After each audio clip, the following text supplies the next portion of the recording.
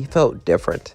Not like he gave in to that redemption crap, but he doesn't know. The fact that they're trying to redeem sinners and that one of the angels perished, it made him feel like maybe he could perish. He tried to ignore those thoughts though, but as days passed, he started to act differently. One day, Lute would notice this and say, "Sir, you're not acting the same as you normally do." He would say, "Yes, I am, you stupid B-word." Lute would say, "Sir, I'm saying this because I am concerned." Adam would sigh and say, "You know what, Lute, you're right. You can always read to be better than anyone." I guess you're right. It's just that, well, I've been thinking recently, if one of our angels perished, could I perish? Adam, Lute would say, "You're the first man on Earth. Of course you won't perish to a pathetic demon." Adam says, "I know, but it's still scary, and besides, maybe one day we won't." Suddenly Lute would grab him and say, "Hey, none of this one day crap. You are Adam, the first man on Earth, and our commander. That's never gonna happen to you." "Because you're amazing, Adam," Lute said, as then Adam looked at her, and they both just stared at each other, as then Adam said, "Thank you, Lute. You know what? You always know what to say." Lute and Adam would then walk off together as they talked about battle plans, but eventually it just turned into other things.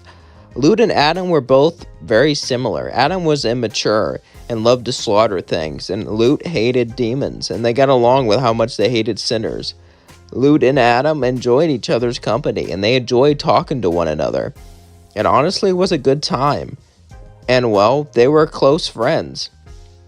And even though Lute liked Adam and Adam liked Lute, they never talked about it.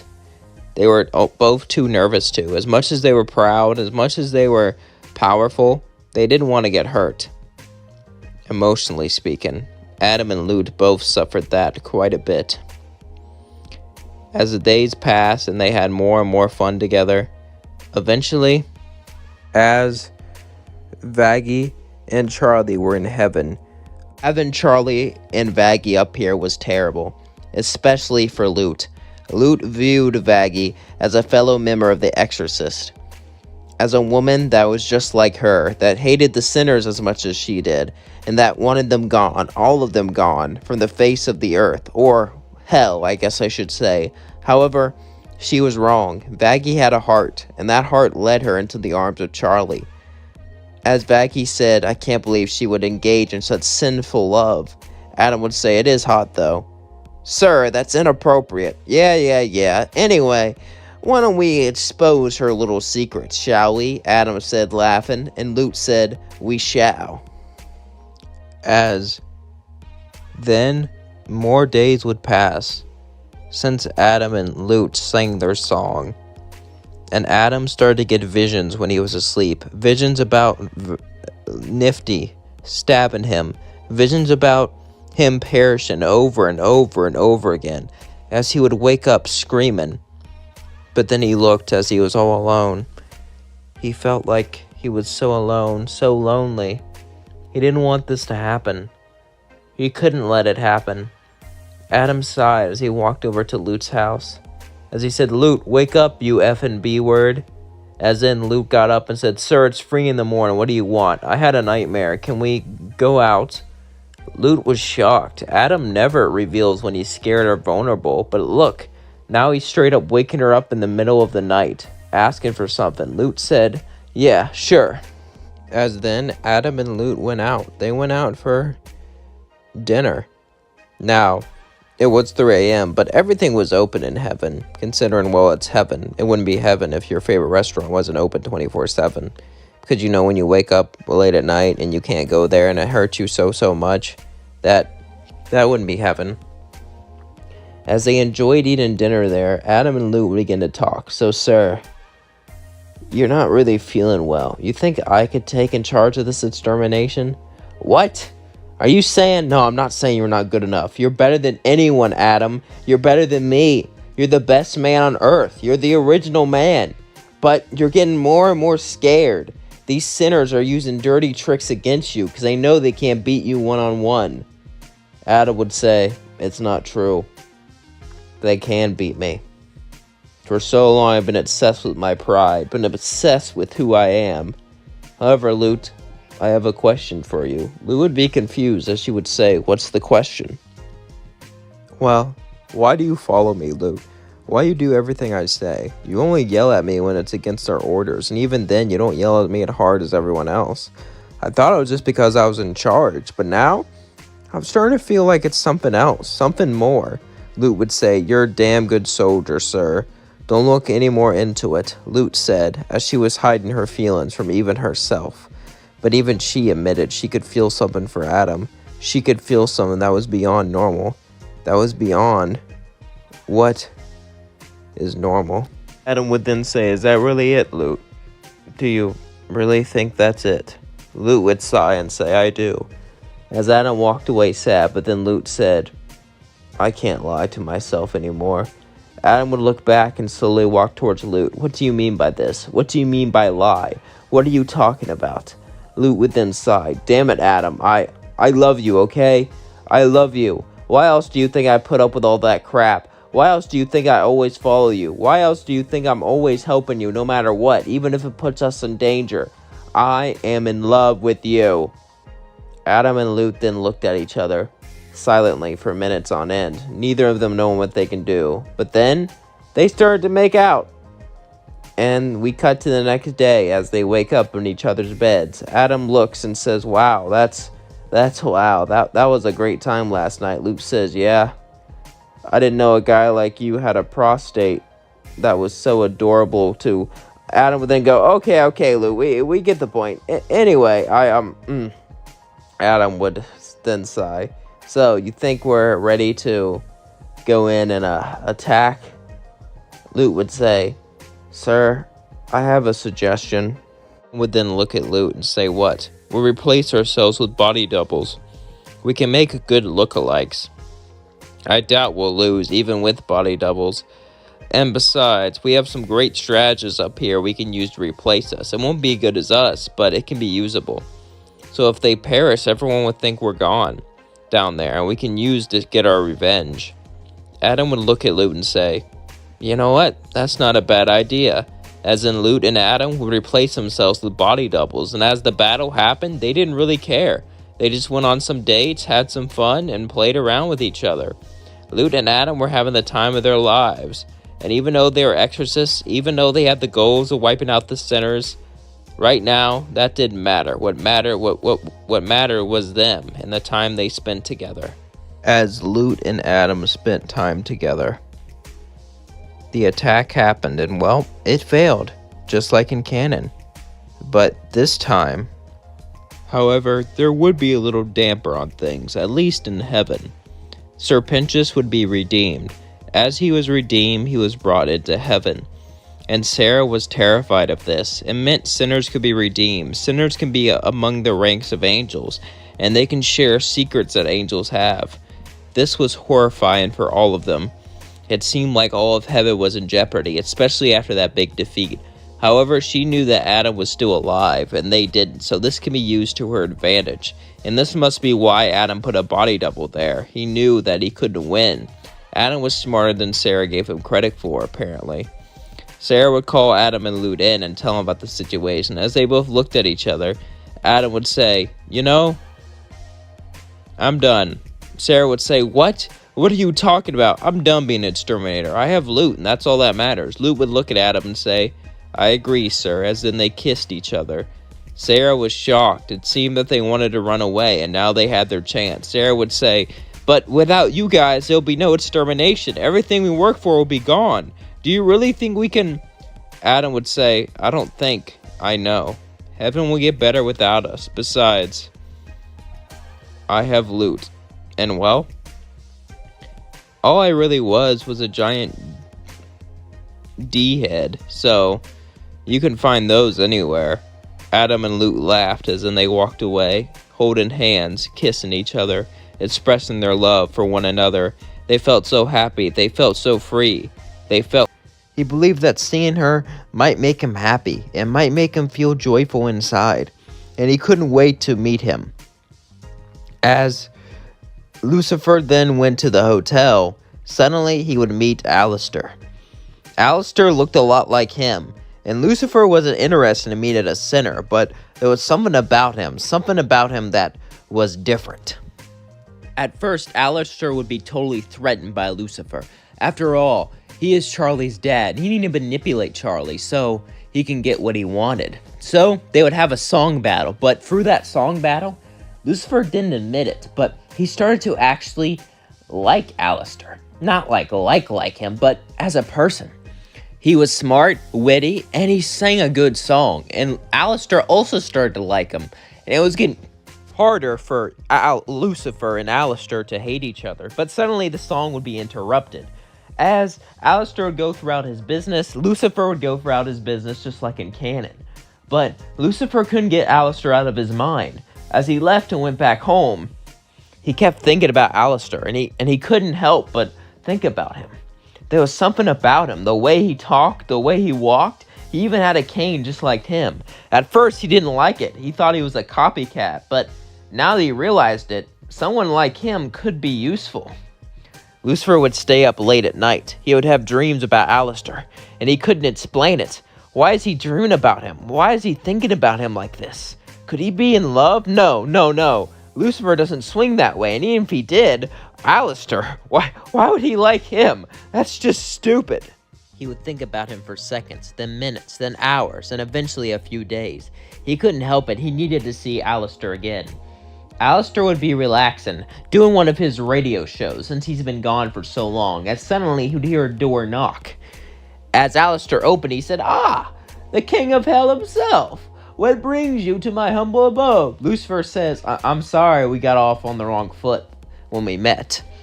I know you don't really like me that much, but I didn't mean to offend you. Alistair was shocked. He didn't think Lucifer would straight up apologize. And he was a gentleman, even though he was a criminal, to say the least. So he decided to humor him and say, apology accepted, so what brings you here? Lucifer would look at Alistair and say, I just wanted to talk. Talk, huh? Alright. As then Lucifer decided to summon some deer. As Lucifer would look at Alistair and say, alright, so this will be our dinner. I heard you also enjoyed some, a light cannibal. Suddenly, Alistair would just laugh and say, yes, I know, I'm one of those. But hey, it doesn't matter, deer's fine. Lucifer and Alistair would eat deer, and even drink some wine, as they started to talk about each other and about their lives. And Alistair actually started to like Lucifer. He misjudged him. He was kind of a bit of a gentleman, but it made sense. The only reason he didn't like him was because of what Lilith told him. Alistair probably shouldn't get too close. This was a mistake, but then he had an idea. Maybe he can use Lucifer to, break his chains, break his contract. After all, if Lucifer did this for him, then he could be free. He hesitated telling anyone about it because he didn't want to look weak. He wanted everyone to think he was strong. That's why he didn't tell Charlie. But this was a chance to get out of this. This was a chance to break his contract once and for all. So he had to do this. He became quite, desperate. As Alistair would look at Lucifer and say, I need to tell you something. I would hate to admit that I'm weak to anyone, and I mean anyone, but I must say that I have been under someone else's control. Someone else owns my soul, and I need you to help me. I figured you would quite benefit from this. After all, if you helped me, I could actually help out your daughter without being under someone else's control. Lucifer would look at Alistair and say, go on. Who is controlling you? Alistair would look at him and say, your ex-wife, Lilith. Lucifer was shocked, but then he started to get angry. He couldn't believe this. First, his wife started to take away his daughter. She started to make him spend less and less time with her, and she loved her more. Now, all of a sudden, she takes away his new love interest. This pissed Lucifer off more than anything. Alistair said, so, is there a way you can get rid of this soul contract? Lucifer smirked and said, there is one way, but first I need you to do something for me. Alistair would look at Lucifer and say, what's that? Lucifer would say, I'll help you out if you go on one date with me. Alistair was shocked. Alistair says, "You know I'm A." Lucifer would say, I know. We can't do any of that intimate stuff, but, that stuff's boring anyway. Why don't we just try doing a relationship without that? Alistair would say, You really sure about this?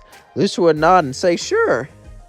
Alistair really didn't want to go on this date, but Lucifer was excited, and it was either go on a date with Lucifer or be under Lilith forever. So it's not like he had much of a choice, so he said fine. He agreed to go on a date with Lucifer on the one condition: he gets to choose where the first date is.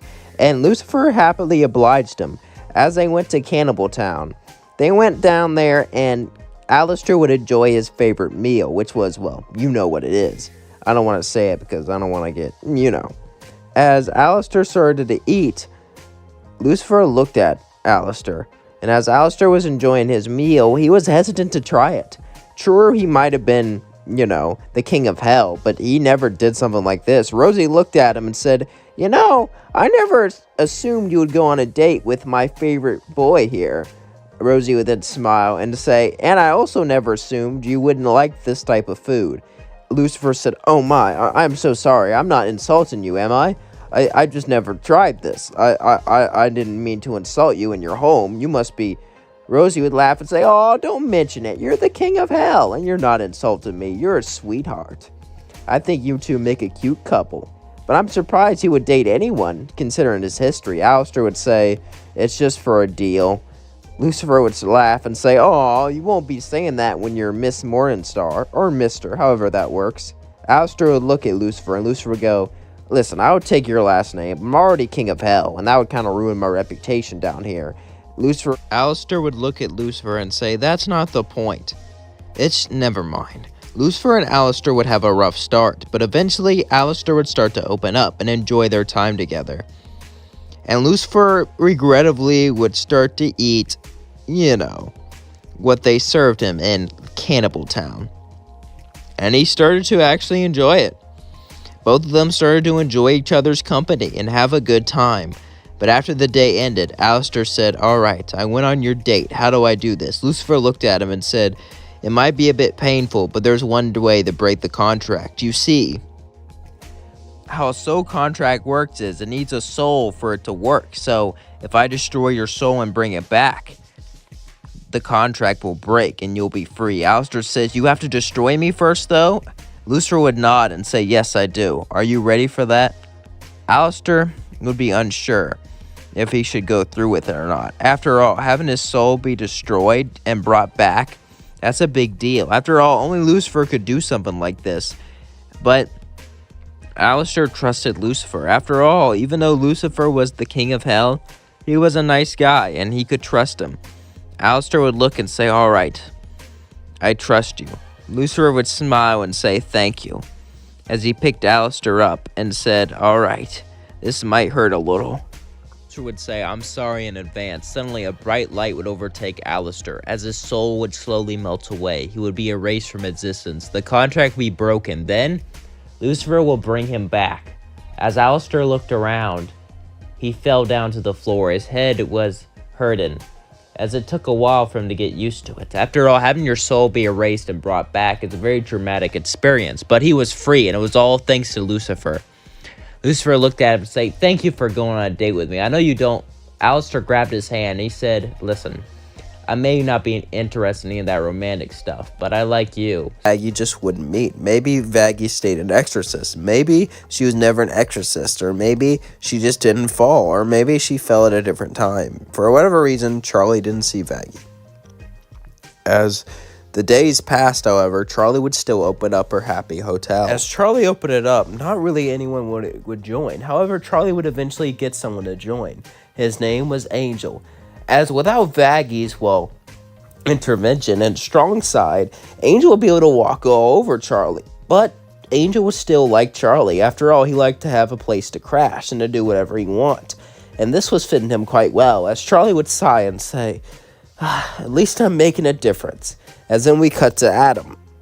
As Adam was in heaven, he would then sit back and say, today's gonna be a good day. As Adam felt kind of lonely, though. He didn't really have anyone. True, he led the extermination, but it's not like that gave him anyone. And keep in mind, this Adam is going to be completely different from the canon Adam for this story to work. So if you say the canon Adam wouldn't do that, then you're correct. That's the point. As this Adam would look around lonely, he would start to look at Lute.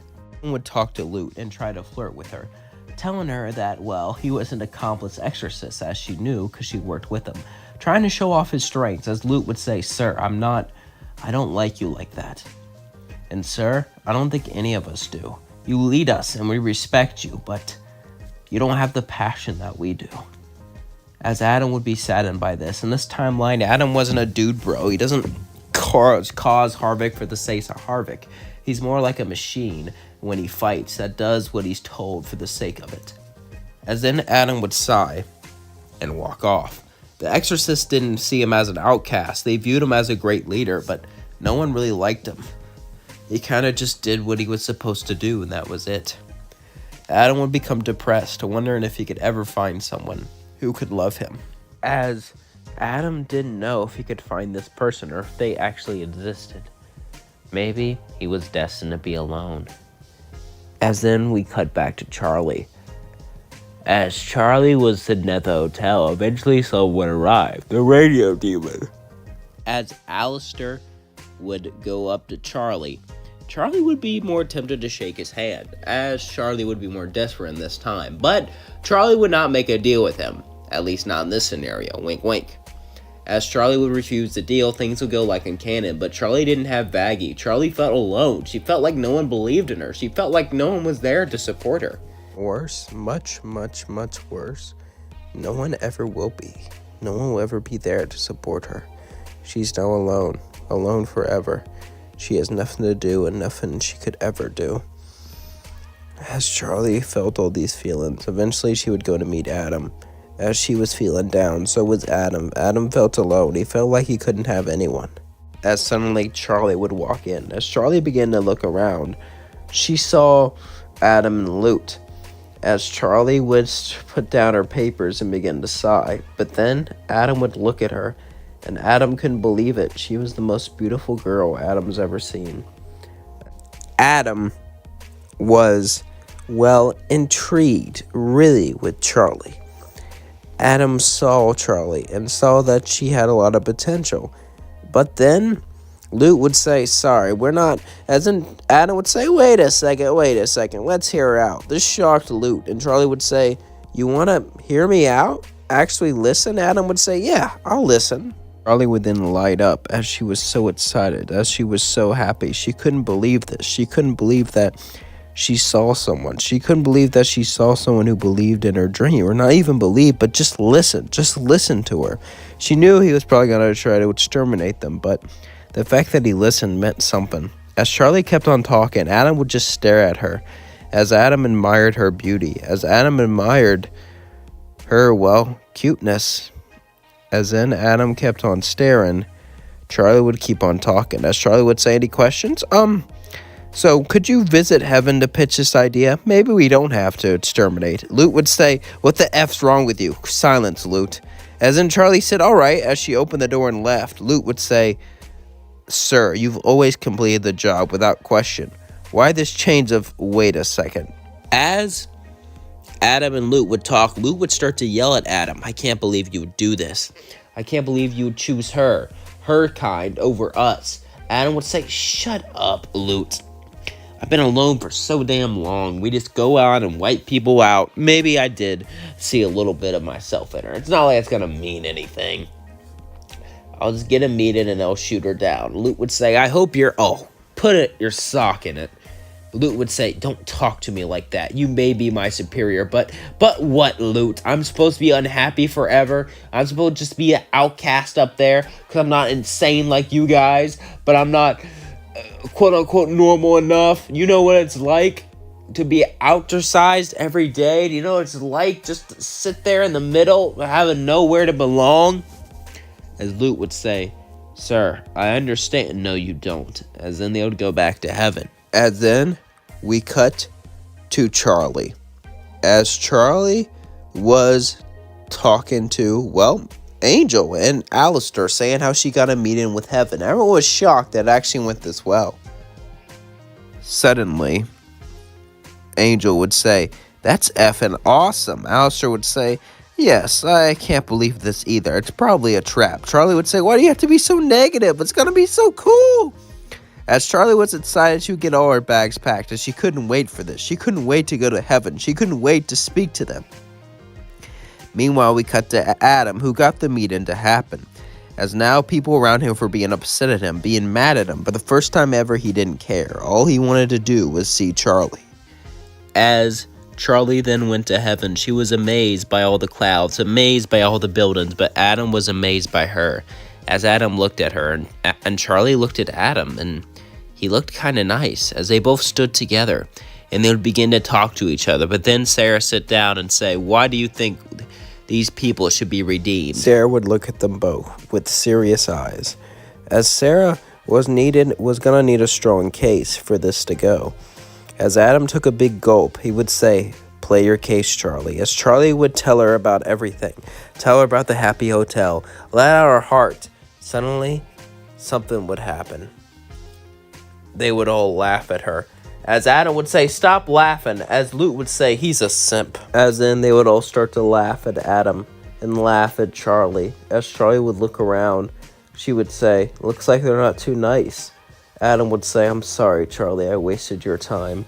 Sarah would say, "So that's it. So you'll go and exterminate them." Adam would say, "No." Sarah would say, "That's not a no." By the way, in this timeline, people knew about the extermination in heaven. So keep in mind, this is like a different universe almost. Okay, let me keep it going. As then, Adam would refuse to do the extermination, as Sarah would kick him out of heaven. As he fell down out of heaven, his suit became dark and red. As Charlie said, "I'm sorry I did this to you, I'm sorry." Suddenly, Adam would hug Charlie and say, "Thank you. I now have a place where I belong.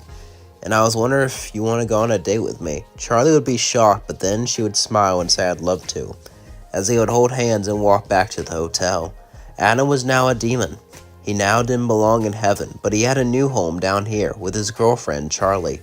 As they talked, as they kissed, and as they done other things together. What would they do now? How would Adam adjust? As in this timeline, I know a lot of people are going to say Alistair's ace. Well, ace can mean little attraction, not no attraction whatsoever also. And this timeline, maybe he's not. Okay, let's get through to the video. As one day, Alistair would be in that bar, just like in canon. As we cut to when Vox asked Alistair to join him. As Alistair and Vox would look at each other, Alistair would laugh and start to almost tell him off, but then he thought about something. Alistair relied on someone to get power here. He was jealous. Jealous of Vox working his way up in hell like he did it on Earth. As then Alistair would say, "Maybe. Only if you help me." Alistair would say, "Let's make a deal. I'll join your group if you help me. That's it. Just help me. And you can't tell anyone what it is." As Alistair pulled out his hand, Vox would say, "We're not going to F, are we?" As Alistair would blush, say, "No, that's not. You're making me regret this already." As then Vox would start to shake his hand, Alistair would say, "Okay, you can't tell anyone this," as he would explain how Rosie owns his soul and that he needs someone to become stronger, someone like Vox. As Vox and Alistair would come up with a plan to free Alistair from his predicament. He needed Vox to get stronger. He needed Vox to become more powerful than he was. Vox was flattered that someone would help him do this, but he told him it wasn't permanent. He needed a temporary solution. And this was the idea. As then Alistair and Vox would plan to build Vox's power base. So that's exactly what they did. As they all tried to make Vox stronger. Alistair and Vox would start, the radio show and the TV show at the same time. Alistair would torture people that Vox hated and that hell needed to get rid of. And Vox would tell the news and stuff like that. Eventually he found Lady Killjoy and his business began to grow. As Alistair was trying to make Vox's business grow, the plan was to make Vox and Alistair extremely powerful, and then Alistair would limit his power so Vox would become the strongest. However, when working together, things seemed interesting, as they built some sort of weird bond. Alistair didn't really like Vox at first. He just knew he was desperate for attention, and Alistair was desperate to get out. But as they started to get to know each other. They started to like each other a bit more and more. And this time, my Vox would become less self-conscious. He would start to learn to be more independent like Alistair, and Alistair would be learning to rely on others more like Vox, without totally relying on others. That it's okay to ask for help sometimes. As Alistair and Vox grew, their friendship did too, and something else did, but they didn't know about that yet. For now, all they wanted was pure power. As the power seemed nice, as they forced more and more overlords under them, giving them more control. As Rosie was none the wiser, Alistair still did jobs for her here and there. As years would build up, their organization got stronger. As one day, Alistair would say, "It's time." As Vox then walked out with Alistair, Vox would say, "What do you mean it's time?" Vox would say, as he continued to walk with Alistair, Alistair would go, "You've been studying my weak points, haven't you? Any way to take me out?" Vox would say, Alistair would say, "Just as I planned you would.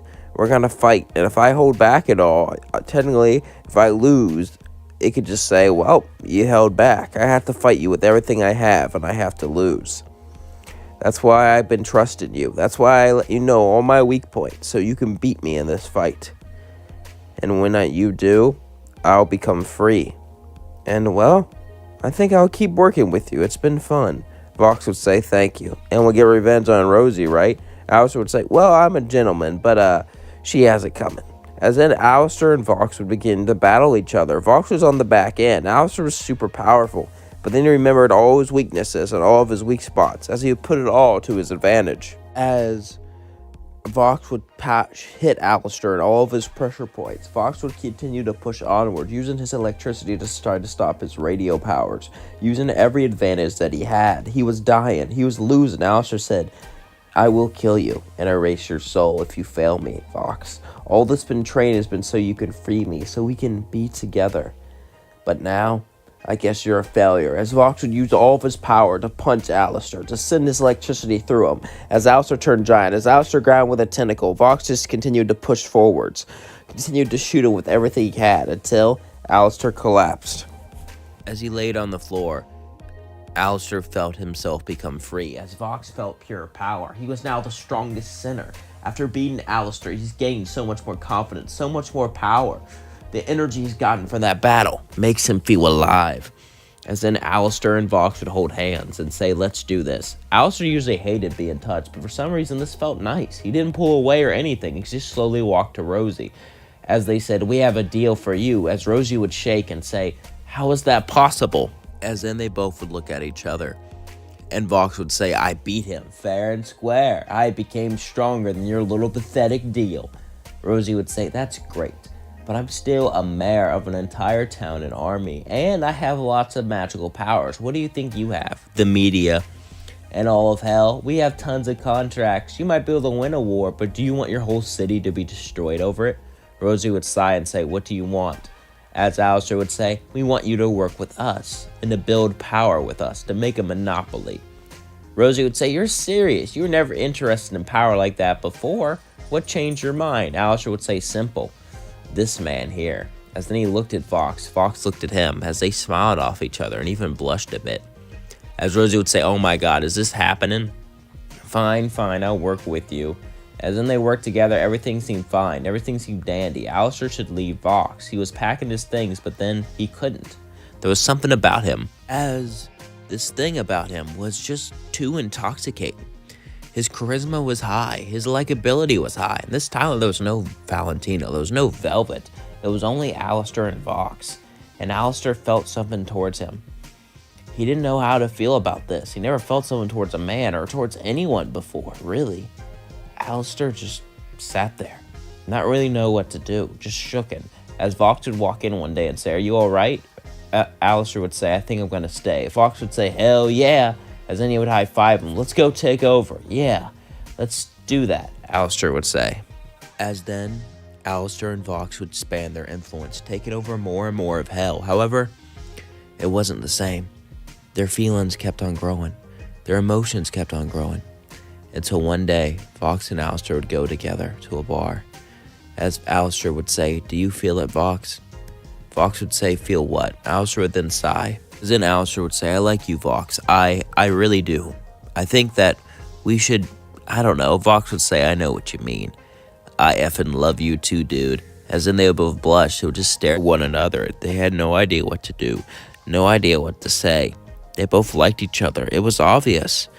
So what did they do from here? Vox would say, let's go to the bedroom. Alistair would say, I don't think that's, as in Vox would pick him up, he would say, come on, baby. As then he would take Alistair there. For the first time ever, he felt pleasure that wasn't sick pleasure. Pleasure that wasn't from hurting people. Pleasure that wasn't from torture. Pleasure from love. Pleasure from lust. It was truly amazing. And this was the type of thing that he needed. As their relationship grew, their love grew too. And it seemed like they were unstoppable. It seemed like nothing could stop them. However, one day an exorcism would come.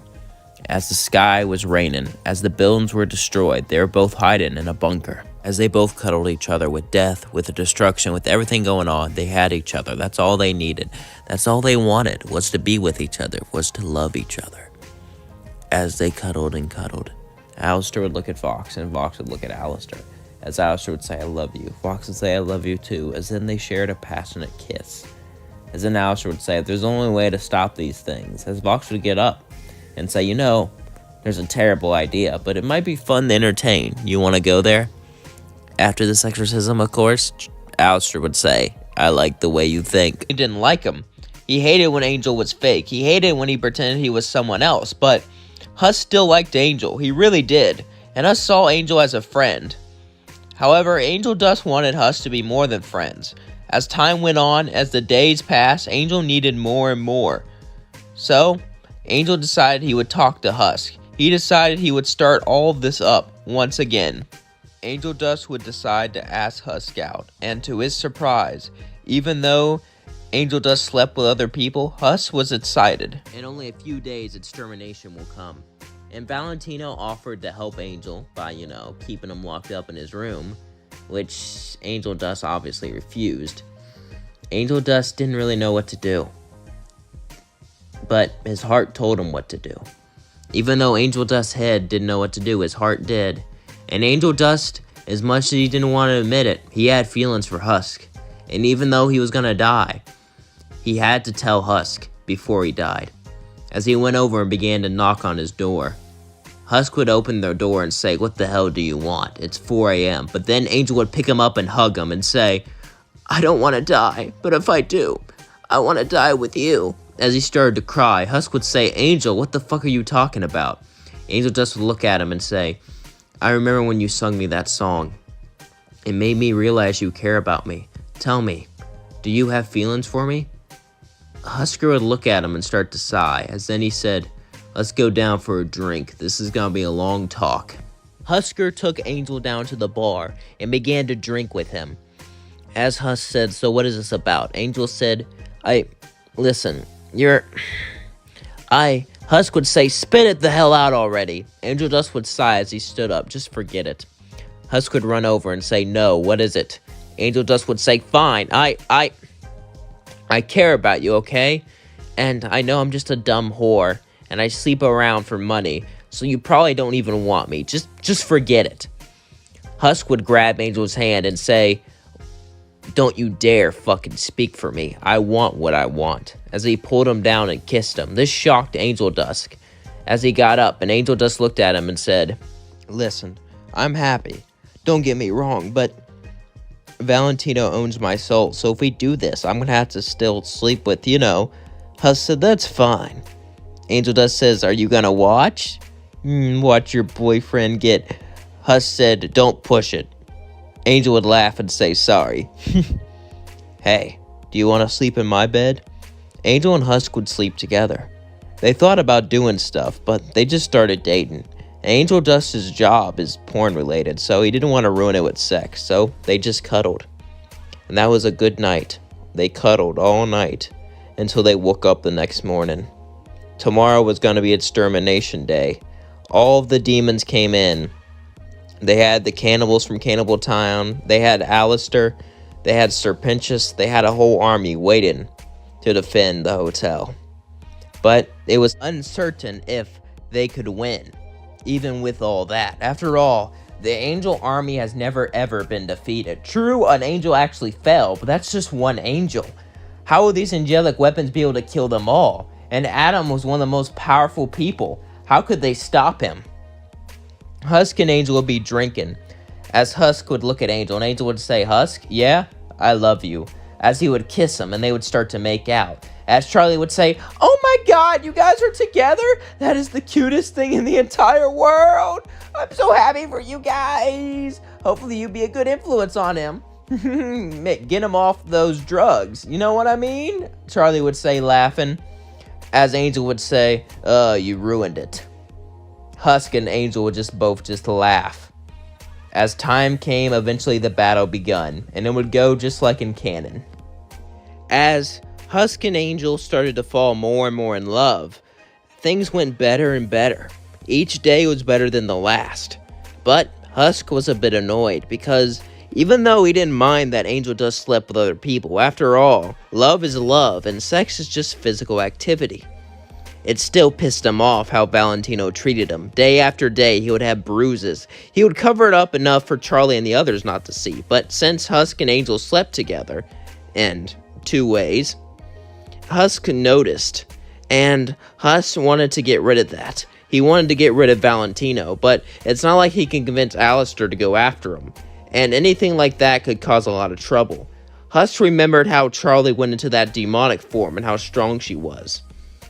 As Angel Dust left, Husk would go to Charlie and say, "Can we talk about something?" Charlie would say, "Sure, what is it?"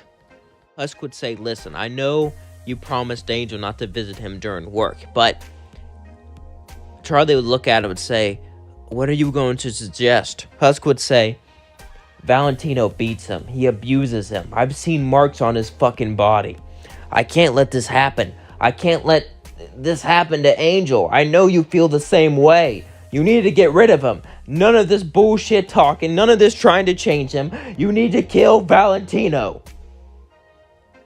Charlie was shocked, but she had mixed feelings about this. She believed anyone deserves a second chance. And that worked with Sir Pinchas, but Valentino is one of the most awful people in the world. Should she kill him? She didn't really know. So she just looked at him and said, "I'll think about it." As she walked to her room, she began to call Lucifer, her dad. Lucifer would pick it up and be extremely excited. "Oh, it's my daughter! My daughter wants to see me! Oh my God! I'm so excited!" As he picked it up, he said, "What's up?" She said, "Hey, Dad, I want some advice." "Advice? Well, of course. I am pretty old, and I've been through lots and lots of things, but I like to think I'm pretty young for my age. What's up? Do you want advice on singing a song just like your old man? I'm sure I can get some rubber duckies, some golden fiddles." Charlie said, "No, Dad, well, I don't know if I should kill someone or not." Lucifer would say, "Kill? What's going on?" Charlie would tell him everything about how terrible Valentino was. And that, "You still believe in my plan, don't you?" Then start to sing, "Sometimes you have to do what you don't want to do.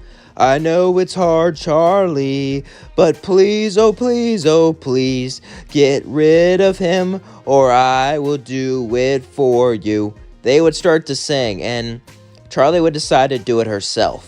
As she hung up, she would go over to Husk and hug him. "I'm going to do it." Husk would say, "Are you sure you can take him?" She would smirk and say, "Of course. After all, he's just a 2-bit overlord." Charlie would knock on the door. As Valentino would answer, he would say, "Oh, that little slut's here. What are you doing? Are you here to interfere with my business again? I thought Angel told you." Suddenly, she would get mad as horns would grow from her head as she said, "Shut the fuck up, bastard." Valentino would look at Charlie and say, "Oh, Charlie, do you really think you can do anything?" As he pulled out gun. "Charlie, I don't know if you know this, but these bullets are angelic. Do you know what that means? That means even a stuck-up royal bitch like you can die to these angelic weapon bullets. One hit with these and you're dead. Are you sure you don't want to apologize? Maybe come here and shake your ass for me, and I'll forgive you. Think about it. The Princess of Hell is a porn star. You'll even be more popular than..." Suddenly, Charlie just punched him to the floor. As he started to shoot bullets, Charlie would fly so fast she dodged them all. As then, she stabbed him straight in the chest. As he started to bleed, he said, Wait. I won't go near Angel. I promise. Please don't kill me. I am the great Valentino, one of the sexiest men. Charlie would say, you talk too much. As then, she cut off his head with a dagger. As he fell to the floor, she said, good thing I kept this angelic weapon. It felt good, but it also felt bad to kill at the same time. Charlie felt a gate of emotions as she just left. Angel Dust would walk out and see Valentino dead. This shocked him as he ran into the hotel. But then he started to celebrate. He was free as he ran up to the room and kissed Husk. I'm free, Husker, I'm free. Husk said, I knew it would work. You did something about this? Angel's a bit mad that Husk would risk his life for this, since he didn't know how it happened. But he would pick Husker up and say, I love you, Husky. Husk would say, I love you too, Angel, more than anyone. Angel and Husk would then kiss more and more as they felt each other's bodies, as they hugged each other, as they held each other. It felt warm. They never felt this way before. This was true love. Angel was used to having someone pretend to love him just to abuse him. Time went on, Angel developed a crush on Husk, but Husk really liked Angel too. He could see through his lies, but that doesn't mean he didn't like him. He hated when Angel was fake. He hated when he pretended he was someone else, but Husk still liked Angel. He really did, and Husk saw Angel as a friend. However, Angel Dust wanted Husk to be more than friends. As time went on, as the days passed, Angel needed more and more. So, Angel decided he would talk to Husk. He decided he would start all of this up once again.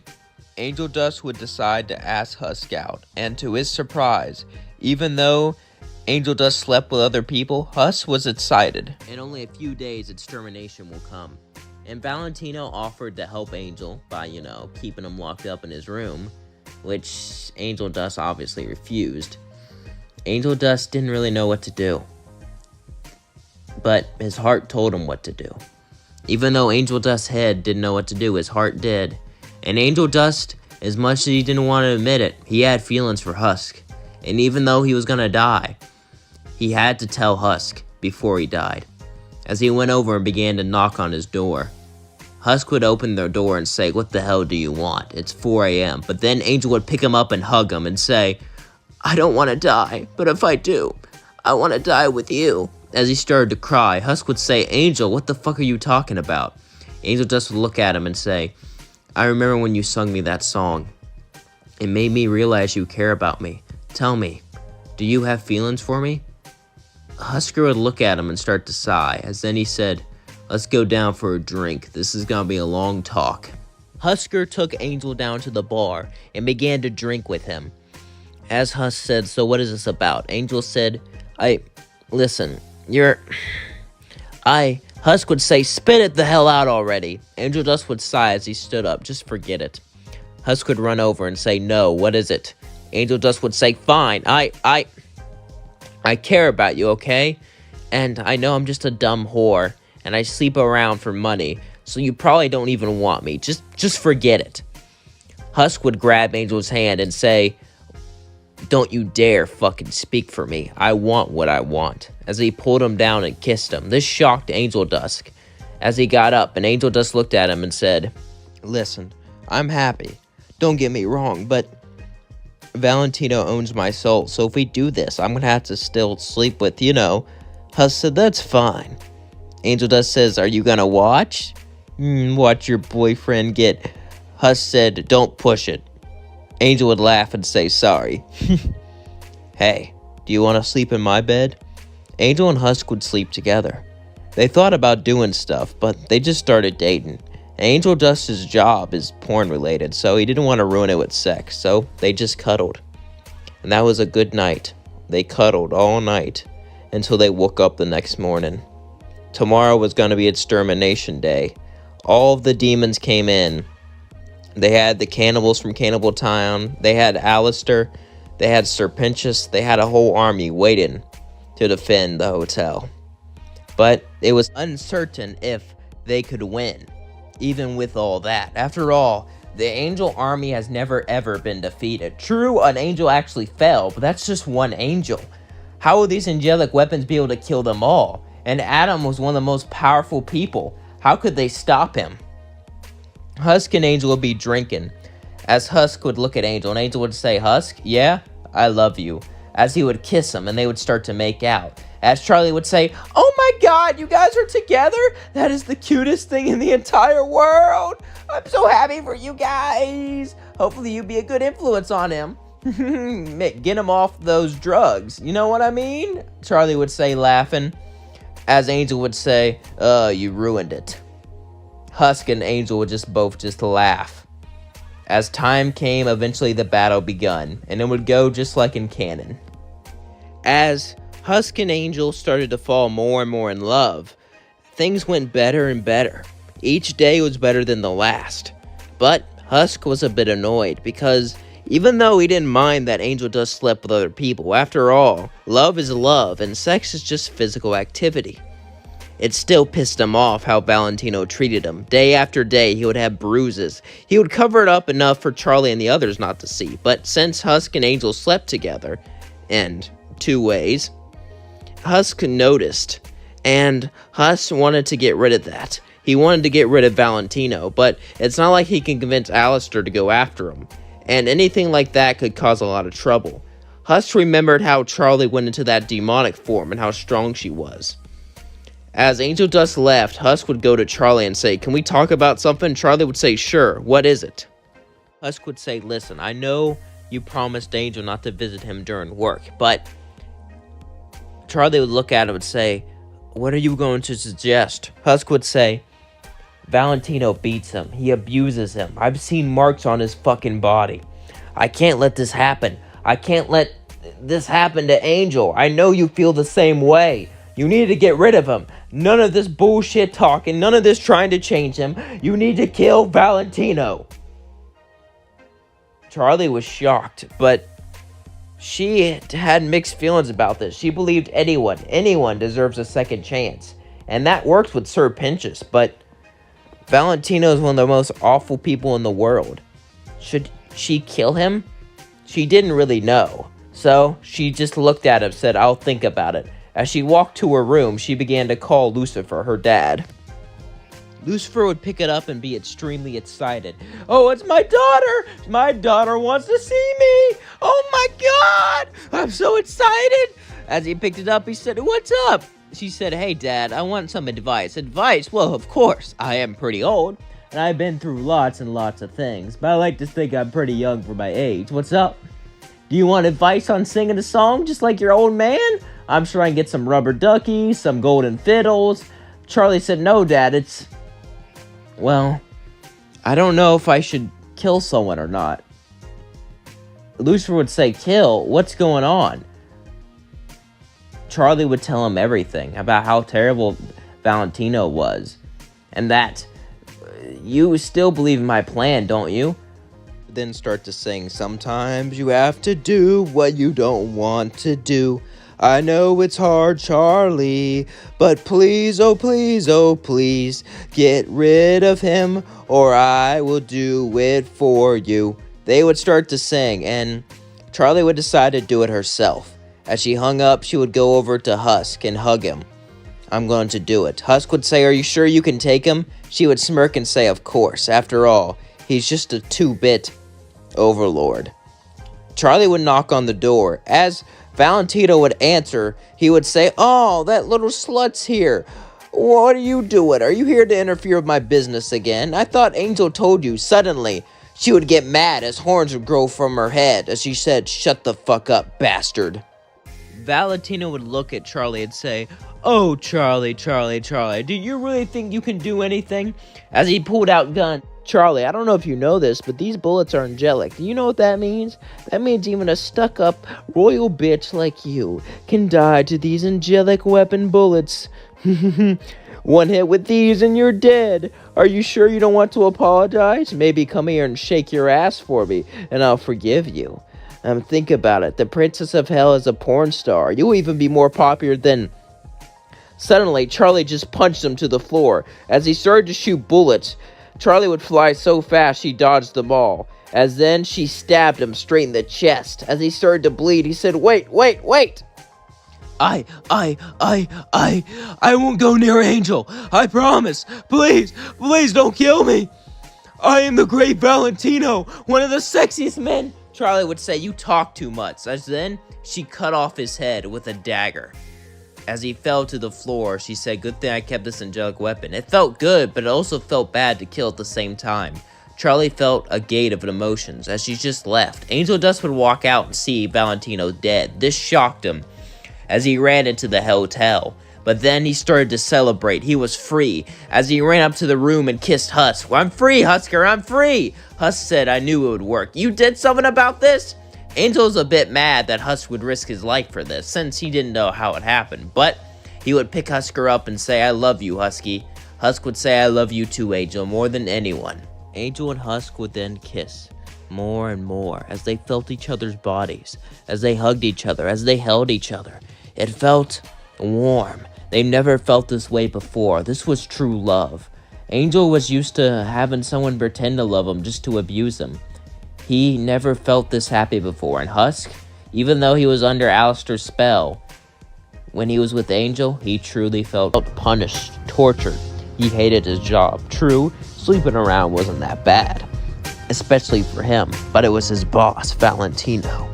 And he wanted to get rid of him, but he believed he could never do it. He could never defeat him. But as he looked at the radio demon looked, well, let's just say, interesting. As Angel Dust had a crush on him, but he was asexual. And, well, he didn't really like Angel that much, so there was no way he could get him. But he had an idea. Maybe he could make a love potion, but this was very illegal and very hard to get, so he was gonna have to make sure that he did the right thing for it. He knew how to do this, however. He knew that Lucifer was the king of hell, and he could do pretty much anything. So, it was time that Angel Dust asked him for a favor. But how is he gonna do this? He needed to come up with some sort of bargain, but he didn't know what exactly. As he was walking around, he would ask Charlie for her dad's number. She thought that this was a shock, but he's like, I like the guy, and I want to hang out with him. Charlie wasn't too disturbed. After all, she is a very trusting person, and her dad is pretty cool. So, she decided to give him his number. As then, Angel Dust would start to text him. He would text back, and they would have this chatty conversation. And honestly, Lucifer was depressed and lonely, so talking to Angel Dust actually helped out a lot. Angel Dust would even want to meet with Lucifer. As Lucifer and him met, they began to keep talking, and Angel Dust was ready to offer up a deal. But before Angel Dust could get a word in, Lucifer would look at him and say, oh, check this out. He would pull out a rubber ducky, as then it would spit out fire. Isn't that awesome? I spent all day on it. Rubber duckies with fire. Rubber duckies are so cool. I love them. So cute. You know, I designed some of the animals for Earth. One of the animals I designed was a duck. They're just so amazing, aren't they? Angel Dust would be a little weirded out, and he would try to come up with a deal with them, but he would just keep interrupting him. And at first he was annoyed, but then he realized something. Lucifer just loved to talk, and he loved to have fun. Every time he talked about something, it was something he was interested in. He was like a little kid, wanting to play. And honestly, it was quite charming. Angel Dust understood Lucifer now. How he was painted to be the villain, painted to be the ultimate monster, and now he's forced to be casted away from everyone. And Angel Dust, part of him didn't want to do this anymore, but he had to do it. He had to make this deal. If he can make Alistair fall in love with him, he would have the hottest guy in all of hell. And he could kill Valentino, kill two birds with one stone. Angel Dust would look at Lucifer and say, I have a deal. You're a great guy, and to be honest with you, I really regret doing this. But Lucifer would look at him and say, what is this so-called deal? Seemed like a pretty lonely guy. Lucifer would look at him and say, damn it, I knew this was too good to be true. Listen, I like girls. I respect where you're coming from.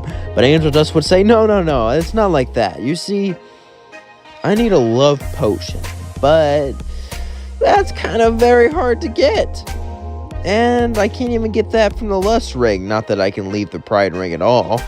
But I was figuring that you could help me out with that. Lucifer would be shocked. You're a prostitute, right? Why would you need a love potion? Love's not really your kind of work. You just, I mean, I don't want to offend you or anything, but Angel Dust would say, listen, I'll take good care of your daughter. I'll look out for her, and I'll actually try to be redeemed.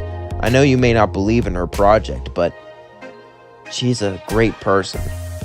Lucifer would smile and say that she is. As Lucifer would look at Angel Dust, he would simply smile and say, I'm not worried about my daughter, like I said, but I am worried about one thing. He would walk right up to him. As Angel Dust began to shake, Lucifer would continue to look at Angel and stare deep into his eyes. As Angel began to shake, he said, please be my friend. Angel would say, what? I've been so damn lonely. I can't do this anymore.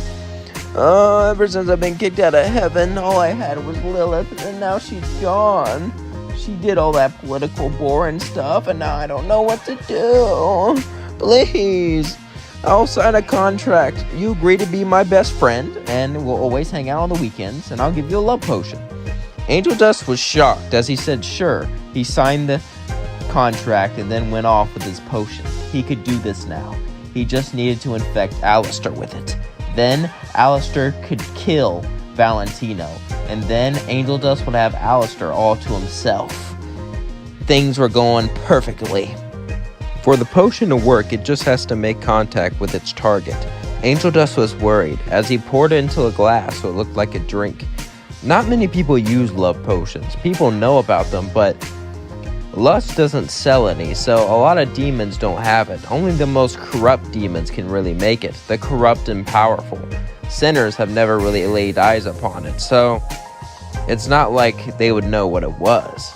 Angel just shook a bit, though. If he got caught, Alistair could kill him. He began to walk around in the hotel, as suddenly he would pretend to bump into Alistair. Oh my god, I'm so sorry! As the glass fell down and broke onto his foot. Alistair would look at Angel mad, but then suddenly something would start to happen. Alistair's heart would start to skip a beat. As he looked at Angel, he couldn't believe it, but he started to actually care about him. Alistair would be confused as he would go into his room, and he would have these intense feelings of emotion he's never felt before, as he felt his heart to melt towards Angel, as he needed Angel. He began to lock himself there for 3 days straight as he started to pant.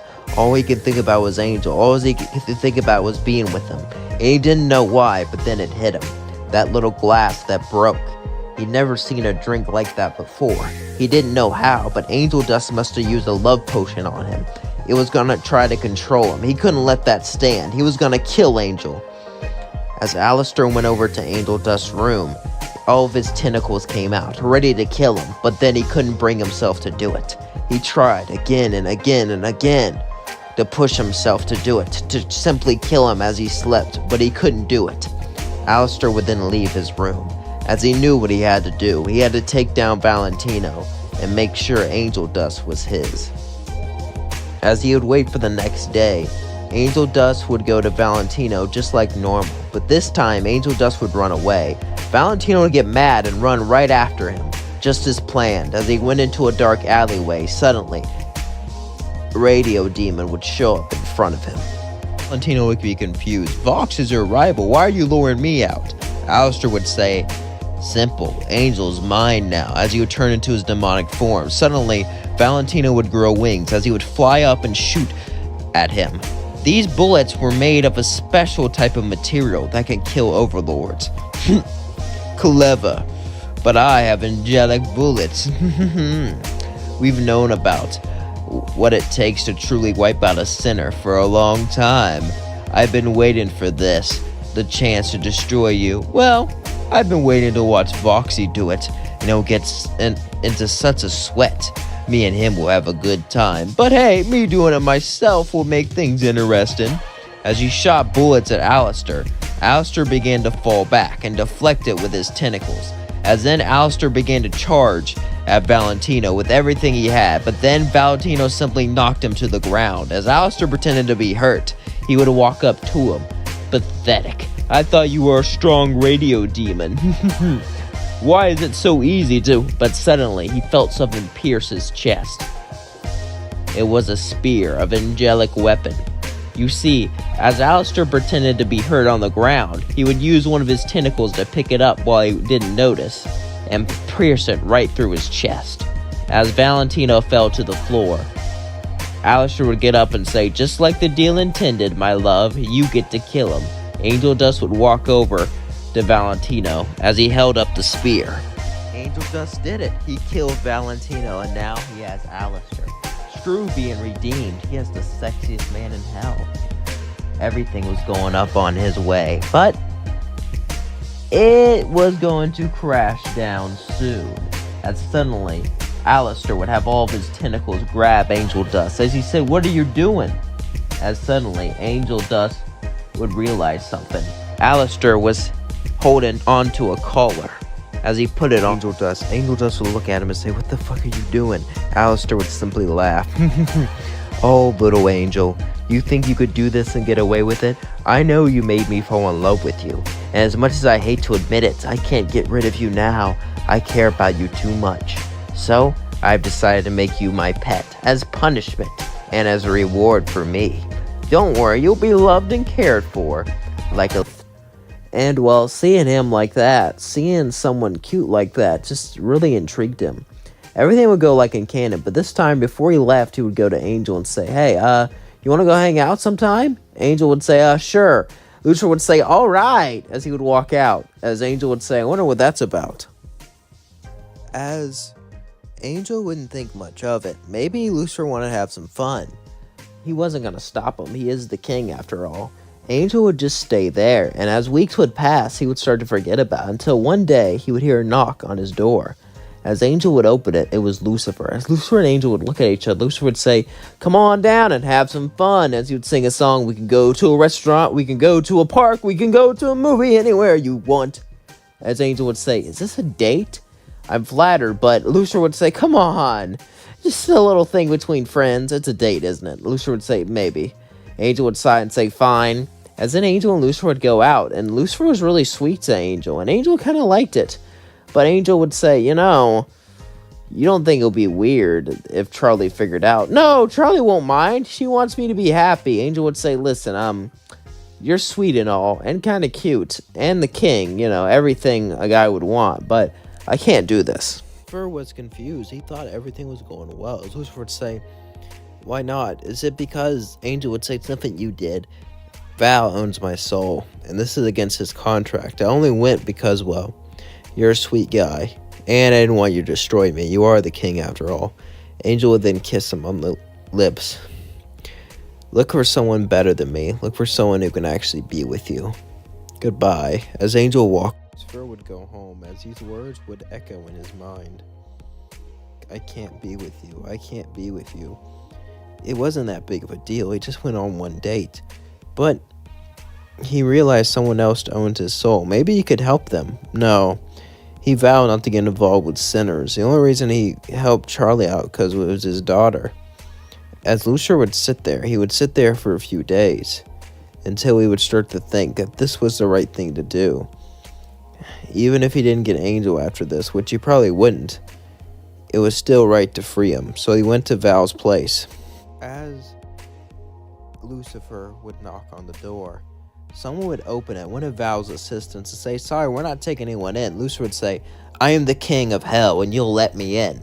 As horns would come out, his eyes would turn red, as they would gulp and let him in. Lucifer sighed.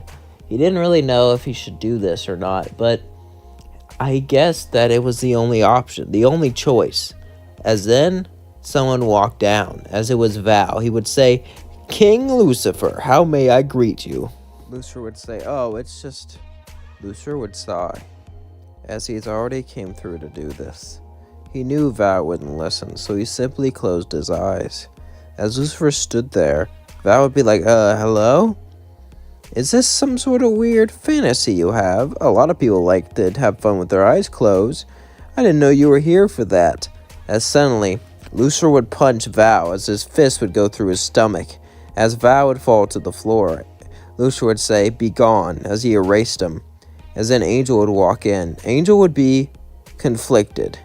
Angel was of course grateful, but at the same time, he saw Lucifer. He saw his savage side, and at the same time, he felt like Lucifer was only doing this so he could be with him. After all, who would save him unless it was for selfish reasons? As Angel would say, "If you think I'm just going to be with you now that you helped me, I'm not going to," as Lucifer would say, "I just wanted you to be happy. Be with whoever you want." As then he left. Angel would think about this more as he went to the bar and began to drink, as Husk would ask him what's wrong. Angel would then look at Husk and smile for a few seconds, but then he would frown and say, "Well, it's just, Husk would say, "Yeah? It's just that, well, Lucifer likes me." Husk would say, "What?" "Yeah, and I kind of like him too, but he's Charlie's dad. It might get weird, and I just don't want to be a fling to him, like I am to everyone." Husk would say, "You should go out with him." Angel would say, "What?" Angel would say, "Are you sure, Husk?" Husk would say, "Of course, he's a good guy. He's kind, goofy, silly, a lot like Charlie. And he cares about you if he did that." As then Angel would smile and nod. As then Angel would go to Charlie and say, "What's your dad's number?" Charlie would say, "What?" Charlie would then look at Angel, completely shocked, completely baffled. As then Angel would say, "Listen, Charlie would say, "Oh, is this a joke? Ha ha ha." Angel would say, "I kinda wanna go out with him." Charlie would say, "Absolutely not. She's..." As then she would throw Angel her phone. As then Angel would call Lucifer, and Lucifer would come down to pick him up for a date. As Lucifer brought flowers, Angel would grab it, and Lucifer would say, "Are you sure you're okay with me going out with him?" Charlie would say, "Of course I am. You two have fun." As Lucifer and Angel left, as then Charlie would sit down and say, Vaggie would say, "What's wrong?" Charlie would say, "My best friend's going out with my dad. You know what that means." Vaggie would say, "Oh, hun, I'm sure they'll wait till the third date." Charlie would say, "You're not helping." Vaggie would go, "Hun, just let him be happy." Charlie would say, "You're right." As then we cut to Angel and Lucifer on a real date as they watched a movie together, and they would laugh and have fun. Angel felt so happy. For most of Angel's life, he was used by other people. People wanted to have fun with him. People wanted to experience him. And others that just wanted to use them for their own benefits. Even when he was alive and in the mafia, his father never really cared about him. His father watched him perish, and didn't do anything to stop him. Angel never forgot this. Angel had so much trauma. And even though he had some friends, overall, his life wasn't that great until now. Lucifer was helping him. Lucifer was making him feel happy. And Lucifer felt great too. Lucifer felt, well, he felt like he could finally let loose. He could finally love someone again. Ever since Lilith left him, he's been so lonely. He's been so depressed. Nothing mattered. As one day, Angel and Lucifer would go back to the hotel, Charlie would be nervous. She would say, "So how'd you guys' night go?" As they said, "Great, but I want to talk to you about something." As Angel, Lucifer, and Charlie would all sit down. Charlie would say, "What is it, Dad?" As then Angel and Lucifer both look at her and sigh. Charlie would say, "You're not breaking up, are you? If so, you're not going to bring that tension here." Lucifer would say, "No, it's quite the opposite, actually. You see, now that we've gotten closer together, we realize if Angel's redeemed, I'm not really going to be able to see him." So, Angel would say, "I want to leave the hotel to move in with Lucifer." Charlie would say, "Oh, this was a few years after the events. They knew Serpentis was redeemed." Charlie would say, "We have new people, so it won't be the end, but I'll miss you. You were our first guest. Too bad you can't go to heaven." As Angel would say, "I'm already in heaven." As he would sit on Lucifer's lap and they would kiss. Charlie would say, "Dad!" Lucifer would say, "Oh, sorry, Charlie." As then, Lucifer and Angel would leave and move in together. As they would set their new lives together, they've been doing pretty well. They've been dating for a few years. As they would live together for a few months, eventually Lucifer would walk up to him and say, "So, did you know anyone can learn magic?" Angel would say, "Really? Yeah, just some people are more born adept to it. You, on the other hand, had all your potential sapped out by," as Angel would say, "Don't remind me, but don't worry, I can train you." As Lucifer would start to train Angel magic, magic like teleportation and other things like that. Now, this would take a long time, especially since Angel didn't have a lot of gifts, but since they were in hell and had eternity, Lucifer was able to teach him a lot, and eventually he would learn more and more about magic. As they lived together, they would be happy. In this alternate timeline, he would have never met Blitz. He just got out of, prison and needed a place to go. And I know that the timelines don't add up here, but we're going to say that Charlie starts the hotel earlier, or she starts the hotel later, or Moxie's in prison longer since, he doesn't get let out. Whatever the scenario is, Moxie finds the hotel. As he was desperate for a job, he would knock on the door as Charlie would answer. Moxie would be looking up at Charlie as he would ask, I heard you started your hotel not too long ago. Could I have a job here? Charlie would then be interested and say, all right, you can work here, as this was before Alistair showed up. As Moxie would go there, Charlie would say, you can manage the calls and clean around the place. I'm on it. As Vaggie said, who is this? Like an imp, not a sinner. You're not here to get redeemed. Why are you here? I want to work here. Vaggie would say, Charlie, we only have one patient. Why do we need a worker? Charlie would say, it's fine. Besides, we need people to work for us. And it's great that someone believes in our dream. Vaggie would say, do you believe in it? Not really. She's royalty, therefore she's rich. And she's desperate for people to work for her. So I just kind of walked in. Vaggie would say, that figures. As Charlie would say, come on, Vaggie, come on, please. Vaggie would say, fine, we'll let him stay here. As Moxie would stay there, he would do the cleaning and other things in the hotel. The hotel is very big and hard to maintain. Luckily, they had one guest, though. So even though how messy Angel was, he couldn't mess it up too much. Although that would change, however, when someone new would come in. One day, Alistair would show up, and as he walked in, he would notice the imp. As he walked towards him, Moxie would say, oh, it's you. I hear you're famous. Aren't you the radio chap or whatever? I dabble in old technology like that. I even wrote a couple songs. Maybe you could put out on your radio show. Alistair would say, a fan, huh? Let me hear it. As in, Vaggie would say, now's not the time. Why are you here? As Vaggie would walk up to Alistair, are we really going to trust him? Alistair would say, it's not like you have much of a choice. No offense, but this hotel is, how can I say, a dumpster without being rude. However, I can help. As in, Alistair would sing his song like in Canada, as Charlie would agree to help for him to help. As everyone seemed happy, included Moxie. Moxie was actually getting along quite fine with the hotel. As Moxie was, helping out around the hotel, he would help Nifty out, help Husk out, help out anyone who needed it. He also knew his way around a fighting technique, if you know what I mean. So when Alistair was gone, he protected it. He did a lot of stuff. He was like an everyman. However, Moxie was starting to become sad. He felt lonely, like he didn't have someone. One day, Angel would realize this, and Angel would go, hey, I can see that you're down. Can I offer something? Moxie would say, what's that? Angel would simply smirk as he walked up to him. A good time. It's been a while since I had fun with an imp. Moxie would say, are you sure you want to do this? Yes, so why wouldn't I? Moxie would then say, all right, as then he brought him up to Angel's room, as they had fun that night. It was magical. Moxie was passionate, and Angel, he was dreamy. And as the next day came, Angel would wake up as Moxie made him pancakes. Angel was shocked as he would start to eat Moxie's pancakes, as they tasted so good. Angel would say, you buttering me up so we can have fun again? Well, we can do a quickie right now. As Moxie would say, no, thank you. You should just get your rest. Angel was confused. Why are you doing this then? So you could feel better. Angel would say, thanks. As he would get done eating, Angel would then look around, as then he left to go back to work. As then Moxie would sit down. As Husk would say, hey, I heard you had fun with Angel. Always figured you were the romantic type, so it doesn't make sense for you to do that with someone like him.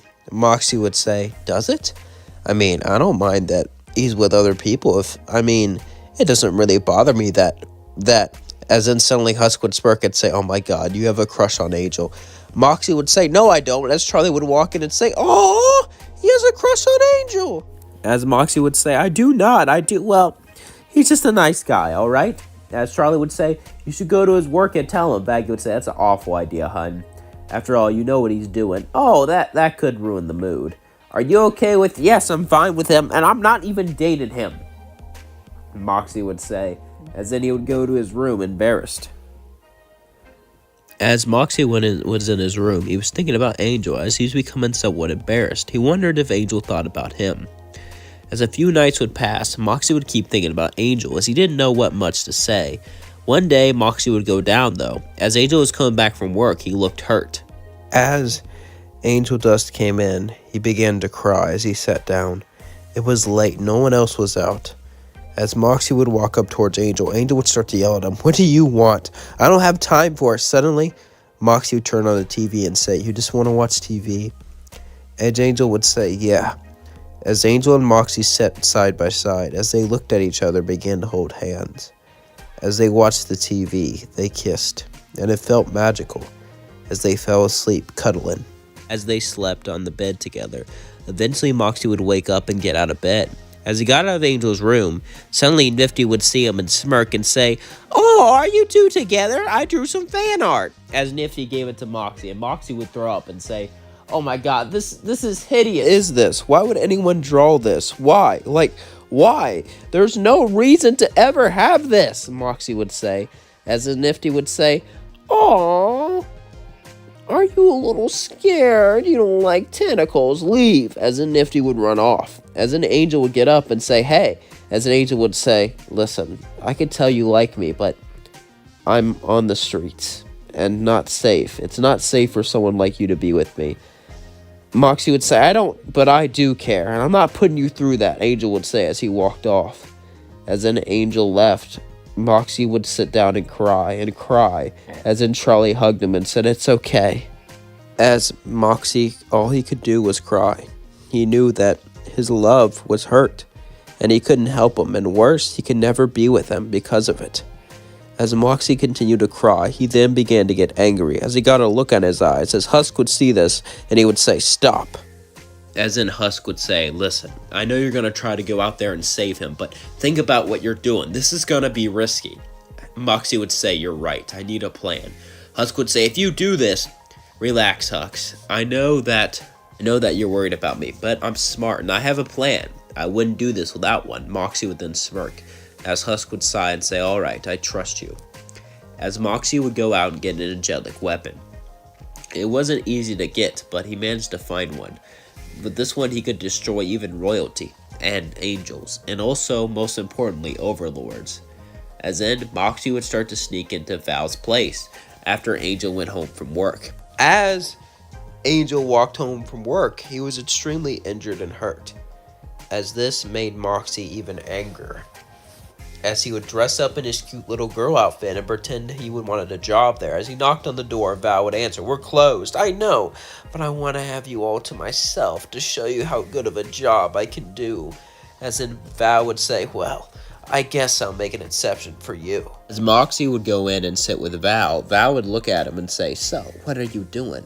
Moxie would say, "Well, I just wanted a job here, and I wanted to know if I can be one of your best. I know it's going to be hard work, but I can work hard." Val would say, "I'll let you know, there's steep competition, but you can definitely be my number 2. As in Val and Moxie would make out. Val would start to feel happy about himself. Val couldn't believe it. He found someone else. Maybe he could replace Angel with him, or maybe have them both work together, or work on him. Now that would be a great idea, but as all these thoughts were going through Val's head, one thought would be going through Moxie's head: revenge for the person he loved, for the person he cared about, for the person he needed. As Moxie would look and say, "Val, I got something for you." Val would then look at Moxie, as Moxie would look at Val. As then Val would say, "What's that, cutie?" Moxie would say, "My nice little weapon." As suddenly Val felt hurt, as then he fell to the floor, as Moxie used his little pew-pew to blast him. As Val was defeated, Moxie left and went back to the hotel, and Angel said, "What did you do? I feel free." "I got rid of him." Then Angel would open it and say, "What do you want?" Serpenza would say, "I'm sorry about what I did. I want to make it up for you. Is there anything I can do?" Angel would say, "You can come here, good looking. I hear snakes have 2 fun parts." He would then say, "That is truly If this is how I make up for it, Angel would blush and say, what? You're actually gonna, yeah. Isn't that what you want? Angel would say, yeah, let's just get over with. As Angel dragged Sir Pinchus in, Angel had no idea Sir Pinchus would say yes. However, Angel was just gonna let this be business. This was just a fun night, nothing more, nothing less. But as they had fun and the night passed, Angel was expecting Sir Pinchus to leave, but he didn't. He simply nuzzled Angel.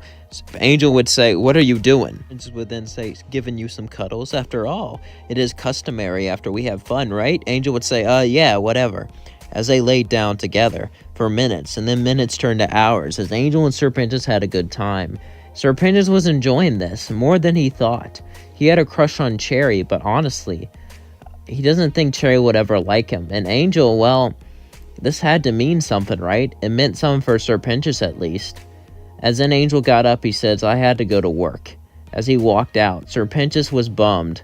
As then he went to Husk and sighed. Husk would say, what's wrong? As Husk would look at Sir Pinchus. Husk and Sir Pinchus talked here and there, but it's not like they were close friends or anything.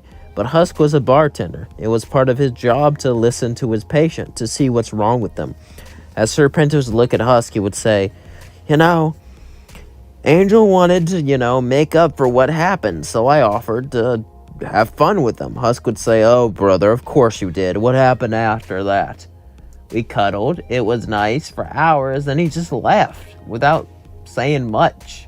Do you think it meant something? Husk would say, I have no idea with him, but what I can say is, if you like him, let him know. Sir Pinchus would say, I don't know, I'm old-fashioned. I never thought I could be with a... Husk would laugh and say, a lot of people say that, but when they end up down here, they realize things about themselves. I say give it a try. As Sir Pinchus would say, thank you, I will. As in, we would cut to Angel.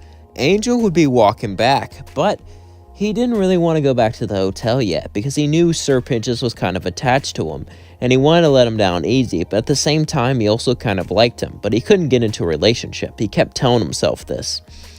As he would walk to Cherry's place, as Cherry would say, what's wrong? It's about Sir Pinchus. That guy? That snake guy? What's up with him? Well, we kind of had fun last night. Oh, let me guess. And he's so old-fashioned, he's blaming you for it. No, it's not like that at all. He's really sweet, actually. That's kind of the problem. Cherry Bomb would then look at him and say, problem? How is that a problem? Don't you like sweet guys? Who doesn't like a sweet guy? Angel would pause and say, no, I don't deserve it. I can't. I'm with Val all the time, and Cherry would say, shut up about Val. Val this, Val that. Val may control your life in the studio, but when you're out, you're free. And it's your decision to make things happen. You can't let Val control you like that. Angel, you have to do you. Angel, I believe in you, and if you like Sir Pinchus, go for it. Angel would sit down and begin to think about what Cherry said. As he got up and said thank you, as he smiled, he would walk back to the hotel. As Angel would walk back to the hotel, he was kind of nervous. He wasn't used to expressing himself like this. He was used to working in a studio, just having fun with guys, not dating them. However, it was time for him to show that he could be loved, that he could love someone else. As he walked in, he saw Sir Pinchus. Sir Pinchus said, hello. As Sir Pinchus and Angel would both be awkward, they both wanted the same thing, to be with each other. However, they didn't know how to do it. They didn't know how to ask. Everything was just so nerve-wracking for them, as they kept looking at each other for more and more and more. Eventually, Angel would just say, oh, let's just be together, as he would hold Sir Pinchus' hand. Sir Pinchus would blush as he said, I like that. As Sir Pinchus and Angel would hold hands and then kiss each other, as they were finally together. As they both smiled, suddenly Charlie would walk out and say, finally. Husk would say, I knew you had it in you. As Sir Pinchus would say, were you all watching the whole time? As Nifty would say, yep, I like it when two bad boys are together. Hee hee hee, as Nifty laughed. As they all were super embarrassed, Angel and Sir Pinchus were officially together, and they were cheered upon by their friends. As the days went by, things got better and better. However, things were not all perfect, because a storm was brewing, and that storm was mass extermination. As we cut to months in advance, Sir Pinchus and Angel have been together for quite a while now, and they've been happy. However, the extermination day is going to happen tomorrow, As Sir Princess was at the bar, Angel would walk up to him and say, "Hey, love, you nervous?" Sir Princess would say, "Yes, but I wanted to tell you something." Angel would walk towards him and sit down beside him. As Angel would say, "What is it?" Sir Princess would sigh as he looked down.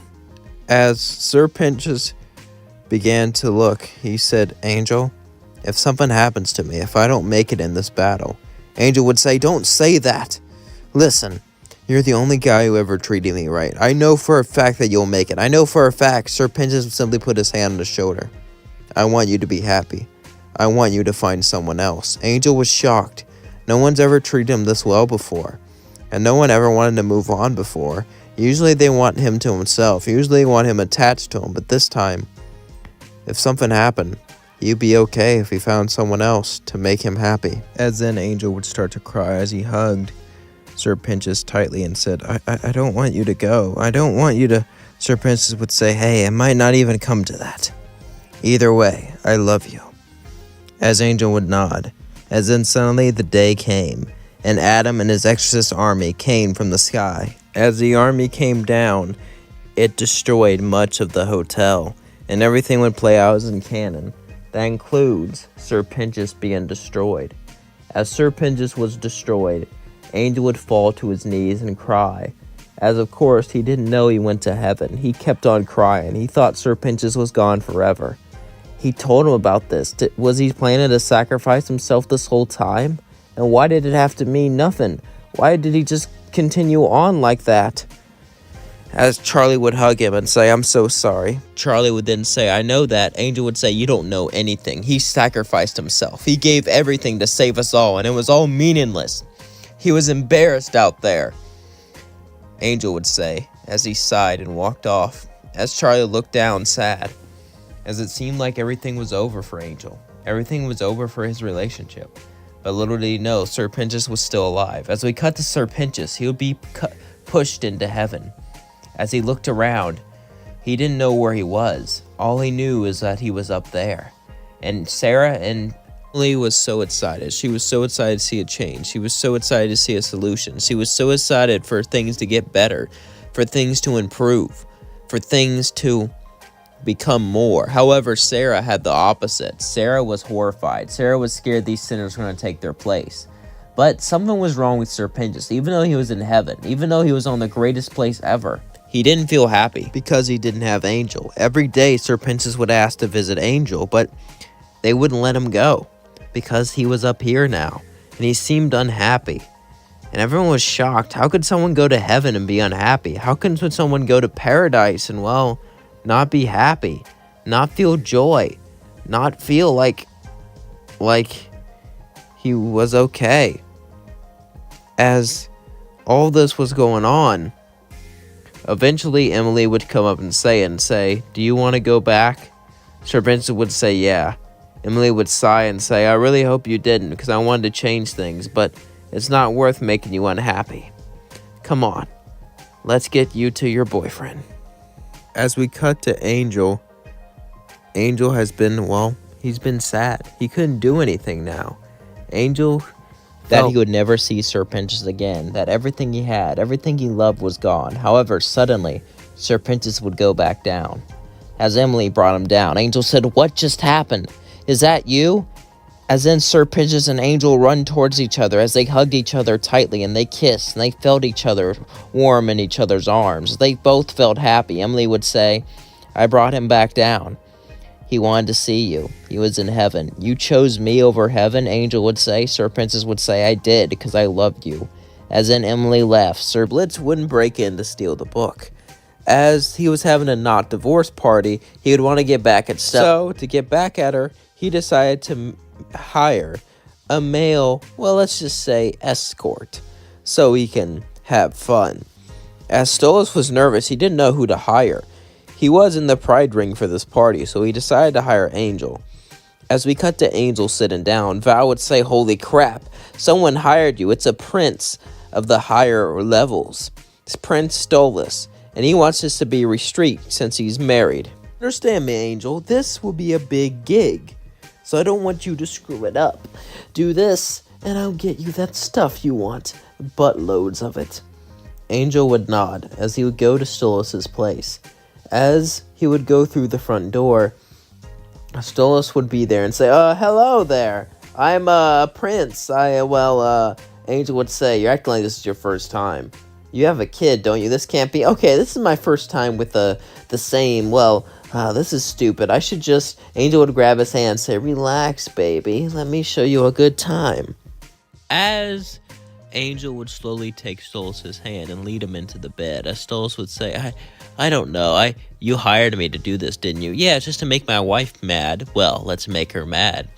As then Angel and Stolas would make out, as then they would lay in the bed and have fun. As we cut to the next morning, Angel would be getting up and say, very good, cutie, as he kissed him on the lips. As then Stella walked in and began to yell at them both, as Angel just laughed and walked out. As Angel walked out, Stella would start to yell at Stolas, as all Stolas could feel about was how good he felt with Angel, but that was just a job, right? To him, it meant nothing.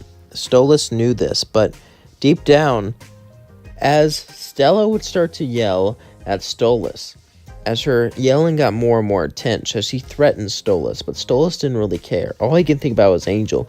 He knew it was just a job to him, but maybe there was something more to it. Maybe he could do something with him. Stolas would decide to visit Angel, as then we would cut to Angel, as Val would be giving him some of the good stuff. Val would smirk, he would give it to Angel. Angel would say, this is an extra. You said, I don't remember saying extra. Are you calling me a liar? You know what happens to those who call me a liar.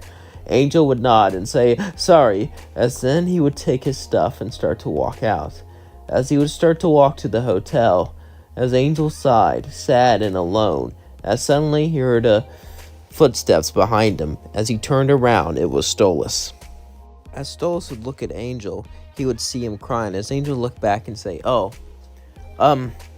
listen, if you want a good time, you can...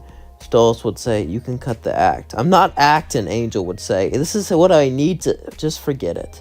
As he looked sad and down, Val got to Angel's head. He thought he was nothing but Val's toy. That's all he could ever be. As then Stolas would say, what's wrong? Angel would say, not like you care. I'm just a quick fix for you. I'm sorry, it's just... I know you didn't... Angel would simply walk into the hotel. As Stolas would start to look around, as he would start to do some investigating himself. As a few more days would pass, as Stolas looked into it, he found terrible things. He started to realize the terrible things that Val did to Angel. As one day, Stolas would hire Angel once again. Angel would go over to Stolas' place. As Angel and Stolas began to talk, they would also have some fun, just like normal. However, Stolas would then look at Angel and say, I have a surprise for you. Angel would say, yeah? It wasn't cheap, but you were so nice to me. I don't want anyone trapped like you are. As then, Stolas would show Angel his contract to Val, as he paid for it. As then, Stolas would rip it up. You're free now. As Angel felt free, he didn't know what to say. Angel would say, why the F did you do that? I barely even know you. Why would you go through all this? Do you think just because you did that, I'm gonna... No. I want you to be free. I want you to be happy. As Angel would then be shocked. He would feel so many emotions. He felt guilt for making someone do that. He felt anger that he needed someone to help him. But most of all, he felt joy for being free. As Angel would cry and hug Stolas. Would say, thank you, Stolas would say, you're welcome. As then, he would smile. As Stolas and Angel would both look at each other, Stolas would then go back to his place, as Angel would go back to his. As days later, they would actually agree on a real date. As we cut to Angel talking to us, Cuss would say, so why are you so nervous? Angel would say, this is my first real date. I mean, usually I just go out for appearances, but this is insane. Angel would then go to a restaurant to meet with Stolas. As Stolas and Angel would both talk. Since they had fun together before, they've already know a lot about each other, a lot what each other like. But even though they know each other's personalities, they still wanted to get to know each other more, to learn things that they didn't know. As they would continue to talk, Angel would say, listen, I like you, I don't want to do this, but you have a wife, isn't that? Stolas would say, not for long, I'm getting a divorce soon. Angel would then say, I'm glad, as he would smile and kiss Stolas. Happy divorce. Oh, is that messed up to say? Stolas would then laugh and say, don't worry about it, hun. As in, Stolas would go back to his room. As in, Angel would go back to the hotel.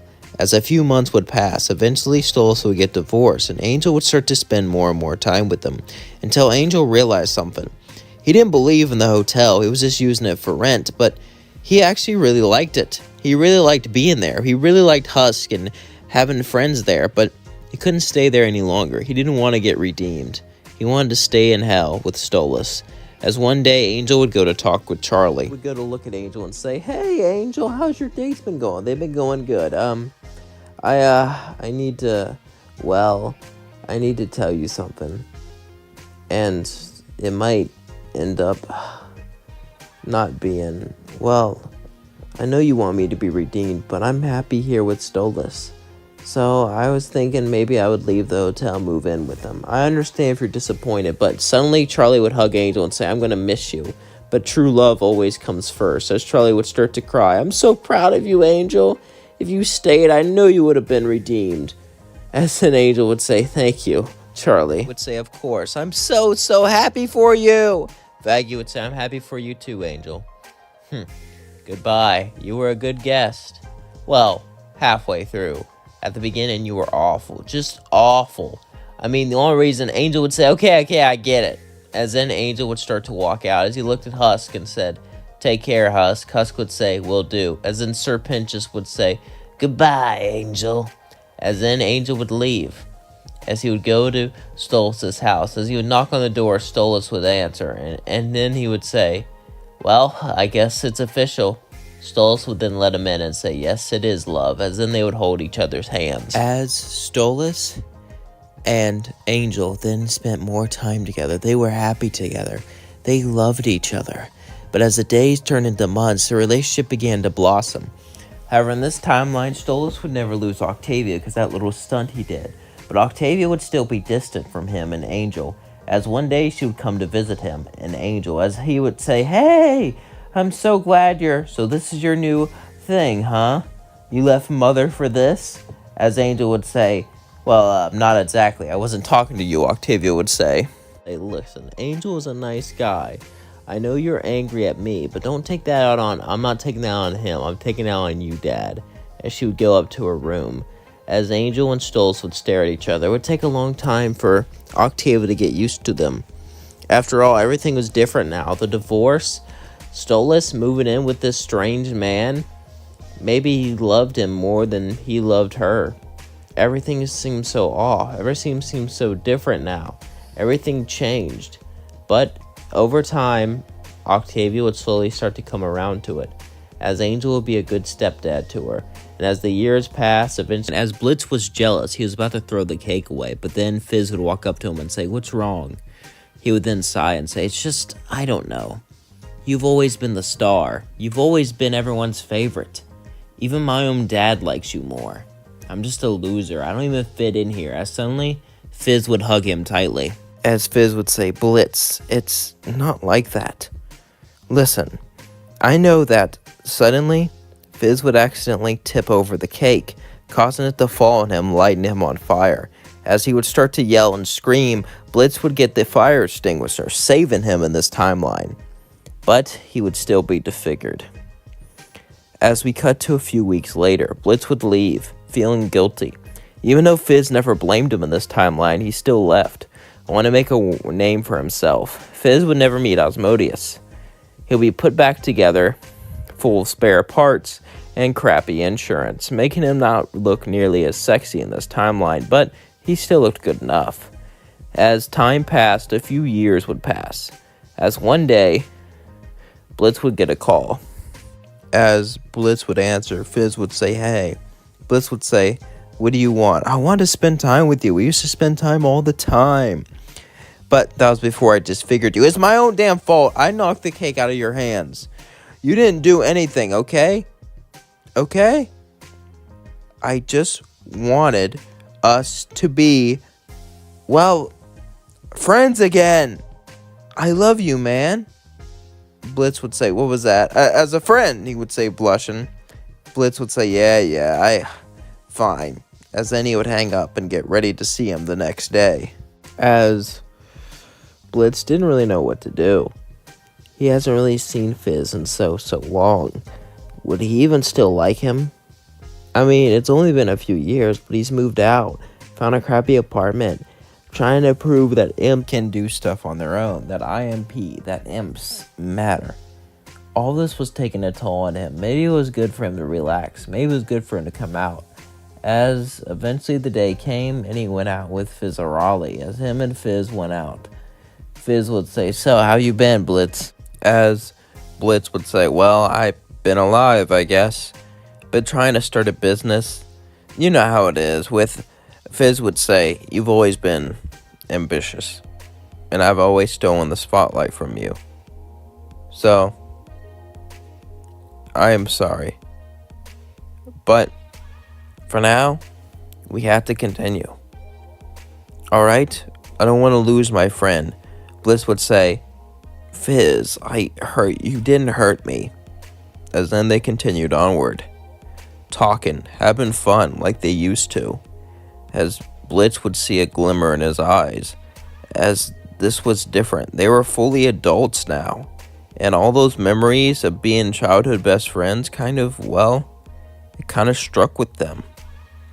As their bond may have been just more than friendship. As the friendship was beautiful. It was great, but Blitz wanted more. And so did Fizz. Of course, they didn't tell the other that. They were too worried, too scared to tell the other person. What if they didn't like them? What if they rejected them? What if this ruined everything they had, everything they had built, everything they made for themselves? What if all of it, just went away because of this? It wasn't a good thought. As they just kept it to themselves all day. So many romantic moments, so many moments to seize the tension, yet they couldn't do it. As eventually Fizz would leave and Blitz would be left alone, sad. They would see each other here and there. Each time was great, but they lived separately now, and it's not like they were like super close friends anymore, even if they wanted it to be. One day, however, Blitz was messing around with someone, and he would accidentally show the pic that he was supposed to send to the girl to Fizz. As he would try to delete it, it was too late, and Fizz would say, "Holy crap, Blitz. I know you like me, but I didn't think you would. Crap, just meet me up. I can't handle this anymore." As Blitz would say, "Did I just accidentally show a pic to him, and did it work?" Blitz would say, Then he would block the woman, and then go to meet Fizz. As Blitz and Fizz would meet up, they would both stare at each other, as they both looked at each other. As Fizz and Blitz saw more of themselves inside of one another. As Fizz would say, "I can't take it anymore." As then he would just kiss Blitz, as Blitz would kiss back. As they would make out, they would go back to their place, as they enjoyed a night of fun together. As Fizz said, "That was amazing, Blitz." Blitz would say, "Yeah, I guess you should go back now." "No, I want to live with you, and I have an idea for you to make money. Do darker comedy." "What? You're funny as F, Blitz, when it comes to dark stuff. All that kiddie stuff, that's my thing. Your thing is to be dark. Let's do it. We can have a show together." "A show? You really think two people would watch imps?" "Why not? Most of the population are imps." "I don't know. Let's do it." As then Fizz would nod. As Fizz or Raleigh nodded, Blitz and Fizz would start their own little entertainment company. It wouldn't do much. At first, it even looked like it might fail, but over time, people enjoyed their entertainment. Fizz was the comic relief character, while Blitz was a cynical, serious one, and it did quite well. They even got a TV show together. Blitz wanted to become a killer, but he never did that. He never wanted to put Fizz in danger. As they've dated together for years and years, eventually, Blitz and Fizz would come to a heartwarming decision. As Blitz and Fizz would decide to adopt a child. As Blitz and Fizz went to the Hellhound place, Fizz would be looking at the little ones, as Blitz would see Luna, broken, scared, about to age out. As he said, let's pick her. Fizz would say, are you nuts? I wanted a child. This will be our child. As then they would bring Luna back with them. As Luna would say, are you effing serious? Who adopts a teenager? You sick freaks gonna... Blitz would say, oh god, no. As Fizz would say, I told you this was a bad idea. Shut up, honey. As they would become a family. Luna would be cold, just like in our timeline, but she would care about them both in their own way. And they would have a much nicer house, so she would get her own bedroom, and Blitz and Fizz would get one too. So Blitz wouldn't have to sleep on the couch, so that's a positive. As they continued onward like this, a family built on love, built on respect. Everything seemed perfect until there was a knock on the door. Fizz would open it. He became famous. So did Blitz, as Stryker would then smile and take Fizz, wrapping him around in a rope, dragging him away. He would say, "Heh," as he covered his mouth. Blitz will come after you. Then we'll capture them both. You both are gonna make us even more famous. As he slowly dragged them away, he would meet Mammon, the sin of greed, who wanted him both to perform for him. As Blitz would wake up, he would see a note saying, meet me here. He would then begin to get furious as he would cuss and punch a hole in the wall. As Luna would say, what do? We free Fizz. I'm on it, Dad. Did you call me? Don't look into it. As then they got ready. As they would go out to free Fizzarali. This wasn't going to be easy. He can tell someone powerful was involved, but he can do it. He knew he could. Blitz would say, Luna, you've been in a few episodes, right? Yeah, I'm your guys' daughter in the show. Kind of tacky that you... Anyway, that's not the point. I want you to gather up the fans. They'll fight to free us.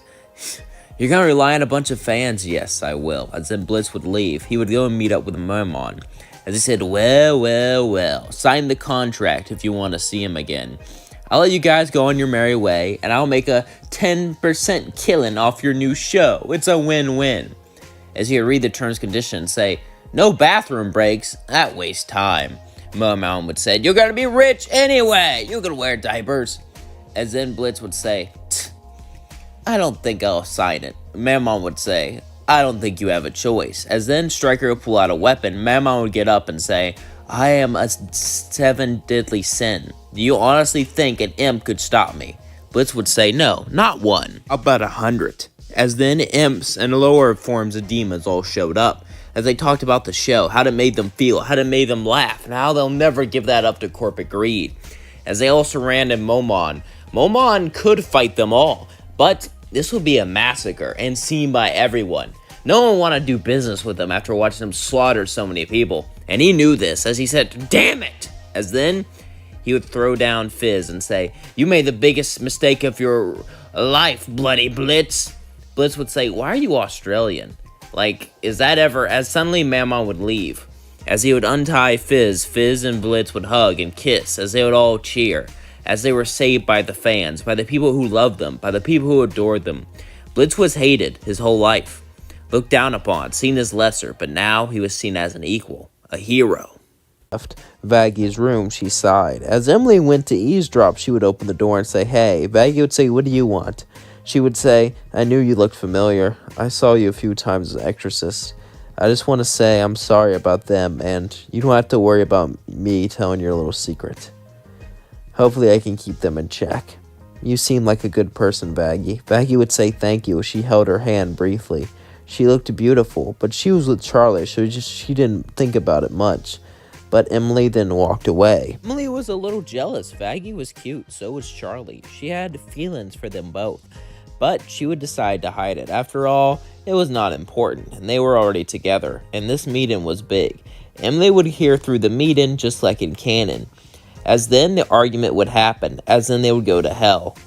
As Charlie and Vaggie were going through their little argument, eventually things would continue like in canon, and we cut to when the series ended. Now things are about to change. As one day, Emily would come by to the hotel. As Emily would knock on the door, Charlie and Vaggie would answer. As Emily would talk about how she wanted to do the redemption program with them. She didn't mention Serpentius, not yet. But as Emily looked at them both, her heart started to skip a beat. As she was supposed to say Serpentius, she was supposed to do the meeting now, but she said, We can discuss it over dinner tomorrow. Charlie would say, sounds great, as then Emily would fly away. She can't believe she did that. As Vaggie would blush a bit, as Charlie would smile as she walked in, as Charlie would say, you think she's hot, don't you? Vaggie would say, no. As then Charlie would say, you don't have to hide it, it's cute. Besides, there's nothing wrong with being Polly. As Vaggie would say, I'm not Polly. Are you not? You wouldn't want to have her in our bed? Vaggie would say, oh, that would sound so nice. Husk would say, keep your sick fantasies to yourself. Angel would say, keep them to yourself unless it's about men. As then Charlie would go, we really need to discuss these conversations in private. As then we cut to Emily. Emily was, well, she was excited to see Charlie, to see Vaggie, to see it all, to experience this romance. However, she had to put that down. That was just a pipe dream. She was going to discuss things. She should bring Sir Pinchas. She should show about redemption, but she couldn't. She just wanted to be around them. She just wanted to be with them, but she couldn't. Little did she know that she could, however. As she kept on thinking these thoughts, eventually the day would come where they would go to dinner together. Charlie and Vaggie looked so much, well, they looked so much more pretty than her. She felt envious of this. Even though it wasn't a fancy place, even though they didn't really dress up, Emily still really liked them. As they all started to talk, Emily would say, so about redemption. Charlie would say, wait, I know the real reason why you're here. As Emily would say, you do? As Charlie would then say, obviously you have a crush on us. As Emily would say, no, I wouldn't. I just, well. As Charlie would hold one hand, as Vaggie would hold the other. As Vaggie would say, so you don't want to date us? As Emily would say, fine, I do. Please don't be weirded out. As suddenly Charlie and Vaggie would both kiss her. And she would blush hard, not believing that something like this could happen. As she smiled and said, it's just, As Charlie and Vaggie would both laugh. As then they would have a great dinner, as Emily enjoyed it greatly. As before Vaggie and Charlie leave, Emily would say, oh, by the way, Sir Pinchas was redeemed. As Charlie would go, what? Would simply say, yeah, sorry I didn't tell you. As Charlie would say, this is huge news. This is why you went here? I thought you just went here to flirt with us. Well, that too. As Charlie would say, you have to bring him down sometime. And Lily would agree, as then she would go up to heaven. As Charlie and Vaggie would stay at the hotel and wait a few days, as they would start to discuss the relationship. As Vaggie would say, are you sure you're comfortable with Sharon? Charlie would say, of course, I've never been the jealous type. Besides, she's pretty cute. Let's do it. Let's add someone to our relationship. It will be beautiful. It will be... Okay, I'll stop singing. Charlie and Vaggie would sing about their relationship. They would sing about adding someone. They would sing about being happy with Emily. As we cut to Emily, as she was excited but nervous. As Sir Pinchas would walk up to her and say, what's wrong? He would say, I got into a relationship recently, but they're from hell, so I don't know if it'll work. Sir Pinchas would say, I'm sure it will, as long as they're nice. Who are they? Charlie and Vaggie. Oh, that's... Do what makes you happy. Besides, it's nice to have a friend like you. Even though I've only been here for a few days, you make me feel welcome. Emily would simply smile and say thank you. As then, Emily would bring down Sir Pinchas to get redeemed. As Emily did this, Charlie and Vaggie would start to talk to her. As Charlie and Vaggie would explain how they felt, they would want to see each other more often. As Emily would say, yeah, I should probably tell Heaven. Vaggie would say, I know how they'll react. They'll try to kick you out. You can't. We have to keep this a secret. Charlie would say, but then we can't spend as much time together. Emily would sigh and say, I know. As then more days would pass, weeks would pass, as the relationship continued. Emily would go to Sarah. As Emily went to Sarah, she began to talk to her. She wanted to maybe improve relations, so then when she revealed she's dating them, it wouldn't be a big deal. Maybe it'd be a good thing and bring them closer together. As Emily and Sarah began to talk, Sarah would say, I already have a plan to strike back. We're going to do this redemption thing, but when it fails, everyone will see how bad hell is, so we can launch a true invasion. Emily was appalled by this, as she simply just listened to Sarah, as she realized that her relationship could never work. This broke her heart. She couldn't believe this. She couldn't believe that her love was banned. As we cut to Charlie and Vaggie, they're having a good time, as they're planning to have a dinner with Emily, as Charlie and Vaggie would make a cake that looked just like Emily, as they prepared a perfect meal for her. a perfect dinner. They wanted this to go special. As Angel would say, "Dang, you girls are really freaky, huh?" As Vaggie would say, "Do you have something else to do?" Yeah. As Angel would go upstairs. As they waited and waited for her to come. As Emily came down with tears in her eyes, she was going to break up with them. She had to work in heaven, but then she saw the meal, and she realized she couldn't do that. As they all sat down and had dinner together, it was truly a magical experience. It was beautiful. The meal was delicious. And Emily, Vaggie, and Charlie all laid together. They all cuddled. They all enjoyed each other. And it just seemed like such a nice day. Such a peaceful day. Such a loving day. Emily couldn't take it anymore. As Charlie would say, "Something wrong, love?" As Emily would say, "I'm leaving heaven." Vaggie would say, "Are you insane? Not all this work you've done. Everything you've did. Why would you throw it all away?" Emily would say, "For you. For both of you." As tears would drip down her face, they would all hug. As then Emily would go back to heaven. As she was walking towards Sarah, suddenly Lute would walk in front of her. Would stare at Emily and say, "I still have intel down there, you know? What you're doing is disgusting. It's not too late." Emily would say, "Why would I stay here? Because all your friends are here, all your pride's here. And if you don't go down there, then, well, you won't have to see everyone down there die. We'll kill you too, you know." As then Emily would say, "I'm not scared of your empty threats." They're not empty. They won once, they'll win again. As then Emily would walk over to Sarah. Sarah would say, "Luke's been telling me weird things about you. Is this true?" Emily would say, "Yes, and I want to leave heaven." Sarah would then say, "Think about what you're doing. You're throwing everything away, even your dream." Emily would say, "I don't care.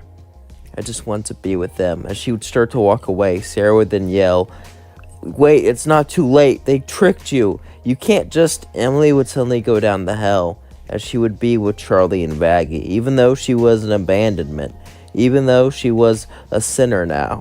Even though she was born on heaven's soil, she went into hell. That made her branded a sinner, or at the very least, a fallen angel. However, she didn't care. She lived happily with her girlfriends. As in, they both lived happily ever after, and alone.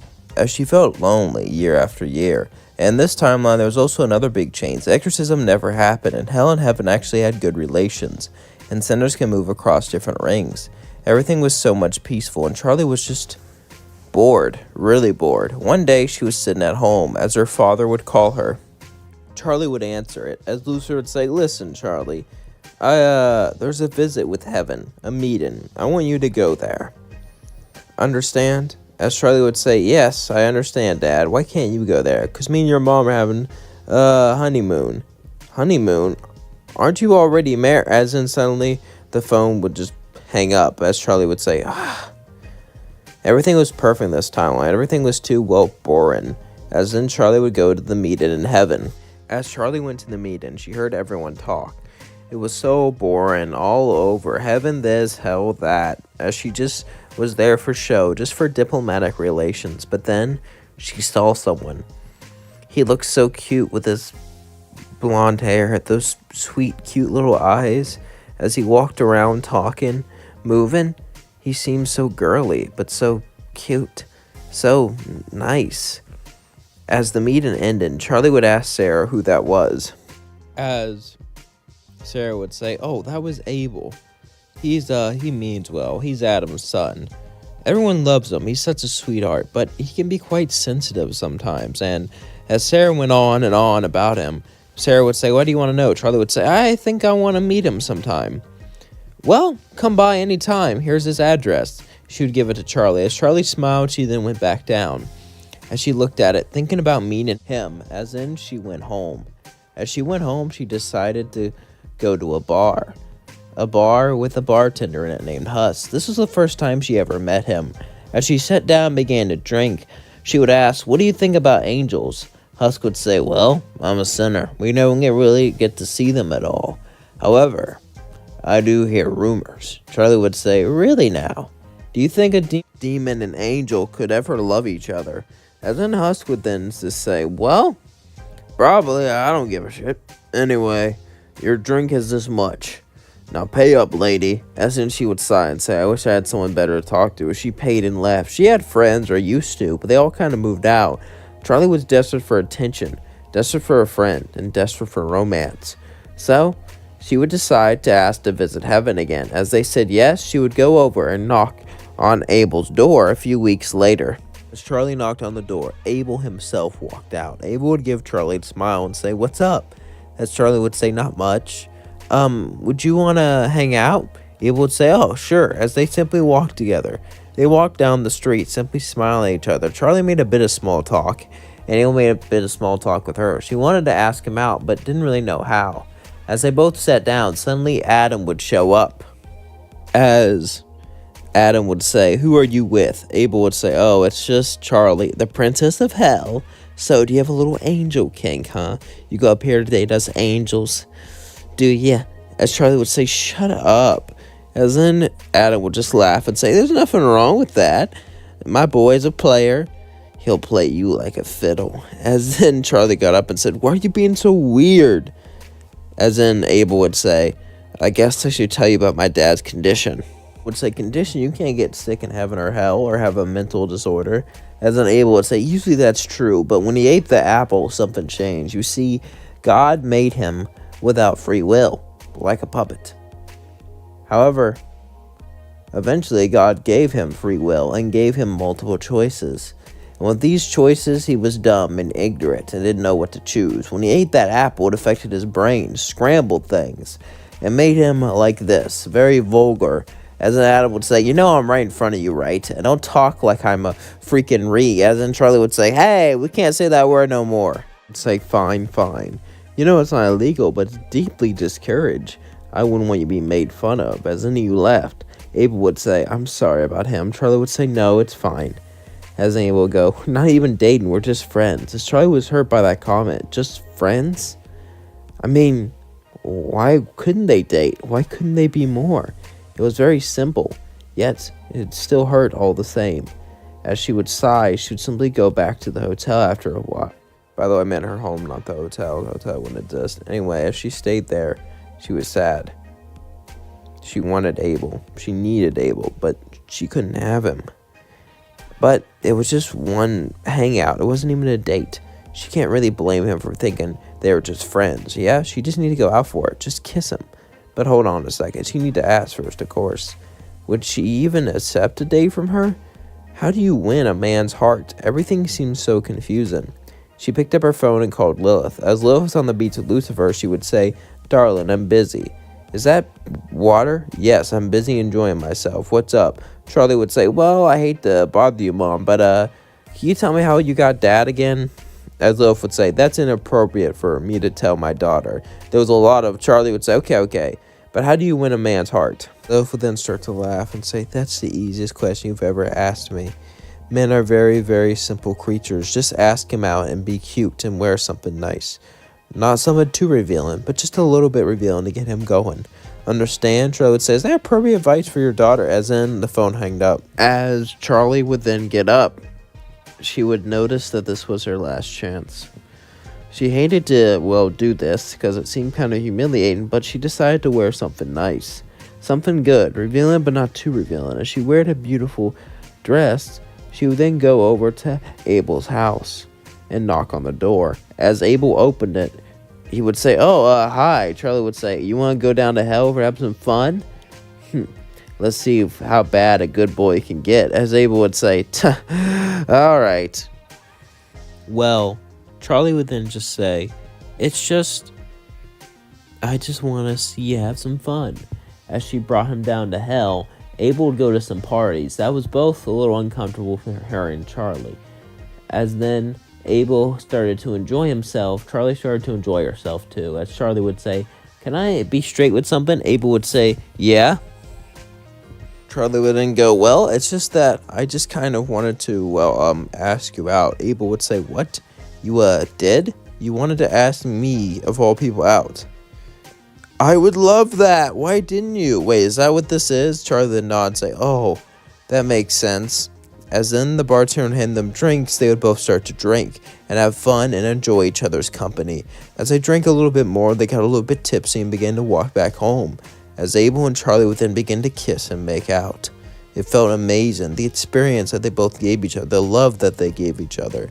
As then Abel went back to heaven.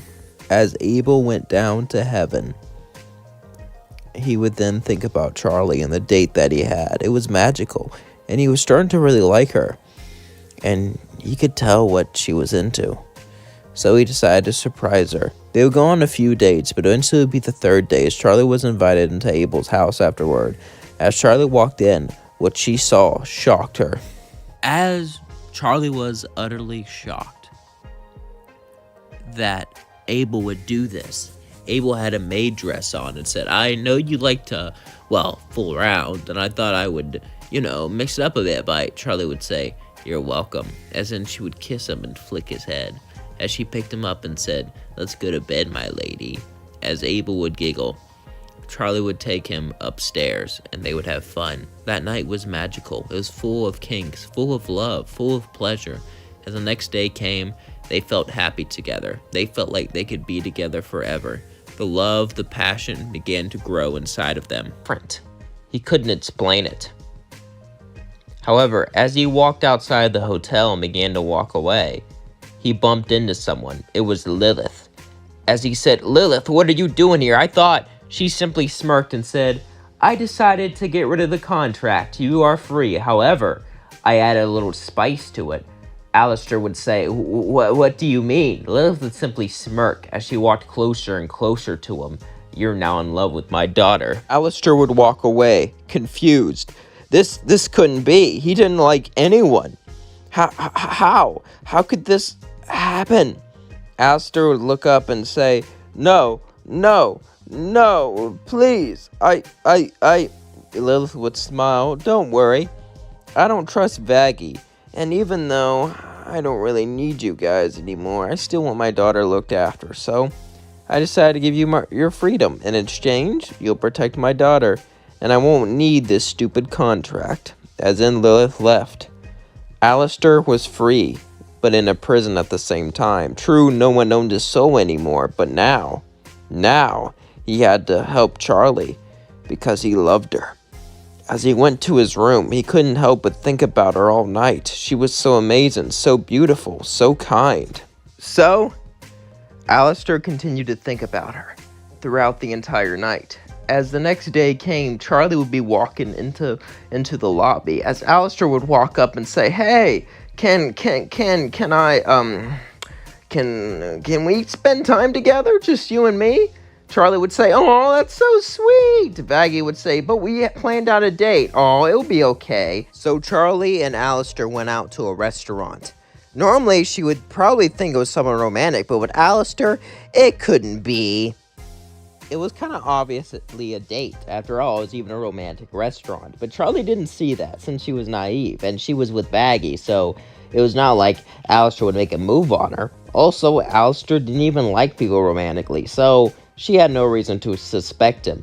As they ate, they had a good time, but Alistair started to ask some interesting questions. He would ask, "So, are you, into anyone besides Vaggie?" Charlie would say, "What do you mean?" "Oh, just prying," as he would say as he began to sweat and look away. Charlie would say, "Not really. Well, there's a guy who's kind of cute, but other than that, it's not like it would work out." Alistair would say, "Really? Who is he?" Charlie would say, "It's too embarrassing. Come on." Alistair would keep looking at Charlie, as he couldn't help it. This feeling was burning inside him. He felt his heart beating harder and harder, as he simply wanted Charlie. He wanted to be with her more than anything. As he began to pant, he looked right at Charlie. Charlie said, "What's wrong?" Alistair would say, He would get up and look at her as he walked closer to her and started to hold her hand. As Charlie looked up, she said, "Please tell me what's wrong." Alistair would say this, "I love you. Please be with me." Charlie was shocked. She couldn't believe this. Alistair loved her? How? Why? It was all so jarring. She simply got up and said, I don't know what you're pulling, but it's not funny," as she ran away. As Alistair then sat down and sighed. True, maybe these feelings weren't his choice, but he still felt them, and he still loved her so much. He couldn't help it, and he needed to help her. He needed to keep her safe. Maybe he should leave. Maybe she didn't want him around anymore. Alistair would feel sadness like he never felt before, as he slowly began to walk back to the hotel. As he walked back, Charlie was in her room, shocked. She couldn't believe what just happened. Alistair loved her? That couldn't be. I mean, sure, she liked him. He was very handsome and had a unique personality about him and was always there for her in a weird way. But love? No. She's with Vaggie. She can't do this. And he's a monster. Or at least that's what she thought. But she realized that he's been a lot nicer than he used to be. Maybe he is changing. Maybe he can be a good boyfriend. But that doesn't matter. She's with someone. As she kept looking down on the floor, eventually she would hear a knock. She would say, "Come in," as Vaggie walked in. "What are you doing?" Charlie would tell Vaggie everything. As Vaggie went to attack Alistair, Charlie would say, "Please don't, Vaggie." He seemed kind of down. It seemed like he didn't want to say it. It's almost like someone cast a spell on him. It's weird. Vaggie says, "You're my girlfriend. You can't let this happen." Charlie would say, "I know, but I don't know." Charlie looked down sad as Vaggie felt guilty, like she was stopping Charlie from being happy. As Vaggie walked out, she saw Alistair. Alistair was packing his bags, about to leave.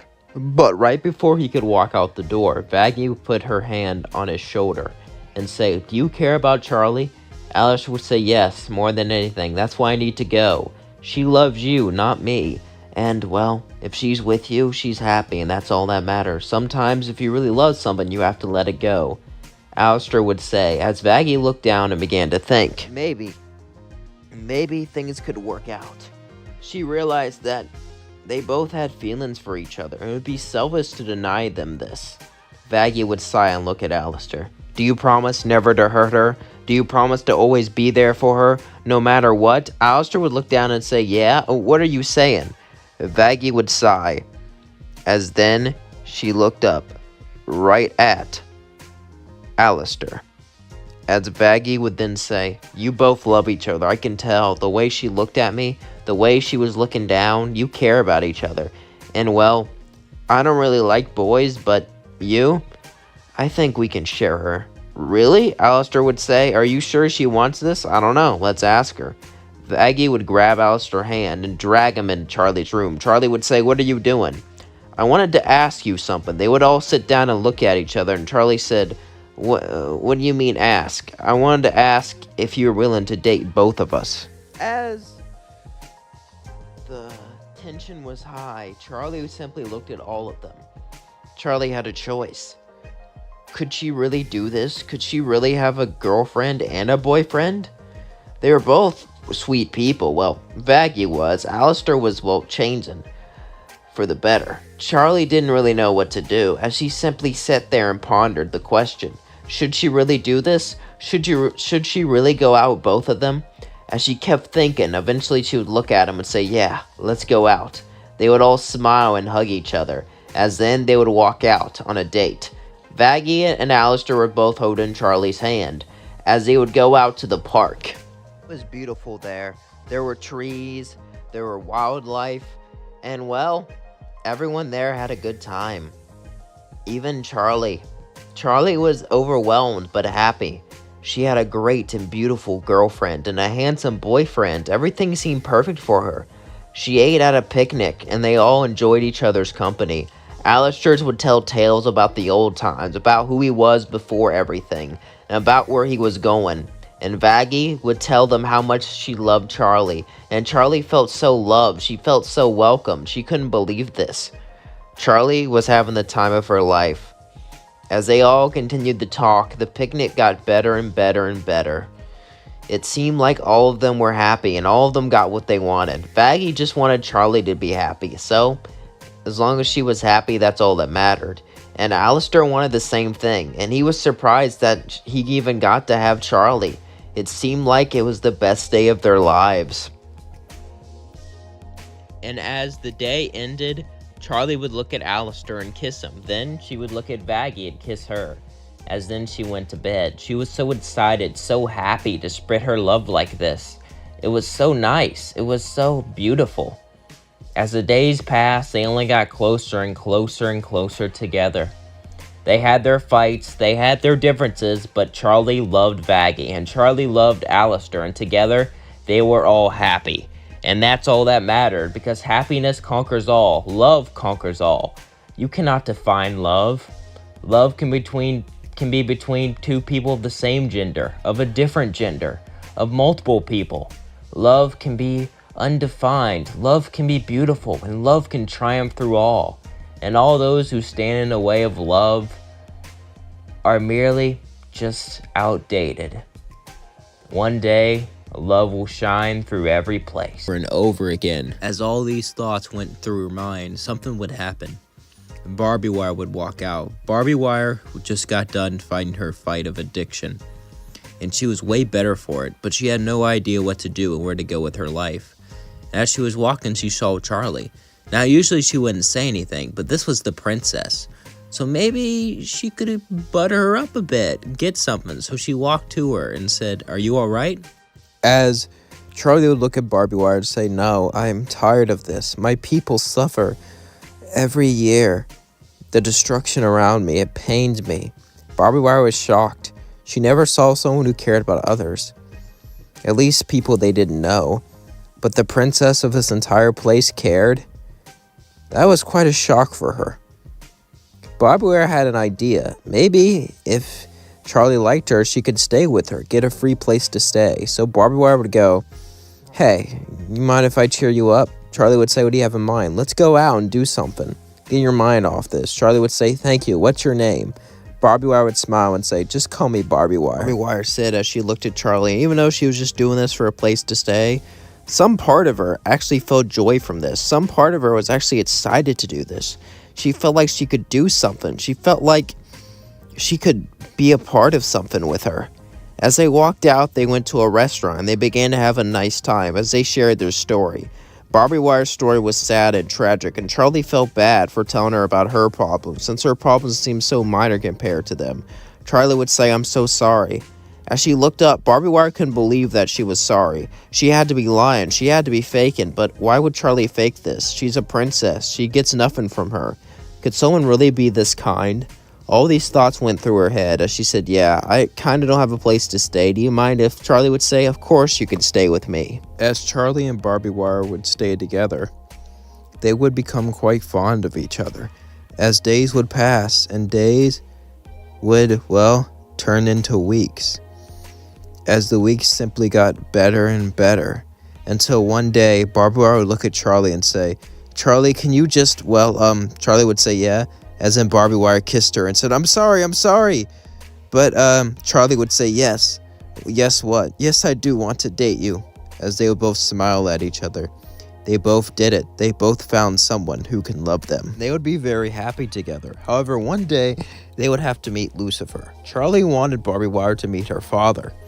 Her father's been absent recently. He's been depressed.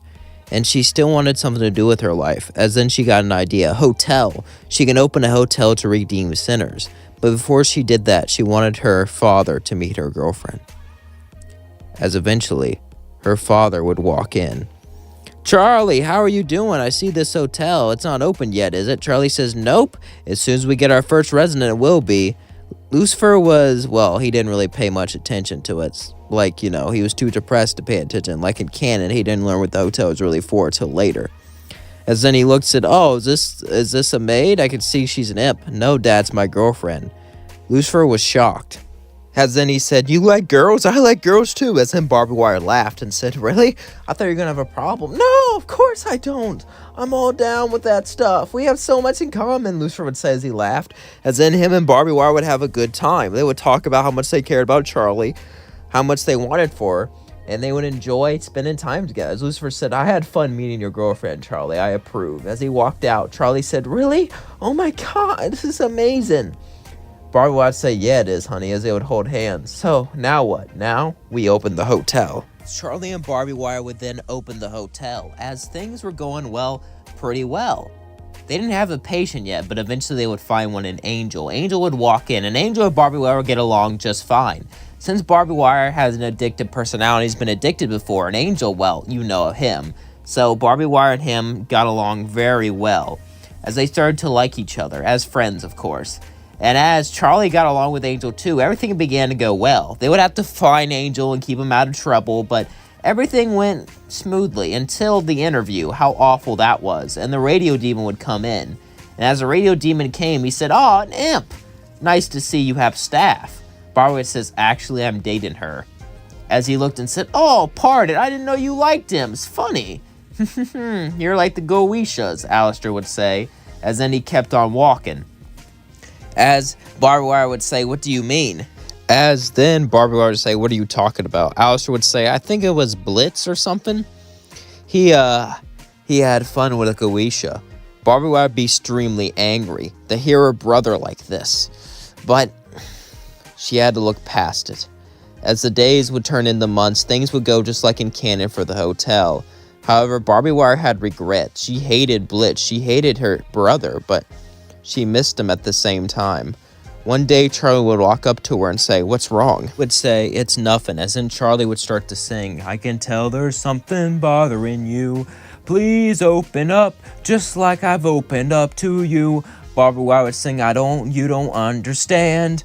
Your family ain't broken like mine. My brother abandoned me. I don't want to see him, and yet I miss him." As Barbie Wire and Charlie would sing, she would try to convince Barbie Wire to see her brother, but no matter what she said, she wouldn't agree to it. This made Charlie a bit sad, but she would agree to her terms, and well, things would continue like normal, except this time Barbie Wire was hurt. She missed her brother, and yet she hated him at the same time. She didn't know what to do. However, one day, Barbie Wire would walk into the hotel and see Blitz and Charlie. As Blitz would say, "Hi, sis," and then she would say, "What the H is this?" Charlie would then walk, "Okay, look, I know you didn't want to see him, but you would do this? You would organize him to be there? Why?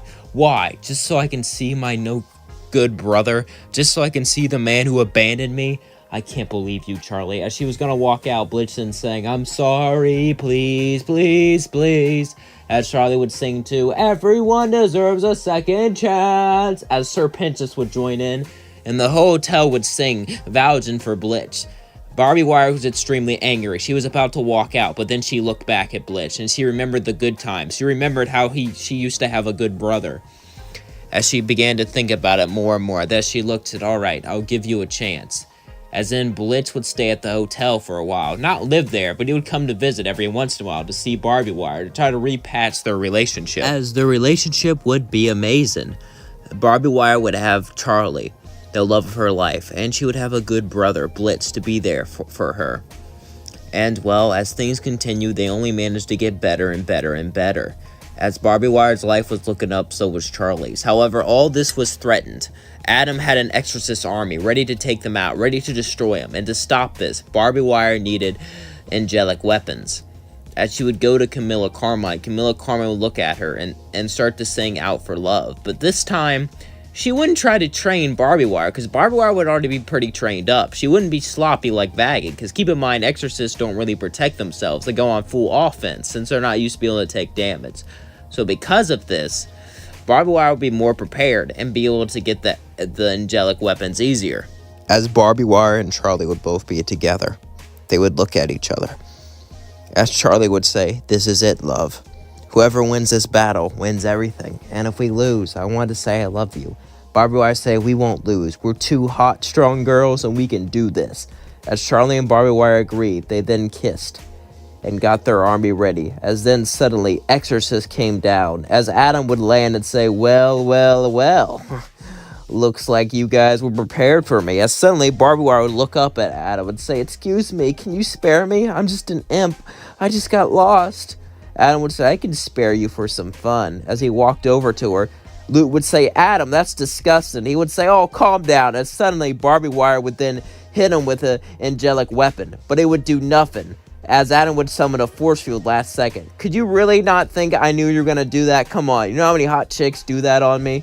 As suddenly Adam was going to fight Barbie Wire. As Adam started to destroy Barbie Wire, suddenly Charlie came in to protect her.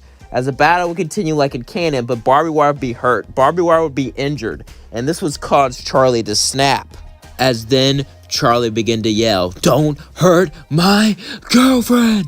As the entire world began to shake, her hair started to grow horns, her eyes turned red, as she summoned a huge wave of energy, causing Adam to go flying, as Charlie hit him with everything she got, almost destroying Adam. But as Adam got up injured, he would start to defeat Charlie, because that was just a big burst of energy and anger, and now that Charlie's worn out, Adam had the upper hand. "You know, no one's injured me like this before, Charlie. You almost got me." But then suddenly Lucifer would show up, and the fight would go just like in canon. As they did it, they won. Charlie and Barbie Wire's love was great. Even though she was an imp, even though she was a Very sad. You see, this was after the pilot. Sure, she had the radio demon and even Huss working for her, but during that interview, she just got destroyed. Her whole dreams seemed like they were kind of helpless and hopeless. However, Charlie wouldn't be too deterred by this. She had to keep going, and she had to make her dreams come true. However, one night she would hear a knock at the door. As she opened it, it was an imp. As the little imp looked up at Charlie, Charlie looked back at it. Charlie would say, what do you need?" The imp would say, "Beelzebub invited you to her party. She said you could use it. A pretty girl like you should loosen up a bit."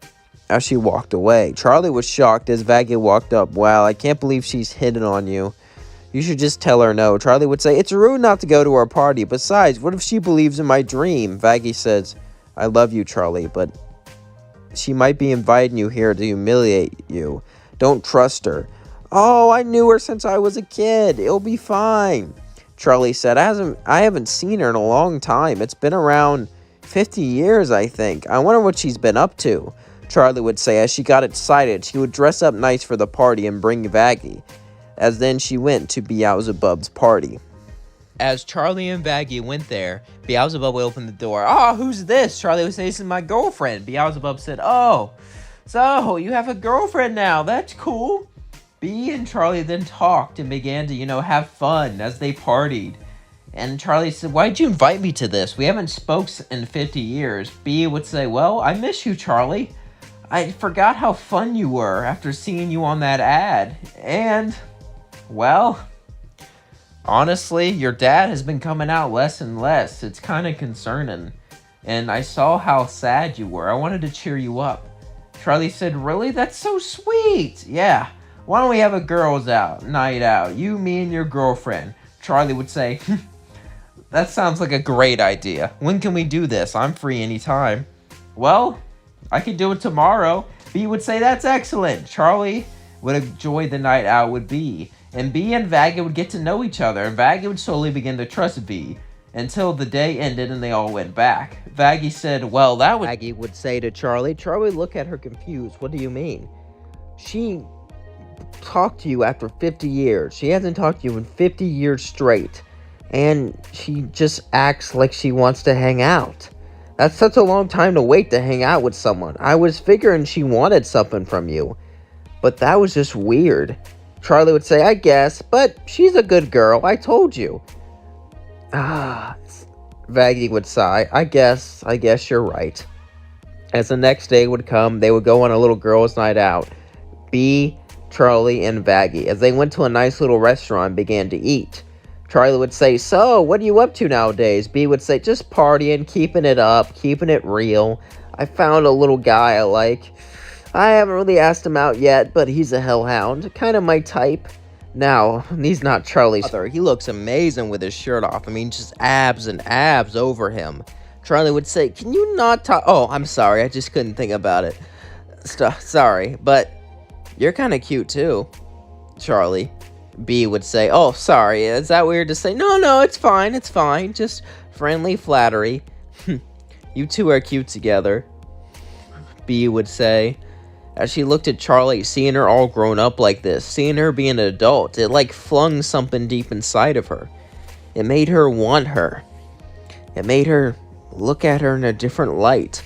But Bee knew that she couldn't have her. As Bee got up, she said, "I'm going to go to the bathroom." As she ran off to think, Vaggie would say, I think she has a thing for you. Charlie would say, come on. No, she doesn't. All right, but I told you so. As then we cut to B, as she began to pant, as she thought about her future, as she thought about her and Charlie. They could be so much together. They can have so much fun together. It could just be, well, really amazing. As B they just couldn't do it anymore. They couldn't keep hiding these feelings. Eventually, Charlie and Vaggie then went out to get some drinks. Charlie and Vaggie drank and have a good time, but B kept drinking more and more and more and more. B had a high tolerance, but even she had her limit. Eventually, she began to get funny as her head turned fuzzy. Everything around her was spinny and shaky as she looked at Charlie and kissed her. Charlie said, "What are you doing?" I said, I'm sorry. She ran away. As Charlie then looked at her and upset, but Vaggie said, "It's just a dumb kiss. Really? I thought you'd be mad." Charlie, she had a lot of drink, and she bought a lot of stuff for us and helped us get out. It was just a stupid kiss. It doesn't mean anything. Charlie would say, "You're right." As Charlie and Vaggie would go back to the hotel, a few months would pass. B would become depressed. She wouldn't even leave her room. She used to be a party animal. She used to go out and party with everyone and have a great time, but now she can't believe she did this. She blew it. She blew her friendship with Charlie. However, one day she would hear a knock at the door. As she went and opened it, it was Charlie. As she looked and said, "Hey, I could tell you really like me, and you were kind of overflowed with juices, but it's more than just you thought I was hot. I thought it was just some dumb fling or some dumb attraction, but you actually really want to be with me, don't you, B?" B would say, "Yeah, I do. I know you have a girlfriend." Shh. Charlie would then pull her down and say, "She likes to watch." As in, B would have the biggest blush on her face as Vaggie walked in and sat down in a chair. "Let's see how you both perform, and if you don't perform well, B, we're gonna have to punish you." B would be blushing. She was used to being freaky. Now, she wasn't, the king of lust or anything, but she shared a good time here and there, but not like this. As Charlie and B then had an amazing night that night, Vaggie would watch and make sure that, they did things that Charlie would like. And as the next day came, B got up as she was ecstatic and extremely happy. As Charlie walked away, she said, "Maybe we should go on a date sometime." B would say, "Yeah." "Oh, how's the hotel doing?" "Oh, it's going well. If you ever need help to defend it, let me know. I'm a party one, but I know how to fight." Charlie would say, "I will." As Charlie would walk out, Charlie and Vaggie would start to walk away. As Charlie said, "How was that?" Vaggie said, "Well, I was doubting having another person in our relationship, but that was amazing, absolutely amazing performance. And honestly, Charlie, it was fun," Vaggie said, blushing. Charlie said, "Yeah, maybe next time I'll be the one watching, giving instructions." Vaggie said, I think I'd like that." The weeks would pass, and Beelzebub would come by every once in a while, and she would date Charlie and Vaggie, and they would have a good time. Charlie and Vaggie lived together, but Beelzebub lived kind of far away, so they weren't as close to her, but they were still really close and texted every day and hanged out like every other week, so they really did enjoy each other's company. However, the day would come where Adam would attack, but as he was about to attack, he would see Beelzebub. He was confused. "B," he would fly down, "aren't you the party one? What are you doing fighting? Did you get confused? Did Charlie lie to you and say she invited you to a party?" Adam then started to laugh. "You really think you can compare to me? Please, you're just a party." But before he can finish his sentence, Beelzebub turned into a giant bee and said, "Say that to my face." As then they started to battle, and Adam was kind of cocky and arrogant, and we really don't know how strong B is. We know she's weaker than Lucifer, but is she stronger than Adam? That's the question, and to be honest, I don't really know. She did flip out on Luna on the party, which means she has fought before, and she has a powerful 7 deadly sins.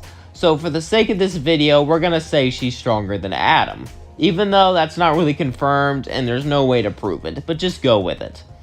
As Beelzebub fought Adam, she was pushing him further and further back. as he started to call on angels to protect him, but just then, suddenly, the Hazbin crew jumped in and stopped them from joining in, as it was just Beelzebub versus Adam. You honestly think you can compete with us, Adam?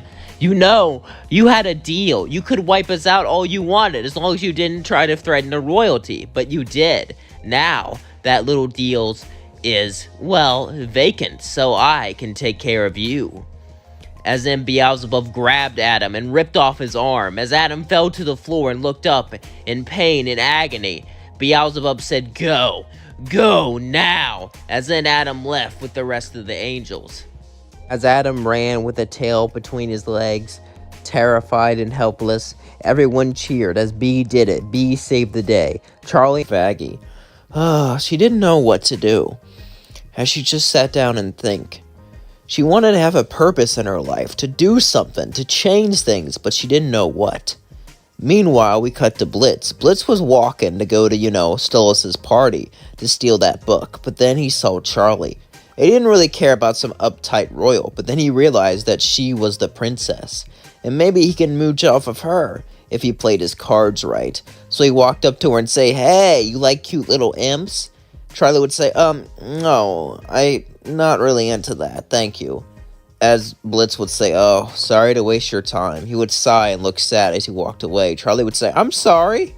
You want to hang out?" "Hang out? Like what? Watch a movie or something?" Blitz thought that this was some sort of mind game to play with him. So he said, yeah. He figured he would get a quick fun time and then steal all our stuff. As then Blitz would go to Charlie's place, and Blitz thought this was code word that she wanted to have fun with him. But as he went there was nothing fun there. No toy for special playing. No nothing. It was just a normal place. Blitz was so confused, but he decided to stay there, and well, nothing really happened. It was just a normal night. Blitz was so confused. As he woke up the next night, he wasn't tied up or anything. It wasn't a trap. Blitz would walk up to Charlie and say, "What was last night?" "Oh, you looked lonely, so I wanted to hang out with you." Blitz wasn't used to this kindness. This had to be a trick of some sort. Charlie would look at him confused and worried. "Did I do something wrong? Did I hurt you?" "Hurt me? What is wrong with you?" "Wrong with what? What did I do?" "Blitz?" Suddenly, Blitz would start to yell at her. "What are you hiding? I know you royals view us as simple, just a toy, just someone to use. So why would you invite an imp over and, well, be so nice, be so kind? I don't understand." As Charlie would sigh and say, "I don't know what you're talking about. I just want to help you."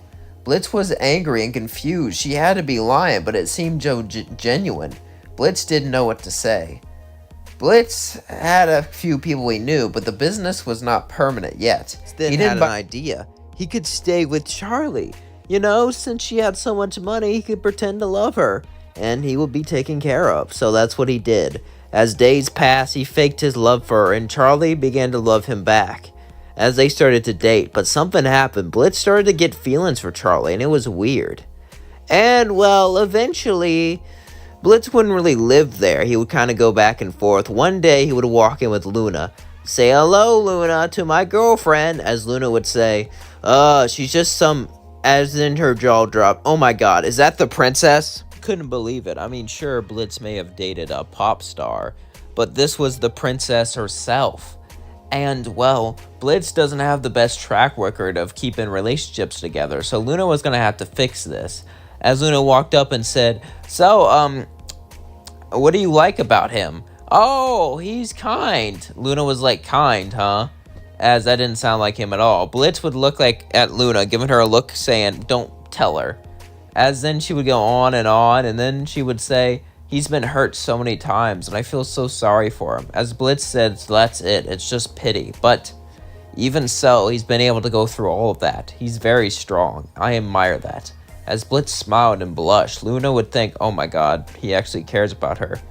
As then, they would move in. Luna and Blitz would live with Charlie, as Charlie was still thinking about what to do with her life, how to help people. And she got it. She would fight for imps' rights. For too long has imps been belittled. You see, since Charlie was half sinner, she decided to dedicate her life to helping sinners. But this time, since she started to date Blitz, she had an idea to protect sinners. Too, yes, but Most importantly, to get imps right. Imps are even below sinners. Imps were born here, they were raised here, and they're below people who just, perish and come here. That was not right, and it was time that she gave them rights. She needed to write a bill and give it to her dad. However, to upset all of the hierarchy would not make people too happy, so she needed friends in powerful places. As the days passed, Charlie would get an idea, as she would say, "Hey, Blitz, you worked in a circus, right?" He would say, "Yeah." "Do you know Don't even say that name, you..." As then he stopped yelling. "I'm sorry, but I don't like to talk about him. But Osmodeus and him are friends. If we get this, we can get this bill passed." "What bill?" "I want a bill that will give all imps rights, just like the rest of us. That'll end the hierarchy system." "Well, there'll still be a hierarchy system, obviously. Rich people always want to keep their money, but it'll be more fair. Think of more U.S. system of hierarchy with the 1% instead of kingdom system of hierarchy, which is what we have now, more or less." As Charlie and Blitz would begin to think of a plan, eventually Charlie would spring it into action. As one day she would walk up to her father, Lucifer. As Lucifer would say, "Charlie, what is it? Can I call a meeting with the other, ringleaders? I just need something." "What? Each ring of here? Why? You want to speak to Asmodeus? Beelzebub? Who?" "I want to give more rights to lower class demons. I believe I can find a way. They're becoming more and more desensitized and against the system. Eventually they'll rise up. The only way to stop it is to improve things. They'll see that."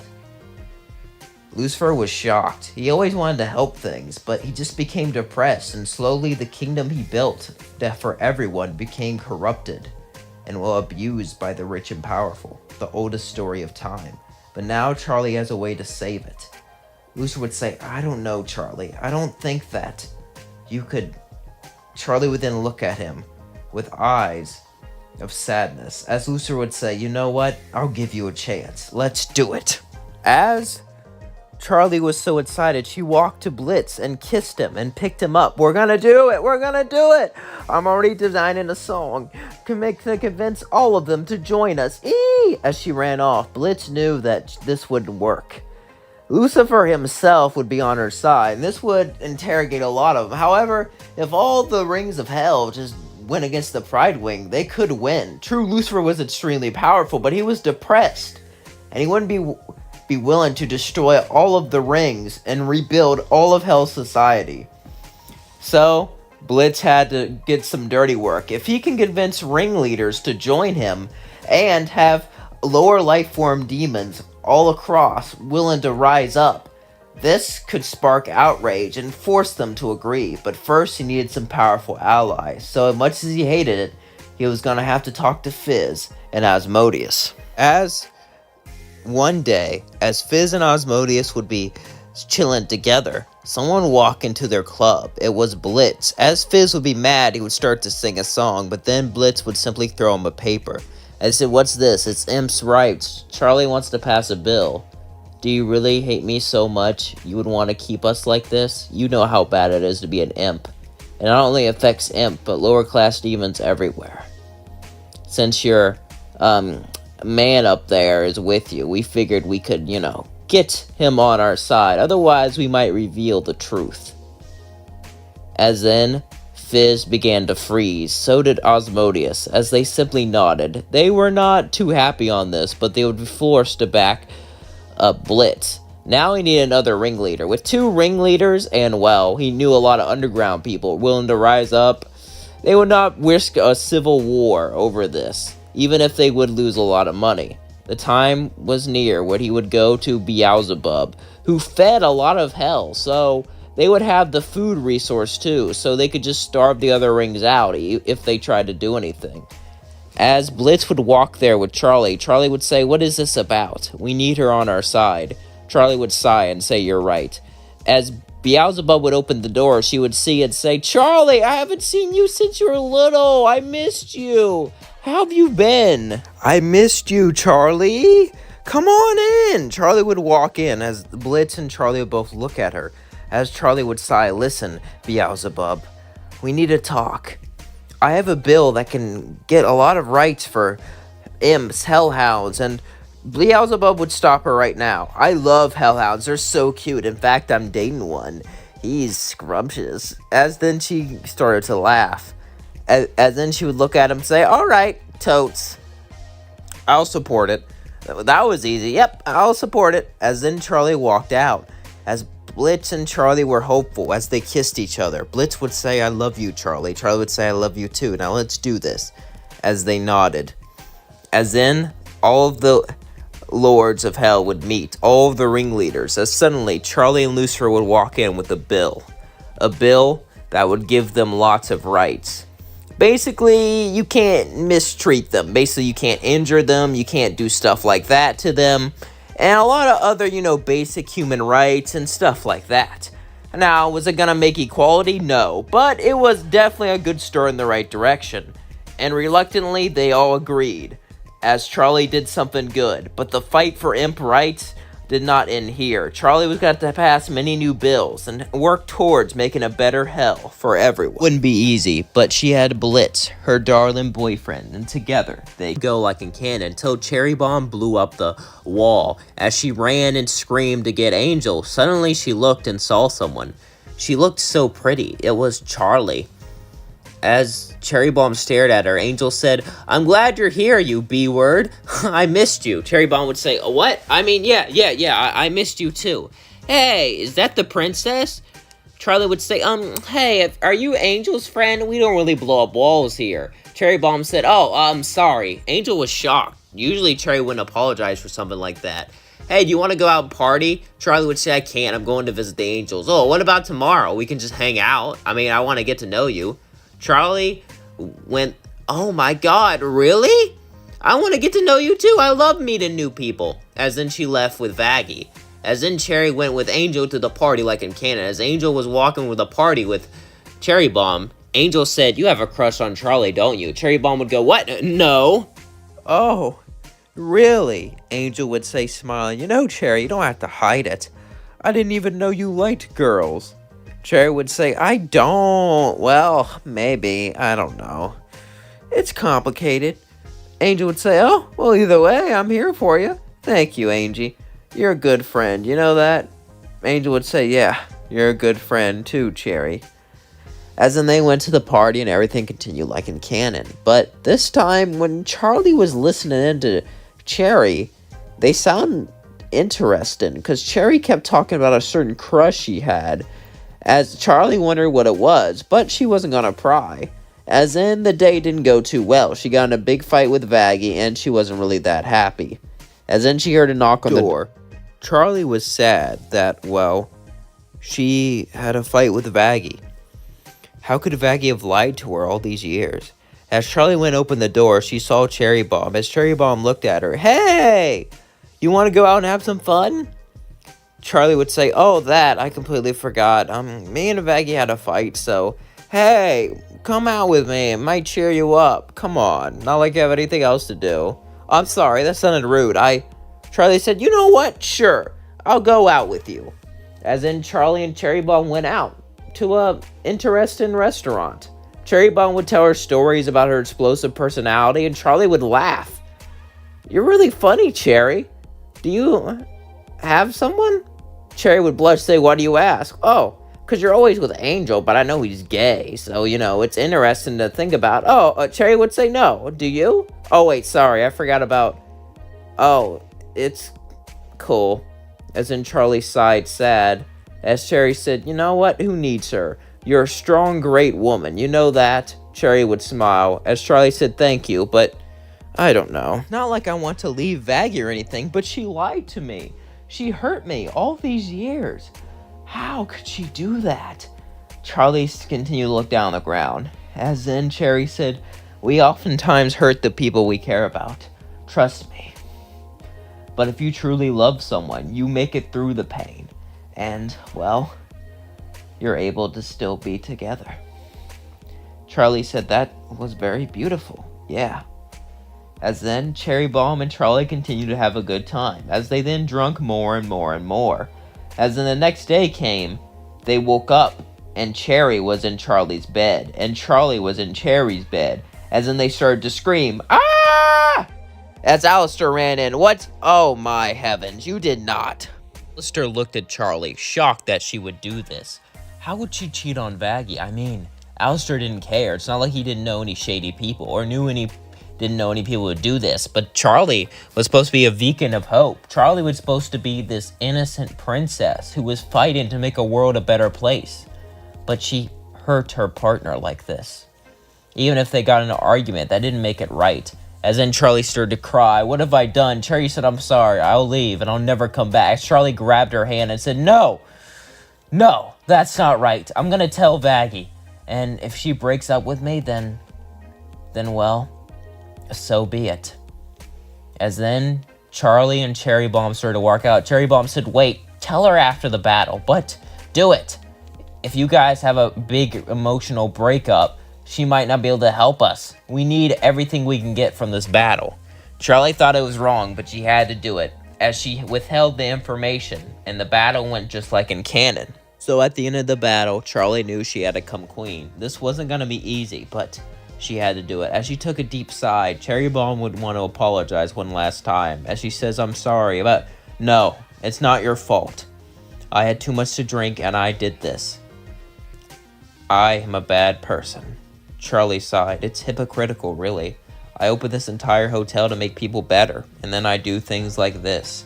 As Charlie slowly walked to Vaggie, as she said, "Vaggie, we need to talk." Vaggie looked behind her and said, "What was it, Charlie?" She then took another deep breath. "I cheated on you with Cherry."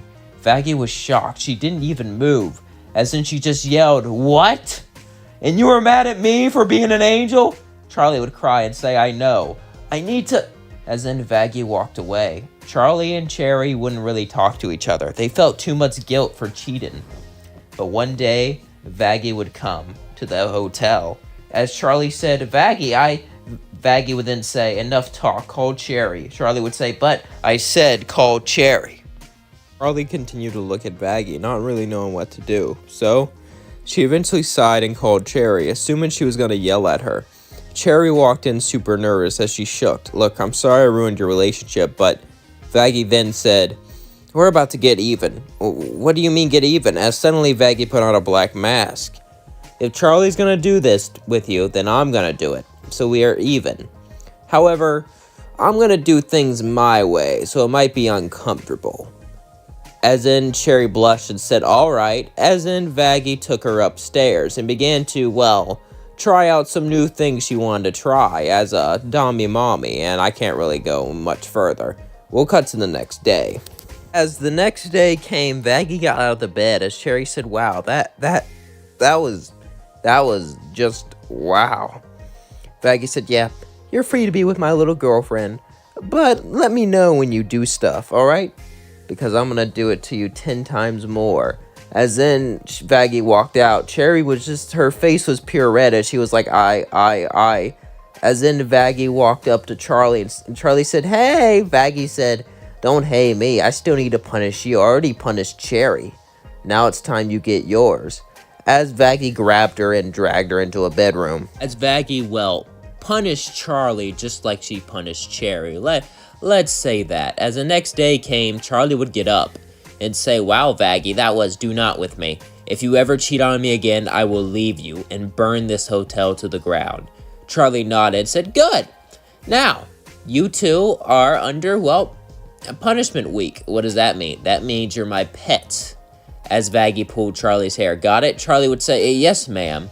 I mean, they could resist, but Vaggie was kind of hot this way, and I'm not gonna lie. So Charlie and Cherry would, well, be under Vaggie for a week, and during this week, Vaggie would warm up to Cherry and Charlie. Vaggie was deeply hurt with what happened, but controlling them was a great way to get payback, and it was fun. And it was a way for her to get to see Cherry in ways she didn't see her before, and slowly start to, well, like her. As then, they started to slowly get happier and happier. As the weeks turned into months, it became a full-on poly, and they really liked each other. A three-way relationship. It was, well, pretty fun.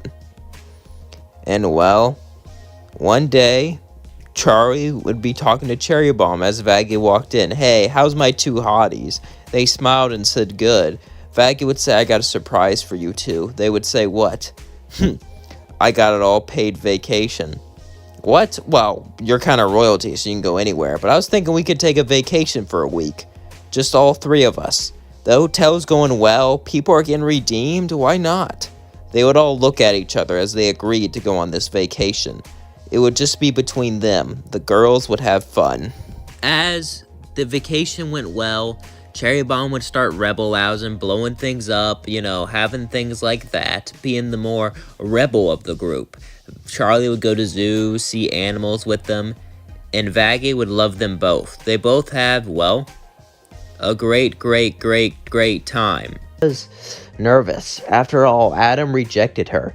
And, her father always talked bad about heaven. They said they crushed his dreams. Charlie was extremely nervous. As Charlie took a big sigh, she walked in, and she met everyone at the gates of heaven. Everything would go as in canon, but this time, Emily just spoke to her. She seemed like a heaven version of her. She was always upbeat, always cheery, always ready to help people. It made her, excited, really. As things went on, eventually Charlie would present her argument, and all of the angels were against it. All of the angels thought angel dust could not be redeemed. However, there was one who did. Her name was Emily. Emily would say, "Come on, don't you think that?" And she would sing the song like in canon. But at this time, as Charlie and Emily were singing, Emily felt something towards Charlie, and she didn't know she had a girlfriend. She didn't know Vaggie meant that to her. She just thought she was a bodyguard. And as they were singing, Emily held her hand. But Charlie looked at her and said, "What are you doing?" "Oh, I thought that I was just, it's just, Adam laughed. "Really? You're gonna fall for that? Ooh, that's gross." It is hot, but it is gross at the same time. Anyway, yeah, she already has a girlfriend. I mean, it doesn't matter since angels are her type anyway. They would look at Vaggie and say, "Do you know what he's talking about?" Vaggie would say, "No, I don't."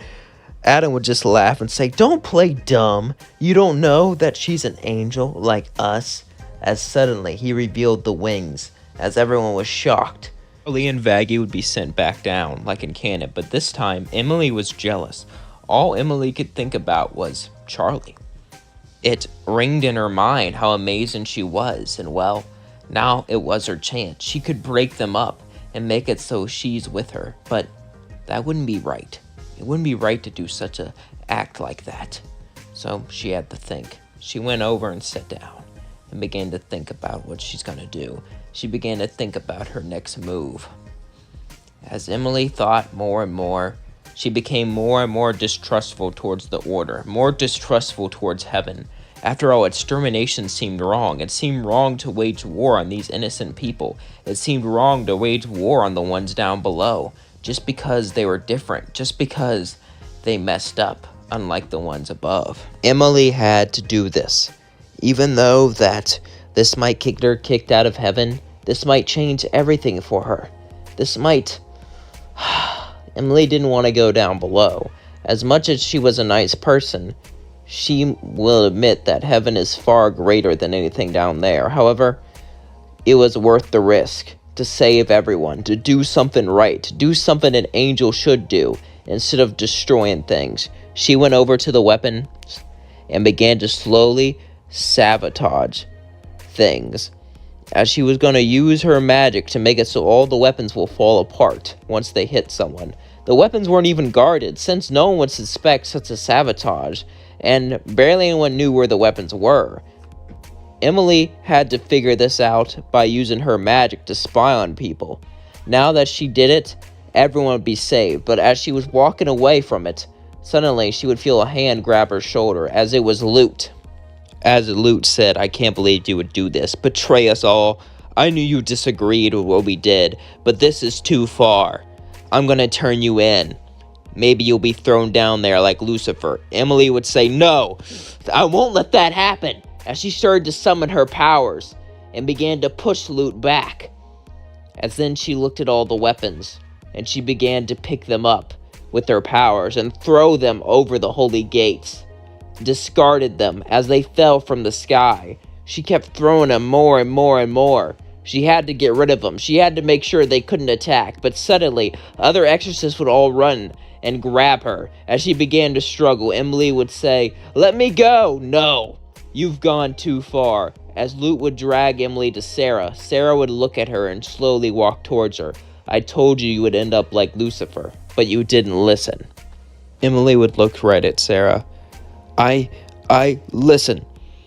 I know that this may have been the bad choice of action, but you left me no choice.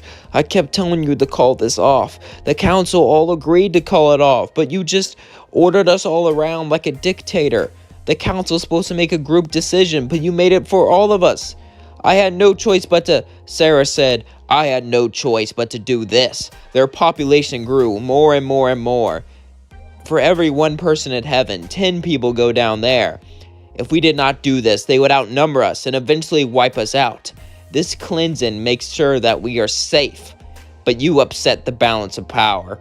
I'm sorry, Emily, but it's over. You are too dangerous to stay here after what you've done. You've committed treason all over again. It's time to leave. You were not the first Seraphim to do this. However, I hope you will be the last. As then, Sarah threw Emily off the pearly gates. As she fell from the graces of heaven, she would hit the floor hard as she would pass out. Later, she would wake up in an unfamiliar bed. As she looked to her right, she saw Charlie. Charlie would look at Emily and smile. "Well, I'm glad you're okay. Thank you for doing this." "Doing what?" "Well, I can only assume you helped us. That's why you were thrown down here." As Vaggie said, "Or she was thrown down here to betray us." "Look, Charlie, you can't just..." Charlie would say, "You were an angel. How do I know that you're not here to betray us?" "Charlie, that's different. I've been here since..." "No. You've lied to me all of this time. And now you refuse to help a fellow angel, even though you are one? That's hypocritical. You know what? I thought you were kind. I thought you cared about me. I thought you were overly cautious. But now I see you only care about yourself." Vaggie would say, "That's not true. You stayed with me to save your skin. And you didn't want to go up to heaven because you didn't want to get your little secret shown. You've been relying on a lie all of this time, and I'm sick of it." As Charlie began to cry, "Get out. We're through." Vaggie couldn't believe this. Her whole life shattered. She would cry and run out. As Charlie would simply look down to the ground. Was she making the right decision? Did she do what was right? It just happened so fast. Emily would get up and say, I. Charlie would say, "It's okay. Just get better." Charlie would walk out of the room. A part of Emily was happy now. She could be with Charlie. After all, Vaggie was gone. But at the same time, Emily felt sad that this happened to Charlie. Weeks would pass as Emily would retrieve the weapons that were thrown down, and Charlie would gather the army. Everything would happen like in canon, but this time Vaggie would be replaced by Emily.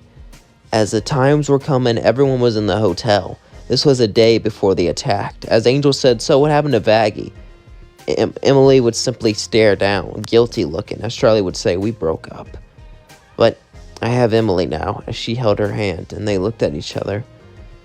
Angel would say, "Oh, juicy, but there's one little thing. She is a badass, and we kinda need her, so yeah."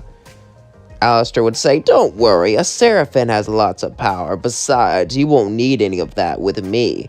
As they all chuckled, they sit down, as they realized that they might die tomorrow. Tomorrow, everything they had, everything they worked for could end. It could all be gone. As the day passed, the battle struck, as exorcists came from the sky. As they all got ready to fight, something was off. You see, Lute came right down for Emily. As Emily looked and said, "Why are you coming for me?" Lute would simply smile. "I don't see that little Vaggie, so she must have ran off as you stole her girl. Wah, wah, wah. Oh well, it doesn't matter. I can take you out like this. You betrayed us, and I'll make sure that you never cause us harm again." as they both started the fight. At first, Loot was winning, since even though Emily was far more powerful, she didn't know how to use her powers. But as the fight went on, she began to use her powers more and more and more, until eventually Loot would lose. She would be destroyed as she would go in to help Charlie. Everything would play out in canon, as Adam was destroyed, but so was Loot. The exorcists were gone, and they won. It was over. They have won. And Charlie and Emily, they could do their thing. They could be together. True, one thing was destroyed. One relationship was destroyed. So many lives were destroyed. But now, a new one could begin. One more day for Charlie.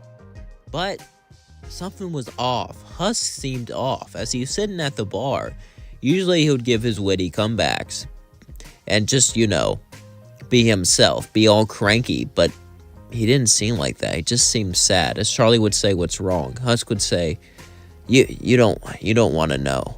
You don't want to hear about my problem." Charlie would say, "I do." As Husk would sigh and say, "All right." As Charlie would sit down, she was prepared to listen. She was prepared to listen to Husk's problem. She was prepared to help Husk. As then Husk would explain his situation, as he would tell Charlie that he was owned by the radio demon, and that he wanted to be free. As Charlie would say, "I'll tell him." As in Husk said, "Charlie, you're going to get hurt. Please, forget about it." As Charlie was shocked, Husk cared about her more than himself. That was truly selfless. As Charlie would smile and say, "Don't worry, I got a plan." As then Charlie would go over to Vaggie. Vaggie would look at Charlie. As Vaggie was concerned, Charlie and Vaggie would look at each other. As Vaggie said, "Well, what's wrong, Charlie?" Charlie would then sigh and say, "Listen, I think that something's wrong with Husk. And, well, I need to help him." Vaggie would say, "Is that so? Well, how so?" "The radio demon owns his soul." Vaggie would say, "The radio demon? Charlie, we can't. Please, Vaggie, please." Vaggie would say, "I'm sorry, we can't do this." Radio demon's too strong. You and your dad can handle him, but you haven't really fought before, and this can mess up the hotel. I mean, I want to, but Charlie would say, "Please." Vaggie would say, "All right, let's do it. But we need to come up with a plan together." Charlie would say, "Oh, ask him nicely." Vaggie would say, "No. Charlie, I love you. I really do. But you can't just ask him nicely. He's the radio demon, and he owns Alistair's soul for a reason. I'm sure he won't give it up." Charlie would... As Vaggie would go with Charlie, Charlie would walk up to the radio demon. As Alistair would look at them both. "So, what do you want?" Charlie would say, "Can you free Husk?" Alistair would get up and say no. Charlie would say, "Please, we can make a deal." Alistair would say, "A deal? Really?" Vaggie would say, "Don't you dare take her soul." Relax, relax, relax. I'm not going to take her soul. I have a better deal." As Alistair would walk up to Charlie, he would say, "Well, you see, if you make me a deal, I'll protect you.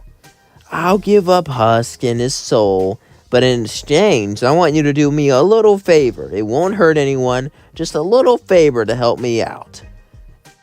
For the both of us. You help me out, I help you out." Charlie would think about this as she would look at him. Vaggie would say, "You can't be serious." As Charlie would say, "All right, deal." As they shook hands, suddenly, Charlie would free Husk's soul. As then Alistair would say, "Oh, by the way, angels can be hurt." "What?" "Yeah, by angelic weapons. I learned that.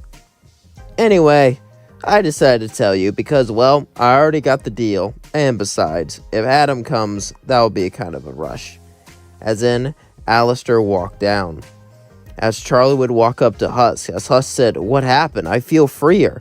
As in, Vaggie and Charlie would smile as Charlie said, "I freed you, Husk." His heart started to flutter as he's never felt like this before. He's never felt like someone actually liked him, like someone could actually do something for him like this.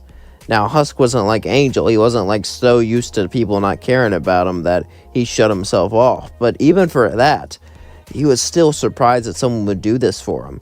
And he started to get a crush on Charlie. After all, she already looked kind of nice, and she had an amazing personality. But now, the fact that she's so kind, it really made Husk like her.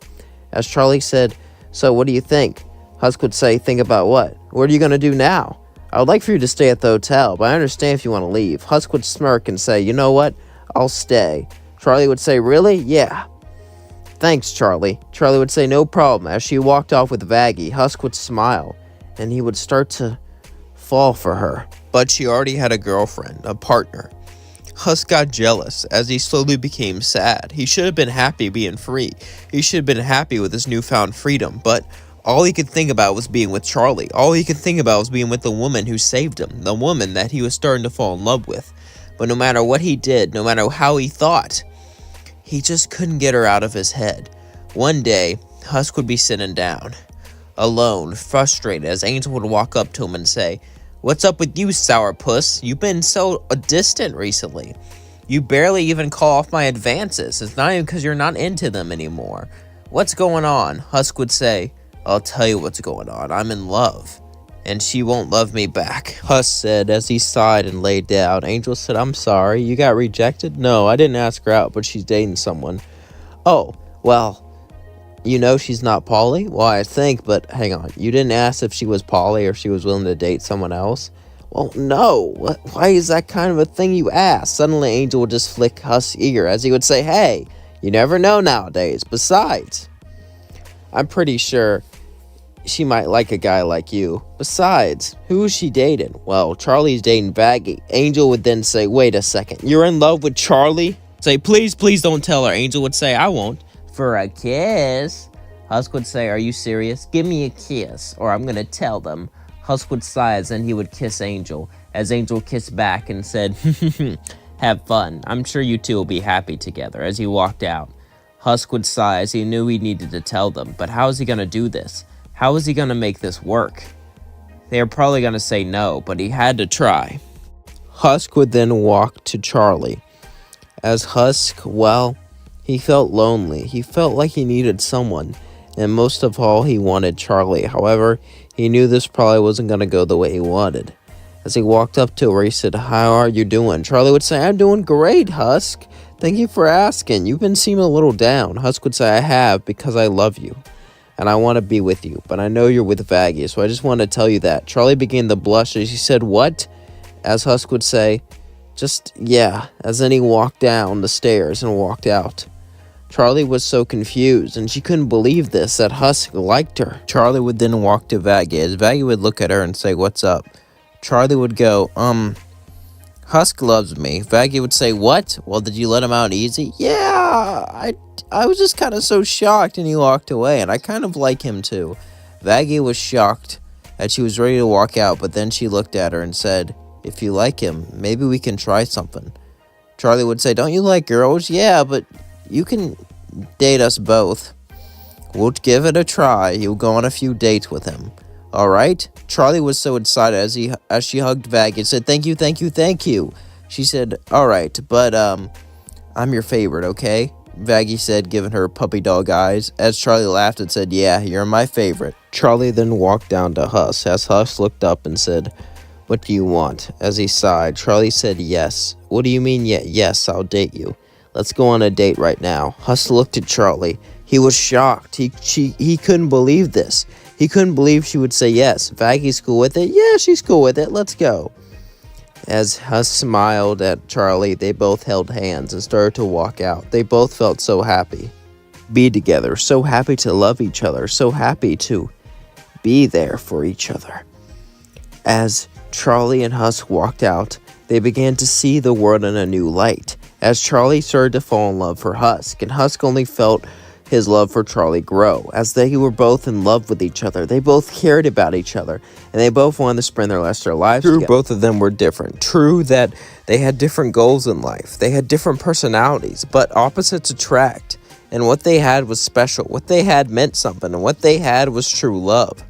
As Charlie would date Vaggie and Husk at the same time, and they would love each other. Vaggie wouldn't love Husk since she likes girls, but Husk would love Charlie, and Husk would learn to grow into this relationship.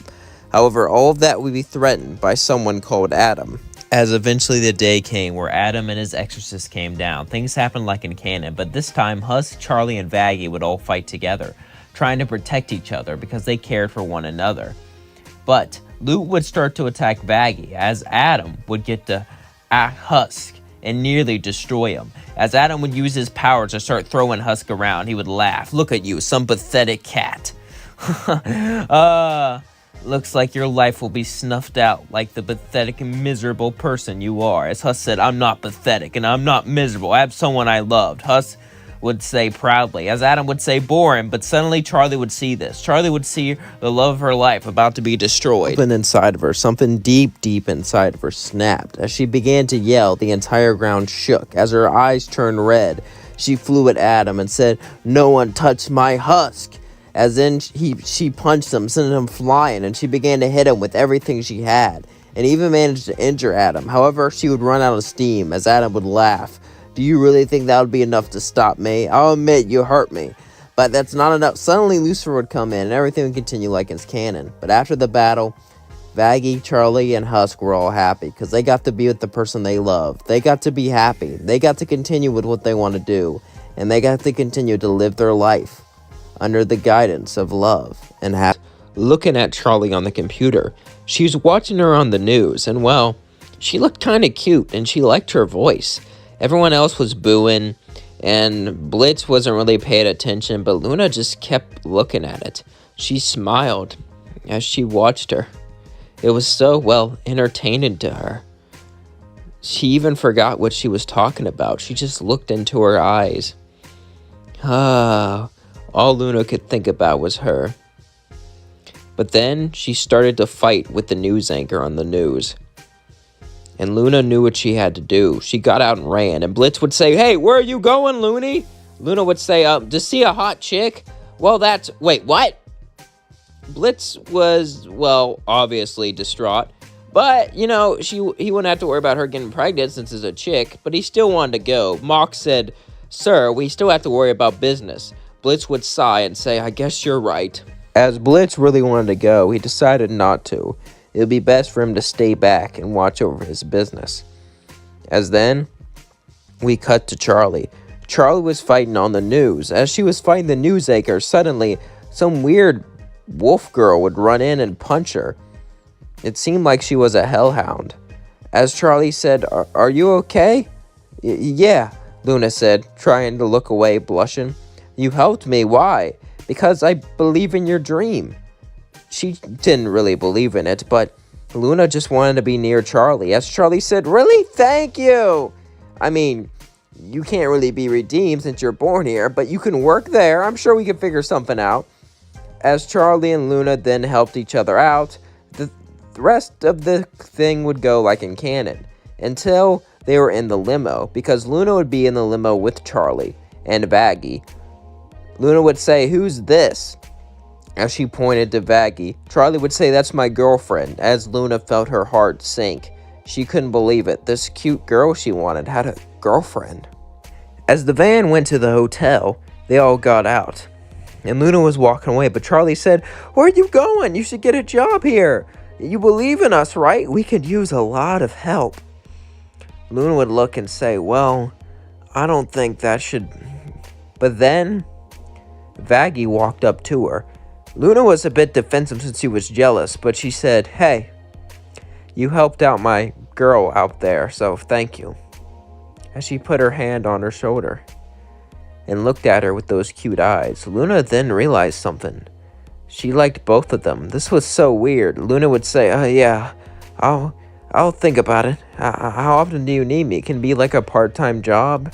I'm kind of with my dad a lot." So Charlie would say, "Oh, that makes sense. You bring him along. We'll work something out." Luna would say, "Will do. I'll bring him tomorrow." As then Luna came back late. Blitz was on the couch to say, "Where have you been?" Luna would say, "Just, can you come with me tomorrow? I need you for something." Blitz would then get up and say, Need me? Need me for what? You think I'm just gonna go run out there and help you forget about me? Leave me forever? Go move in with someone else?" Luna would look down sad. "Dad, I mean..." Blitz would smile as she called him Dad on accident. "You really think..." I just need your help, okay? There's a girl I like, but she's already with someone. I think if I make a good impression, she might choose me." That just sounds like a love triangle. Besides, we're way too busy to mess with. What if I told you she was rich? Blitz would then say, "How rich?" Princess Rich. Hang on, that's who you're going with? The princess? Luna, this is insane. If you try to I won't try to sabotage them. I know she'll love me. Please, just help me. Blitz would then sigh. Alright, fine. I'll help you get a job there, whatever, but only part-time. I need you here at the place. I need you for IMP, got it? Luna would nod, as Blitz and Luna then, the next day, went off to the hotel. Luna made sure to look good. Of course, Blitz knew why, but Charlie and Baggy didn't know why. However, it wasn't no fancy outfit. She just made sure to, show off what she had to show off. As they both were kind of flustered, especially Charlie. Charlie didn't think about Luna like that until she saw her. She looked so beautiful, so stunning. She couldn't believe it. However, she had to keep going. As Luna and Charlie would begin to talk, Charlie would offer her a job on the weekends, as she would accept graciously and smile as she shook her hand. As Luna left, we cut back to Charlie. Charlie would be thinking of Luna all night. Charlie couldn't help but think of her. She was so pretty, but she probably didn't think of her that way. Charlie dreamed. She would dream about Luna. She would dream about the future she could have with her. It was crazy. Each day she was with her, things got better and better. Luna got along well with Husk, since Husk was, antisocial and could tell a lot about a person, just like Luna. And Husk knew about their love triangle. So did Angel, but they didn't say anything.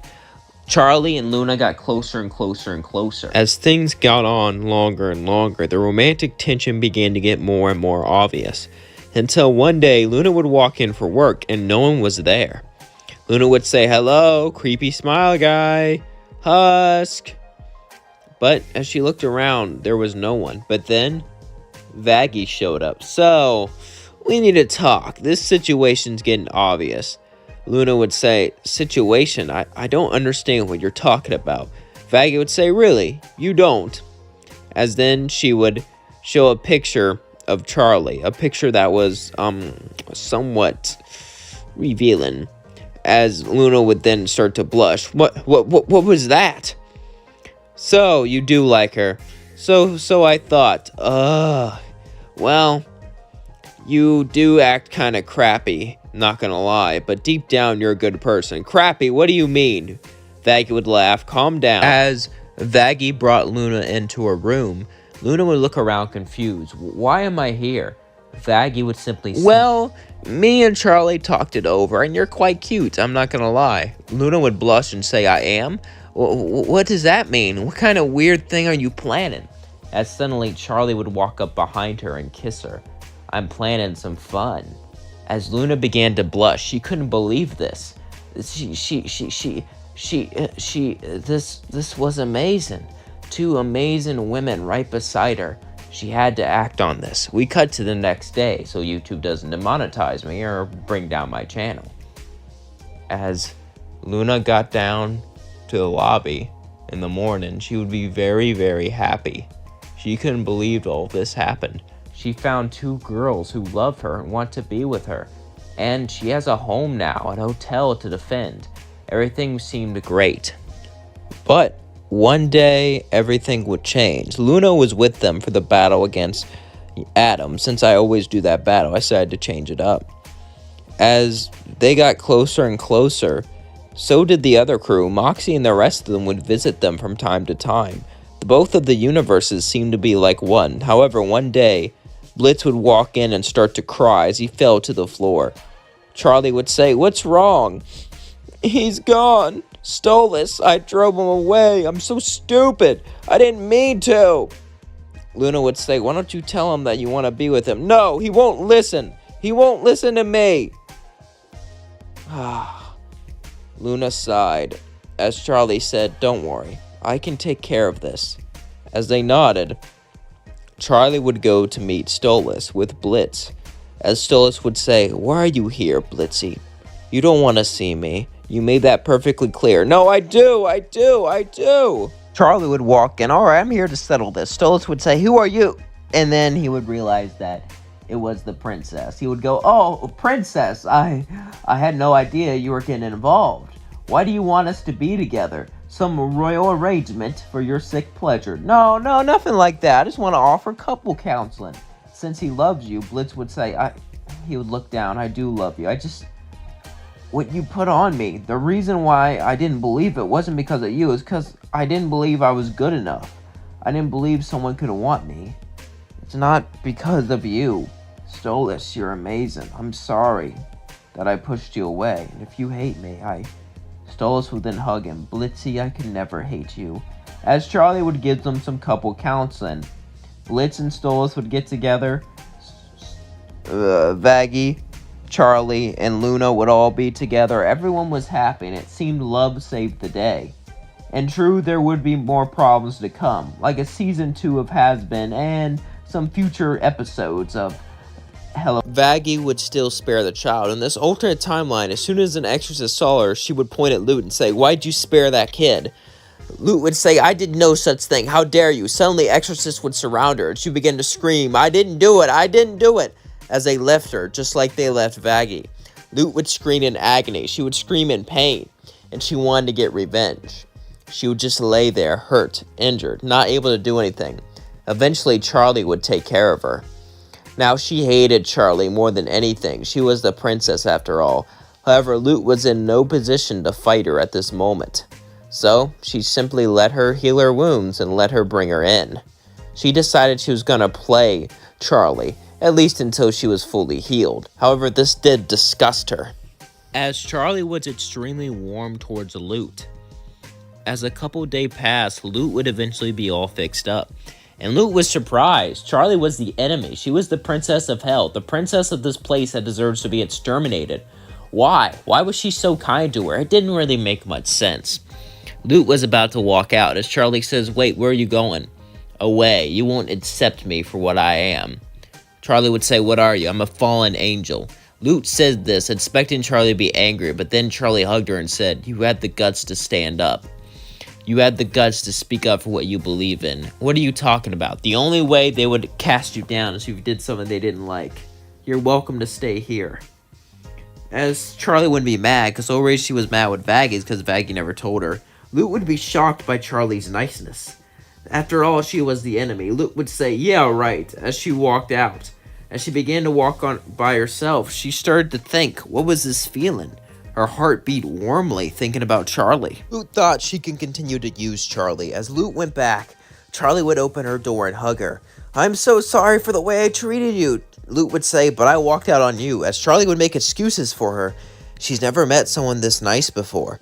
If it was Adam would have yelled at her for doing this, for walking off. As Lute would say, yeah, as Lute would stay with Charlie, a few days would pass, as Lute was getting used to this new kind of lifestyle. Charlie didn't have a hotel yet, just an apartment, but now Charlie could afford a big castle or something like that, but that's a big target, and she would need lots of bodyguards, so she laid low with Lute.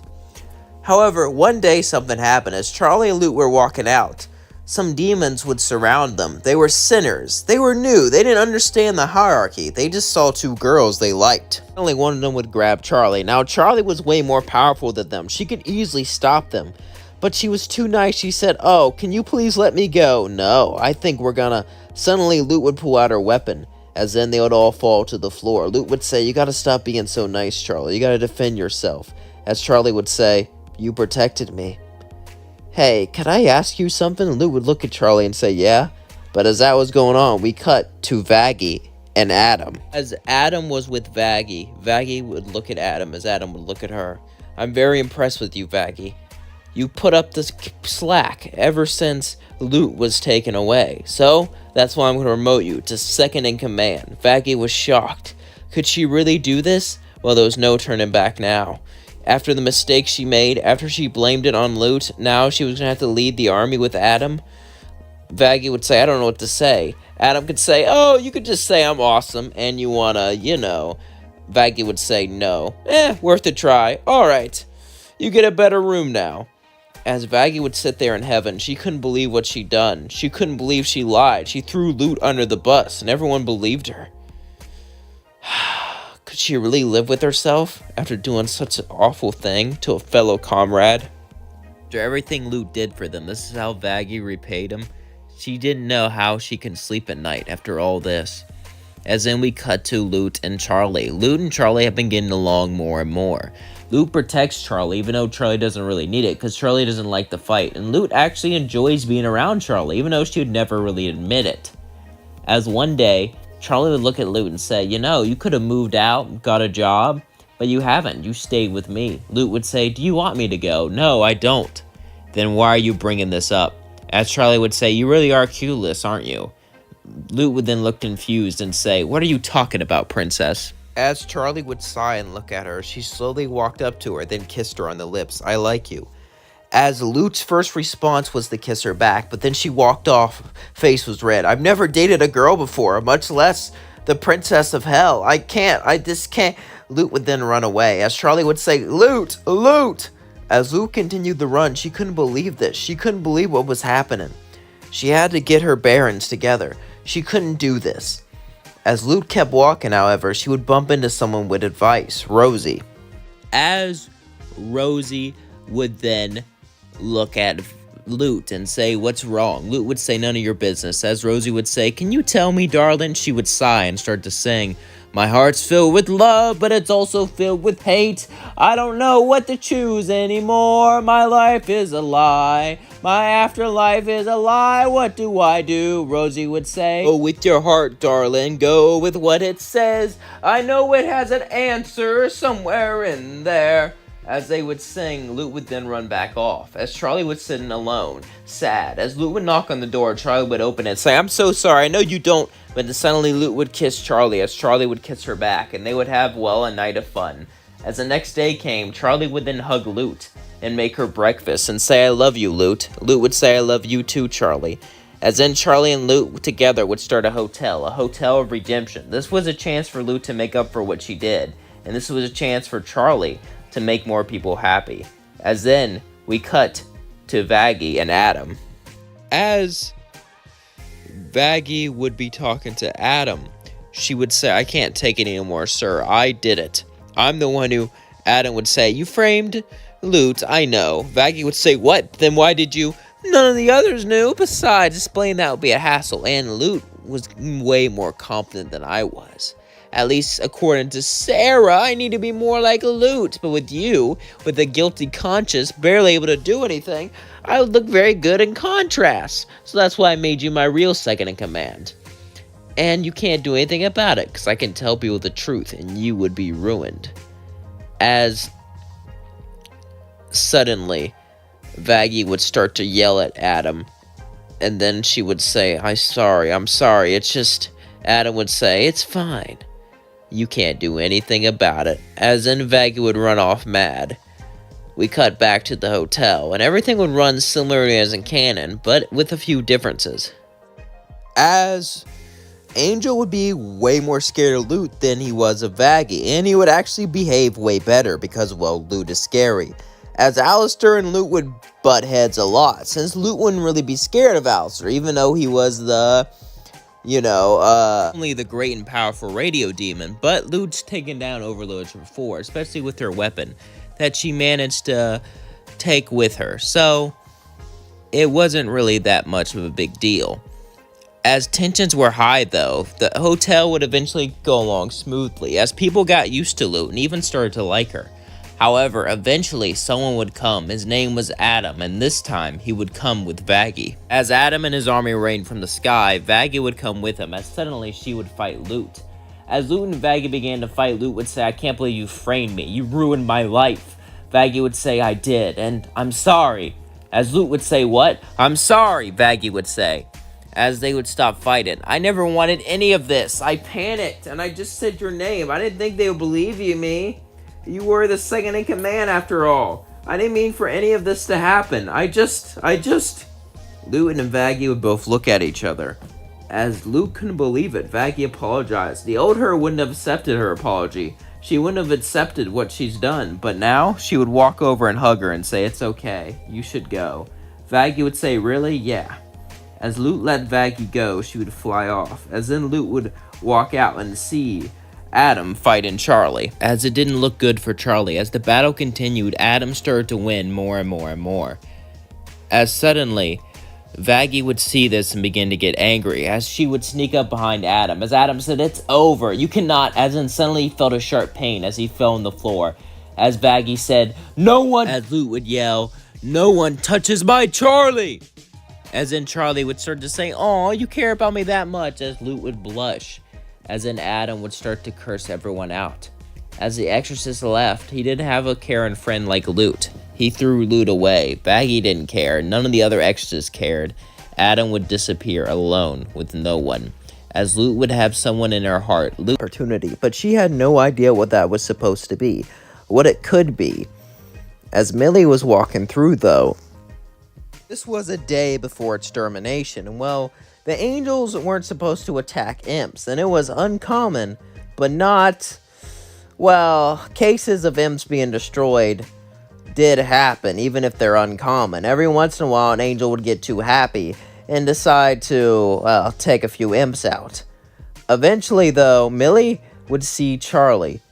As Charlie looked sad, it was a day before extermination day. She wished she could get rid of it, but she didn't know how. As Millie walked up to her, she said, "What's wrong?" Charlie was surprised, and Imp was talking to her. Now, she didn't dislike imps. After all, she's Charlie, a beautiful, lovely, kind princess of hell. But she noticed most imps took to herself, but this imp wanted to talk to her. Of all people. Millie looked at her and said, "What's wrong, sweetheart?" As she looked deep into her soul, Charlie felt something towards this imp. This imp seemed kind and genuine. Most imps were downtrodden and given up, but she looked full of hope, and Charlie liked that. As then Charlie would tell her how she felt about sinners and how she hated how they were going to be wiped out. And she wished there was a way to get them away from this. Millie would laugh and say, "Yeah, it's too bad they just can't go into heaven." As Charlie then stood up and say, "Millie, you gave me an idea." As then she would grab Millie's hand and say, "Do you mind helping me out with something?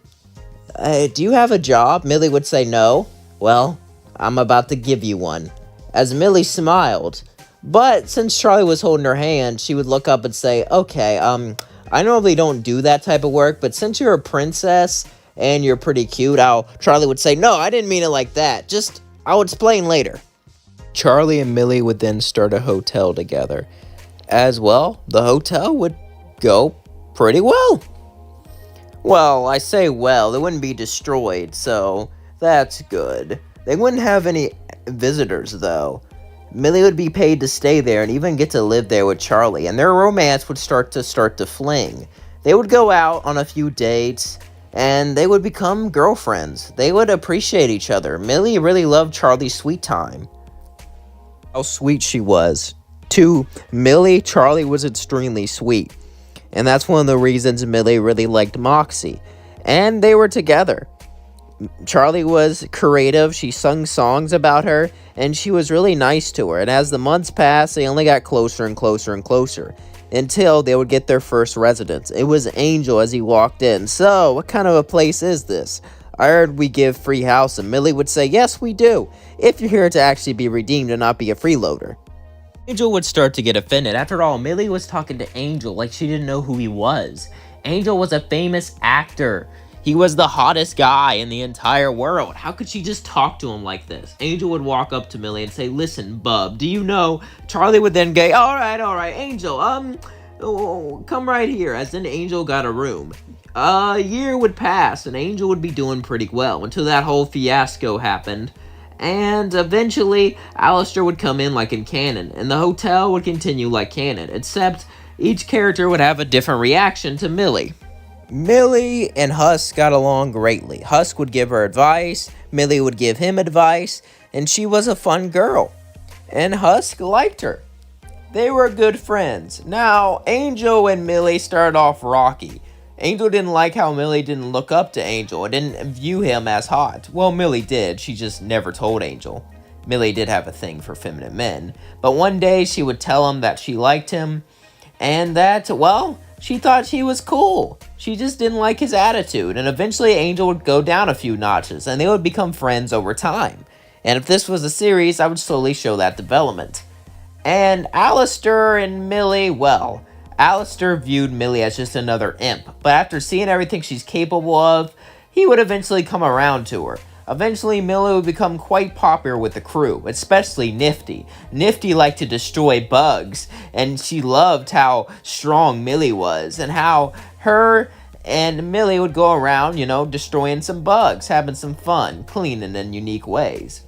However, eventually though, Charlie would have to have a meeting in heaven, and she wanted Millie to come up with her. As Millie went up with Charlie to heaven, Millie was nervous. After all, she was an imp, the lowest class. The only class below her were hellhounds. And she was going to heaven? What would the others think? As she walked up, St. Peter was shocked. So, you have an imp with you. That's interesting. Anyway, come in. As they started to sing Welcome to Heaven, they started to walk in. As Charlie left, Millie would stay behind as she was nervous, as Adam would walk in. Well, an imp! I can't believe your girlfriend would date such a thing. Oh, so small and puny. I guess she has taste, huh? Does that mean she likes little weak? As in suddenly, Millie would punch Adam as he would fall to the floor. Ugh, what the F? As Millie would say, I'm not as weak as you think. As Adam looked at Millie, angry. I was gonna make a deal with you. I was gonna have you betray that little princess, and you could have had so much money, whatever you desired, but now that deal's off. Millie would say, I'll never betray my girl. Luke would say, your love is disgusting. And well, I will take great pleasure in exterminating you. It's rare we get to exterminate imps, since sadly we can't exterminate too many without people getting too upset. But every once in a while, I'll get the pleasure of wiping one out. You'll be one of them. An uppity girl, who thinks they can save a princess. Aw, don't make me sick. Your love is an abomination, and you should be ashamed of yourself. Millie said, F you. As then, she looked at her, ready to fight. But she knew she couldn't do this. This was heaven. She couldn't fight on their territory, so she simply sighed as Lute and Adam left. As in, everything else would go like in canon, except there would be no big reveal of Millie lying to Charlie. Since, no Vaggie, so no big fight.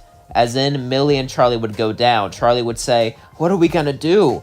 They're gonna attack us. Millie would say, we can fight back. I know so, hun. As Alistair would walk in and reveal that he knows something about angels that Charlie doesn't, but he'll make a deal with her. As in, Millie says, let me make the deal. Take my soul. Charlie would say, no. Yes, I know I'm just a hellborn, so it doesn't mean as much, but Alistair said, oh, that's sweet. But I was going to ask for your soul, just a favor. You wouldn't hurt anyone or do anything like that, just a small favor. As Charlie would then agree against Millie's best judgment. As then, things would continue like a canon, except this time Millie would go to Carmilla Carmine, and Carmilla Carmine was expecting this. However, the whole fight for love thing wouldn't happen. She would jump down because she already knew she was fighting for love, not revenge or anything like that. As then, Camilla Carmine would start to sing, why do you fight? Why do you come? Millie would say, I come for love. As then, Camilla Carmine would test her skills, and well, she was way more skilled than Vaggie. Vaggie was a skilled fighter, but she was an exorcist. They were overconfident and, revealed weaknesses, but Millie didn't fight like that. Millie fought a lot better. And Camilla Carmine respected Millie and decided to give her the angelic weapons. As Millie would go back to the hotel, she began to train with Charlie. As Charlie got the army and Millie got the weapons, they would train continuously. Millie had far more skill and knew how to fight. However, Charlie had way more magic. Millie knew Charlie had a lot of potential, and Charlie could win this alone if she only knew how to battle. They would train all night long as she became stronger and stronger. But as they trained, they began to move together. They began to sweat together. And well, to enlighten their spirits, they decided to have a fun time. As the next day came, they were both in each other's bed. As Millie said, are you ready, love? Charlie said, I was born ready. As they got their clothes ready and left, ready to fight the angelic army. As the army gathered there, ready for the angels to strike at any second, they waited and waited until a portal opened up and Adam flew down. And the battle went just like in canon, except for Vaggie fighting Loot, it was Millie fighting Loot, and Millie wouldn't show any mercy. As Millie and Loot fought, they gave it their all. And the fight was closer since, she couldn't really fly. However, Millie would still come out on top, and she would destroy Loot. With Loot gone, Adam would be destroyed, just like in canon. This time, there'll be no Loot and no Adam. No way for an exorcist to attack.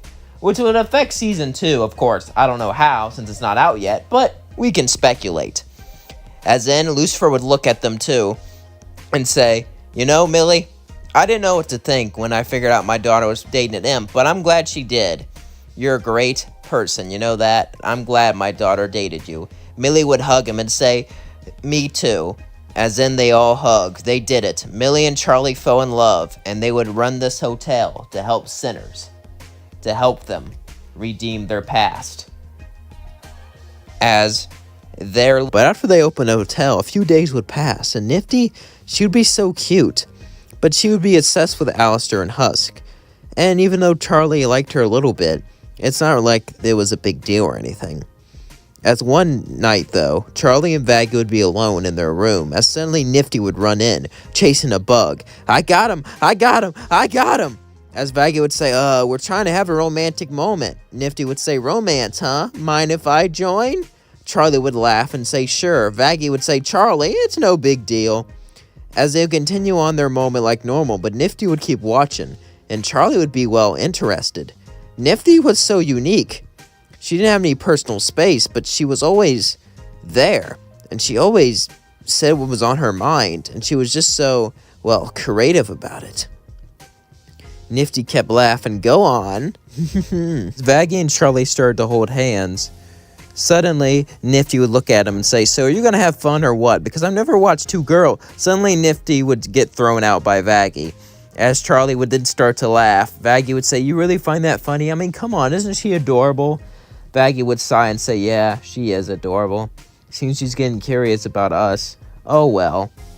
Charlie and Vaggie would then go about their day like everything was normal. However, as time passed, Charlie noticed something. Nifty was always in their business. She was always watching them together. One day, it finally on Vaggie as she would yell, why are you always staring at us and following us? Nifty would look at them as she looked back a bit as she walked away. Charlie would say, Vaggie, no, I'm tired of it. Because you guys are just so cute. And I didn't think I liked girls, but you two are just so amazing. I want to be a part of it. But Nifty then walked away. As Charlie and Vaggie were shocked. They couldn't believe this. Nifty had a crush on them. I guess it made sense. That's why she was always watching them. And Charlie and Vaggie would start to talk about it. Charlie would say, sorry, I know you can't. Vaggie would say, I think we should give her a chance. What? But Vaggie, look at her. She's so cute. And, she might be, eccentric, but she cares about us. Let's go on one date with her. Charlie would say, I don't know. Vaggie would say, you're the one who likes her more than me. Besides, it'll be fun. Charlie then sighed and said, all right, we can go on one date. As Charlie and Vaggie would go out to Nifty's room, Nifty would be sitting there. Think about how dumb she was and how awkward she was. Usually she didn't care about things. Usually she just acted accordingly. But now she cared more than anything. She never felt these feelings towards a girl before, much less two of them. She couldn't believe that she kept on watching them. She called herself stupid over and over as she simply sat down in the bed. As suddenly Charlie and Vaggie would open the door. Charlie said, hey, Nifty, we have something to talk about. Nifty would say, you're not going to kick me out of the hotel, are you? Vaggie would then sit in front of Nifty and say, no, we're not going to do that. In fact, we wanted to go on a date with you. Nifty would look at them both. As she stared at them blankly for minutes on end, Charlie would say, is she okay? Do we need to call? And then suddenly Nifty would scream, ee! And she would run around the walls, extremely happy, extremely excited. As Vaggie and Charlie both laughed, she said, well, I guess that answers that question. As Charlie and Vaggie then got Nifty, decided to bring her around the town. As Charlie and Vaggie and Nifty were walking around, they started to talk and have fun. They would do things. They would go to a carnival, go to a park, and just enjoy the town. Honestly, it was very enjoyable. Nifty loved the chaos. She loved the destruction around her. Vaggie was used to it, and Charlie was a little worried, but she was able to carry herself well. However, as all this was going on, we cut back to Alistair. Alistair enjoyed having Nifty under him. After all, she liked it. She liked working for a bad boy. However, now that she was dating Charlie and Vaggie, she wasn't going to be able to do time with her duties, and Nifty was extremely powerful. But she just never rebelled because, well, she liked Alistair. Now all that might change. She had to make sure he would stay under him, or not. Maybe he can bargain with her. As he began to continue thinking, he then smirked as he walked up to Husk. "So, Husk, how does Nifty feel about you?" Husk would say, "She hates me." As in, he would say, "No, she doesn't. You're just saying that because you don't want me to use you as a hostage." As Alistair started to laugh, the entire ground began to shake as Husk looked at Alistair. Alistair would say, "But sadly, I can't. Because if I did that, I would ruin my relationship with Charlie. I need to bide my time and come up with a good deal," Alistair would say as he laughed and walked off. As the weeks passed, Alistair would become more and more worried, until he finally had to make a deal. He knew that he was going to lose Nifty eventually, because, well, Charlie loves her, and Charlie had way more power than Alistair. And even though she didn't know how to use it, she'll learn how to use it eventually. And Alistair was owned by her mother. Probably. We don't know that yet, but most likely. Alistair was getting more and more desperate until finally he would talk to Nifty privately, as he would say, "So Nifty, do you know why I brought you to the hotel?" Nifty would say, "To clean, of course, and to work for a bad boy. But I like working for Charlie too, a good girl, and well, a mean girl like Vaggie, almost a bad girl sometimes." Nifty would laugh, as Alistair would say, "Yes, well, anyway." He sighed. He had to word this correctly. "You know, I have an idea. You know, you can't really be with them fully if you're under me, right?" Nifty would say, "Oh, good. I was gonna ask Charlie and Vaggie to talk to you about this, but it seems like you're gonna..." Alistair would then get panicked, and he said, not so fast. I want to make a deal with you, a deal to be free. However, you're going to have to do a little something for me." Nifty would then look at him and say, "Ow, you're so bad. I thought you were Ace. But I guess if you really want to, I can..." Alistair would say, No. I just tell Charlie and Vaggie if I let you go, they can't hurt me. They cannot attack me unless I hurt someone they care about. That's the deal." Nifty would say, "I'll tell them." As the next day, Nifty would walk up to Charlie and Vaggie and say, "Hey, guys." They would then smile and kiss her. "Hey, ready for another date?" "Well, yeah, but Alistair has some good news." As Vaggie then looked at her, fearing the worst. What does this good news mean? Since, Nifty liked pain and everything, she thought he hurt her. As they both looked at her, very concerned, Nifty would look up and say, "He wants to free me, but on conditions." Vaggie would say, "We shouldn't negotiate with him. You should just use your royal powers too." Charlie would say, "No. We're using this hotel to redeem people. Besides, if he's willing to do something good just for a little leverage, why not help him?" Vaggie would say, "Charlie, we can't." Charlie would then say, "What is his negotiations?" Nifty would say, "You can't hurt him unless he hurts someone you love." You know how vague that is, Charlie? We can't just... He said we can't, but we can always get my dad or someone, Charlie would say as she laughed. Nifty would say, "Oh, that's thinking outside the box. That's bad. I like it," as Nifty started to laugh. Since Charlie was the strongest one there and had the most potential, she decided that she would visit Alistair. As she walked up to Alistair, Alistair would look at her and say, "So what is it, darling? What do you propose?" Charlie would say, "I want to accept your deal. However, I want to add in something. If you try to betray our trust, I can hurt you." As suddenly, Charlie's eyes would turn red, as the ground would shake, as she would show off some of her power. She's never done this before. She's never threatened someone like this, but she had to. She had to so strong, and she had to protect Nifty. Alistair would look at her and begin to think until he said, "Very well, dear," as then they shook hands.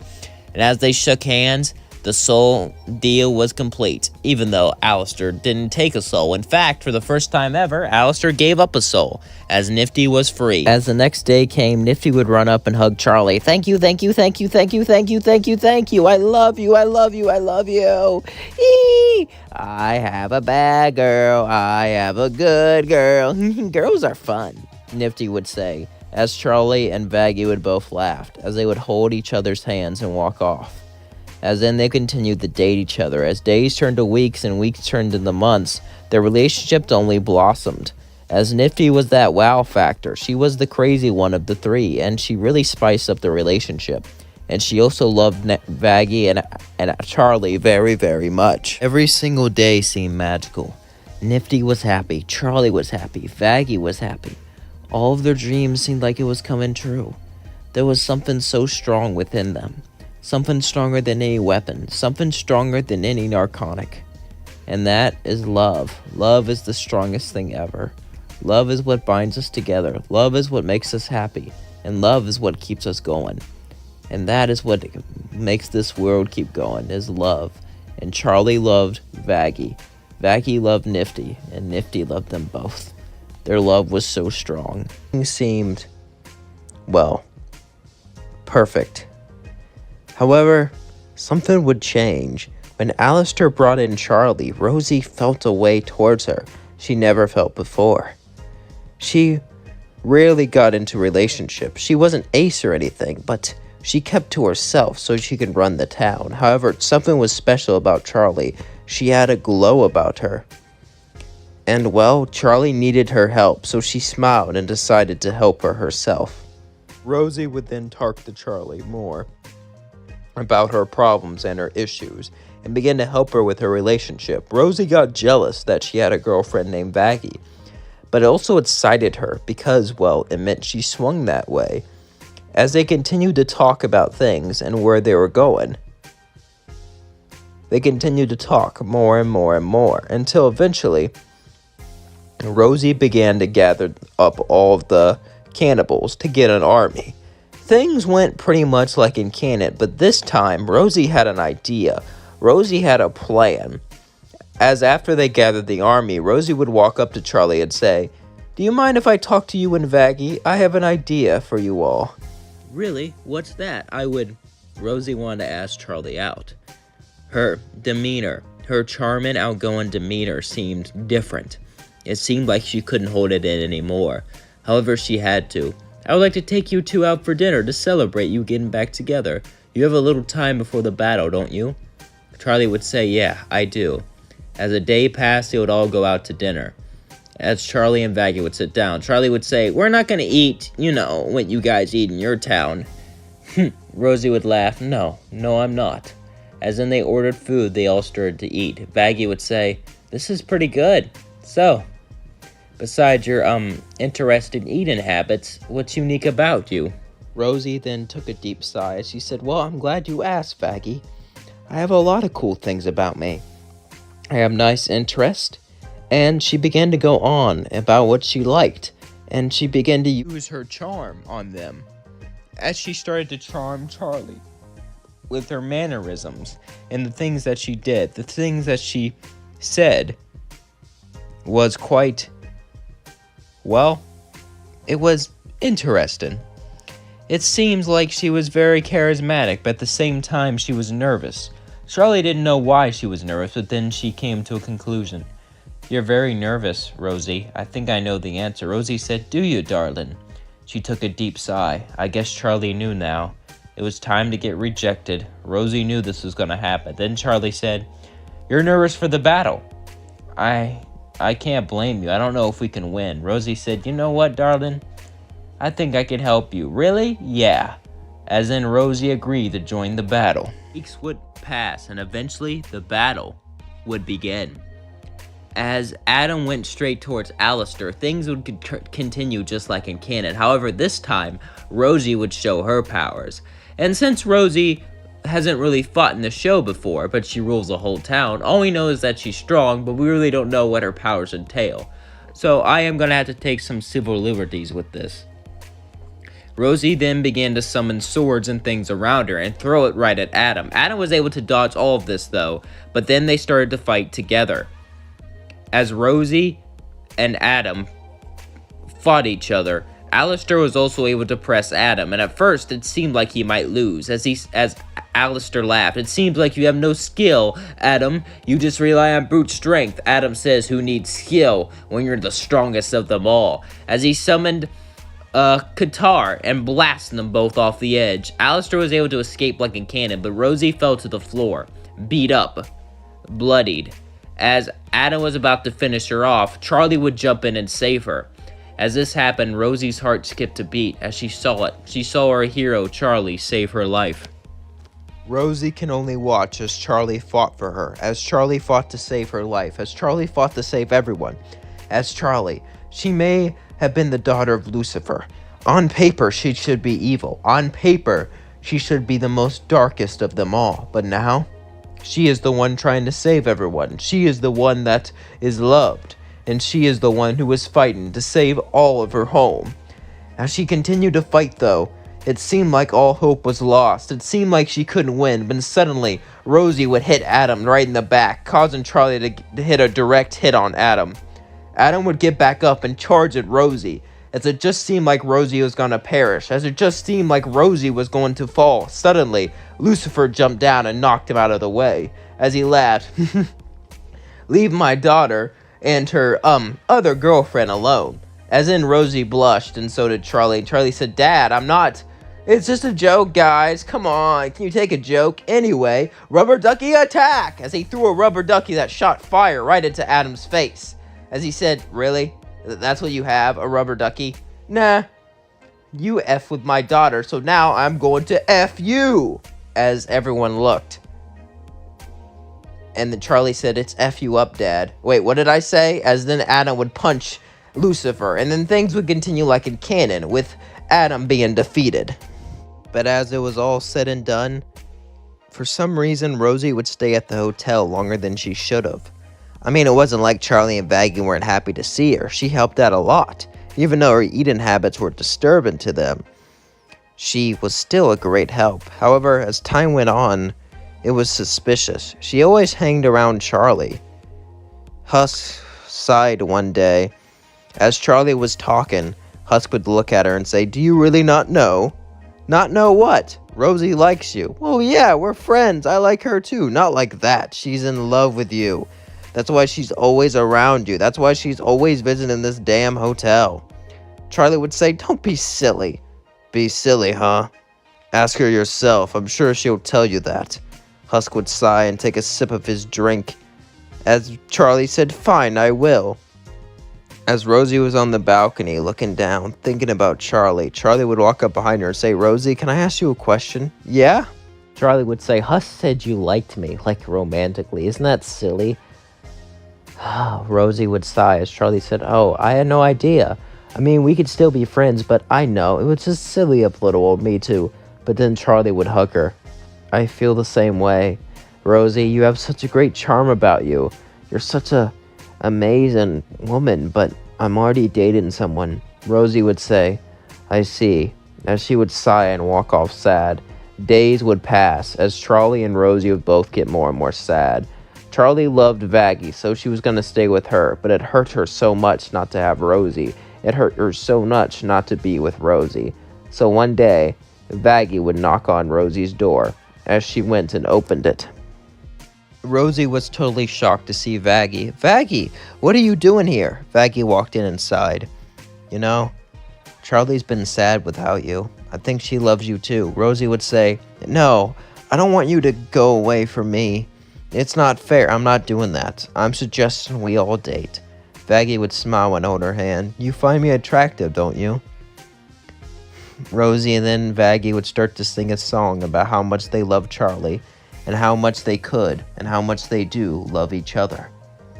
As then they would go over to Charlie's. As they knocked on the door, Charlie would open it. As Rosie was there, Charlie would say, "What's this?"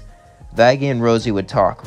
"Darling, do you mind dating us both? Do you mind having us both be together?" They both looked at each other as Charlie said, "Yes, yes," as she hugged Rosie crying, and Rosie hugged back, as then they kissed. As they both kissed, they felt the love that they felt for each other increase. Rosie was alone for so long, running a town full of people who literally devoured each other. She thought she couldn't feel love like this. True, she was kind to others. True, she was friendly. But this type of love, she never thought she could feel it. She never thought she could open herself to something so amazing as this. And Charlie, she felt happy too. She felt that if Vaggie and Rosie were on her side, she could take on anything. As they three dated, they only got stronger and stronger together. As it seemed like their relationship would blossom, love conquered all. Even though that they were in love, even though they were so different, even though they'd been through so much, their love and happiness brought them together and made them feel something that they could never feel before. Pure and utter joy. And that is what love does. If you love a man, if you love a woman, no matter the gender, no matter their ideology, no matter where they're from. Her surgery, as this was before she transitioned. She wanted to change. She wanted to feel like she could be better. She wanted to feel like she could be comfortable in her own skin. As she went to get the surgery, they upped the price. It was $1,000 more than what she had. As she started to cry, she wasn't going to be able to afford it. She saved up for a whole year, and it wasn't enough. As Charlie was there coincidentally, Charlie was there to get her traditional checkup. Since she was the princess, she had free checkups whenever she wanted. As she walked out, she saw Sally Mae in tears, so she would walk to her and say, "What's wrong?" Sally Mae would then look at Charlie, as she would say, "It's just, I can't afford my surgery. You see, I've been born in the wrong body. All my life I've wanted to be a girl, but this was my last chance to do it." Charlie would say, "You're still a girl, you know. It doesn't matter what you look like on the outside and the inside." Sally Mae would say, "I know, but I just want people to think, never mind." As Charlie would go over and pay for it, Sally Mae would be shocked and say, "You don't have to do that." Charlie would say, "Nonsense." As Sally Mae would get it done, instead of having Millie drop her off like she planned, Charlie would, as she went to the farm and dropped her off.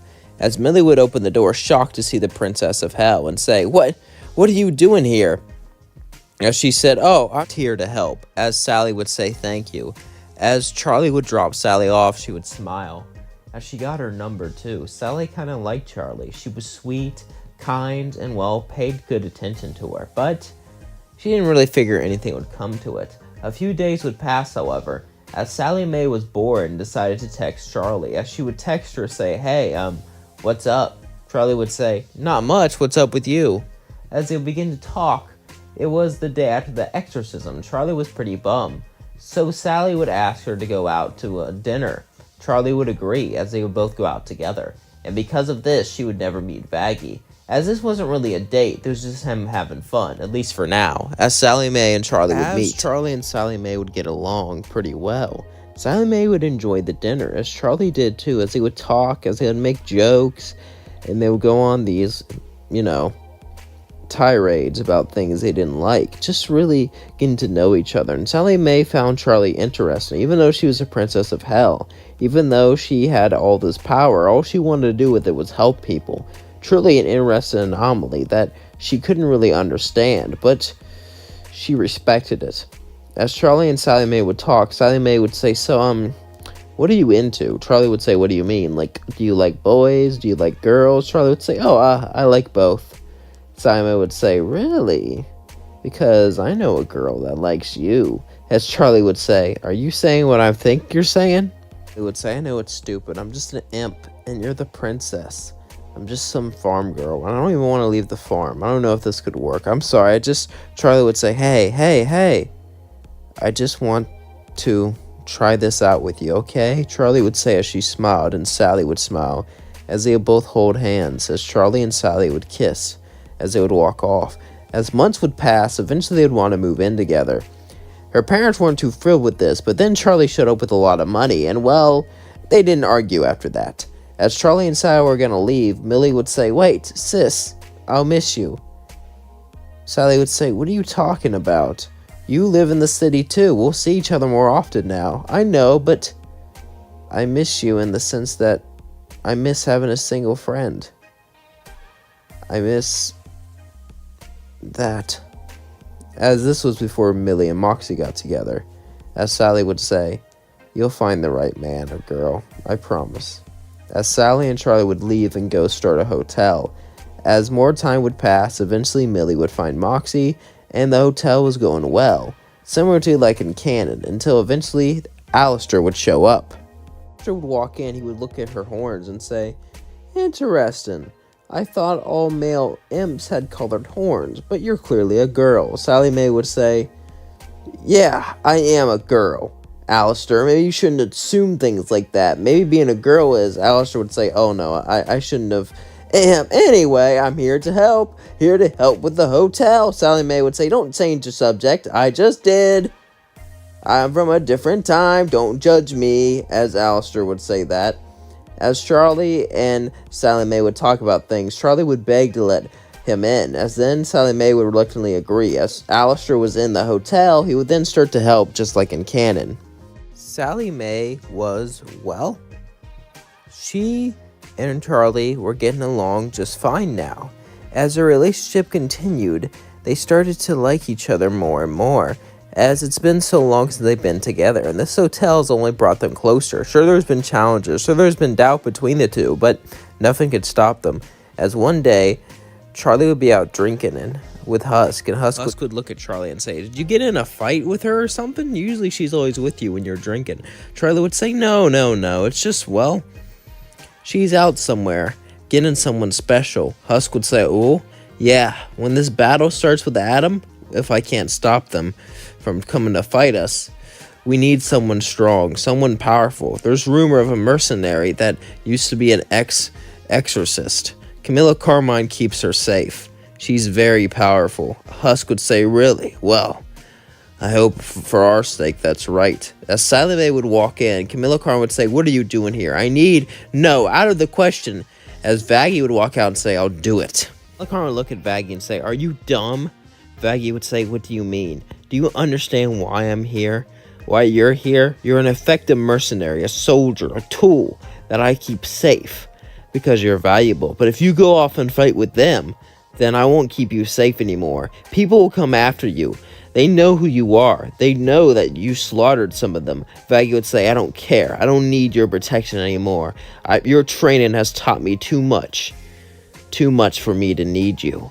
You shouldn't have made me as strong as I am." Vaggie would say as she jumped down. Camilla Carmine would say, "Your arrogance will be your undoing," as she would walk away. As Vaggie and Sally Mae would then go to the hotel. As Sally Mae would then run and hug Charlie, she would say, "Is it done? Yeah, we got some weapons." And her. As Vaggie would look, she would be very different in this timeline. She would be scarred all over, as she was a mercenary here, who would slaughter any demon in her way. Without Charlie's kind influence, her personality didn't change. In fact, when she spared that sinner, she regretted it. She viewed it as a sign of weakness that pushed her away. And now she wants to prove she's not weak by getting rid of the one who threw her down, the one who casted her away, to get rid of Loot herself.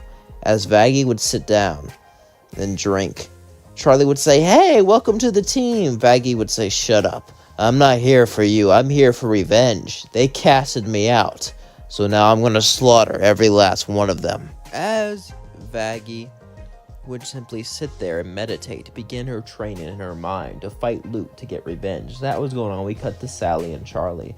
As the battle was getting closer and closer, as they would look at each other, and Sally would say, I don't want to lose you. Charlie would say, "I don't want to lose you either," as then they would kiss and say, "We can do it. Together, we can fight like no one's ever seen. Together, we can make it. We can go forward like no one's ever known." As then Sally would pick up a dagger and say, "That guy's too confident. I have an idea." As eventually, we cut to when the battle starts. As the entire place would be set ablaze, as Adam and his men would destroy everything in their path, wrecking everything like it was nothing, as everything was on fire, as everything was rubble. Eventually, Charlie would start to battle Adam. As Charlie fought Adam, Sally Mae would wait in the shadows with her dagger ready to strike. As Loot with her team was inside the hotel, suddenly her teammates would drop one by one as they were struck down from the shadows, as then Vaggie would appear behind her. Right before she hit her, Loot would fly away and say, "You're getting sloppy." Loot would say, "Shut up. You're a reject, an outcast." Vaggie would say, "Yeah, but at least I'm still alive," as then they started to battle each other. as the fights were intense, as Vaggie and Loot would push themselves with everything they got, attack each other with every technique they've learned over the years. But eventually, Vaggie would come out top and slay her. As then we cut to Charlie and Adam. When Adam was about to finish off Charlie, suddenly Sally Mae would appear behind him and slaughter him. As then Vaggie and Charlie would never meet. As Charlie would start the hotel, she would start to struggle, as there was no one there to support her, no one there to keep her going. As things got hard, she continued with her dreams, however, continued to try to push through, as things would continue in canon relatively, but without Vaggie, until eventually Charlie would have a meet in heaven all by herself. She was so worried. She felt like she couldn't do it. She had nothing but step back after setback after setback after setback. It felt like the entire world was against her. No matter what she did, she couldn't move forward. She couldn't make any progress. It seemed useless. It seemed like everything was against her. As she went to the meet into heaven, though, in this timeline, someone would see her, Sarah. Sarah would blush looking at Charlie. Sarah hasn't felt these emotions before towards anyone, but Charlie just had a beautiful glow to her. As then, she would start to think to herself, I need to stay calm. I need to stay present. As the meeting went on, Sarah couldn't focus. She just stared at Charlie as she gave her speech. Eventually, Sarah would say, all right, if you want to redeem sinners, I will give you a chance. This shocked everyone. I want you to bring someone up here, and we'll meet personally, just you and me. Understood? Charlie would say yes. As she got excited, she left. As then Sarah would walk down, and Adam would say, what the F was that? As Sarah would talk to Adam, Adam would say, are you sure that's a good idea? It's a perfect idea. I'll be able to humiliate her and show everyone how dumb her plan really is. I'll bring up hope for her, hope for heaven to change, and then I'll show how terrible that is, and they'll never go back. Adam would say, that's pretty smart, boss, as he walked away, but then Sarah blushed as she thought about Charlie. Charlie was Lucifer's daughter. I mean, Lucifer and her used to be best friends till he was kicked out. He couldn't date her. No. She couldn't do this. She knew for a fact that this was wrong. She had to hide these feelings, hide these emotions. As we cut back to Charlie, she walked into the hotel excited. Alistair would say, you seem excited. You've been quite sad for a while now. What's got you all riled up? As then Charlie would say, well, I got a chance. Sarah said I could bring someone up to heaven to try to prove my point. Alistair would say, really, huh? Well, you're gonna fail miserably, but have fun trying, as she would walk up to his room. As then Charlie would say, so who wants to go, Sir Pinchus or Angel? As Angel would say, I know my name's Angel, but I don't really want to go. As Sir Pinchus would say, pick me. Charlie would say, all right, you can go. Yes. As then Sir Pinchus and Charlie would start to practice how they would act in heaven. As Charlie felt hopeful for once, she felt like she could actually change things. She felt like things were finally going in her favor. As then we cut to Sarah, as Sarah was sitting down on the couch. She usually was a workaholic. She worked very hard for heaven. She was the head of the council that overseed many things, since God's been gone for a long time. And yes, Vizzy Pop did mention that God is canon, so he does exist in this universe. As Sarah would continue to stare up, not knowing what to do, not knowing how to think. She hasn't had a crush in a very long time, and never on an enemy. This can't be right. It isn't right, she would tell herself over and over and over again. Besides, she was so much more mature than her. She made so much better decisions. She just sang and went along with her heart. It was so dumb. Sarah would tell herself this days after days after days, as she couldn't shake the feeling. She couldn't shake her emotions.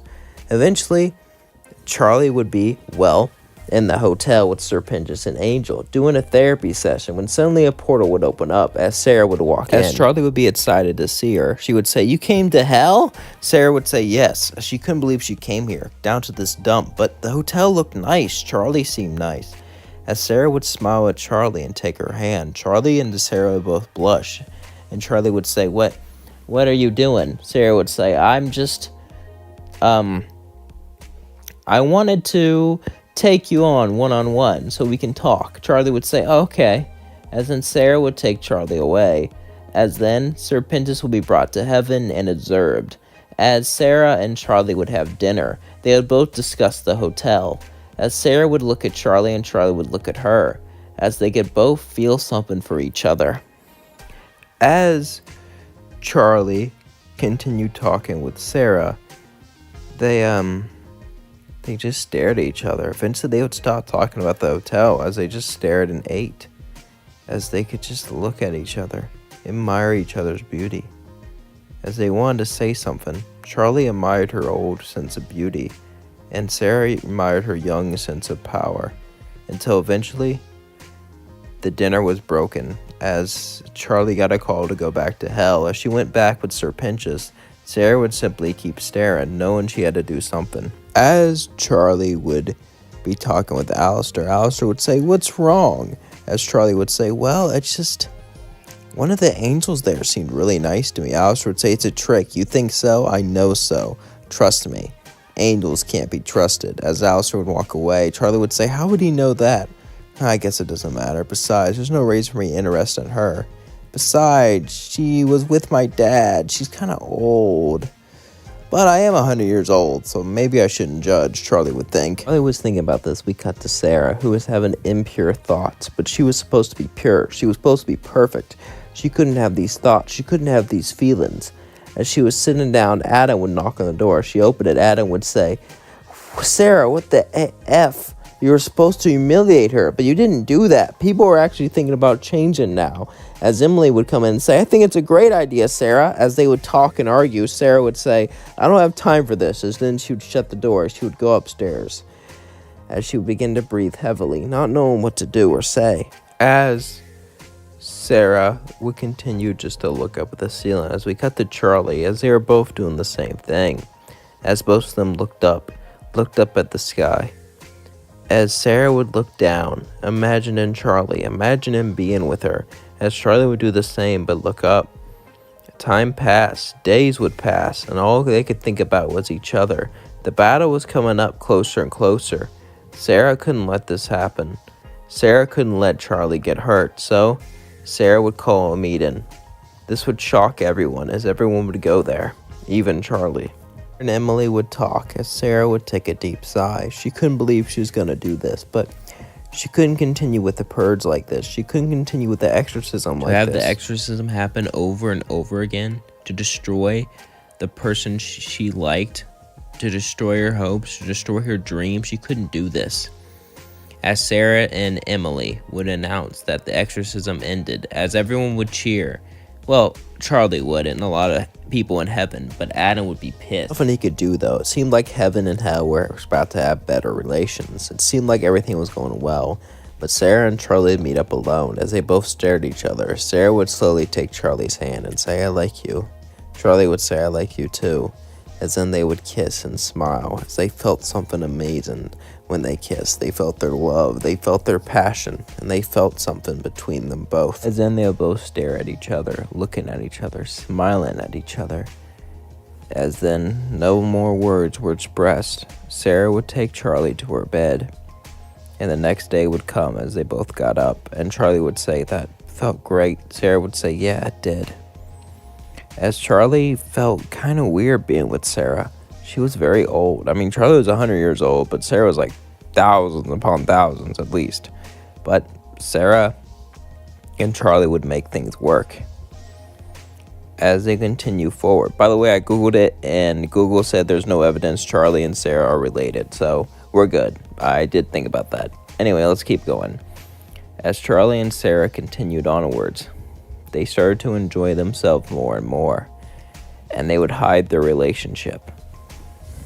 As they would hide their relationship and continue to see each other, continue to date each other, and continue to hide behind others, their relation sometimes go to dinner with her and stuff like that, but it was just friendly. They would flirt in private, but it never went anywhere. Until one day, Sarah didn't care anymore. Sarah was going to ask her out. But as the exorcist came back, Vaggie wasn't there. Sarah would ask what happened. Lute would tell her everything. Sarah would pretend that it was okay, but as soon as she was alone, she would break down crying. Was shocked by this. Sarah was sad by this. How can this happen? How can this be? She liked her. She was going to ask her out. Was she even still alive? Sarah would stay in her house for a few days, not even getting out, too nervous to look, too scared to look, as then she would look and see Vaggie with Charlie, and immediately she would feel jealous, as she knew there was something for those two. It's so unfair. She finally got the courage to ask her out, and then this happened, and then she's just gone. How? Someone else has her? It's so not fair, Sarah would say over and over as she watched, as then she would turn the spell off, as she would try to get over her, but wouldn't be easy, as then we cut to Vaggie and Charlie. As Charlie and Vaggie were together watching TV holding hands, Vaggie would accidentally call Charlie Sarah, as Charlie would say, "Who's Sarah?" As Vaggie would say, "Just someone I had a crush on. We talked, we flirted, but we never did anything. I was gonna ask her, but then..." As in Charlie would say, "But then what?" As Vaggie realized that she almost let too much slip, but then she was destroyed by an exorcist, Charlie would say, "I'm so sorry," as she would hug her tightly. As then things would continue like in canon, but Vaggie and Sarah would miss each other. As Vaggie, of course, loved Charlie. It's not like she didn't love her or care about her or was ungrateful, but she deeply, deeply, deeply missed Sarah. She would try to be happy, and she was for a lot of the time, but also she was sad a lot of the time. As Charlie can tell, she missed this girl. As Charlie would ask more questions, Vaggie would have to keep lying. She didn't know how long she could keep this up, as then we cut to Sarah. Sarah couldn't handle it anymore. She had to see Vaggie. As Sarah might regret this, but she didn't care. Sarah would wait for everyone to be asleep in heaven. We've seen that day and night exist in hell, so it's not too far-fetched to say it exists in heaven. As then Sarah would go down to hell, sneaking throughout the night. As Vaggie and Charlie would have the hotel at this point, she would sneak into Vaggie and Charlie's room, as she would tap on her shoulder. As Vaggie woke up, she would say, "Sarah," as then Sarah would whisper, "I love you," as she would cry and hold Vaggie's hand, as Vaggie would look up at her. As then she would say, "Meet me here," as she vanished. Charlie would wake up and say, "What was it?" Vaggie would say, "It was nothing. Just a dream." Charlie would nod as she went to sleep. As then Vaggie would get up and start to leave, but Charlie would follow her. Charlie would hide in the shadows. As Charlie hid, she would spy on Vaggie. She couldn't believe she was doing this. She must tell her the truth. Charlie would get up, but then she would see Vaggie meet Sarah. Sarah, she looked so familiar. She looked like an angel. Even though Charlie never met her, she could still feel angelic energy because, well, her dad was an angel. As then Sarah and Vaggie talked, Sarah said, "Please come back with me. I miss you. I have a girlfriend now, I know, but I wanted to ask you out." As she cried, Vaggie cried too and said, "I do care about you, and I do love you, but I'm with Charlie, and I love her more than anything." "Even me?" Vaggie would look back and take a long pause as she said, "Yeah." But to be honest, she didn't even know that was true anymore. Charlie felt bad holding them back, but then she realized something. Was she an angel? Was she lied to?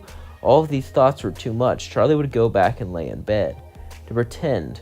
Of course, that was her plan, but Sarah would say, "You know, it's rude to watch Charlie." As Charlie would walk out, Vaggie would say, "Charlie," as Sarah said, "Looks like you've gotten rusty." Charlie would say, "Yeah, I heard." For a while, they would all look at each other confused. Sarah and Vaggie were confused what to say, how to go forward.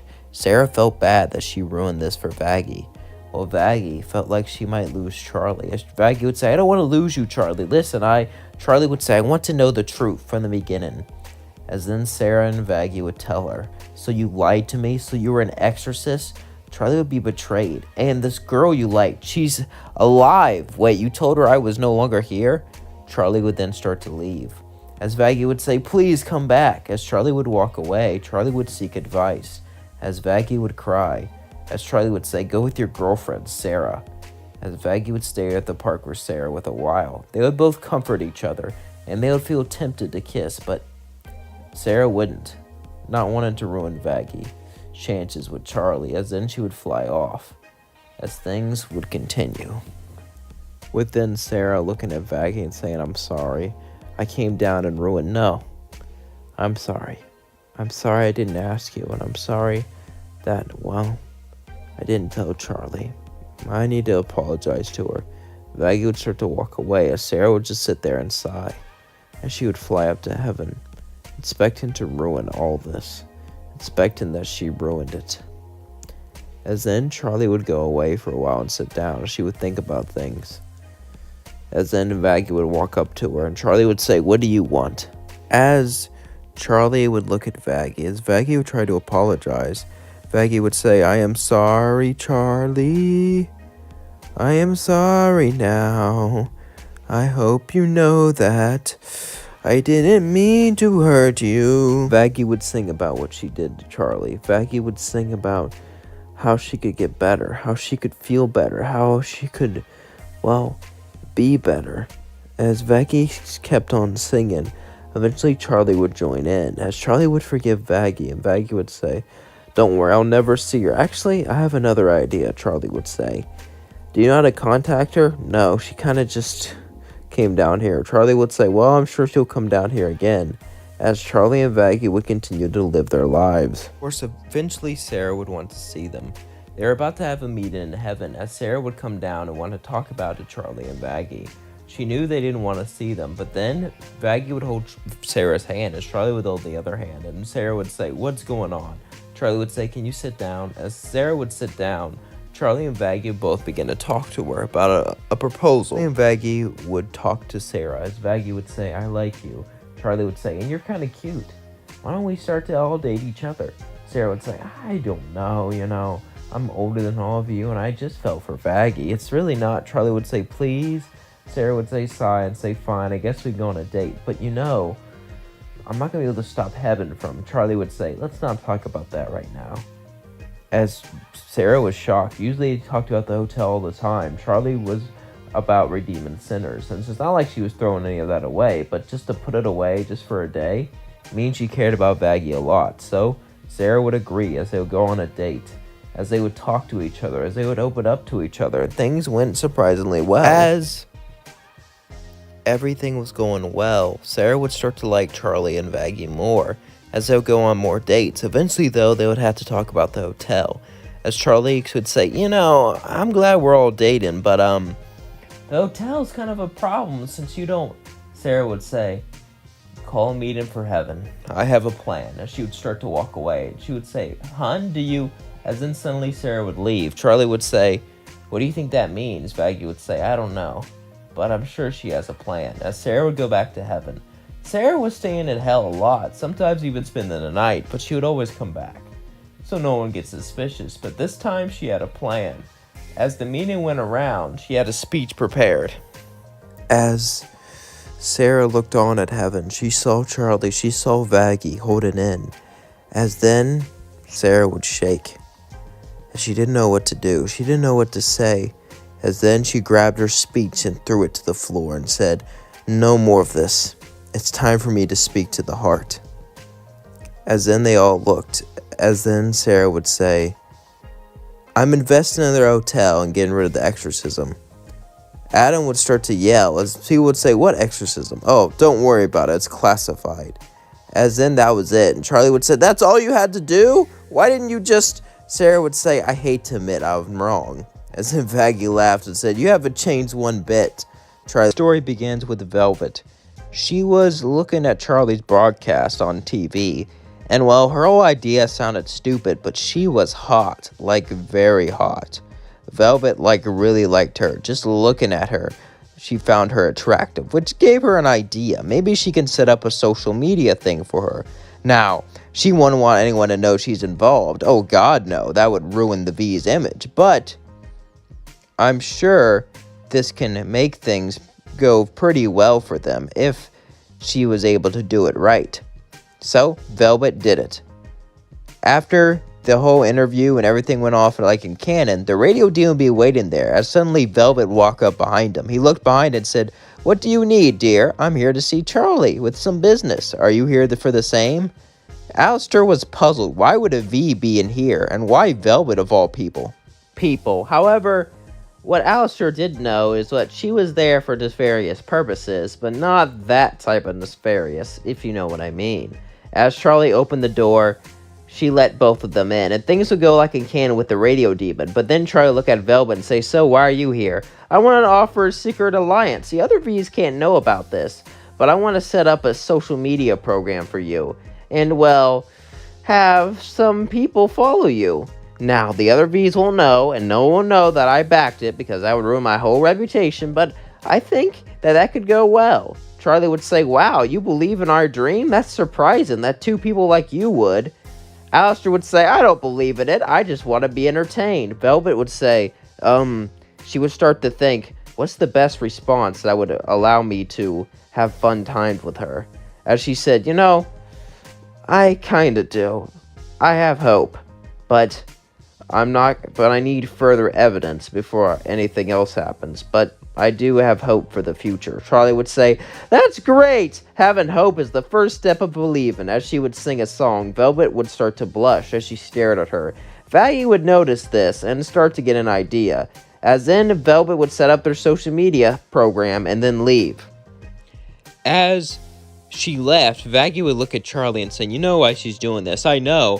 I changed her heart on the interview. I thought it went terrible, but someone saw it and Vaggie would then sigh. As then she would say, I'm pretty sure she has the hots for you. What? No, Vaggie, come on. I know you get jealous easily, and who can blame you? I mean, look at me. Vaggie would laugh.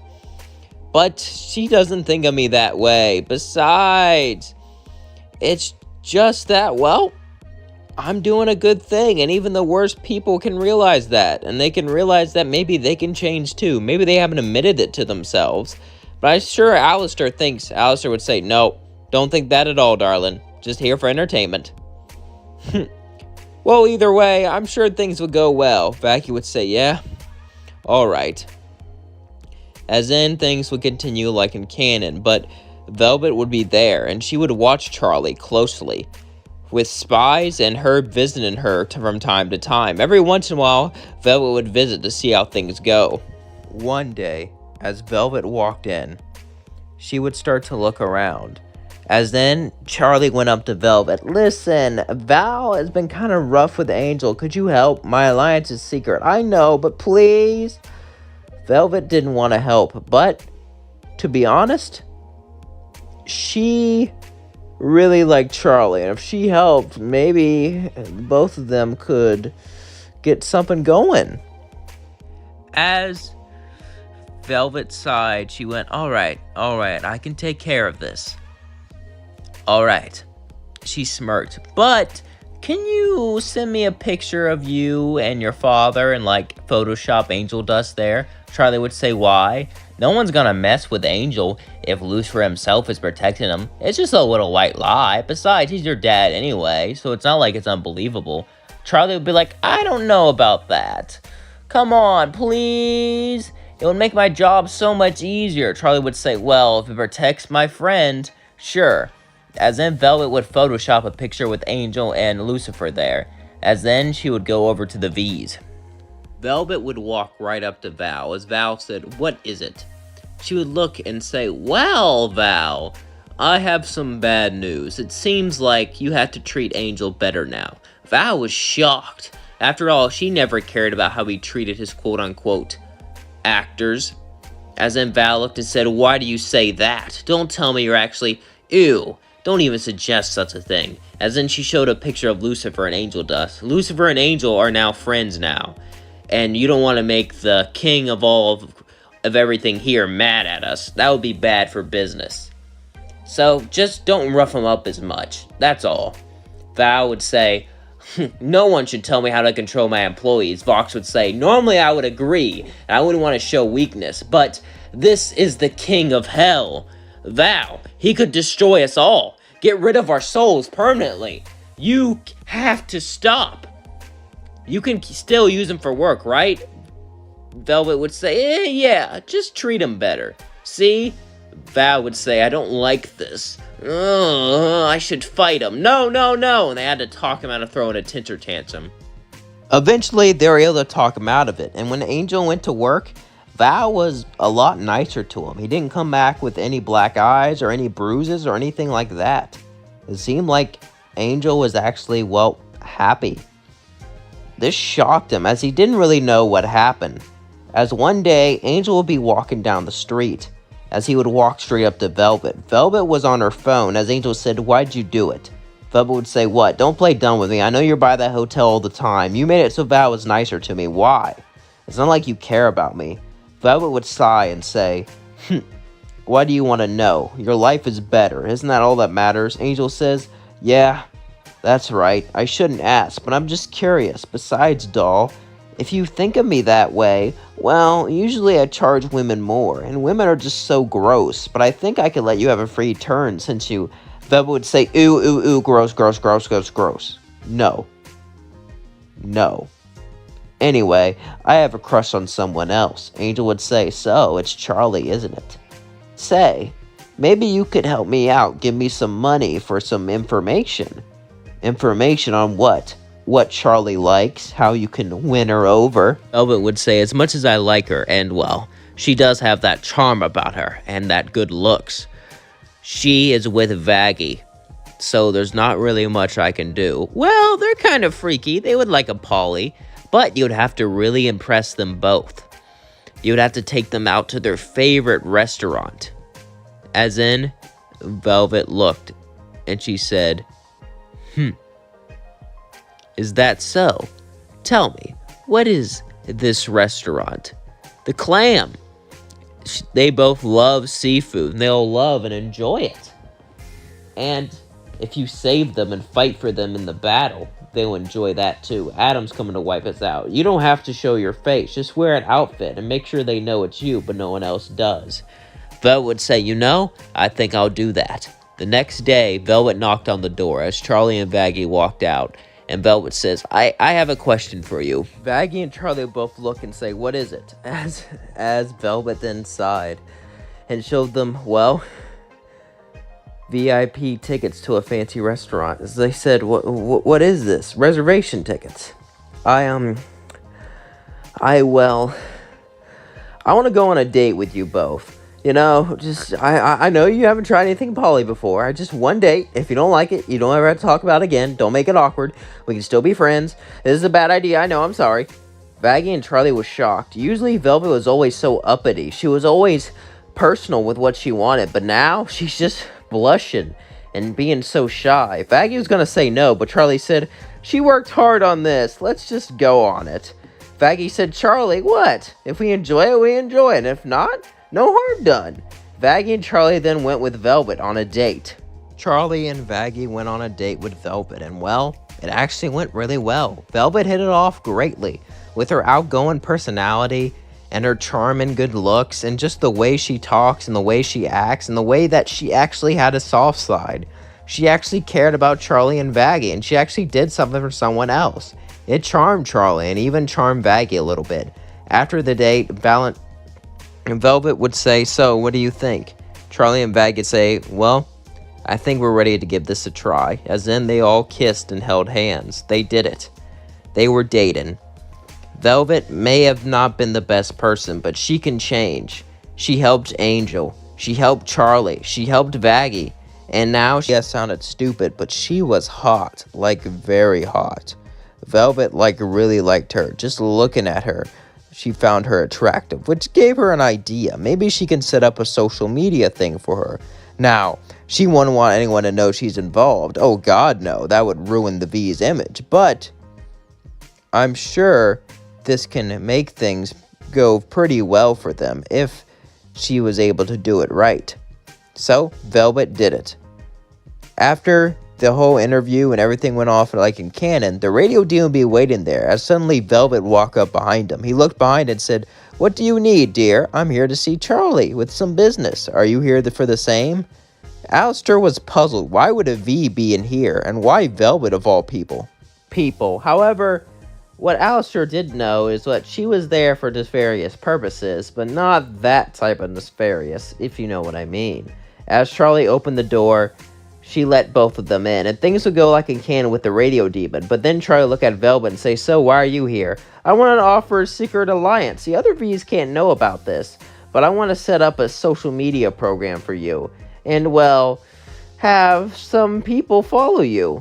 Now, the other V's won't know, and no one will know that I backed it because that would ruin my whole reputation, but I think that could go well. Charlie would say, wow, you believe in our dream? That's surprising that two people like you would. Alistair would say, I don't believe in it. I just want to be entertained. Velvet would say, she would start to think, what's the best response that would allow me to have fun times with her? As she said, I kinda do. I have hope, but I need further evidence before anything else happens, but I do have hope for the future. Charlie would say, that's great! Having hope is the first step of believing. As she would sing a song, Velvet would start to blush as she stared at her. Vaggie would notice this and start to get an idea. As then, Velvet would set up their social media program and then leave.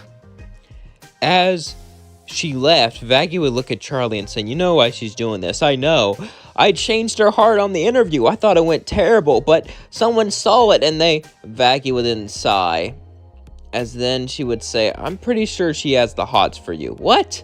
No, Vaggie, come on. I know you get jealous easily, and who can blame you? I mean, look at me. Vaggie would laugh.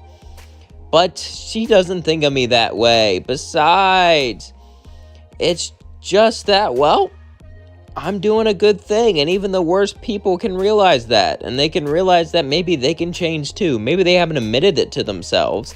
But I'm sure Alistair would say, no, don't think that at all, darling. Just here for entertainment. Well, either way, I'm sure things would go well. Vaggie would say, yeah, all right. As in, things would continue like in canon, but Velvet would be there, and she would watch Charlie closely, with spies and Herb visiting her from time to time. Every once in a while, Velvet would visit to see how things go. One day, as Velvet walked in, she would start to look around. As then, Charlie went up to Velvet. Listen, Val has been kind of rough with Angel. Could you help? My alliance is secret. I know, but please. Velvet didn't want to help, but to be honest, she really liked Charlie. And if she helped, maybe both of them could get something going. As Velvet sighed, she went, all right, I can take care of this. All right. She smirked. But can you send me a picture of you and your father and Photoshop Angel Dust there? Charlie would say, why? No one's gonna mess with Angel if Lucifer himself is protecting him. It's just a little white lie. Besides, he's your dad anyway, so it's not like it's unbelievable. Charlie would be like, I don't know about that. Come on, please. It would make my job so much easier. Charlie would say, well, if it protects my friend, sure. As then, Velvet would Photoshop a picture with Angel and Lucifer there. As then, she would go over to the V's. Velvet would walk right up to Val. As Val said, what is it?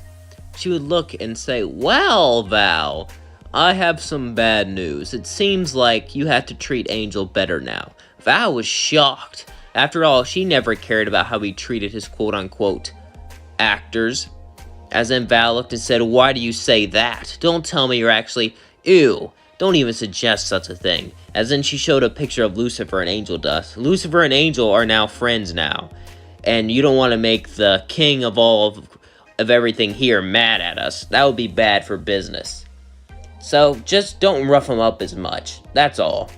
Val would say, no one should tell me how to control my employees. Vox would say, normally I would agree. And I wouldn't want to show weakness. But this is the king of hell. Val, he could destroy us all. Get rid of our souls permanently. You have to stop. You can still use him for work, right? Velvet would say, yeah, just treat him better. See? Val would say, I don't like this. I should fight him. No. And they had to talk him out of throwing a temper tantrum. Eventually, they were able to talk him out of it. And when Angel went to work, Val was a lot nicer to him. He didn't come back with any black eyes or any bruises or anything like that. It seemed like Angel was actually, happy. This shocked him as he didn't really know what happened. As one day, Angel would be walking down the street. As he would walk straight up to Velvet. Velvet was on her phone as Angel said, why'd you do it? Velvet would say, what? Don't play dumb with me. I know you're by that hotel all the time. You made it so Val was nicer to me. Why? It's not like you care about me. Velvet would sigh and say, why do you want to know? Your life is better. Isn't that all that matters? Angel says, yeah, that's right. I shouldn't ask, but I'm just curious. Besides, doll, If you think of me that way, well, usually I charge women more, and women are just so gross, but I think I could let you have a free turn since you... Velvet would say, ooh, ooh, ooh, gross, gross, gross, gross, gross. No. No. Anyway, I have a crush on someone else. Angel would say, so, it's Charlie, isn't it? Say, maybe you could help me out, give me some money for some information. Information on what? What Charlie likes, how you can win her over. Velvet would say, as much as I like her, and well, she does have that charm about her, and that good looks. She is with Vaggie, so there's not really much I can do. Well, they're kind of freaky, they would like a Polly, but you'd have to really impress them both. You'd have to take them out to their favorite restaurant. As in, Velvet looked, and she said, Is that so? Tell me, what is this restaurant? The Clam. They both love seafood, and they'll love and enjoy it. And if you save them and fight for them in the battle, they'll enjoy that too. Adam's coming to wipe us out. You don't have to show your face. Just wear an outfit and make sure they know it's you, but no one else does. Velvet would say, I think I'll do that. The next day, Velvet knocked on the door as Charlie and Vaggie walked out. And Velvet says, I have a question for you. Vaggie and Charlie both look and say, what is it? As Velvet then sighed and showed them, VIP tickets to a fancy restaurant. As they said, what is this? Reservation tickets. I want to go on a date with you both. I know you haven't tried anything poly before. Just one date. If you don't like it, you don't ever have to talk about it again. Don't make it awkward. We can still be friends. This is a bad idea. I know. I'm sorry. Vaggie and Charlie was shocked. Usually Velvet was always so uppity. She was always personal with what she wanted. But now she's just blushing and being so shy. Vaggie was going to say no, but Charlie said, she worked hard on this. Let's just go on it. Vaggie said, Charlie, what? If we enjoy it, we enjoy it. And if not... no harm done. Vaggie and Charlie then went with Velvet on a date. Charlie and Vaggie went on a date with Velvet, and it actually went really well. Velvet hit it off greatly with her outgoing personality and her charm and good looks and just the way she talks and the way she acts and the way that she actually had a soft side. She actually cared about Charlie and Vaggie, and she actually did something for someone else. It charmed Charlie and even charmed Vaggie a little bit. After the date, Velvet would say, so, what do you think? Charlie and Vaggie would say, I think we're ready to give this a try. As in, they all kissed and held hands. They did it. They were dating. Velvet may have not been the best person, but she can change. She helped Angel. She couldn't believe that this happened every year, that exterminators, that angels came down to destroy sinners, her own people. She wished she could stop it, but she felt so powerless. But this time, instead of walking around and seeing Vaggie, she decided to cheer herself up by going to one of Rosika's shows. Charlie wasn't a huge fan, but her dad gave her tickets for a show for a birthday gift, since he was too depressed to actually go there. As Charlie was, down on her luck, she decided to go to the show. After all, why not? It might actually be fun. As Charlie went to the show, however, something happened. Verosita Mayday would start to sing. As Charlie would blush, she couldn't believe how beautiful she was. But as Verosita started to sing, she looked. As she saw Charlie, she was shocked. The princess herself at her show. Maybe she wanted to give her a private donation, or maybe she was just out looking for fun. Either way, to have the princess on her side would help things a lot. Verosita Mayday would keep on singing. As she walked towards the princess, Charlie herself, she blushed as she looked around. Verosika Mayday pulled out her hand as Charlie grabbed it. As then she took her out and started to sing. As Verosika said, why don't you sing along? She would say, I don't know. I'm not really that good. Come on now. As Charlie would sing along with Verosika Mayday on the concert, and they would do very well.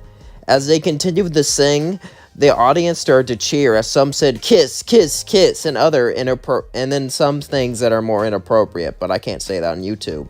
As in, Charlie and Verosika kissed, as it felt amazing. Verosika just saw it as a one-time thing, however, but Charlie didn't. Charlie thought this could be love, since she was so sweet and naive. Verosika had her heart broken by Blitz, though. so it wasn't like she was gonna fall in love that easy. We cut to the next day, as Veronica and Charlie wake up in the same bed. As Veronica was expecting Charlie to just leave, she walked out the door. Veronica started to smirk, as she had a fun time with the princess. A lot of people can't say that, but suddenly she started to smell something good as she was cooking them food. Veronica said, "What are you doing?" "I'm making us breakfast so we can go on our first date." Veronica was shocked. Charlie wanted to go on a date with her? I mean, Charlie was cute and all, but should she really date right now? I mean, it's the princess. Could she really say no? Veronica began to go out and sit down, as then Charlie fed her pancakes, as the pancakes were, well, they were amazing. As Charlie started to sing, Veronica started to blush. Was she falling for her? As Veronica ate Charlie's pancakes, she felt great joy. Charlie cared about her enough to make her breakfast, and they talked and had a good time, so they went on a few dates, and they started to hit things off. Charlie and Veronica started to like each other. They started to care about one another, and they started to really enjoy what they did. Of course, Charlie wanted to save things, so she would still start her hotel, but this time she would start it with Veronica, and Veronica would make music with Charlie, since Charlie had a beautiful singing voice. Charlie would do pop, kind of like a second thing. The hotel would be her main thing, but she would make pop music here and there. Eventually, Angel would walk in, as Veronica was sitting down and said, "Hey there, famous star, don't tell me you want to be redeemed." Angel says, I kind of just want a place to stay. "So you're princess's girlfriend and a famous singer, huh? Lucky you." Angel Dust said as he smirked and slowly walked up to Veronica. "So, you and your girlfriend run this business? It's pretty nice." Veronica would say, "Yeah, it's very nice," she said as she laughed. And so did Angel. Angel and Veronica got along very well, since Veronica was a famous singer and, well, hanged around those types of people from time to time. So yeah, she and Angel got along, as eventually Alistair would come just like in canon, and Alistair would, well, he would be mysterious, and Veronica and his relationship were very unclear. Sometimes they would get along, sometimes they would get on each other's nerves. It was very unclear at best, and hostile at worst. And Husk, well, him and Veronica got along very well, since Husk was a bartender. And Nifty, she gets along with everyone, as long as you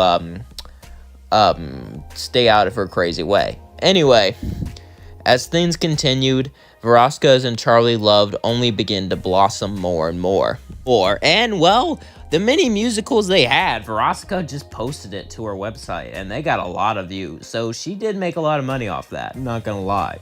However, time would come where Veronica and Charlie would go to heaven. Veronica was super nervous. She was an imp.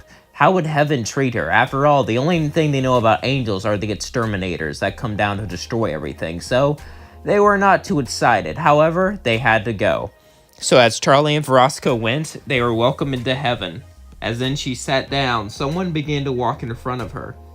As Charlie left the room, she was all alone, as Lute and Adam were there. Well, the girlfriend's little song babe. Hey, can you write me a song about how awesome I am? I'll pay you. Veronica would let out a little laugh and say, "I don't think that's really necessary."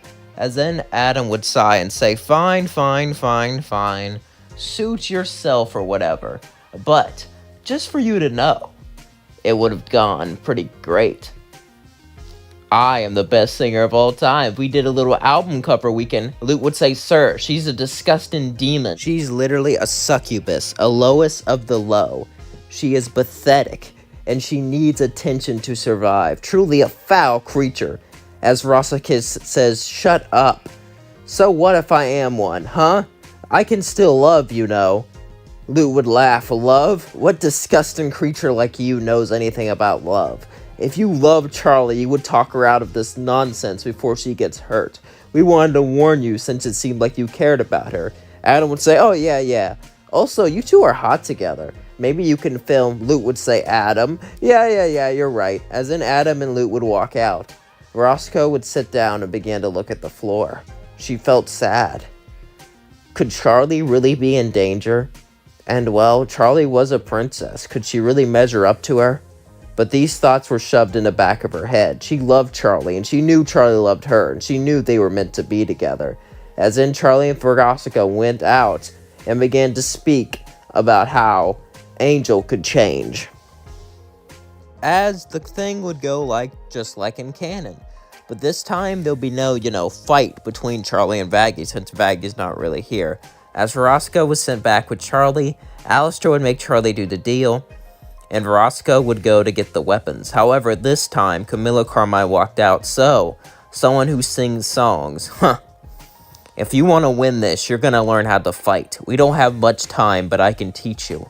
However, you need a favor from me. Veronica Mayday would say, fine. As she held her hand, Camilla Carmine would say, no, I know you're a succubus, but come on, you must have standards. I meant something else. Veronica would then look at Camilla Carmine, as then she would say, do you really want to do this? Do you really want to be like this? Veronica would be confused. What do you mean? I know you feel helpless. I know you feel like you can't be much to the princess. But if I teach you how to fight, I want you to become more. I want you to stand up, to become a hero.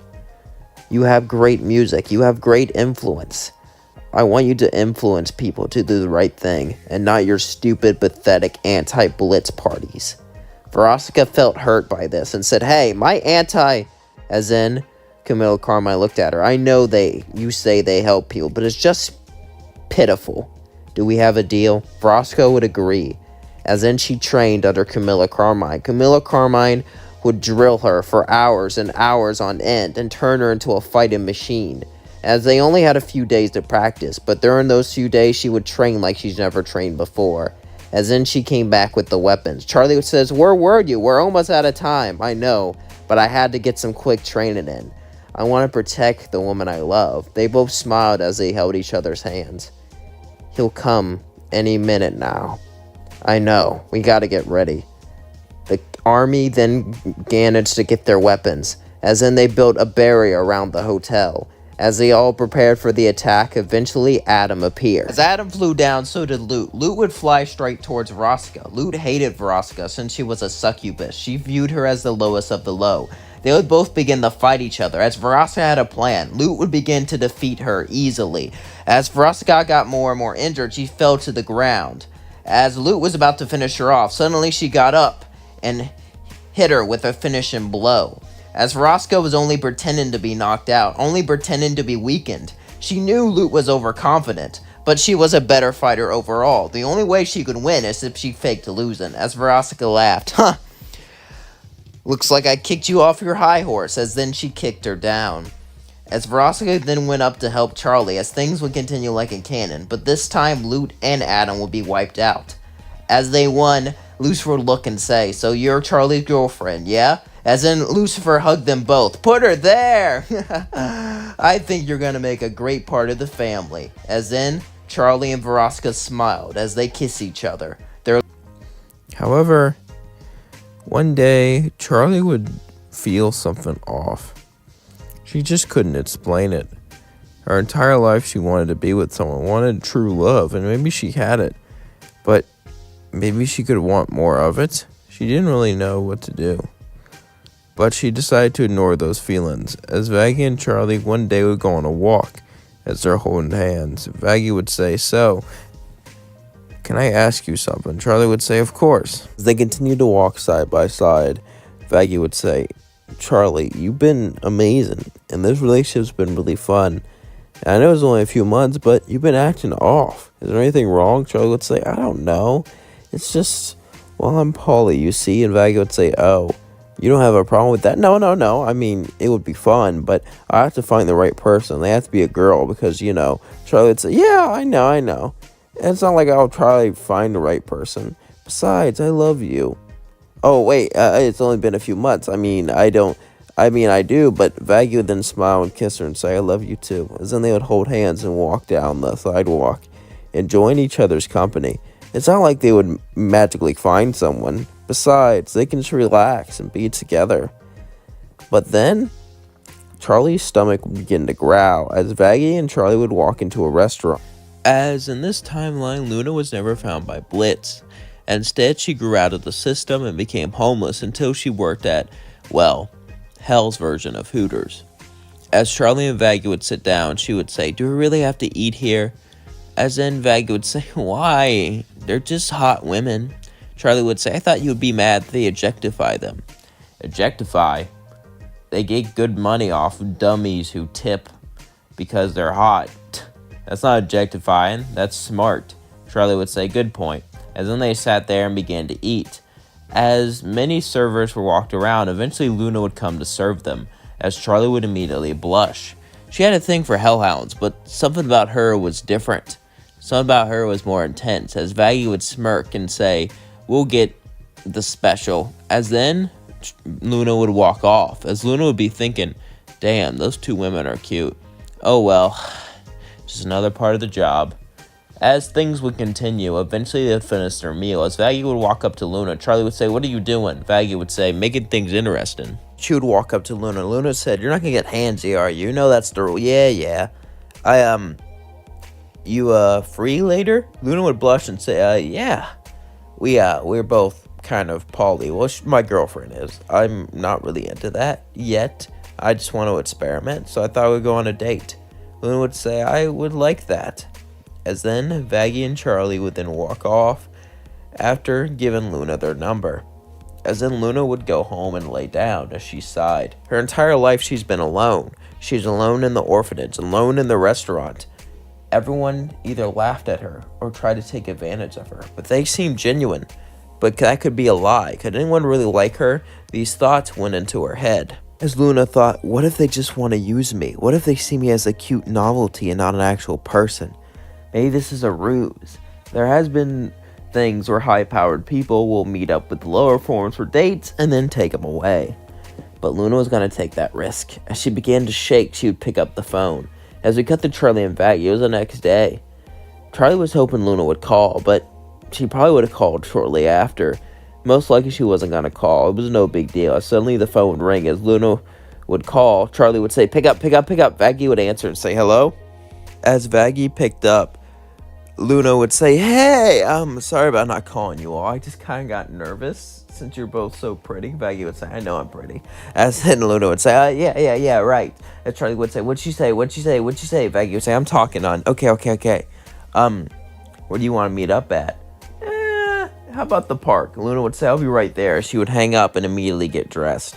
As then Charlie and Vaggie would get ready, Charlie would say, "You think she'll like us? You think she'll be cool with us? Should we wear something fancy?" "No, it's just to the park. We should." Vaggie would say, "Charlie, calm down. Just be yourself, okay?" Charlie would nod, as then they would both hold hands. As they both held hands, they would both look at each other. Charlie would say, "I'm so effing nervous." Vaggie would say, "You'll be fine, Charlie. What if she doesn't like me? What if, hey, you're beautiful, you're hot, you're attractive, and you're fun, kind, silly, cute. You're everything. You're the perfect girl. And perfect anybody. Anybody would like you, Charlie." Charlie would say, "Thank you."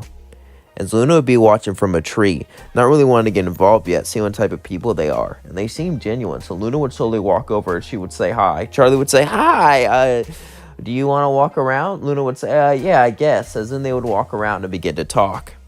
As Charlie and Vaggie talked, they would also talk to Luna, obviously. She walked in between them. As Charlie and Vaggie would slowly hold her hands, and she would smile. It felt so warm. It felt so nice. As they ran around the park, usually Luna would look at her phone all the time, but she didn't hear. She just felt so nice. And they just talked and talked for hours and hours about themselves as they walked laps and sat down on the bench. It was honestly a nice moment. Luna was used to, quick-paced action and pleasure and stuff like this, but things that are being slowed down like this, even though they were born at first, they've kind of grown on her. They had its own, charm, I guess you could say. It was just nice to be nice. It was nice to slow down. As Luna would say, "I'll see you guys later," as she would smile and walk off. As Charlie and Vaggie would go back to the hotel, Vaggie would say, "So, what'd you think of her?" Charlie would say, "She is absolutely amazing, right?" Vaggie would go, "Well, yeah, she is pretty amazing. I want to keep her. I want to have her. We need her. Charlie would say, okay, coming on a little bit too strong." As then we cut to Luna. as Luna would then be filled with joy. She's just laid down in her bed, thinking about them both, having fantasies, having dreams about them. These were the ones that actually cared about her, the ones that she could be with. It made her so happy, and she had an idea. As a few more dates would happen, eventually Luna would walk up to him and say, "Hey, you know how you guys want to do something? Well, I have a plan." Charlie would say, "What's that?" "Why don't we start a restaurant together?" Charlie would go, "I want to move in with you guys." Charlie would say, "What?" "Well, I've been watching our restaurant and our food's not that good. I mean, people come here for the pretty women, not the food. But we could do both. And I've been observing how things are cooked. Ever since I was in the orphanage, I had to cook things for myself. I feel like we can do it. And I've really monitored everything." Charlie would say, "Well, I am rich. I could do anything. But that being said, I've never really..." Luna would say, "Please, please, please. If you do it, we'll have fun tonight." As Vaggie would say, "Are you using yourself to get your way?" Luna would say, "Is it working?" "Absolutely not." As then Luna would take off her shirt, and then Vaggie would say, "Okay, it's working." As then Luna would take them up to upstairs, and we'll cut to the next day because you two doesn't like that stuff. As then they all woke up in bed, Charlie would say, "Wow, that was amazing." Luna would say, "Yeah, I wish we'd done that sooner." Charlie would say, "Do you really want that restaurant?" "I mean, we could. I mean, I just kind of want to stay here." Charlie would say, "F it, we're doing it." "Really?" "Yeah." As in Charlie and Luna would get ready. The next day would come. Charlie would say, "Are you sure you don't want to come?" "Nah, you two should get some alone time together. Besides, I gotta set things up for this restaurant." As in Charlie and Luna would go to the health inspector. And hell, you needed to get a license to start a restaurant. It was kind of really easy. There was a lot of crappy places. As Charlie and Luna would simply walk into an office with an imp sitting on the desk. Imp would look up. He would say, "What do you two want?" Charlie would say, "Well, I'm kind of here for, well, I want to start a restaurant." You see, the imp would go, "Your royalty. Here's a stamp." As then he would stamp it. "That's it. Yep, you'll get a health inspector visit every year. And if it's not up to code, they normally shut you down. But since you're royalty, you can probably do whatever the hell you want. Now get out of my office." As then Charlie and Luna would walk out. As they came back to their house, they would see a restaurant right next to it. It was pristine and clean, with maids working on it 24/7. As Charlie would say, "What the F happened?" Vag would say, "I called your father. He helped me out." "You called my father?" "Yep." Now, let's continue.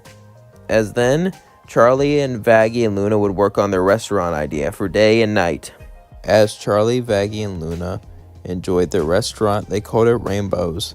The women and men there wore tight little outfits, and they were rainbow colored. It was a place for LGBTQ people to come and have fun, kind of like Hooters, but with men there too. As the food there was also actually pretty good. They served ice cream there too, ice cream, daiquiris, and delicious food. It was known as a party area for people to come by. One day, as the restaurant was going well, Charlie, Vaggie, and Luna would all sit down, watching. As Charlie would say, "You think we did a good thing for the community?" Vaggie would say, "Yeah, hon." Luna would say, "I think we did. I mean, we either could do that or do something crazy like redeem sinners." As then they would all laugh and say, "Could you imagine how crazy that would be?" "Yeah." As then Charlie would say, "That doesn't sound too bad." As then they would watch as the day ended, and as they brought in business and became a pillar of the community, bringing people together. Sure, hell may be full of crazy people, evil people, sinners, overlords, and the worst people you can imagine, but some of them aren't that bad. And even in the worst place, But she just couldn't. She was too close to her. Eventually, Lute and Vaggie would fly back to heaven. As then, Lute would go to talk to Vaggie privately. as Lute would say, "Vaggie, can I ask you a question?" Vaggie would say, "Of course," as she walked up to her and then sighed. "Why didn't you destroy that child?" "Because it was just a kid. I couldn't." "I know it was just a kid, but it was in Cannibal Town. You know what that makes it, don't you? That kid is a monster. You should have done it." Lute would then walk off. She sighed. She didn't have the heart to kick Vaggie down, and Vaggie knew it, as now there was tension between them. Wanted to punish Vaggie. Lute wanted to send her to hell, but she couldn't. She cared about her too much, but she didn't know why. As she continued to search, continued to research these feelings, as Vaggie became more and more scared that Lute would kick her out. But for some reason, Lute didn't. Vaggie thought maybe she liked her, but she didn't know. One day, Loot would go up to Vaggie and say, "Vaggie, I need to talk to you." As Vaggie would say, "What's up?" Loot and Vaggie would stare at each other for a while until Loot would say, "Listen, I should have turned you in for what you did. That's unforgivable. So you're gonna have to go to hell." Vaggie then got ready for a fight, as then Loot would drop her weapon and say, "I'm going with you." Vaggie was shocked as she would say, "What? But, I should have turned you in. I let this crime slide. At least now we could be together if you want." As then Vaggie and Loot would kiss, as then they would go down to hell. Then they would go down. They would go down to hell. And while at first things would be hard, they had nowhere to live, nothing to do, and they had to hide who they were. After all, former exorcists probably wouldn't be too popular down there.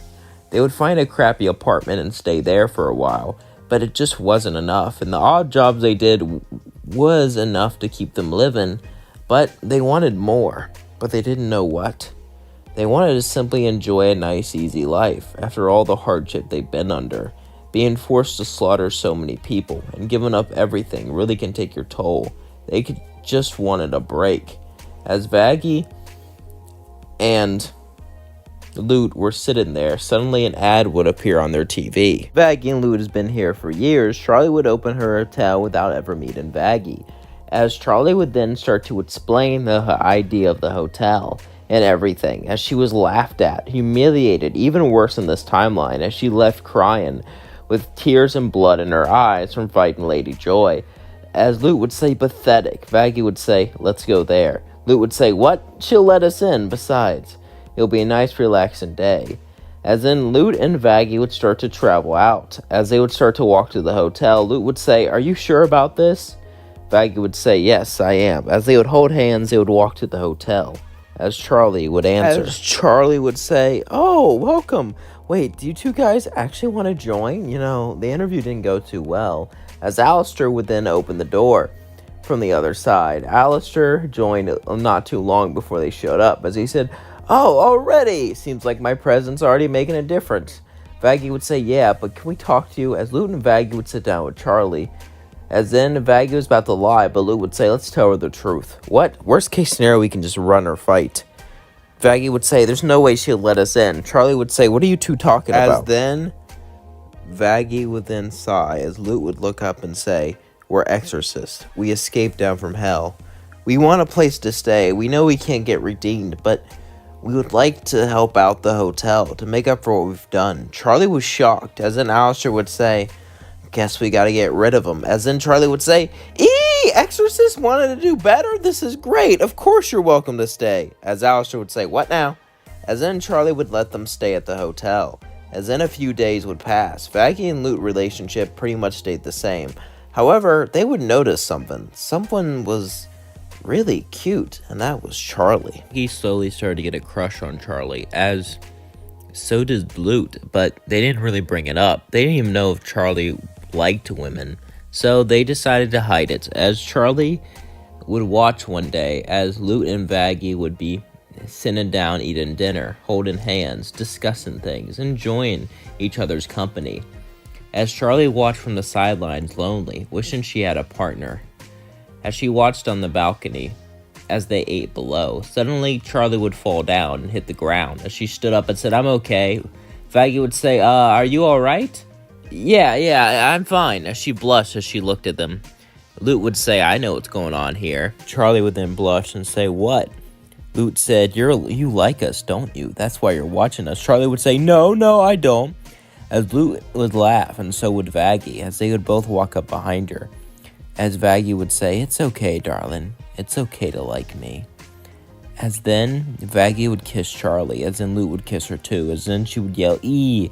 As Loot would say, "I was just messing with you. That really was the reason?" Charlie would say, "Shut up. Come on now." As they would all hold hands and walk off. As they would enjoy spending time together. As they would get closer and closer. One day, however, when Loot was walking to get stuff for her girlfriends, someone would stop her. It was Adam. As Loot would see Adam, she would say, "What are you doing here? You're my best soldier, Loot. I'm giving you a chance. Come back to me. Get rid of this sinful crap. I get it. It's hot. I mean, if I was a girl and I could bang the princess, I would too. But listen up. You can't. All right? This is wrong. So go back to heaven. Lute would say no. As Adam would say, I'll burn everything down. Destroy everything, including you. Lute would say, do it. As then Adam started to tear up a bit. Lute never saw emotion like this. Adam truly did care for her in his own way. As then he flew up to heaven.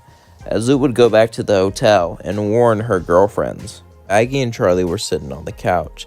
As they talked to each other, they began to enjoy each other's company. As they continued to discuss things, Charlie and Vaggie were waiting for Lute so they can have fun together. Even though they've dated for a while now, they have not all three had fun. So this was going to be exciting. As Lute came back with food, Vaggie would say, are you ready, dear?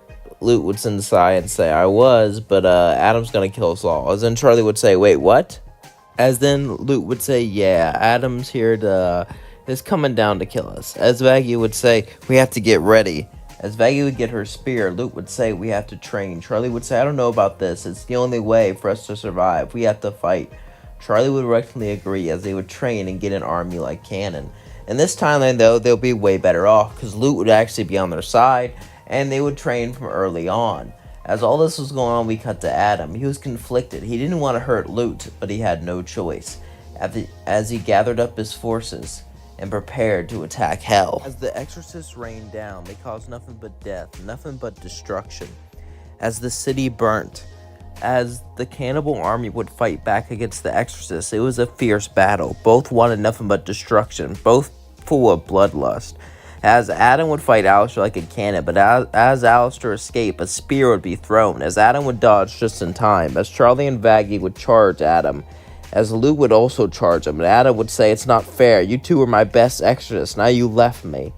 Time to die. As then he would play music and blast them both back. Charlie used her demonic form to keep Adam back. As she did this, Adam was held back just enough for Vaggie and Lute to charge down Adam. As they used their spears and tried to hit him, he would dodge each time, but each time they got closer and closer and closer, as they would hold hands and jam their weapons into him as he fell to the floor. Was it really worth it, giving up all this just for love? I mean, I could have got you guys hot babes, you know. He would laugh, joking as he coughed up blood, as he dropped his weapon. He could have kept fighting, maybe even tried to heal himself, but he just gave up. Lute realized this as she felt bad, as she would sit down and say, I'm sorry, Adam. I'm sorry I came to this. As Vaggie would hold Lute's hand, Charlie would say, I'm sorry I came to this too. As Adam would laugh and say, don't be sorry. You're all happy together. And me? I'm just a lonely a-hole who gets to die. As then he just laughed. Doing good now. Their relationship felt nice, but they felt like they missed something. They didn't know what it was. One day, they would hear a knock on the door. As Vaggie went to open it, was Camilla Carmine. She said, listen, I can't believe you actually won. Now everyone wants to buy weapons from me. I wanted to thank you two by buying you dinner. Charlie would walk up to her and say, ooh, dinner, that sounds nice. As then Camilla Carmine says, great, as she told him the spot she would leave. As Vaggie would say, that's weird. Never thought I would see her. She usually isolates herself. What do you think that was about? Charlie said, she probably just wants to thank us. As then Vaggie and Charlie started to talk, Angel would say, I don't think so. Vaggie would say, what do you mean? Angel would then laugh and say, are you kidding me? It wasn't obvious to you? I mean, I thought you two would know since you like girls so much. How am I the one guy not into girls that realized this? Vaggie would say, just tell us. Did you see those eyes? She clearly likes you. Those are the I want you eyes. They're pretty obvious. I mean, more obvious on men, but I can tell on girls. Husk would say, I have to agree. As Charlie would say, what? That's preposterous. As then Vaggie would say, well, now that I think about it, we did dance and sing together. It got pretty, interesting. Charlie would say, did you kiss her? No, I didn't. It just, I don't know. But yeah, it did get kind of, I think she was giving me those eyes. Husk would say she was giving Charlie the eyes. Angel would say, no, she was giving Vaggie the eyes. As they would argue, Charlie would say, no one's giving anyone eyes. Let's just get ready. As then they would get dressed up, they would go to this fancy place. As Charlie and Vaggie both sat down, they began to talk to one another, waiting for Camilla Carmine to show up. It took her 30 minutes, but eventually she did. As Charlie would say, glad you're here, Camilla Carmine would say, sorry about that. My kids needed something, which brings me to my point. I like to get straight to business. And I like Vaggie. She's cute, and looking at you, you're cute too. So, do you all want to date me? As then Vaggie would say, what? Charlie would say, I don't know about that. She would say, come on. As then she would dance and, well, show off her flexibility just to sit back down. She would say, don't worry about everyone else. I practically own this restaurant, so let me do whatever I want.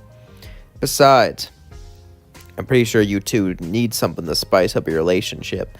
As Charlie would say, I gotta go. As she would grab Vaggie, she'd pull her off to the bathroom. As Vaggie would say, Charlie, listen, we need to get out of here, I know. But Charlie would say, you like her too, don't you? As then Vaggie was shocked. Wait, you like her? It's just, Charlie would say, relax. It's just one little date. If we don't like it, we can just go back to normal. Vaggie would nod as they would walk out to the table. Camilla Carmen would say, you both decided you want to give this a try, don't you? Charlie would say, how do you know that? I can tell in your eyes. They're the I want you eyes. As then she would wink. As they would order food and have a good time. They would even start to flirt a bit, but nothing major would happen since it was just the first date. At the end, Charlie and Vaggie would walk away, back to the hotel. They went back to the hotel. Angel would say, who was right? Husk would say, obviously me. Tuh. All you do is play and film. You barely even do romance. Angel would say, I know about romance. As Charlie would say, she wanted both of us. As Angel would say, so we're both right. Ooh, interesting. As then they'll go on and talk, and Charlie would say, is this normal? Vaggie would say, no, it's not normal for a rich woman to hit on us or a couple. But she is kind of hot. So, let's keep this going. Charlie would nod as days would pass, as they would start to go on more dates. Eventually, Camilla Carmine would be invited to the hotel to see everyone there. As she went to this hotel, she would meet Angel and Husk. Angel would give her a hard time, so would Husk, but she can tell they cared. As she went through, it's been a month. As then Camilla Carmine would say, you're quite invested into this hotel. Tell me, would my adult children be allowed to come here? As then they would look at her, and Vaggie would say, I guess. Why? Camilla Carmine would say, excellent. So, now let's talk about moving in. And Charlie would say, wait, that is way too soon. We barely even dated. Vaggie would say, it's been 5 months, but still. I know that may not be a lot, but here's the deal. I'm making lots of money, and the hotel could make me influence. Also, I love you guys and want to stay, she would say. As then Charlie and Vaggie would go and talk it over. As Vaggie would say, this seems too soon. I know, but we like her. Can we give her a trial run? As they started talking, Alistair would butt in and say, a word of advice. It is never a bad thing to have someone powerful nearby. As a friend, or in your case, partner. As Alistair would laugh, he would walk off. As Charlie would say, you know he's right, Vaggie. Vaggie would say, I know, it's just, I don't know. As they continued on talking, Vaggie would say, all right, fine. I guess we can do this. Just for now. As Charlie and Vaggie would go down, they would tell Camilla Carmine she could move in. She said, I knew you would say that. As she would snap her fingers, her daughters would walk in.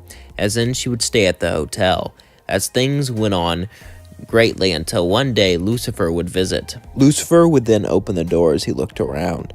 Lucifer would say, interesting. As then Vaggie and Charlie Camilla would walk in. As then Lucifer would say, who's your friend? Oh, they're both my girlfriends. You have 2 now? Well, that's fun. Are you doing like a medieval roleplay thing? Are you gonna have like bunches and bunches of... Charlie would say, Dad. Okay, I was just asking. Nice to meet you. What's your name? Camilla. As she would say, nice to meet you, Camilla. Don't you dare hurt my daughter, he would say to her. As then, he would then continue to have a conversation. As things went well, as Lucifer was a little confused by this, but he accepted it. One day, though, as Camilla was walking out, someone would land behind her. She would look to see loot. She would then pull out her weapon as Camilla Carmine pulled out hers as she would charge. She only had 1 arm, but she was still good to use, as basically she started to dodge, as demons started to surround her, as then she began to fight them off. As some were imps, some were hellhounds, she would say, how did you do this? Simple, I paid them. I wasn't allowed to bring agents, so I got some from hell. As then they would grab her and start to tie her up. As then Loot would grab her and drag her away. As Vaggie and Charlie get worried because they haven't heard from a Camilla Carmine. but eventually a note would be nailed to the door as Charlie opened it. As Charlie would read the note, she was saddened by this. It was Lute. She demanded that they stop going with the hotel. They demanded that she shut down the hotel or Camilla Carmen would get it. And she told her to meet her with a contract. As she pulled out the contract, she would then look. It was to sign it, to bet with your soul to shut down the hotel. As everyone was shocked by this, Alistair would walk up. As Vaggie would say, "I'll get you, Lute." As then, Vaggie would continue to scream out. Scream in Lute's name, as Alistair would simply watch. As then he would say, "You know, I think I have an idea. I can turn invisible now. I'll go with you and change the contract." She'll be too distracted to notice. Charlie would say, "I guess it's our only idea." As Charlie and Vaggie would sigh, they would eventually go to the meeting point. It was a warehouse. As Camilla Carmen was tied up, she would say, "Don't do it, Charlie." Lute would then slap her to the floor and say, "Shut up."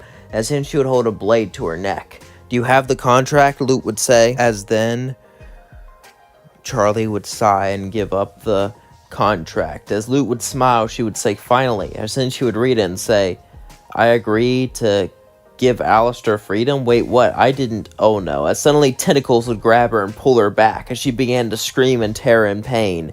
As in, Charlie, Vaggie, and Camilla Carmen would all hug as Charlie would cry and say, "I'm sorry, I'm sorry." Camilla Carmen would say, "I knew something like this would happen, but I did it anyway. Because I love you both." As Camilla Carmine said this, Charlie and Vaggie and Camilla all hugged and kissed as they felt the love within themselves. They felt the loves inside themselves grow, and they felt enjoyment grow between each other. As the relationship only managed to get stronger and stronger, they were together, and that's all that mattered. Hell was now safe, redemption can start, and the relationship can finally begin. Who knew what would happen in the future? All that mattered is that they had each other. Together for a while now, but they were kind of getting bored with their relationships. They wanted to spice things up. And as in this timeline, the hotel would have been successful and they would have been together for a year, officially married, but things weren't the same. They loved each other still, but there was no more excitement. One day, Charlie and Vaggie would be sitting down as something on the TV would turn on about married couples dating other people. Vaggie would watch intently as she couldn't look away. As Charlie would get up and do stuff, she would come back and Vaggie was still watching. As then Charlie would say, "Vaggie, why are you so interested in this show? You hate reality television and stuff like that." Vaggie would turn off and say, "Well, it makes me think maybe we should experiment." Charlie would say, "Experiment? Experiment how?" "Well, things have been going quite stale. Let's go on a date with another married couple." Charlie would say, "You can't be serious." "You're right, I shouldn't push." Charlie would say, "I think that's a good idea." Vaggie would say, "Really?" Vaggie would say, "Really, Charlie? Yeah. I love you more than anything, but our intimate life has been stale. Why not mix it up a little bit?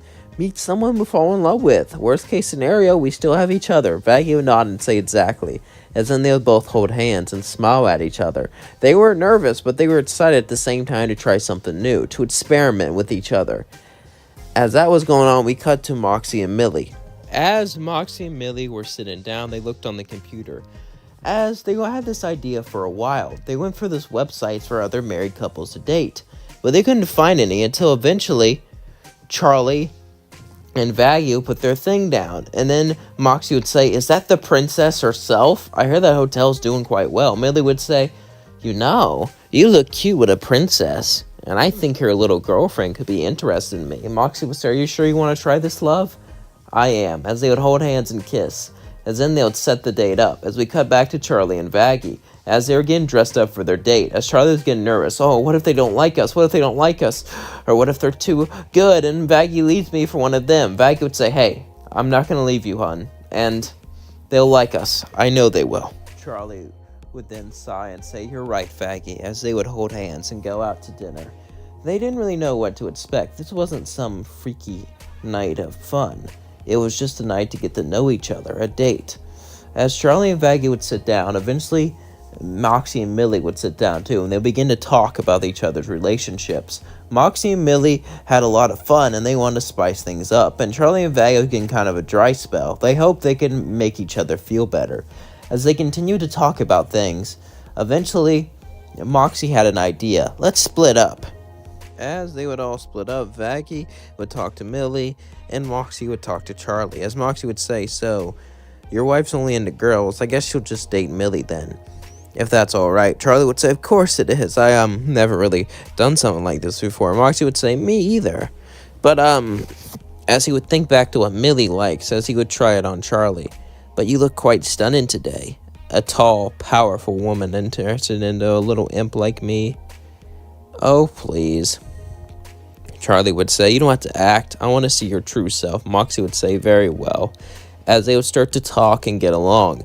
As then we cut to Vaggie and Millie. As Millie would say, so, you into imps? Vaggie would say, I guess. I don't really know what to... Suddenly, Millie would kiss Vaggie as she would blush. As Millie would laugh and say, you're definitely into imps. Millie would then smirk and say, well, I'm into sinners, by the way.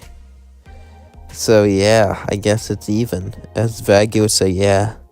As they both smile and hold hands, as Vaggie would blush, as they continued on to the next topic.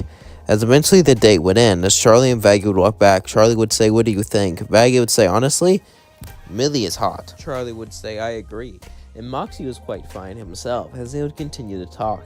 As Vaggie would say, so, you think we'll do this again? Charlie would then say, yeah.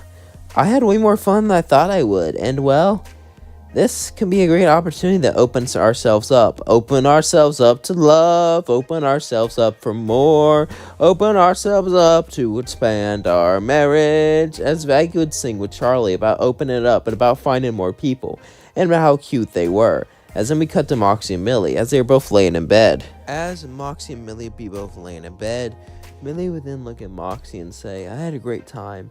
I'm glad we signed up for it. He would say, yeah, do you want to go on another date? It's not too late just to delete the website if you want to. I mean, I'm enjoying it, but I don't know. Millie would say, shh. Nothing's going to stop me from having Vaggie and you together with me. As then she would start to giggle. And Charlie, of course. But I didn't really get to talk to her that much. Next date, we should split it up the other way. Even if Vaggie just wants me. As then Moxie would say, alright, sounds good. As eventually a week would pass, as they would be set up for the next date. As eventually the date would happen, as they both went to that restaurant again. But this time, Vaggie and Moxie be paired up as Charlie and Millie were paired up. Vaggie was only interested in girls, so this was just for them to get to know each other. As Vaggie would say, so, do you like to watch? Are you Moxie would blush and say, yeah, I do. Don't tell anyone, alright? People would get, hey, your secret's safe with me. As Vaggie and Moxie would then laugh, as they would become close friends. As they would begin to talk about things they liked, as they were just kind of like bros hanging out, since Vaggie wasn't that interested in him. And then we cut to Charlie and Millie would say, so, you like me, huh? You like imps like your girlfriend? Charlie would say, imps are pretty cute. Especially imps like you, Charlie would say, as Millie would smile and look up at her. As they would both hold each other's hands and continue to talk and go on. As Millie would say, well, it's nice to meet you. I have heard stories about you, princess. I heard about your hotel. I heard how you help people. And I'm glad you were the one we caught. As in, Millie would hold her hand and kiss her. As in, Charlie would kiss back. And Millie would say, do you believe in the third date rule? Charlie would blush and say, yeah. Millie would say, excellent. I got something special planned for the third date. As she would walk away, Charlie and Vaggie would then leave. As they were walking out, Angel would find them. As Charlie would say, Angel, what are you doing here? Angel would then take a few pictures. As Angel would laugh, and Vaggie would say, are you effing filming us? Charlie would say, what are you doing? Angel would just go, well, I'm known to have fun. And, well, I like to see your experiment. And why don't you tell me? I have tons of people I can hook you up with. Charlie would say, well, not that type of hookup. We just want to expand our relationship in a romantic sense. Angel would say, don't make this sound lame. You two were out having fun, and you didn't invite me. Charlie would say, I thought you didn't like girls. I don't, but I just want to be included. It gets lonely. Charlie would then say, hey, I understand, Angel, but you can't be spying on us like that, Charlie would say, as Angel would say, fine, as they would go back to the hotel. As Angel would make fan art of them, so would Nifty, as they shipped them all together, as things went quite well between them. They had great dates together, and they were excited for their third one, the most interested one. As Millie and Moxie were laying down in bed, Millie would say, how about we let them pick where the third date is? We've already picked the other two. Moxie would say that's a good idea. As Charlie and Vaggie were talking to each other, Charlie would start to freak out. Where do we pick? Where do we pick? Oh my god, what if they don't like it? What if they don't like it? Oh my god. Charlie began to run around in circles as she panicked. She couldn't believe this. What if they didn't like it? What if they didn't like their third date? It was going to be special. It's going to be important. And it has to be perfect. Suddenly, Vaggie would take her hand and say, it's okay. And I have a perfect spot at the hotel. Let's just bring us to the rooms and get straight to the fun part. I'm sure they'll enjoy it. We've been waiting for it for a while now. As Charlie would nod and say, you're right. As then they would call them over. As Moxie would take Charlie and Vaggie would take Millie. As they would both go to separate rooms. As Vaggie says, show me what you do to Moxie. As Millie would say, I don't know if you can handle that. As she would push her to the bed. As then we cut to Charlie and Moxie. As Moxie would say, how do we... Charlie would say, nervous with a princess.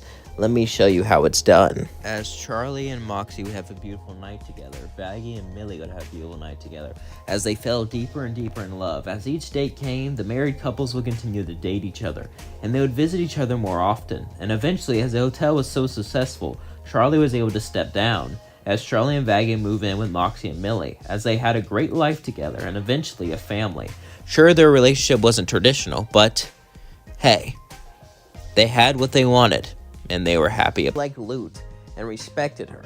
But in this alternate timeline, Emily would know about the exorcism and would actually talk to Lute a lot. She didn't like it, but she kept her mouth shut, because for the greater good. Emily was a bit of a different character here, as Lute was more or less the same, except she was a little bit more open into girls, obviously.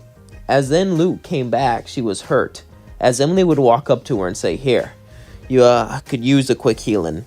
As Emily would then cast her magic, as she would touch Lute in the face.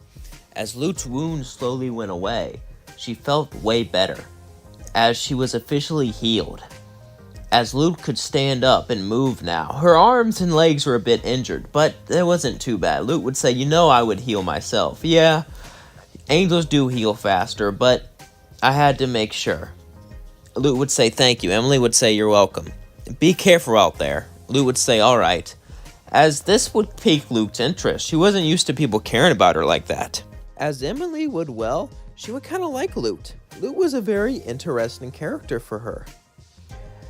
Lute represented something for her. Lute was this brooding woman that fought. She was so tough. She was so brutal. But at the same time, she had a soft spot. And Emily would heal Lute whenever she got injured. One day, Lute would say, do you want to hang out sometime? Emily would say, sure.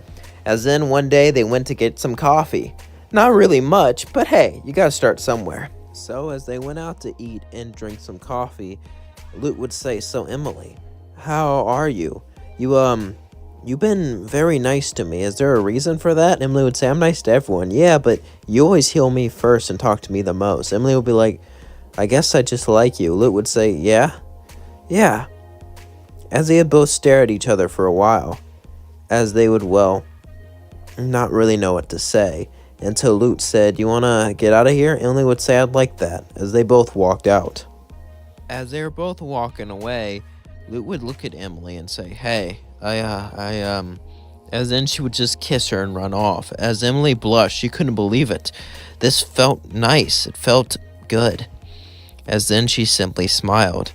Lute and Emily would disagree on the exorcism, but they wouldn't fight over it.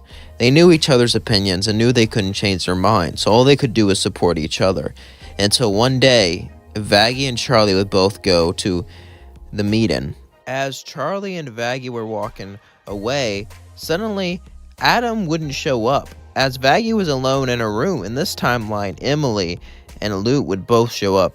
As Vaggie would say, what do you two want? As Lute would say, me and her disagree on something. I want to get rid of the exorcist, Emily said. As Lute said, I want to continue it. But since we're partners, sadly we have to work together. Vaggie would say, partners, you mean as in, as they both looked at each other, as they were keeping a secret, Emily would say, no, of course not. You silly, Vaggie would say, you're dating, aren't you? As Lute would say, yes. No, that's none of your business. As Vaggie would say, Listen, I don't care, alright? The fact that you have to hide it here means maybe you should come down to our side. But say what you're gonna say. Lute would say, listen, I knew I threw you down and abandoned you, but if you just try to convince her that this hotel is not a good idea, Vaggie would say, I don't want to hear any of this. You two coming together was a bad idea. I realize you two are together now, and I can tell Vaggie would say, oh my god, that's what you wanted, didn't you? Lute would say, I don't know what you're talking about. You wanted me to find out, so I go out and tell everyone. So then you can blame it on me making up stories. Or maybe you can come out that way, because you're too scared to come out yourselves. Do it yourselves, and stop leaping me into your plans. As Emily and Lute would just leave as they looked at each other and sighed. As then they just started to laugh and kiss as they held hands. As they walked out, even though that didn't go as planned, they wanted Vaggie to get angry and to tell on them so they wouldn't have to come out themselves. And if, obviously, a lot of people wouldn't believe it, so they can fight the allegations straight up. Or just accept it. They wanted to see everyone's reaction if they were that way, to see if they could actually, confirm it. But who cares what other people think? As the meeting would go like in canon, but Vaggie would never be exposed. As then, her and Charlie would go back to the Hazbin Hotel. Emily and Lute would continue to hide their relationship, but Emily was getting scared about Lute. After all, Lute was bold, Lute was brave, but the soldiers down there weren't going to go easy on her. And while sinners even damaged an angel once before, could she really survive all this? As Emily would invite Lute to speak with her, as Lute and Emily would start to talk together, Lute and Emily would both look at each other, as Emily would say, do you have to really go down there? Lute would say, how can you say that? It's the biggest battle. I know, but I don't know if you can make it. Say, you don't believe in me after everything we've been through, after how much I had to hide. Emily would start to cry and say, I don't want to lose you. Okay? I have a bad feeling about this. I don't know. I know you're strong, but I don't want to lose you. As Lute would hug her and say, I'm sorry, I shouldn't have yelled at you. I know you care about me. As then Lute and Emily would both look at each other, and Lute would say, if I don't come back, I want to do something. As she kissed Emily, as Emily kissed her back, as they started to rub against each other. As Lute would take Emily to her bed. As they would have some fun, they would wake up the next morning. Emily would say, that was amazing. Lute would say, yeah, I'm glad I was able to have a night of fun before we go. As then Lute got up and went off to hell. As Emily would lay in bed all day and think about Lute, she would think about how much she loved her, how much she didn't want her to go, how much she didn't want her to perish, how much she could get hurt. All these thoughts kept building and building and building. As she would try to ignore them, as she would try to do something else, but she couldn't. All she could do was wait and simply hope that she was not hurt. Eventually, though, Lute would come back, injured, her arm missing. As Emily would cry and hug her, I love you, she said. As Lute would say, I love you too. And I don't care who knows it. I've been thinking, and this exorcism thing, it isn't for me. As Emily was tired of heaven, she was tired of the bureaucracy, she was tired of not being able to make a change. She was tired of everything she was doing and getting set back over and over and over again. And Lute, she was tired of the destruction. She was tired of the chaos she caused. As she decided to fall back. As Lute and Emily would steal some disguises, as then they would go to hell. As those who disguised as sinners, they would get a small apartment. As they would get part-time jobs, so no one really would notice them. As they had enough money to basically live comfortably for decades, they still wanted little jobs here and there so no one would get suspicious. However, as the days passed, as things continued, as things would start to smooth out, as they would start to enjoy their life, until someone they knew knocked on the door. It was Vaggie. Lute and Emily would both let Vaggie in, nervous about what happened. As they both looked at her, Lute would say, are you gonna, as then Vaggie would say, sorry about your arm. I let you survive because, well, I knew Emily needed you and she had a kind heart. I can tell you changed a lot. And, well, I have too. Lute would say, why are you really here? I'm here because you have a home in the hotel if you need it. And no hard feelings. As Lute would shake Vaggy's hand, as then Vaggy left. As Lute would say, I can't believe the nerve of her. Emily would say, yeah, but she means well. I think that's a sign that we're meant to be, as they would smile and cuddle.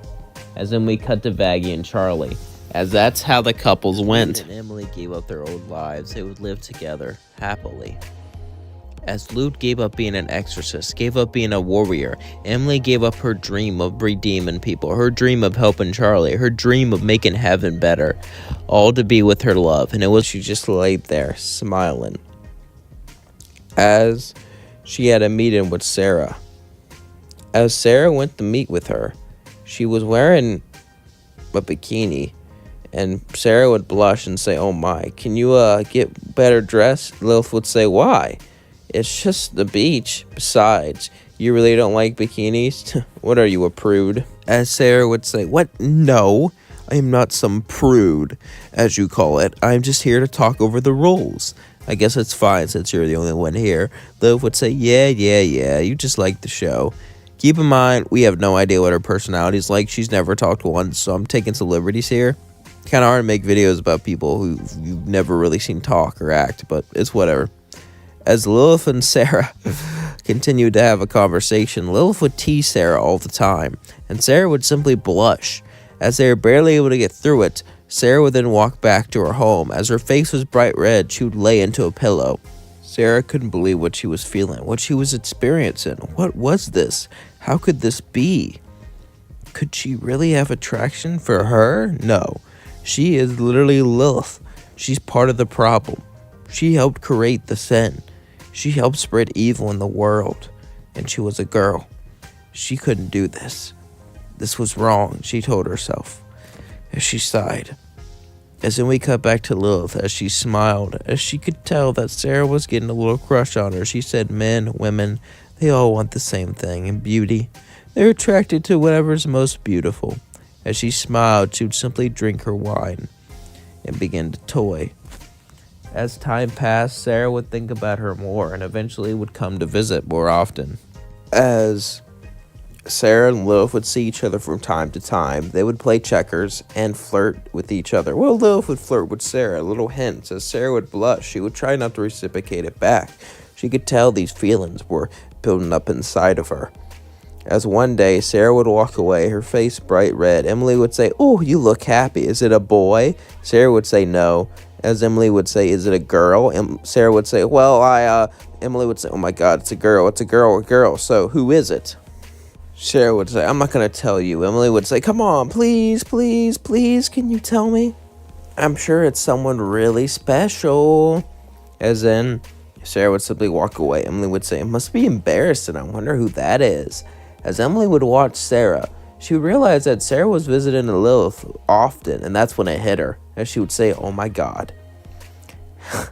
As then Sarah would walk back, Emily would say, how? Sarah would say, what do you mean? I mean, I don't judge, but you fell in love with the worst person. As Sarah would say, what? It's Lilith, isn't it? Sarah would say, no, it's not. Shut up. Emily would say, hey, what is it that you like about her? Didn't she leave her family? She left because of the troubles of hell. And she had to strike a deal with us so we don't hurt her daughter. Wait, that's the real reason she left? To protect them? I mean, still messed up, but like, as then Sarah says, I know. That's why I'm working to get a better. Just forget it. As Sarah left, Emily would feel bad. Maybe Lilith wasn't as bad as she thought, so she would decide to go and visit her personally to see what she thought of her. Emily would come to see Lilith, as Lilith would say, what is this? Are you seeing if you approve of our relationship? Relationship? Are you even together? No, not yet.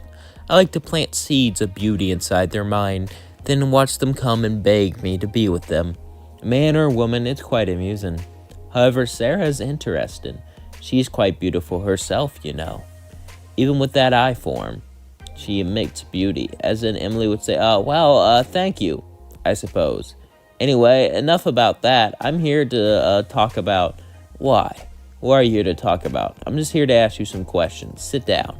As Emily would sit, Lilith and Emily would talk and ask each other questions. They would both try to get to know each other, try to understand each other, try to figure things out.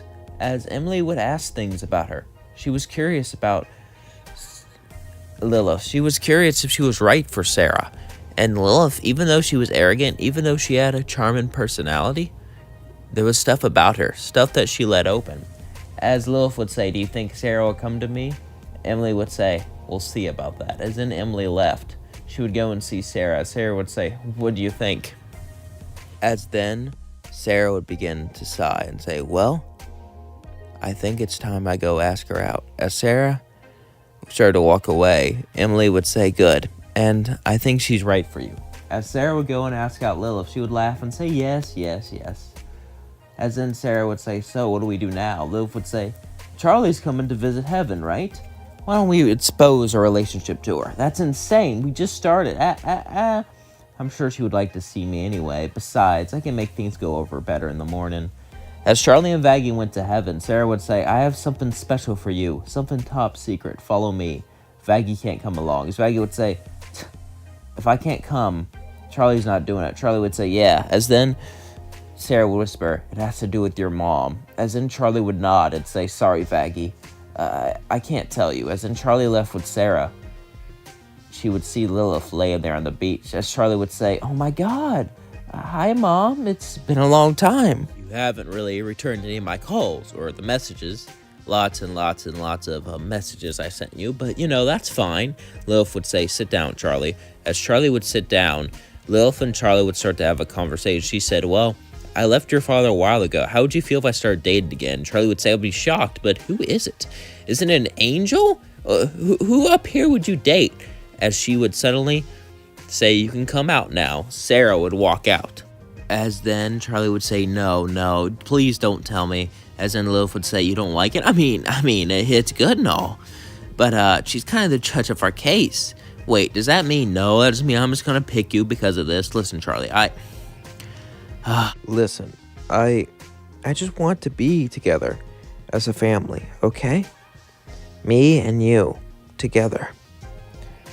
I know things are weird, but come and visit anytime. Charlie would say, I will. But let's pretend like we hate each other now. Charlie would say, all right. As then Sarah and Charlie would walk back, they would argue fakely. As Lilith would laugh and say, that's my daughter, so sweet, so kind. I couldn't be more proud. As then she would smile. As the meeting would go kind of like in canon, but Sarah would do a little bit more, the hide things, and try to work toward Charlie, but it wasn't good enough. As Adam and Lute were yelling all the time, kind of made heaven angry.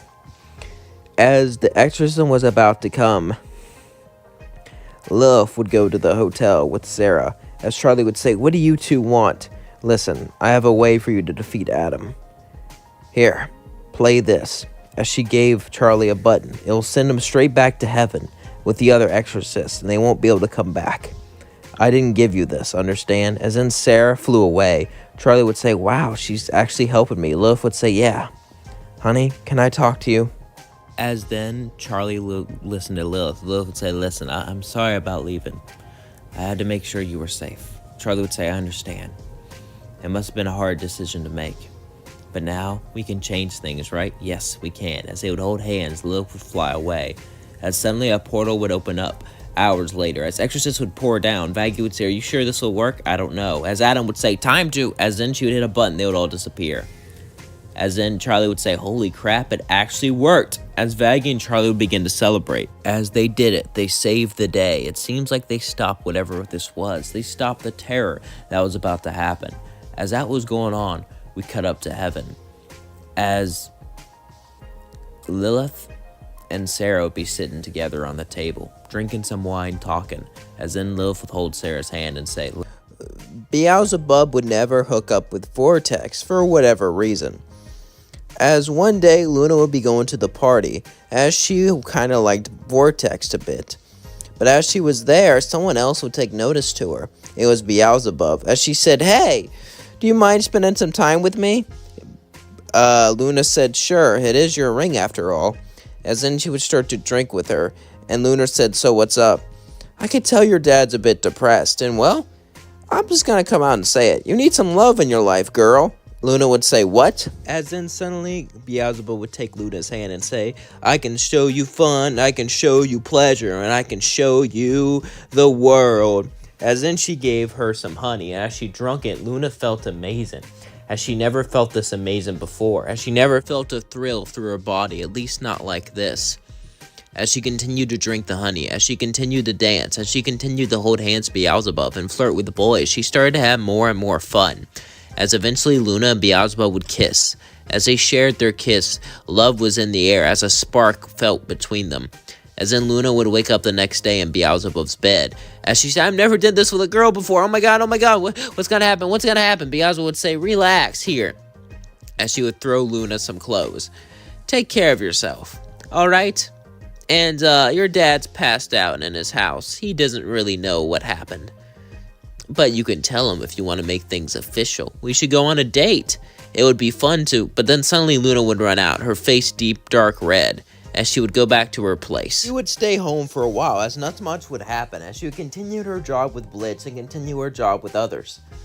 As the days passed though, she missed Beelzebub, and she thought, did she miss me too? Does she even care? Should I text her back? I just ran out on her. All these thoughts were filling her head, and eventually she had to get answers.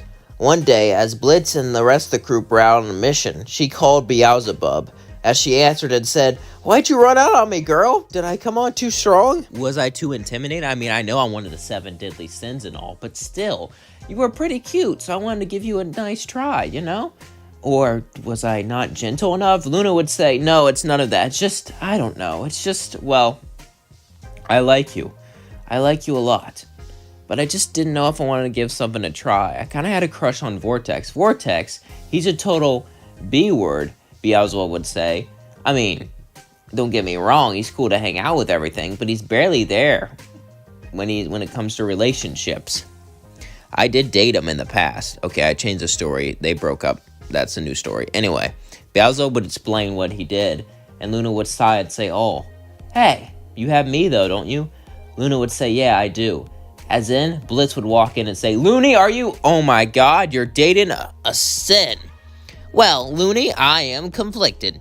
I want to protect you and keep you safe and not let anyone hurt you, but that could give me a lot of money. So I don't know. As a parent, do I approve? I don't know. Blitz, get out of here. As she would push Blitz out the way, as Beelzebub would laugh and say, we should go on a date. I'll see you tomorrow, as Beelzebub would wink at Luna, as Luna would blush. As Blitz would say, I'm proud of you, Luna. You scored a big one there, but there will be some ground rules. Now, I know she can't really make your tummy big, but I still want you to be safe. And there's certain ways that as then Luna would say, no, Dad. As she pushed him away, she would then walk back to her room, as she would get dressed up for the date. As Blitz would be nervous, as Blitz would watch Beelzebub pick up Luna, she said, you're dressed very well.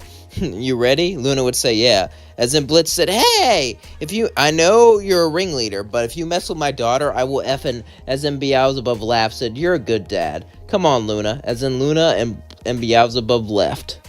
As Luna and Beelzebub would go out, Luna would say, sorry about my dad. Beelzebub would say, are you kidding me? He's so precious. The fact that he wants to protect you all the time, he's a good dad. I know you've been through a lot, Luna, but trust me, he's good to you. Luna would smile and say, you know, I know. As they would both hold hands and begin to tell each other stories, Beelzebub would tell her how she got the job, and how she left from heaven and all that stuff. And Luna would tell Beelzebub the truth.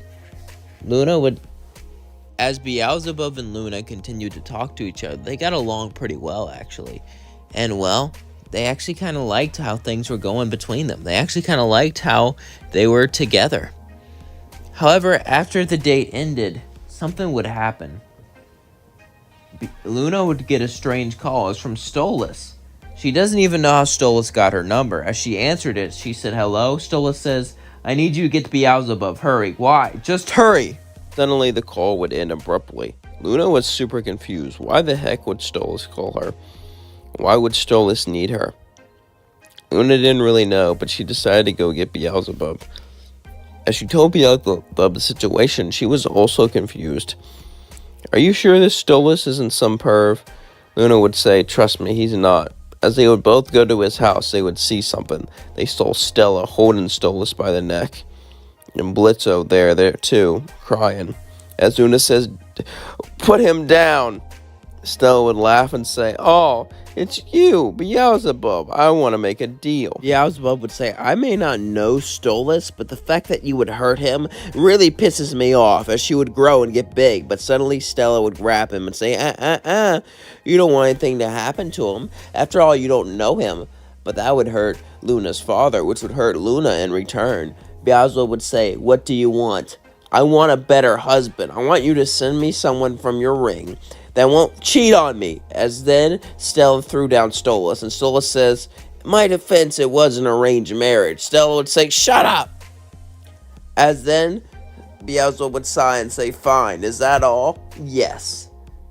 "Oh, and I want him to die." As suddenly Stella would laugh. "I can't always get what you want," as Stella would hold Stolas back up as a shield and say, "I think this will go out very nicely. Beelzebub, I hear you have some good taste, especially in men." "Not so much women," as she looked at Luna. As Luna growled, Beelzebub would say, "Fine, but can I tell you something?" Stella would say, "Yeah, you're gonna get grossed out." As suddenly Beelzebub would teleport behind Stella and barf hot honey into her face, melting her. As she did this, Stella would be destroyed. As everyone was shocked that she could do that, as then Blitz would say, "That's effing gross." As then they would all laugh. A laugh of depression, a laugh of letting emotions out. As Stolas would barely get up, Beelzebub would help him in bed and help heal him. As Stolas said, "Thank you," Luna would say, "That you're so kind, babe." "Of course." As then Luna and Beelzebub would hold hands, and Blitz would say, "I gotta be honest. I was unsure of you dating, and well, especially Beelzebub, no offense. I thought she would hurt your heart, and she seemed so powerful. I didn't want you to get caught in the power play like I did with Stolas, but after seeing him hurt, I realized that I actually give a F about him." Stolas would say, "Blitz, you really do?" "Shut up, Stolas, I'm making a point. Anyway, like I was saying, you can date my daughter." Beelzebub would say, "I wasn't really looking for permission, but thanks. Now go kiss him." As in Stolas and Blitz would kiss, as Luna and Beelzebub would hold hands and say, they did it. They're finally free to be together. "Yeah, they are. What do we do now?" "What we always do, party." As Luna and Beelzebub would go on a party, and they would enjoy each other.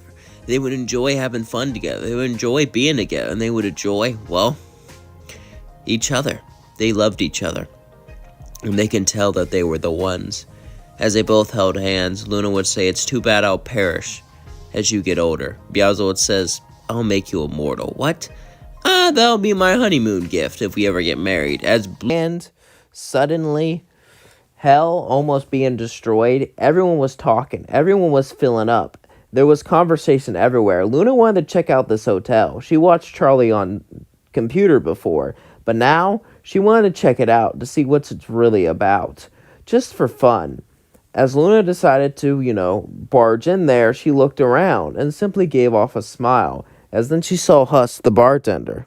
Just something about him, the way he looked, the way he moved, and just, that hostile experience, that face he put out because he was scared to connect. It struck a chord with her. As she went and sat at the bar, she would say, "I want a drink." And she would say, "Hold up, you're not a guest. I could tell you're a hellhound." As then Luna would say, "Really now? Well, how do you know I'm not just a sinner that looks like a hellhound?" As Husk would say, "I would be able to tell the difference. You don't have the eyes of a sinner." As Luna would say, "You're right. I just wanted to check this place out. I should get going." As Luna started to walk out, Husk would say, "One drink. I won't tell anyone." Luna would say, "Really?" "Yeah, just one. Hurry up and get it before I regret making it." As she would nod, she would then drink the drink that Husk gave her. As they both started to talk a bit to each other, Luna said she worked with some assassins that would go to Earth and kill people. Husk found this interesting, as he said, "Well, I work for an overlord down at the hotel, but he's been letting me leave as long as I come back here to work." Luna would say, "So you're his B word." Husk would say, "Leave." Luna would say, "I'm sorry, I was just joking. Leave." As then she started to leave, Husk would say, "Sorry, I didn't mean it it's okay." She would then smile, as Husk smiled back and said, "Hey, Here's my number. Husk would give Luna his number as then she left. She was excited with this number. She didn't really know what to do with it, though, as she thought about calling him, but he seemed so different from her. He was much older than her, but even though he was older, there was something about him. He had a nice charm to him, and it seemed like he got it. He put up a front in front of people, or he used to at least, and he hid away behind alcohol the same way she hides behind her phone. But if she really likes someone, she can put the phone down. If Husk really likes someone, he could put the drink down. Even though they just met, she wanted to hear more about him, so she would decide to call him. As Luna called Husk, Husk would say, "Hey, how's it going?" Luna would say, "Good. So, how are you?" "I'm good." As her dad was out, she would talk to Husk for hours and hours. As they both talked to each other, they started to get along more and more. As Luna talked to Husk, they talked for hours and hours. As they got along quite well, they didn't do anything. They just sat down and talked. And Husk would say, "Oh, the bar's opening. I gotta stop." As then he hung up, she would simply smile. She liked him. There was something about his maturity, something about the way he acted. It was different from everyone else she met. She was used to IMP, which is full of everyone who's very immature, and she was fine with that, but Husk was so mature that she had to talk to him. She had to be around him. So Luna would go there just to see him.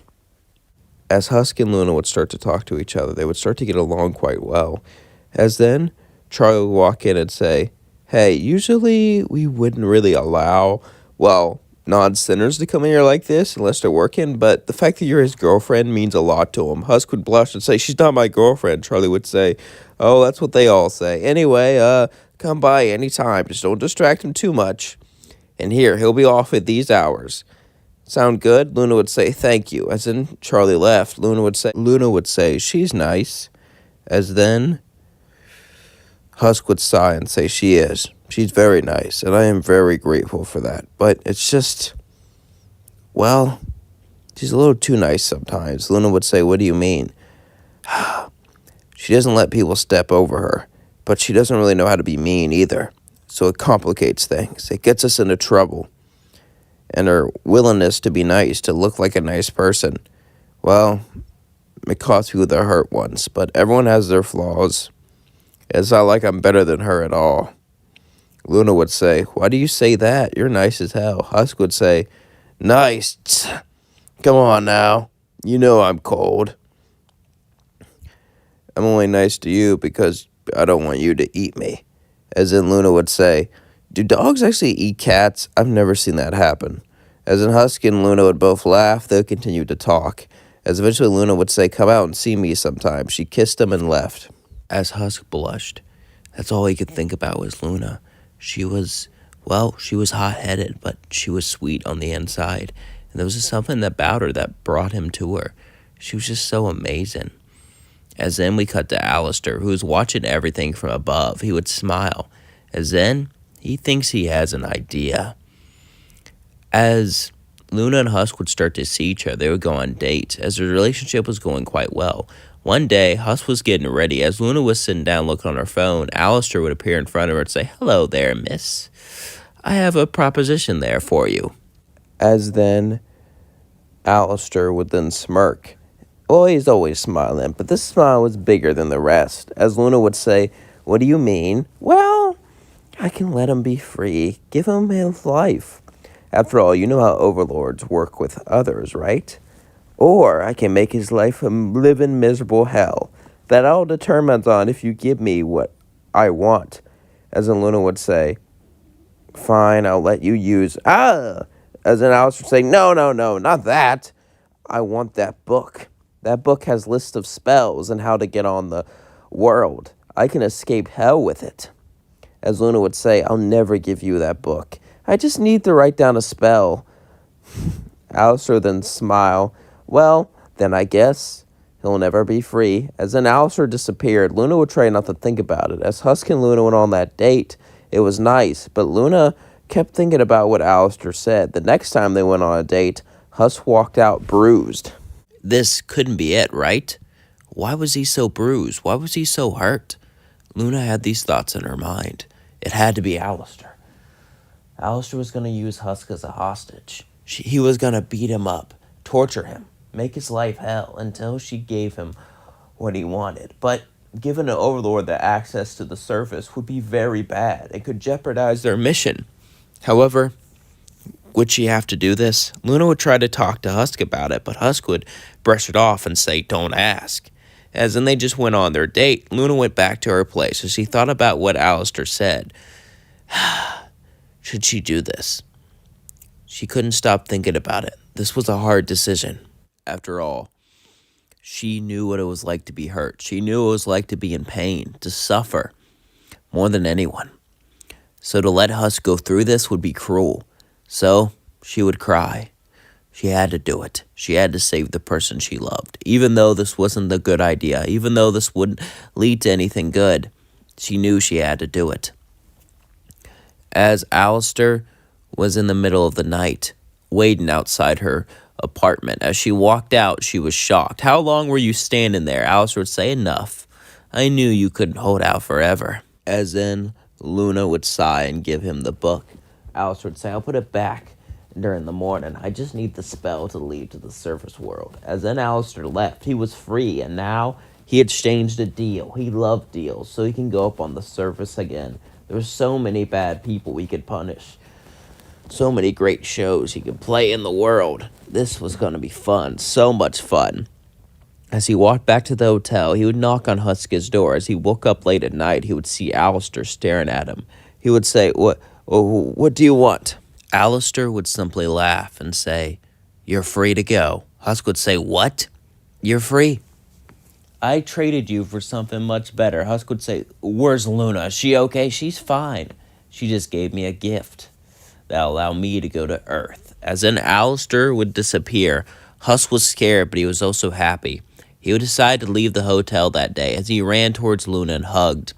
As Luna said, "Hey, baby," Husk would say, "Hey." As then Blitz would open the door and say, "Luna, do you have an effing boyfriend?" Luna would say, "Yeah." "He looks old." "Well, come in. I'm going to interrogate you to see if you're good enough for Looney."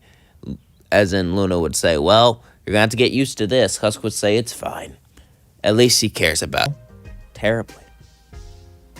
Luna was in love with Vortex, but he had a girlfriend. The girlfriend was Beelzebub. She was way above her, way better than her, and she felt sad and desperate about that as she left. Oh well, it was just a dumb party. It's not like she would ever talk to her again. However, in this alternate timeline, as days passed, she would get a text from Beelzebub. Luna felt many emotions, but the biggest one was confusion.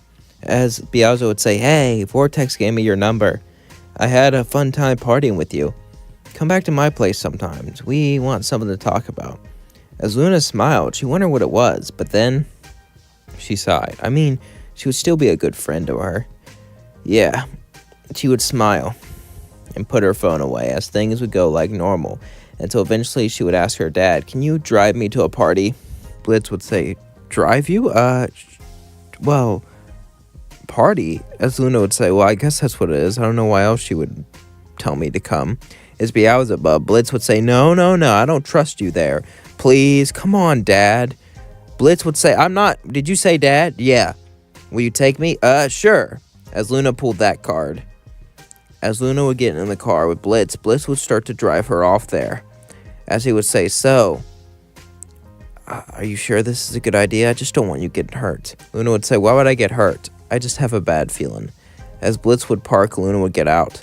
As Blitz would say, "Be safe," Luna would say, "Thank you." She would walk in, expecting a party, expecting a bright light, but there was nothing. As it was just Beelzebub and Vortex sitting on the couch, B called her over. As Beelzebub would look at Luna, Luna would stare at her. She would say, "Hey." Beelzebub would say, "Hi, how you doing?" As Vortex would say, "Sup? So, why'd you want to call me here?" Beelzebub would say, "Be honest, do you like Vortex?" Luna would say, "Oh God, am I going to be jumped?" "Okay, listen, it's not." Beelzebub would start to laugh and say, it's okay. Vortex would say, "You obviously think I can't tell you have a crush on me? Come on, girl, it's obvious." As Beelzebub would say, "You know what else is obvious? You like me too, don't you? I mean, I am kind of hot. Luna would say, is this a threesome? Beelzebub would say, it's more than that. Do you know what a truple is? Yeah, can I think about this? Of course. Luna would sit down and talk to them. Luna never expected an offer like that, and she was intrigued. She wasn't gonna lie. She did have feelings for them, but to date two people was just so much. Vortex would say, call us back if you're interested. As Luna would leave, Blitz would pick her up and drive her back. As Luna would think about this, as she would start to have dreams about both of them, being with them. After a while, a week passed, and Luna would eventually call Beelzebub and Vortex, as she said she was down to be with them. As they got put into a group text, they would text and text and text, and Luna would be having a good time there. They both seemed like very interesting people that she would be into. As she decided to go out to see them. As they set up a dinner, Luna would show up there and wait, as then Vortex and Beelzebub would show up, as B would say, you're looking nice. Vortex would say, yeah. As then they all sat down and ate and just complimented each other. Beelzebub would invite Luna to another party, as Luna would smile and say she liked that. As they all began to laugh, Beelzebub would say, so, what does your dad think of all this? Luna would say, I haven't told him. As Beelzebub would say, what? Vortex would say, are you ashamed of? Luna would say, no, he's just protective. He doesn't want me to see a man. I don't know what he'll do about this. As B would say, well, if you're not going to tell him, we're going to show up because you have to let him know. Luna would sigh and say, all right, as she went to bed that night, thinking about it. As then she woke up the next morning, Blitz was making breakfast. As Luna would say, Dad, I have to tell you something. As she said, Dad, twice? Wow. Yeah. Blitz would say, you're just buttering me up because you have something bad to tell me. Luna would say, am I that obvious? I effing looked. Blitz. I need to. I'm in a triplet. As then Blitz would say, a what now? You're dating two people? Luna would say, yeah. As Blitz was shocked, he just stared at her. As she stared back, she would say, look, I am doing whatever I want, but I just want to let you know that. Blitz would say, who are they? Luna would say, Beelzebub. Blitz would say, okay. Dating royalty like I did. I understand that. It was the other person, Vortex. Vortex, he's the enemy. As Luna would say, no, he's not, Dad. He doesn't care about that stuff. Blitz would say, it's a lot to process, but okay. As long as you're happy. She smiled and said, thanks, Blitz. Blitz would say, can I get no? Oh, okay. As then Luna would finish off her breakfast. As then she would sit down and begin to text them. As she told them it went over well, they would say good. As B would ask to be met at her place. As Luna would go over there, as at this point they were picking her up and stuff, she would then sit down and, well, they would all have a good time together as they sat down, cuddled, and did things like that. As B said, so, Luna, can I ask you a question? As Luna would say, sure. B would smirk at her and say, are you ready for the time of your life? As she would say, what do you mean by that? Luna would say, well, we've been dating for a while. I think it's time we. As Luna would blush, she would say, okay. As then, they would spend the night together. All three of them would enjoy each other. Spend the night of love and passion. As Luna would wake up in the bed the next morning. With Beelzebub out drinking already, Vortex laid in bed. As he would say, are you enjoying your time with us? Luna would say, yeah, I am. As Vortex would say, that's good. That's very good. Because I got something to tell you. As Luna would say, what do you mean? Vortex would simply smirk and say, well, I think I've been living with B for a while now, and I don't think it's right for you yet, but when the time comes, you can live here. Luna would say, thank you. Hell yeah, girl. As then they would smile.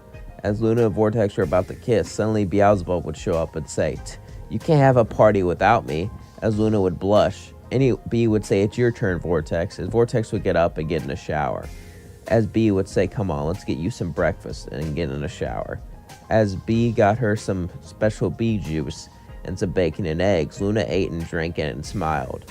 As B said, don't worry, it's a non-alcoholic version, Luna would say, thank you. So what made you interested in me anyway? As Luna would think about this, she would drink and kiss her. As Vortex would sit down and she would kiss him too. As they all sat down and cuddled and ate breakfast, Luna then showered.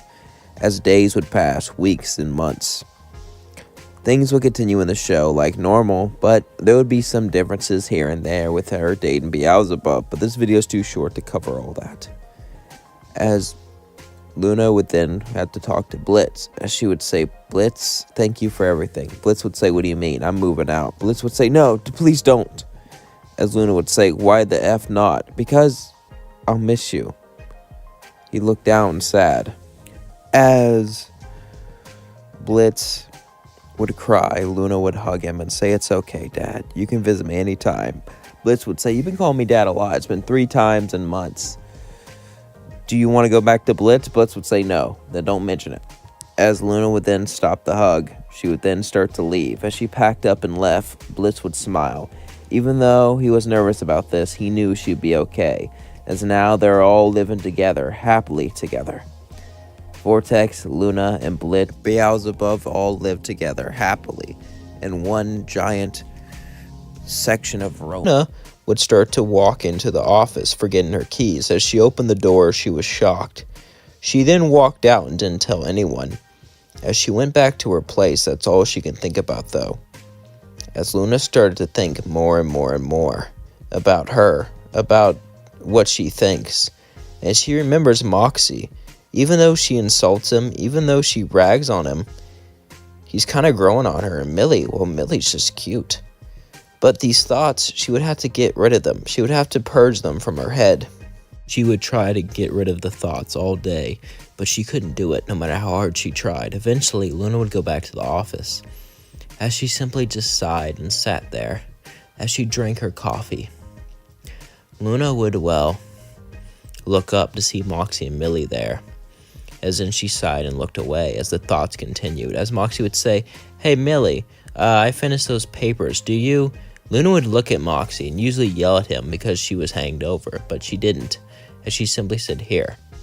As she gave him the papers, Moxie would say, thank you, and do you want some coffee?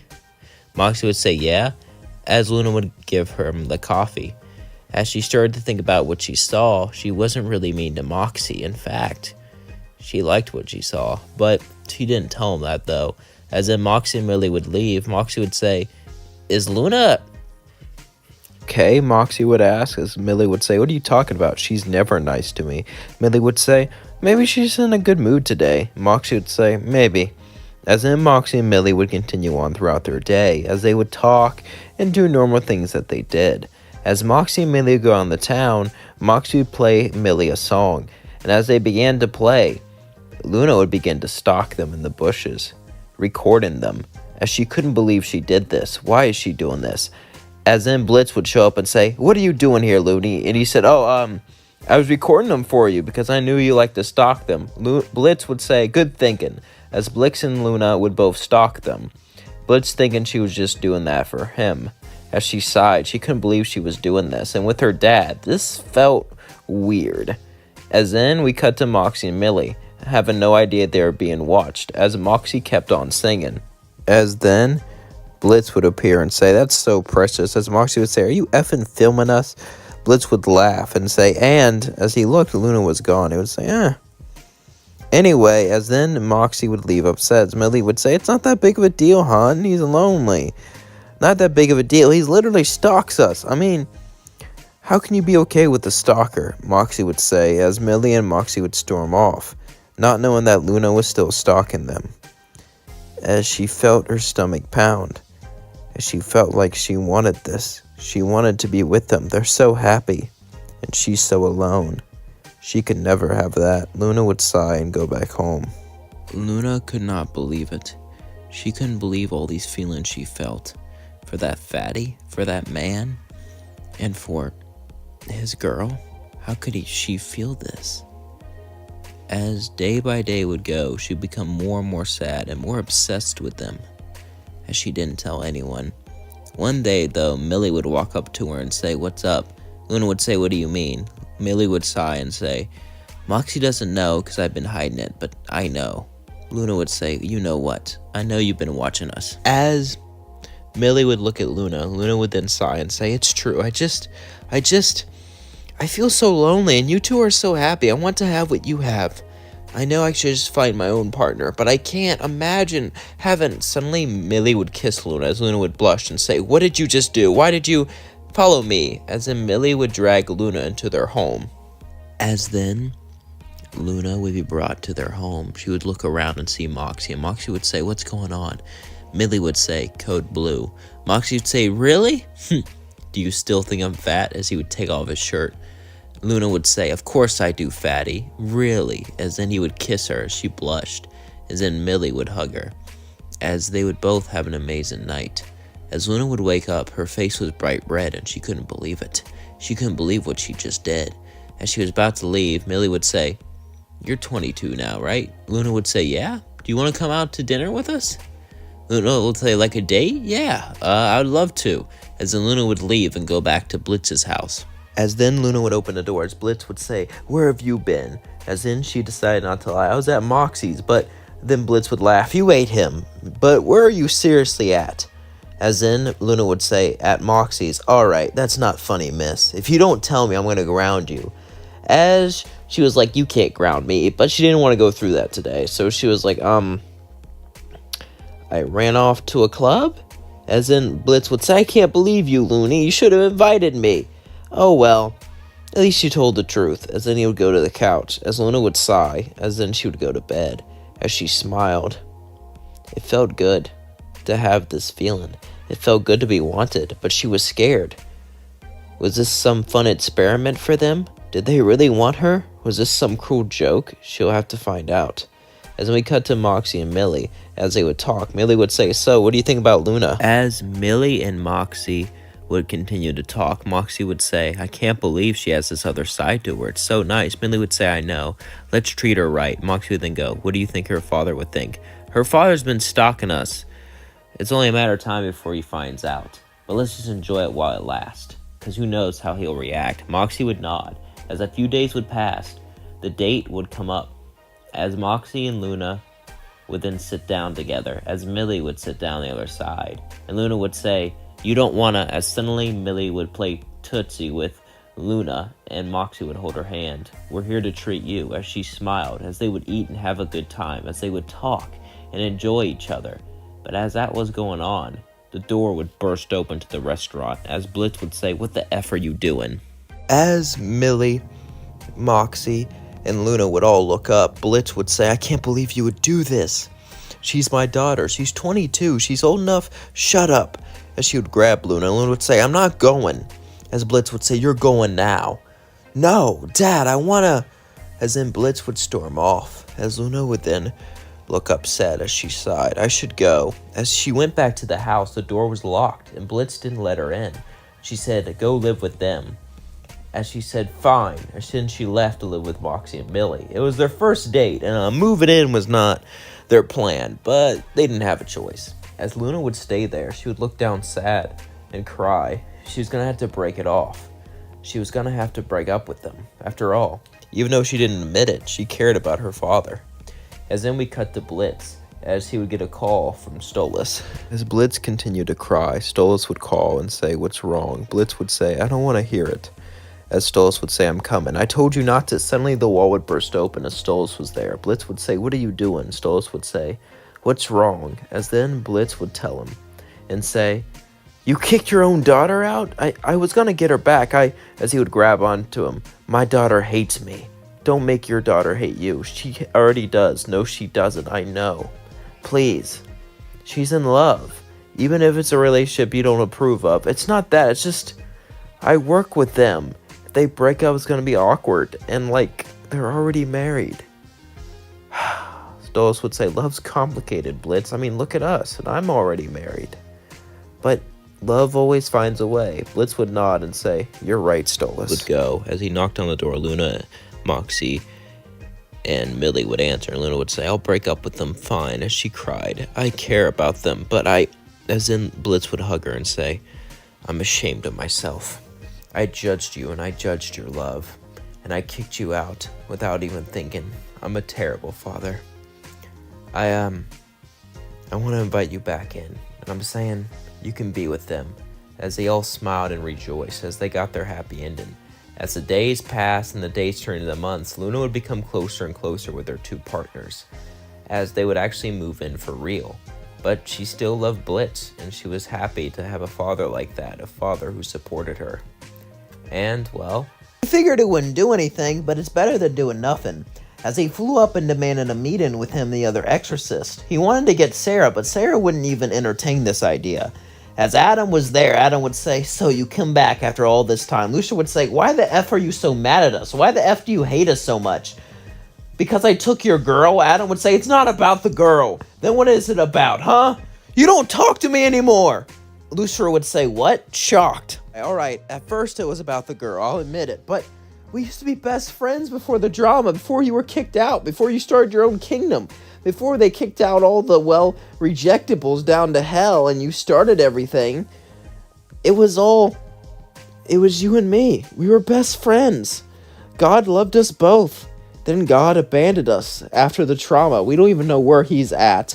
Everyone up here hates me, and you don't even talk to me anymore. You were my best friend, my only friend.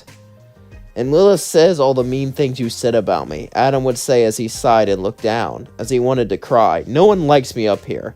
No one even looks up to me. That's why I have that's why I pretend when I do exorcism work, people here actually compliment me. People here actually treat me like I'm a big deal. This is all I have, Lucifer. I know it's wrong, but this is all I have.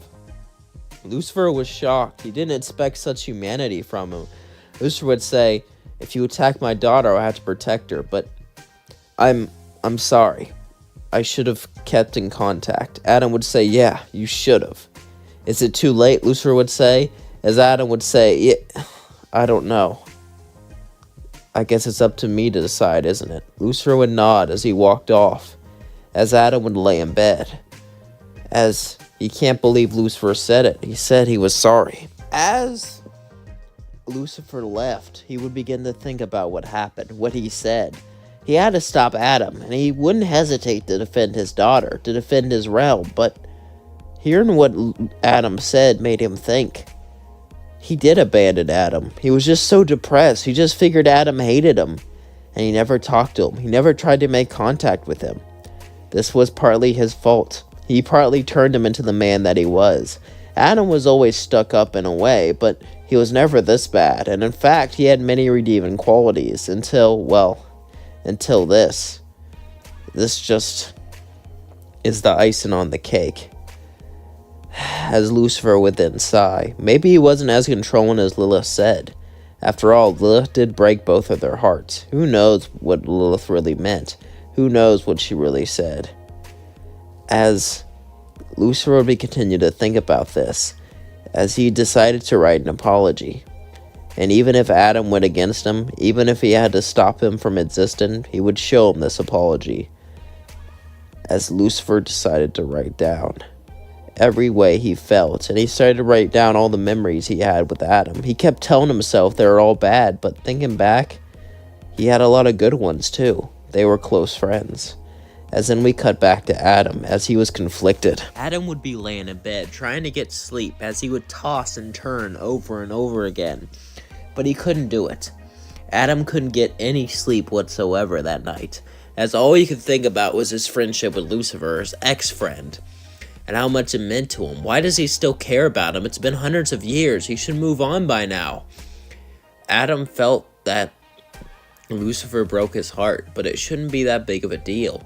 As he kept thinking this, eventually though, Adam couldn't take it as he got out of the bed and decided to sneak down to hell. As Adam would sneak down to hell, he would go to Lucifer's home. Adam's never been here, but his spies have told him about it. After all, he needs to make sure he never destroys it.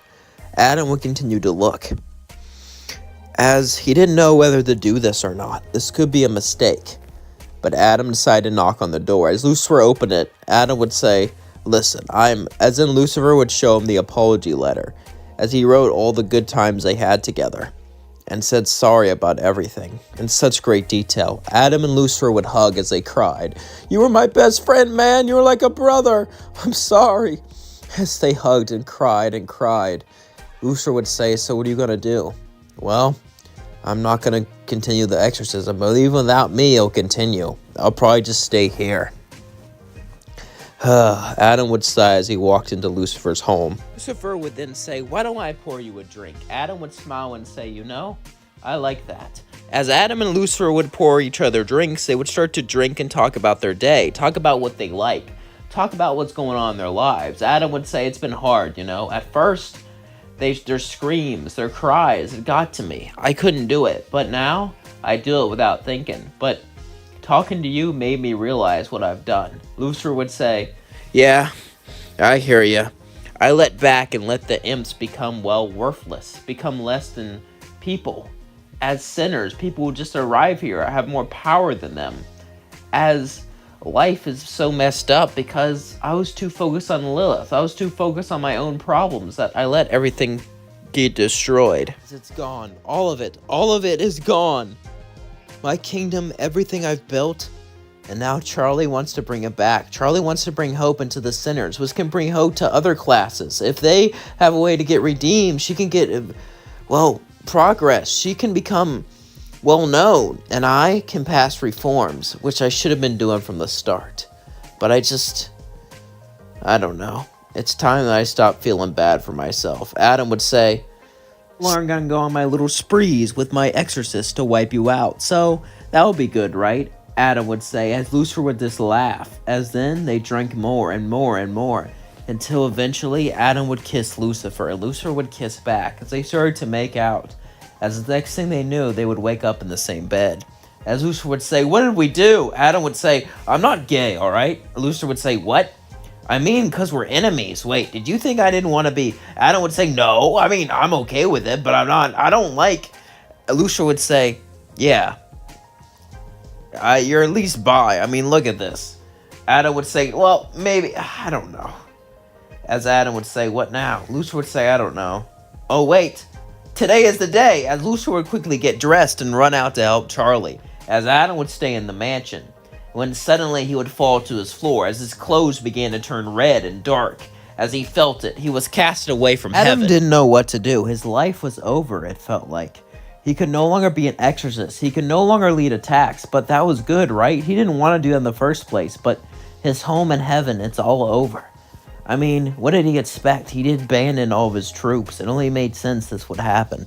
Still, though, he was still so shocked, as Adam would sit there, and just sit there, and look at himself for hours, until Lucifer came back. He would say, "Oh, Adam would say, "It's over. I'm no longer an exorcist. Looks like I'm stuck down here."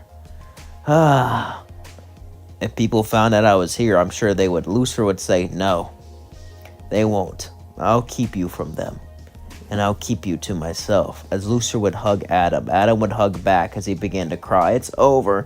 My life is over. I'm stuck in this hellhole. No offense." Say honestly, some taken, but we can start anew, we can start again, we can do this over again. I believe in you, you believe in me, let's show hell can be heaven, just you and me.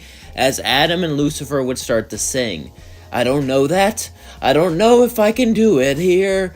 Give it a shot, you'll like it. Hell's just like heaven in a way." As Adam and Lucifer would start to sing. As then, they would start to live their lives together, as a few months would pass, but Lucifer knew that he had to tell Charlie eventually. As eventually Charlie would be invited to Lucifer's home, as Lucifer would then say, "Charlie, I have something to tell you." Charlie would say, "What's that?" As Adam would walk, and Charlie would say, "Is that Adam? Is he a sinner now? What is this about?" As then, they would hold hands and say, "I'm dating him." As Charlie would say, "You're dating Adam, the man who destroyed us?" Well, as Lucifer would tell the whole story, how they were best friends, and about, maybe her mother lied. Charlie was conflicted about this, but she loved her father. As Charlie would say, "Don't you dare break his effing heart," as she pointed at Adam. As Lucifer would still try to, get with Stolas, but Stolas would actually see through it. and he would remember how Blitz stole everything from his house, so he would kick him out. Blitz would not have a choice. He needed a book and needed a way to get to Earth to start his business, but there was nothing he could do. He was just a lonely imp, the lowest of Hell's hierarchy. It's not like someone would swoop in and save him. Just as he thought this as he was walking away, Lucifer would be walking down. Lucifer was depressed and didn't leave his house much. However, he would leave to buy some rubber duckies. Blitz was shocked that it was Lucifer himself, and he decided to follow him. He felt some weird feeling around him. Lucifer was just, beautiful. But he was the king of hell, so not like he stood a chance. And if you made him mad, he could probably destroy him. As Blitz would stay away, he would watch Lucifer. Lucifer was so excited about collecting these rubber ducks. He seemed so happy about it. As Blitz would sigh and say, well, looks like I need to go. As Blitz started to walk away sad, he looked at the window. As then Lucifer would walk up to him and say, hey, you want a duck? Can you not afford it? I know you imps are poor, and that's kind of my fault. Sorry about that. Here, as he was showing one of his rubber ducks. Blitz was shocked that Lucifer would take interest in him, as they both started to talk. Blitz didn't really care much about the ducks, but he cared about him. And as they talked, they got to know each other. And then Lucifer would say, so, who do you work for? I'm trying to start my own business, but that's hard as an imp. I just wish I could. Lucifer would say, really? Huh. I don't see why an imp can't do that. So, what do you need to do that? Lucifer would say, as Blitz would say, I need a book to go to Earth so I can explain his business, as he would sigh. I was hoping you'd be different. Not about just blood and destruction, but it seems everyone hears about that. To be honest with you, I shouldn't do this. But I'm the king, so I can do whatever I want. As then he would throw him a book and say, here. It's for my approval. If you get caught, just tell them to go to me. They probably won't believe you, but I'll tell them you were allowed. As then Lucifer would leave. As then Blitz would assemble up his team like in Cannon, but not much would happen. But Blitz would continue to think about Lucifer. Until one day, after a few weeks passed, he would knock on Lucifer's door. As Lucifer would open, he would see Blitz, and Lucifer would say, oh, it's you. Why are you here? You're wrong about me. I'm not some ordinary imp out for blood. I just want to make a living, okay? And this is all I know how to do. As then he would go on and on and on. As then Lucifer would turn into his demonic form and say, you know I can destroy you, right? Cast you away. I already gave you so much. And you come here and demand more? As then he would laugh and say, you got some balls. I like that. Come in. As Blitz would see it, the house wasn't kept up well. There was cobwebs. It was a mess. There was broken glass. He would say, how do you live like this? I could hire a servant or just use magic cleanup, but I don't feel like it. Besides, my favorite part of the house is this, my ducky collection. As then Lucifer would go on and on and on about his ducks. As Blitz would smile and say, that's cute. As Lucifer would say, what? It's cute if you have a hobby like that. As then Lucifer would blush and say, thank you. As then they would go on and continue to talk. As Lucifer was nothing like Blitz thought. Blitz thought Lucifer would be scary. He would look down upon him. He would be elitist, classic. After all, this class system must have been his fault, but he wasn't like that at all. So he wondered how it came to be. He would learn about Satan, how he manipulated Lucifer's word, made everyone think that he was Lucifer on Earth, and about how everything was basically his fault. As Blitz and Lucifer kept growing their relationship, eventually they would become best friends. They would have feelings for each other, but they didn't want to ruin their friendship. Neither of them were ready. Lucifer was too scared to get into a relationship after Lilith, and Blitz broke so many people's hearts he didn't want to hurt Lucifer. As one day, however, Luna was laying down the couch as Blitz walked in and said, my friend's here. Luna would say, your friend Lucifer? No one believes you, Blitz. You might as well. Holy crap, that's really Lucifer, Luna would say. As then Lucifer would say, hey! As then Luna would look at Lucifer. Now, Blitz would then say, that's my daughter. Hey, nice to meet you, Blitz's daughter. I and your dad are great friends. We want to hang out, watch a movie. Maybe you got with us, go shopping. I'll pay for whatever clothes you want because I am rich. As Luna was completely shocked, and Blitz would talk about her. Usually she'd be standoffish, but this is in front of literally the king of hell. So she wouldn't do that. She would just be in shock, and she would say, whatever. As then Blitz and Lucifer would have an amazing time at the mall and just spend a bunch of time together. As Luna watched, she could tell they both liked each other. There was moments, but they never acted on it. Eventually, Lucifer would be out in the bathroom, as then Luna would say, "Hey, Blitz, why don't you make a move?" As then Blitz would say, "What do you mean, Looney?" As Luna would say, "Lucifer obviously likes you." What? No, he doesn't. He does. Just ask him out. He's the king of hell. I can't just do it. As Blitz would sigh, as Luna would walk away. And Blitz would say, "Where you going?" "I'm going home. You two need some alone time," as she would smirk. As then Lucifer would walk in and say, "Where'd your daughter go? Would you like to go out with me?" As then Lucifer would blush and say, as friends? No, as partners." As then they looked at him, and they both looked at each other, not really know what to say. As Lucifer would say, "I have a boyfriend, take that, depression." As Lucifer and Blitz would then spend more time together. As months would pass, Blitz would bring him to the office. As Lucifer would meet Moxie and Millie and begin to talk with them. As Moxie and Millie were impressed, as Moxie would say, "How'd you pull the king? Does he have like a brain injury?" Lucifer would say, "Did you just ask if I had a brain injury? You know I could wipe you out, right?" Moxie would say, "I'm sorry, Lord, I'm just kidding." As Millie would say, "You're adorable." As then she would playfully punch Lucifer. As then Lucifer would say, "Did you dare attack your king?" No, I 2 for 2. This is so fun." Blitz would say, "Honey, can you stop threatening my employees? That's my job." "Oh, sorry." As he would start to get along with them quite well, Lucifer and Blitz's relationship continued as they got better and better. As one day, they were sitting on the couch, and Blitz would say, "When can I meet your daughter?" Lucifer would say, she doesn't really talk to me much. It's just..." As suddenly, Lucifer would get a phone call. As it was from Charlie, Lucifer was like, "Oh, crap, it's my daughter. Blitz would say, "Be cool, answer it like you're cool."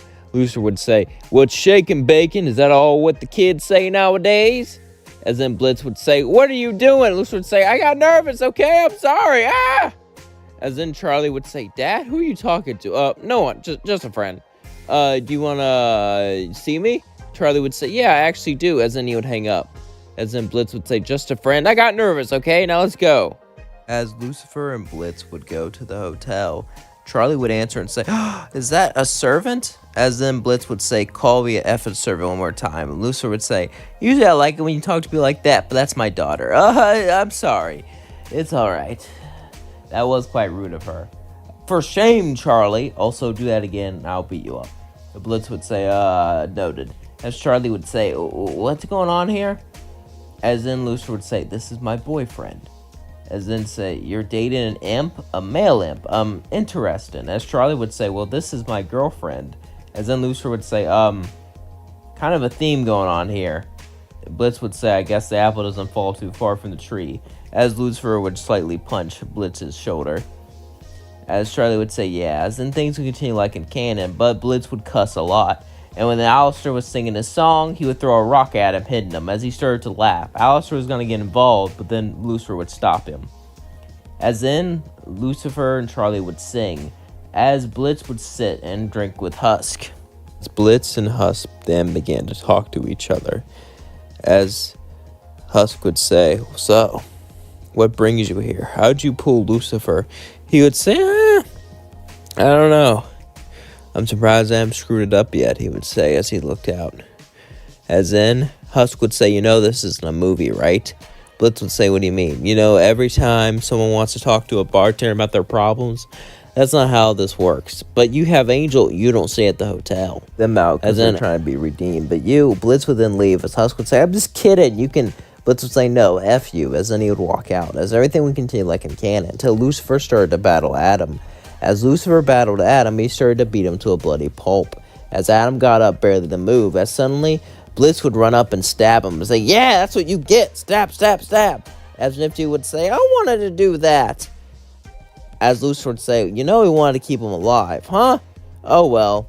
As he fell to the floor, as they laughed, as he said, "Man, I'm glad I found you." Lucifer would say, "I'm glad I found you too," as they held hands. Even through the chaos, even through the death, even through the destruction, they had each other. He was walking to Charlie's. As then, he stopped for a moment. As there was a woman who caught his eye. She was an overlord, her name Camilla Carmine. As she stood there talking with some of her subordinates, having dinner. As Lucifer heard that, well, she keeps all the overlords in line. And Lucifer knows Alistair works at the hotel. He didn't really know much about him, had no reason to hate him. But he got an odd feeling about him. However, Lucifer decided to walk off.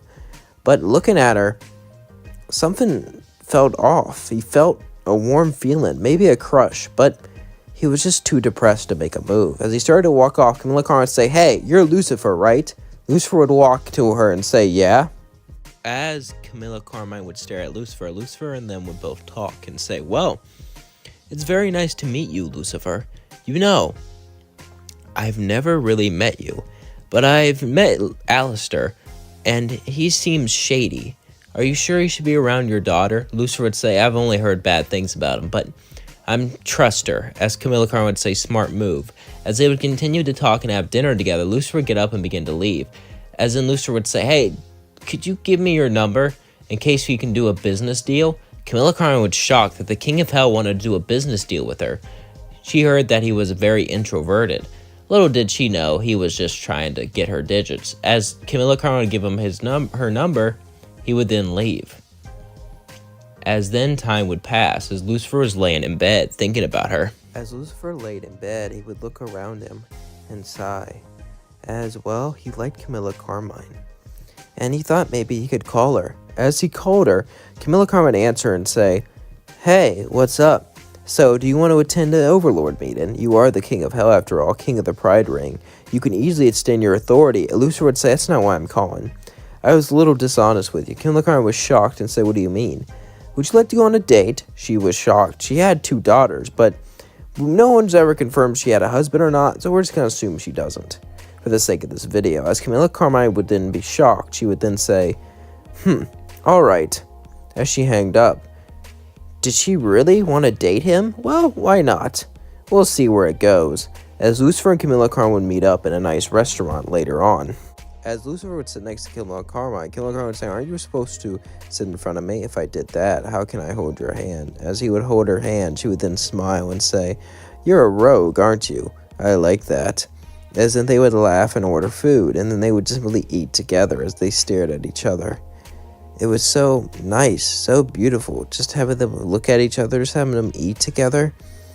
Camilla Carmine would smile and say, "You know, Lucifer, I always thought you'd be scarier." And Lucifer would say, "Why does everyone keep saying that?" Camilla Carmine would say, "Are you serious? You're the King of Hell. Don't you understand?" Where Lucifer would say, "Come on now. Hell's not a place where everyone's tortured forever. Hell can be a place where people can be happy and find their own lives. I mean, for the most part." Camilla Carmine would say, "Yeah, you're a nice guy, and I like you, but why did you allow the exorcism? The fact that you allow it kind of... Well, I guess I'm not really one to talk," she would say as then she sighed. As then, Camilla Carmine would say, "Do you?" Lucifer would say, "Oh, I know you were an exorcist." "What? And you would still date me? You do realize I allowed the exorcism to happen. Only because of the overpopulation. Only because otherwise, he would look down sad. You don't need to know the story. Just listen, I don't care about that stuff. Do you care that, well, I'm a demon?" Camilla Carmine would say, "No, then I don't care that you are an angel." As they would finish eating and collect the bill, they would then walk out and have a good time. As they were holding hands, she would say, "It was nice." Lucifer would say, "It was." As Lucifer and Camilla Carmine would get closer and closer and closer, the days felt nicer, and they felt, well, happy together. They enjoyed each other. They enjoyed each other's company, and it felt like they could have fun together. As they began to start to like each other more and more, weeks would pass, and weeks would turn into months, until one day Vaggie came in looking for weapons. As Camilla Carmine and Lucifer were there making out, as Vaggie would say, "Lucifer?" Lucifer would say, "Oh, I haven't told Charlie. What do you want, Vaggie?" Vaggie would say, "I came here for some weapons." Camilla Carmine would say, "Let's test her." Lucifer would say, I don't know. Maybe we should just give it to her, and maybe I should go. It's getting late." As Lucifer would start to walk off, Camilla Carmine would grab his shoulder and say, "Hun, we're going to have to do this." As he would sigh and nod, as they both jump down, Lucifer would say, "Don't worry, I'll be holding back. I don't want to hurt you too much, but I do want to test out your strength." Lucifer would then fly at Vaggie as he would try to zap her with his powers. As Vaggie was just barely able to dodge, Lucifer would be holding back so nothing would destroy her. As then he would hit her and fly around. Vaggie would say, "What are you doing? Use your wings, Vaggie. Fight me in the sky." As Vaggie would use her wings, she would fly up. As she would begin to fight, Lucifer would kick her down and say, "You haven't used your wings in a while. You need to fly like a bird, sting like a bee, and fight me like the warrior you should be." As Lucifer would sing, Vaggie would get up and start to sing with him. As Vaggie would start to sing, "Why do I fight? Why do I get up? Why do I continue?" As then Camilla, Carmen, and Lucifer would sing together and begin to motivate her. As they would all sing together, as they would smile together, as Vaggie would say thank you, as she would run off and say, "Oh, you should tell Charlie. I don't know why you're keeping it a secret." Lucifer would say, "Well, I haven't really been with someone since her mother, and that was a long time ago." "She'll understand," Vaggie says as she walks off. As Lucifer would say, "Do you think she'll understand?" Camilla Carmen would say, "She's your daughter. How would I know?" Lucifer would say, "Oh." Lucifer would say, "That's fair." As he would go, "Hey, Camilla Carmen would say, "I can go with you, fight with you. I know you're the king of hell and very powerful and stronger than Adam, but you never know what can happen. There's always be a chance you could be hurt." And as then Lucifer would say, "Don't worry about it. I got this.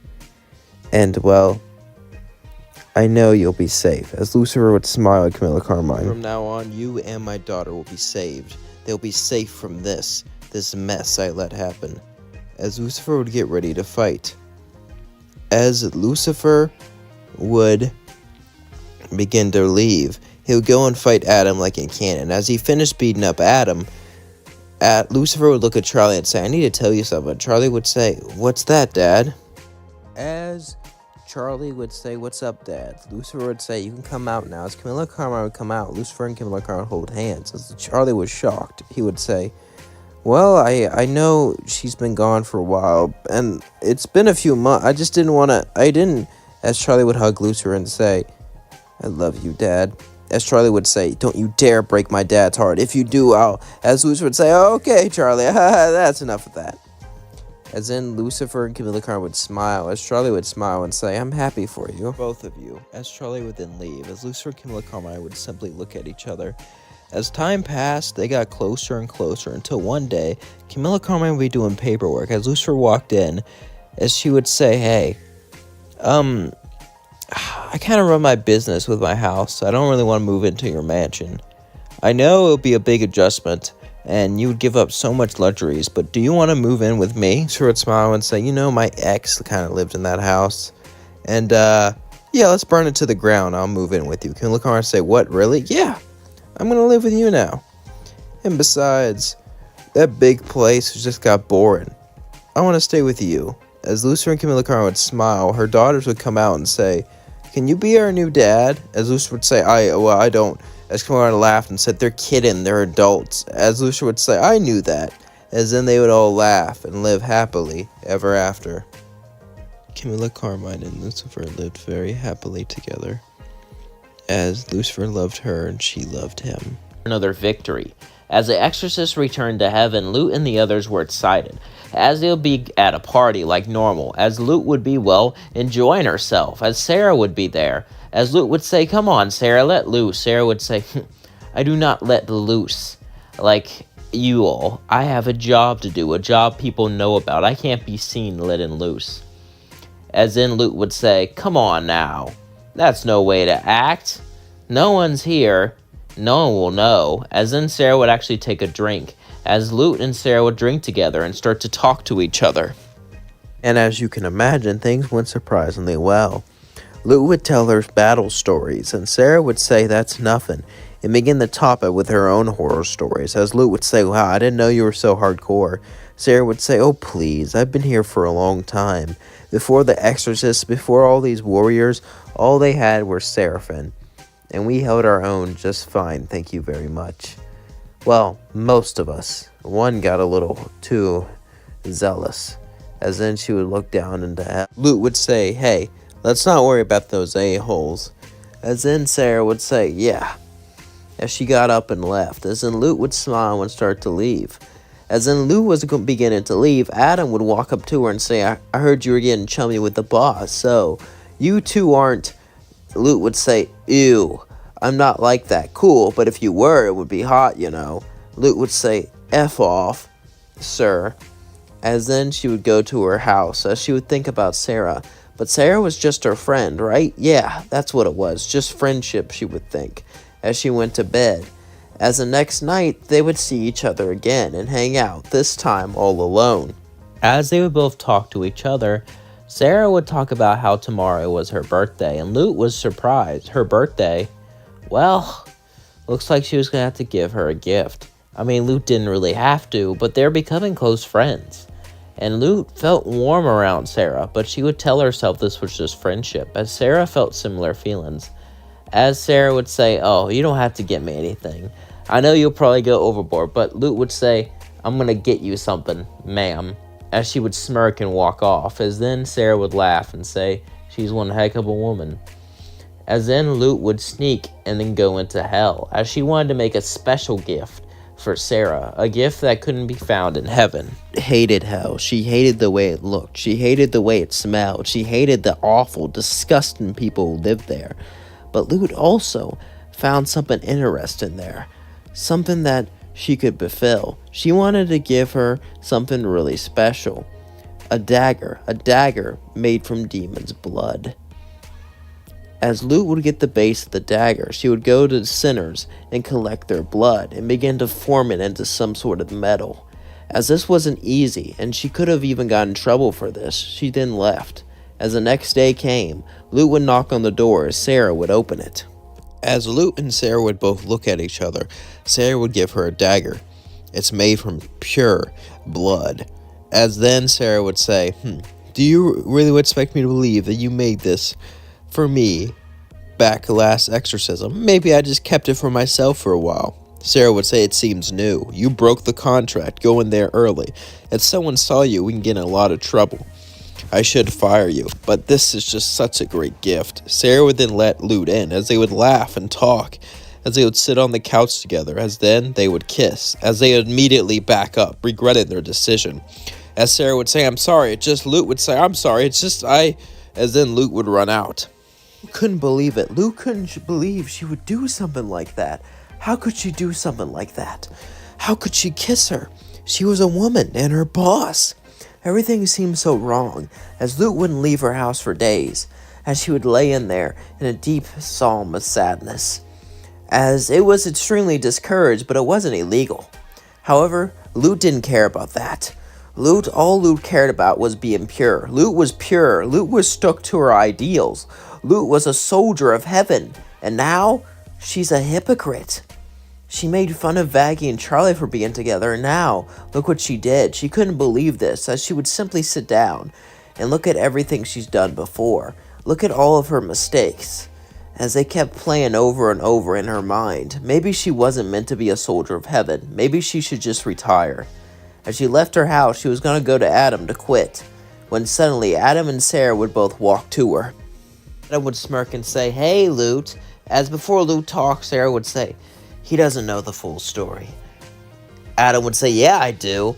You two like to, have some fun. You think I can join? Lute would say, oh my God. Sir, no, you cannot join. In fact, I think I'll quit over. What? You're not gonna quit? You're the best exorcist we've ever had. And I'll keep this a secret. This shocked Lute. Lute was surprised. Adam usually tells everyone about everything. He was a loudmouth, so to keep someone a secret is a big shocker to her. She would say, are you sure? Adam would say, heck yeah, I'm sure. But let me watch sometimes, okay? As Adam would then walk off, Lute would say, the nerve of him. Listen, Sarah, I'll quit my job and move away into other parts of heaven, so you don't have to. Suddenly, Sarah would hug her and kiss her and say, don't do that. I love you. Give me a chance, Lute. I know that I'm a girl, but that's okay. Lute would say, but how can we stand against sin if we allow this, Sarah? Sarah would say, come on, Lute, be with me. You can still be yourself, just be happy with me.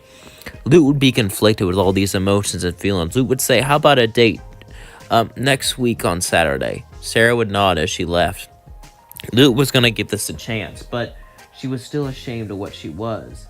As Lute would start to become more of a recluse, staying to herself, until one day Adam would visit, As Adam would say, can I talk to you? Lute would say, oh, sure. And would say, listen, I know it's hard coming to yourself, but Lute would say, you don't know what it's like, sir. I do know what it's like. Ever since I ate that apple, it turned me into a massive a-hole. Do you think I always acted like this? Do you think I was always stuck up like this? That apple ruined my life. And it's all because I made a dumb choice. But you didn't choose to be this way. And you're my friend, Lute. And I know that I am messed up, okay? I know I'm a jerk, but damn it, Lute, you're my friend, and I care about you. So go be yourself, and go be happy, and that's an order. Suddenly, Lute would start to laugh and say, you know what, Adam? I like you. As she got up, Adam would say, and Lute would say, don't ruin the moment. As Adam would go, oh, okay. As in, Lute would get ready. As she would take Adam's advice to heart. As she would accept her for who she was. After all, she didn't choose to be this way. She was born this way, and she loved Sarah. So why give up a good thing? As they both went on a date. As this date would be secret, it would be at Sarah's house. As they would both drink wine together and talk together and gossip together. As then, Lute would sit on Sarah's lap. As Sarah and Lute would kiss, they would then cuddle. As Sarah held Lute, and Lute would say, you're nice, Sarah. Sarah would say, you're nice too, and cute. As then Sarah started to nuzzle Lute's hair. Then they would both start to make out, as they would start to feel each other's warmth. As then they would wake up in the same bed. As Sarah would say, we had fun last night, didn't we? Lute would say, yeah. As they would look away and not say much. And then Lute would smile and say, I'm glad it's with you. I love you. Sarah would say, I love you too. As then they would hold hands. As Lute and Sarah got closer and closer, their relationship was hidden. Only Adam knew about it. However, their relationship would change a lot, because one day, Lute would come back with one arm, as Sarah would begin to cry and hug her and say, I'm sorry, where's... He's gone. As they would both look at each other. Lute failed as an exorcist, and Sarah failed as a leader. However, they didn't fail in their relationship. As your life, we can do this without that. Sir Pinchas was conflicted, but he decided not to. Everything would play out just like it can, but this time, Sir Pinchas would survive.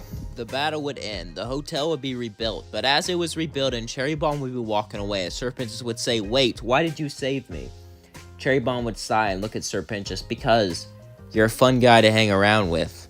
I'll see you around. As Cherry Bomb walked out, Sir Pinchas had said, I did it! Miss Cherry will see me around. I am the Riz Lord, as the kids say nowadays, whatever that means. Charlie would say, Sir Pinchas, I love you, you're my friend, but please never say that ever again. Angel said, yeah, that was kind of cringe. As Sir Pinchas would agree not to say that ever Weeks again. would pass, but Cherry would not come to see Sir Pinchas. She said see him around, but she didn't show up for weeks. Sir Pinchas was starting to get worried. He was starting to think maybe she didn't like him. Maybe she just saved him because she saw him as a friend. Maybe it didn't matter.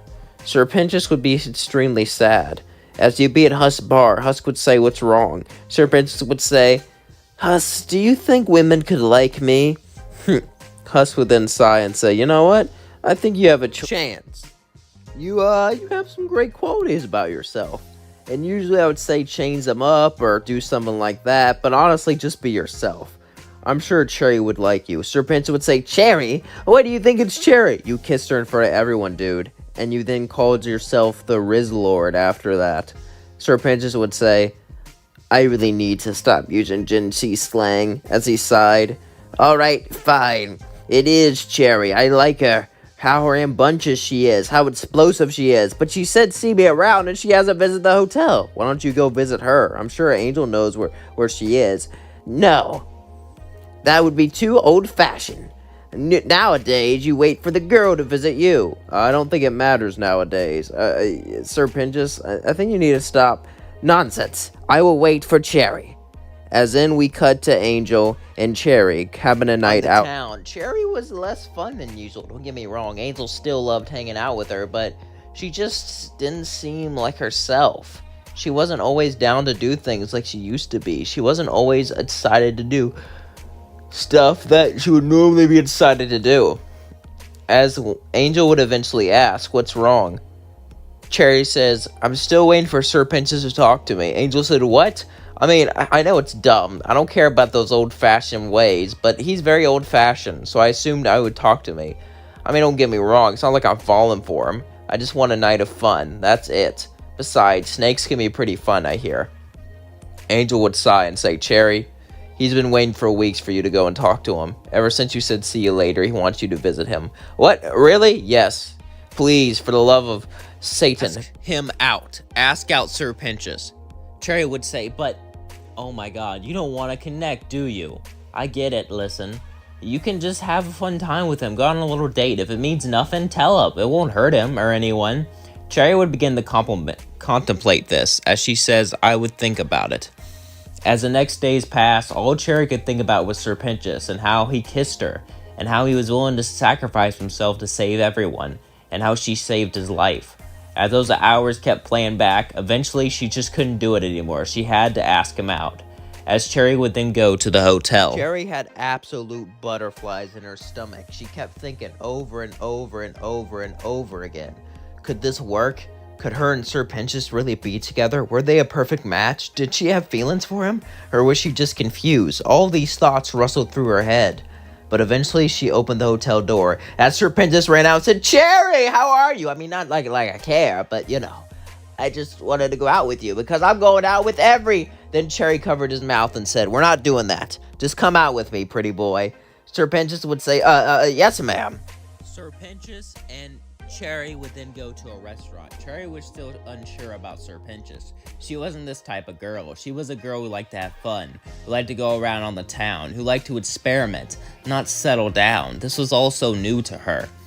As she sat down for a date, they would start to talk. At first, it would seem awkward, until eventually Cherry would look at Sir Pinchus and say, why do you like me? Sir Pinchus would then take a deep sigh as he had to think about this. Why did he like Cherry? As thoughts came to his mind, he finally spoke. Simple. You're rambunctious, you're fun, you're explorative, and you're always looking for a good time. You're always looking to have fun, and you're always looking to explore. You're always looking to have an adventure, and you're very strong. I mean, when you beat me up, he would start to blush, as then he went on this rant about how many great things were about Cherry. As Cherry blushed too, she couldn't believe this. She couldn't believe how much Sir Pinchus liked her. And she started to like him too, as she held his hand. And she said, do you want to know why I like you? Sir Pinchus would say, of course. Cherry would then smirk at him, as she would say, it's very, very, very simple. You're a good boy. Even though you act bad, even though you have minions, you still have a great side to you, a great good side. And you're just so cute when you're flustered. You're just so cute when you're acting. You're just so damn adorable. I want you to be my good boy, as she kissed him on the cheek, and then smirked. Maybe my good boy should do something not so good, as she winked with her one eye, if you can call it that. I guess blinked technically now. As Sir Pinchus would blush and say, I don't know, Cherry, just the first date. I mean, you did do it with a bunch of people in that club, remember? Sir Pinchus would then sigh and say, yeah, I guess. Alright, let's do this. As Sir Pinchus and Cherry would go out to have some fun. As Sir Pinchus and Cherry would enjoy their night out, they would go up, blow some things up, and have fun like that.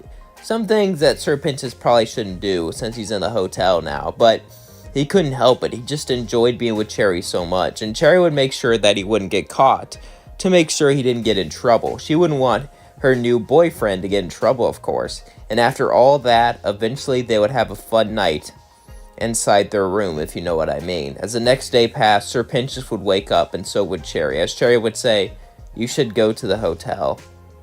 Sir Pinchus would say, yeah, I will. As he started to slither away, Cherry would say, hey, I'll come see you soon. As Sir Pinchus smiled and said, thank you.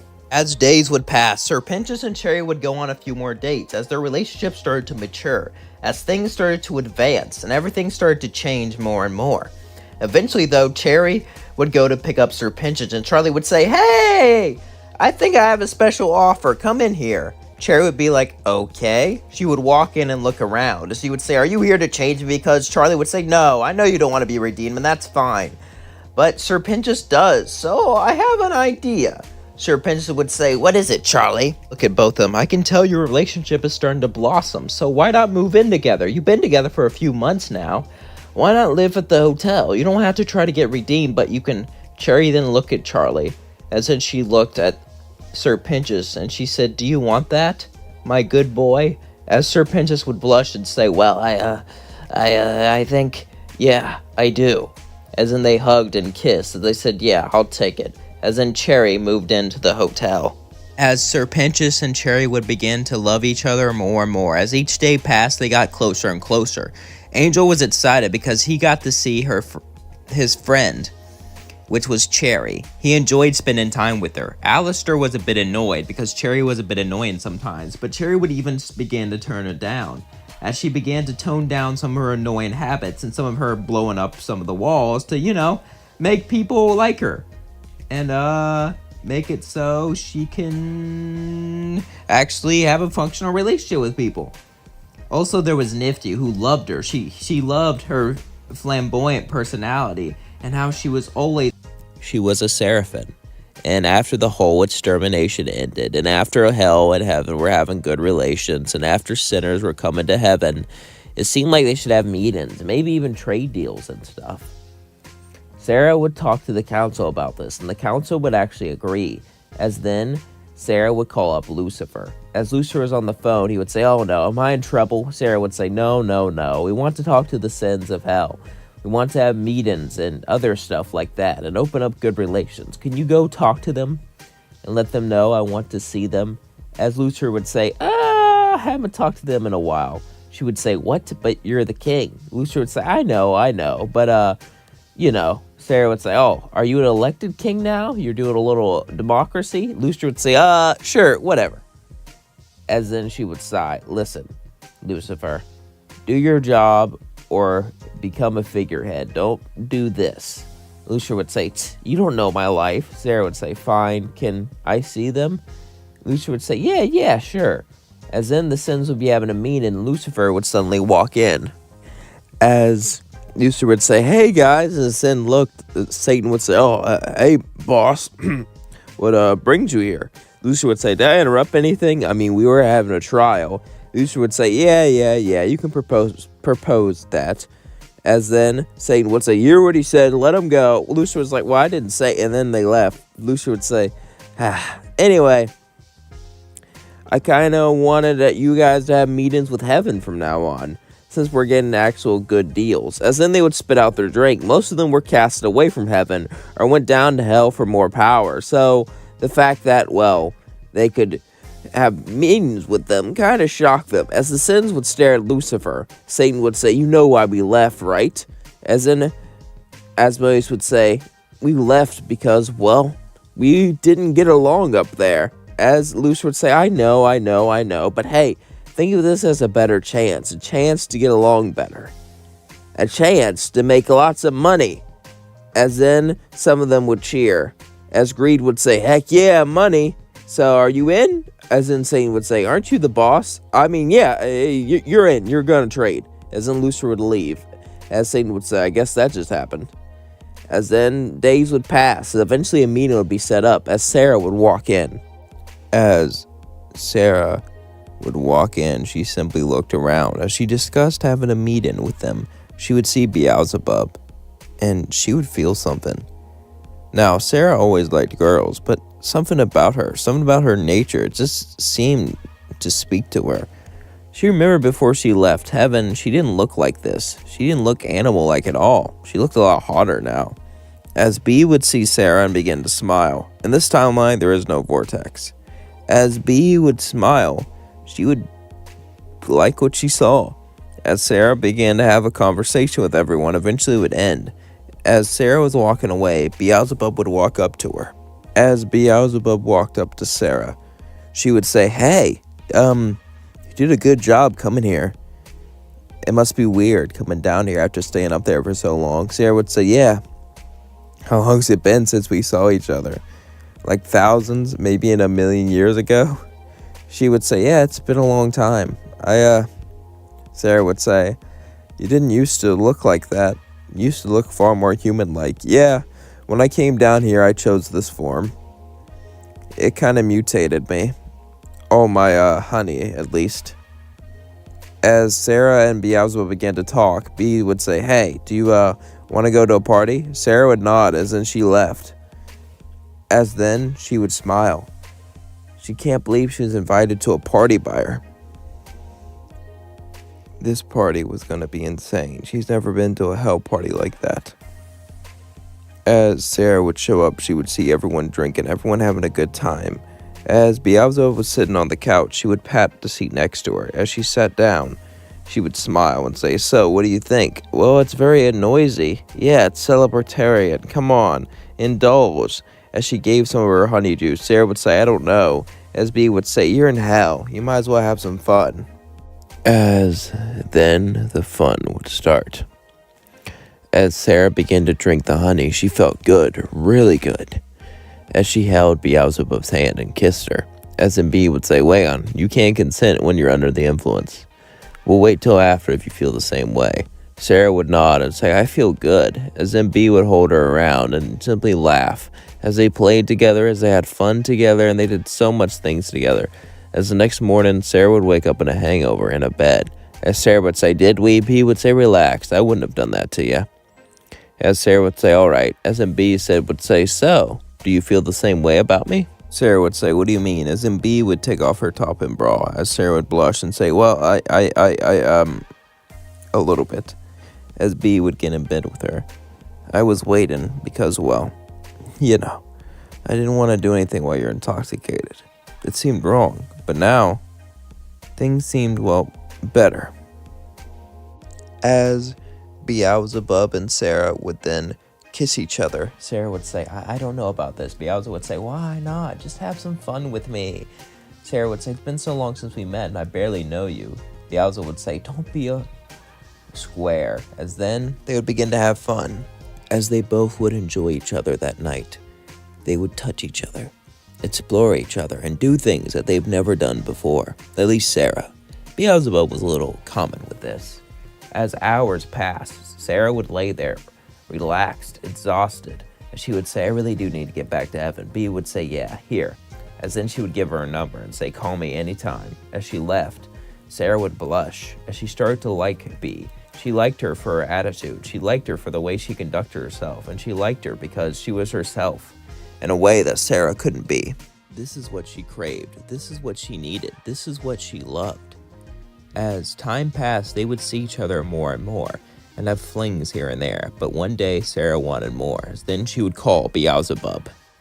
As Sarah would continue onwards with her journey of love, she would meet up with Beelzebub after calling her and saying that she wants to be with her. Bee wouldn't be shocked. She would grab her hand and say, "Then let's be together.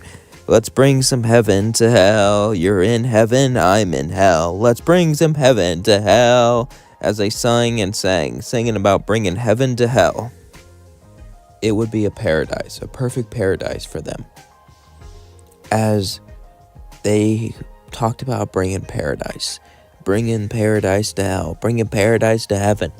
As the relationship began to grow, Sarah only fell more and more in love with Beelzebub. As Bee fell more in love with Sarah, as one day she would even take her up to heaven. As she took her up to heaven, she would show her everything. As she would say, "This is that. This is the golden city." As Beelzebub would say, "It's been so long since I've been here. I was so young back then." Sarah would say, "Yeah, you really left. So why did you and all the sins choose Lucifer?" She would say, "Because he was a nice guy, a kind guy, and he was thrown away. And we were seeing an opportunity to make land for ourselves, to make territory for ourselves, instead of being stuck in the same position like we were in heaven." As Sarah would say, "That makes sense." As then Luke would say, "Sarah, what are you doing with her?" As Sarah would smile and say, "This her is my girlfriend." Luke would say, "Another one full of sin." Beelzebub would say, "Is that because?" "No, because I'm dating a demon." "Oh, okay. I thought, yeah." As then they simply walked back. As after exploring the whole day, they both sat down together. As Bee said, "I love you, Sarah." Sarah would say, "I love you too," as they both held hands. The relationship was fun, but it was starting to get a bit stale. Maybe adding new people will be interesting, as they would go on a website where couples could date other couples. As then we cut to Husk and Angel, who in this timeline would have been dating for a while now. Husk and Angel felt close. They felt a close bond between each other. Because, well, of course they did. But they wanted to spice things up, have a little bit of fun. An experiment. Angel did, at least. Angel recently got out of Val's workplace, should we say. And, well, he was extremely happy about it. He was not well treated there, but he kind of missed all the people. Well, some of them. Some of the clients were awful, but some of them were nice to him. He kind of missed that party life a bit. As Angel and Husk were talking, Husk would say, hey, I have an idea. Angel would say, yeah, there's this app that lets couples date other couples. I was thinking maybe we can try it out.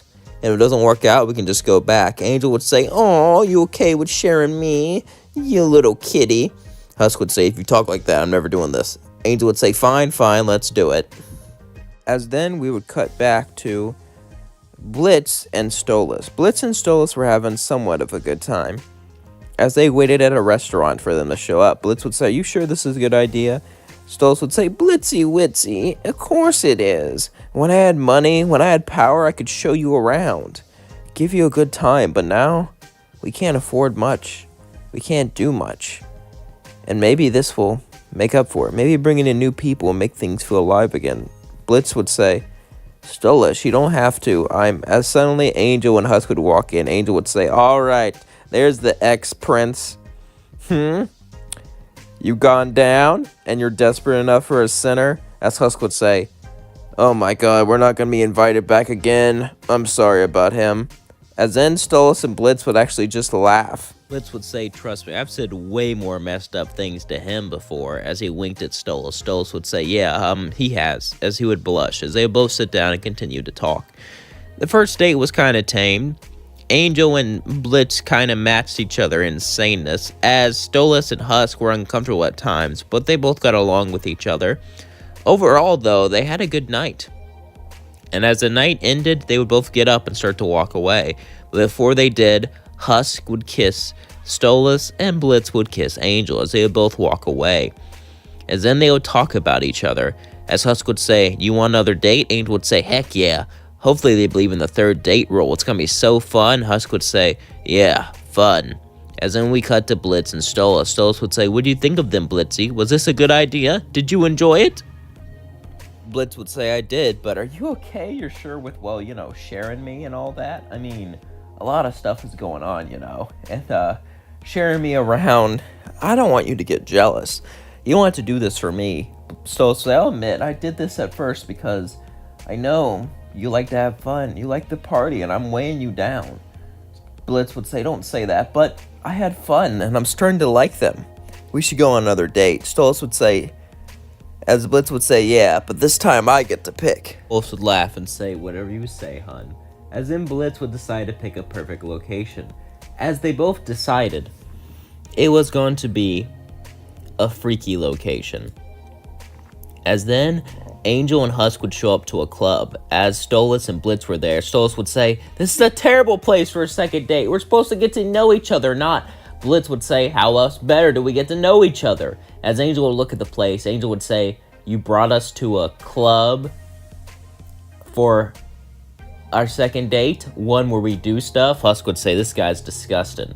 Angel would say, I love it! Let's go! As Angel would hold Blitz's hand and walk in, Stolas would say, are we going in there? Husk would say, no. There's no way I'm going in there. Stolas would say, so you get the same vibe that I get? Husk would say, yeah, I do. I don't trust it. Besides, I'm not that freaky. Then why are you with him?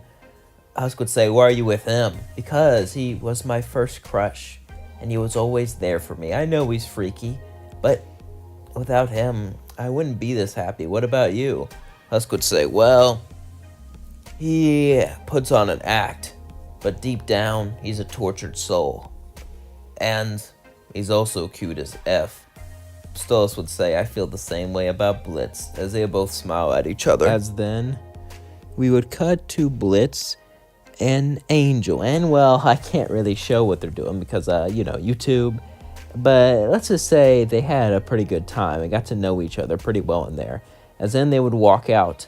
as they fell to the floor exhausted, with things falling out of them. As then Husk would say, "You guys really are degenerates. I think I'm gonna puke." Stolas would say, "That's even a bit far from me, Blitzy. At least I wish we could do that with just relax. Only me and him did stuff." Stolas would say, "What? There's no way you only got that tired with just him." Angel said, "It's true. Next time, you two should get going. Then we'll change things up a bit." As they would laugh awkwardly, they would get up and walk home. As Husk would say, "Angel, are you really serious about this?" Angel would say, "Of course I am." As Angel meant it, they would walk off, prepared for another good time. However, we cut to Stryker. Even though Stolas was kicked out and there was no need for him to do crimes, he was pardoned. Stryker was still mad. He followed Stella like a puppet, even though he wanted freedom. He was going to finish this job, even though if there was no money for it. He was going to end Stolas. However, he also knew he needed help, so he would knock on the door to someone. Val. As Val opened it, he would say, "Hey, you're still mad about losing your biggest merchandise, right?" And Val would say, "I lost it because of Charlie. Now, who are you?" "I think we should both get revenge. I have a plan." Val would say, "Interesting, come in." As Stryker and Val would talk about making a plan. As Val and Stryker would talk, Stryker would say, "I'll grab Stolas with my rope and they'll begin to chase me. Then you could strike. They won't expect us to come together." Stolas would say, "Alright, sounds good, but are you sure you can last that long? Trust me, I know how to deal with these varmints." Stryker would say as he smirked. As then Val would agree.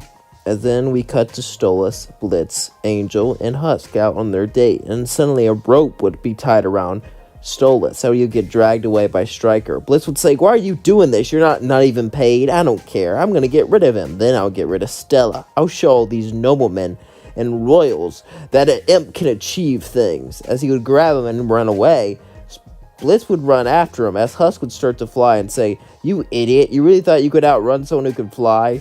Stryker would say, "I don't have to outrun you. I just had to distract you." As suddenly Val would throw a chain around Angel's neck and begin to drag him towards him. As Husk would start to fly near and Blitz would try to save Stolas, they would both fight for their loves, but things weren't going in their favor.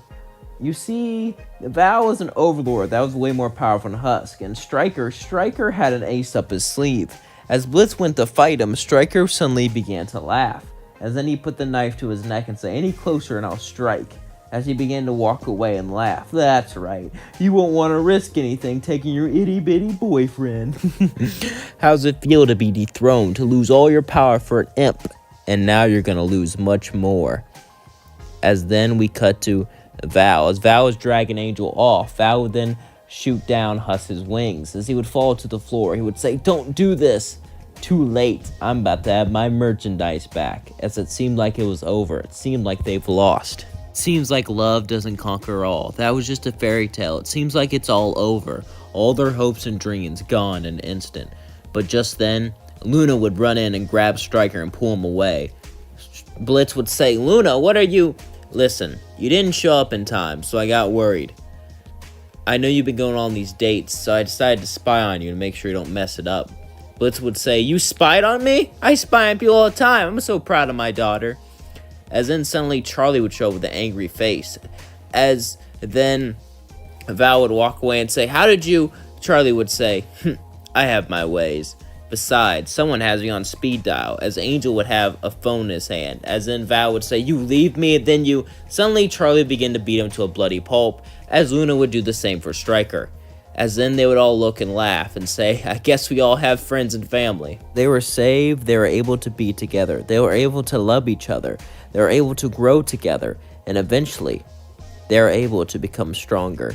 Even though they were sinners and the others were hellborns, it didn't matter. He fell from heaven. She would then lay down there. As all the other extras left, it seemed like it was over. She refused to follow her orders, and this was the punishment. She was now stuck in hell with nothing to do, nowhere to go, until eventually someone would walk up to her. Of course, that wasn't Charlie. It was Camilla Carmine. Camilla Carmine would then look at Vaggie and say, "Well, it seems like you have two options. You can lay here and rot, or you can follow me." Vaggie would say, "Why would you help me?" "Because I can have use of someone with your skills." So, are you going to join or not? Vaggie would sigh and say fine, as Vaggie and Camilla Carmen would then go back to her place. As Vaggie was there, Camilla Carmen would throw her an angelic spear and say, "It's time for you to learn how to fight. How'd you get this?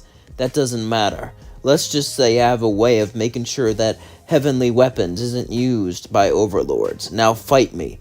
As Vaggie would charge Camilla Carmine, she would try to strike her down, but she would dodge it every time, then starting to knock her down, start to sing, "You are weak and pathetic, you have no defense and no offense, tell me why do you fight?" Vaggie would say, I don't know why I fight." Camilla Carmine would say, "You should fight for love, and the song will be about looking for someone to love, looking for something to love so she can fight. After that, Vaggie would then say thanks, as then Camilla Carmen would nod and give Vaggie a place to stay. As Vaggie would start to live there, Vaggie would actually become accustomed to it. As Vaggie would start to enjoy it, a few weeks would pass, however, and Camilla Carmine would continue to train Vaggie to make her better at defense. She was great at offense, but angels were overconfident, and she would lose her overconfidence and began to become trained and more skilled. As these weeks passed, eventually Camilla Carmine would meet with Vaggie and say, "It's time for your first mission. You're not going to live here for free. I want you to go and rough up someone who stole weapons from us. A local crime lord. It should be easy." Vaggie would nod as she walked off. As Vaggie would go towards this big guy, he was a hellhound, but not an ordinary one. He was much stronger, had much more muscle, and led a gang. This hellhound wanted to move up. This hellhound wanted to show sinners who was boss. And even though he didn't have any magic powers, he was still extremely powerful. Many people called him Stitch because of all the stitches on his face. As Stitch led a fearsome gang, he stole from Camilla Carmine to try to get some weapons, to try to take out some sinners, to prove he means business. However, little did he know Vaggie would get in the way of that. As Stitch was talking to some imps and some low-level gang people, Vaggie would suddenly jump down and jump on their heads, one by one, stomping them to the ground. As Stitch would run super fast, he would grab Charlie. As Vaggie would get thrown down to the ground, Stitch would jump on her and began to extend his claws. As he would throw it right towards Vaggie, Vaggie would dodge at the last second, but part of her skin got tore off. As it bled, Stitch would grab a little angelic dagger and try to shove it right through Vaggie, but Vaggie would be able to kick him off last second and grab her spear.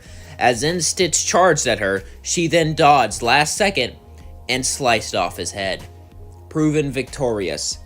As Vaggie would then bring it back to Camilla Carmine. Camilla Carmine would say, "Very good, Vaggie. It seems you were a little injured. Let me tend to your wounds." As Vaggie would stay in the bath, Camilla Carmine would tend to her wounds. As they would both look at each other, as Vaggie would blush a bit, as Camilla Carmine would touch her in sensitive areas to heal her. As then she got up and said, "You're good."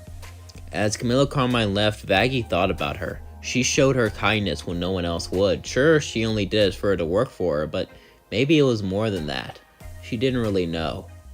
As the days passed, Vaggie got closer to her and would become way more well-respected and become a more trained assassin that would work for Camilla Carmine in the shadows. One day, Justio and Camilla Carmine would be talking to each other as he would say, "So, that new bodyguard of yours, it's been a year now, hasn't it?" Camilla Carmine would say, "Yes, it's been a year since Vaggie has been hired.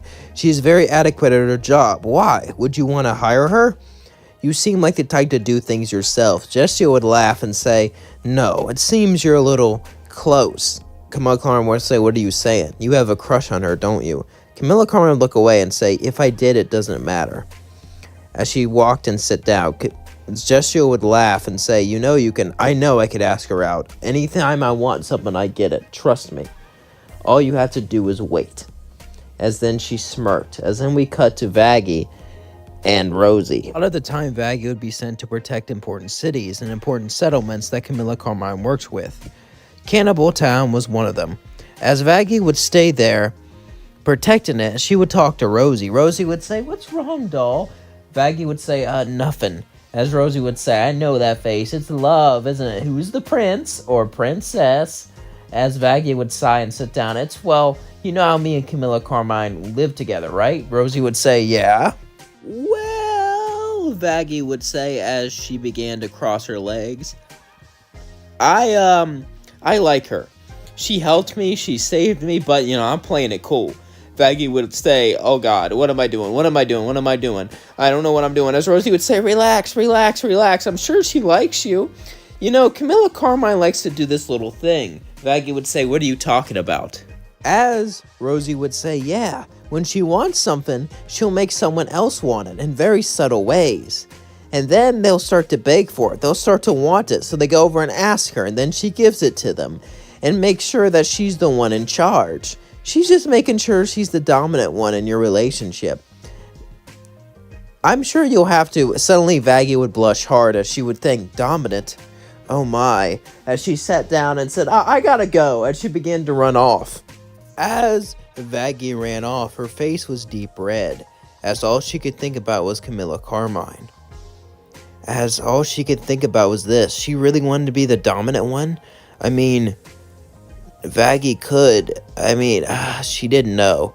As she started to knock on Camilla Carmine's door, she would get out barely dressed and say, what is it? Do you like me? Camilla Carmine would say, took you long enough.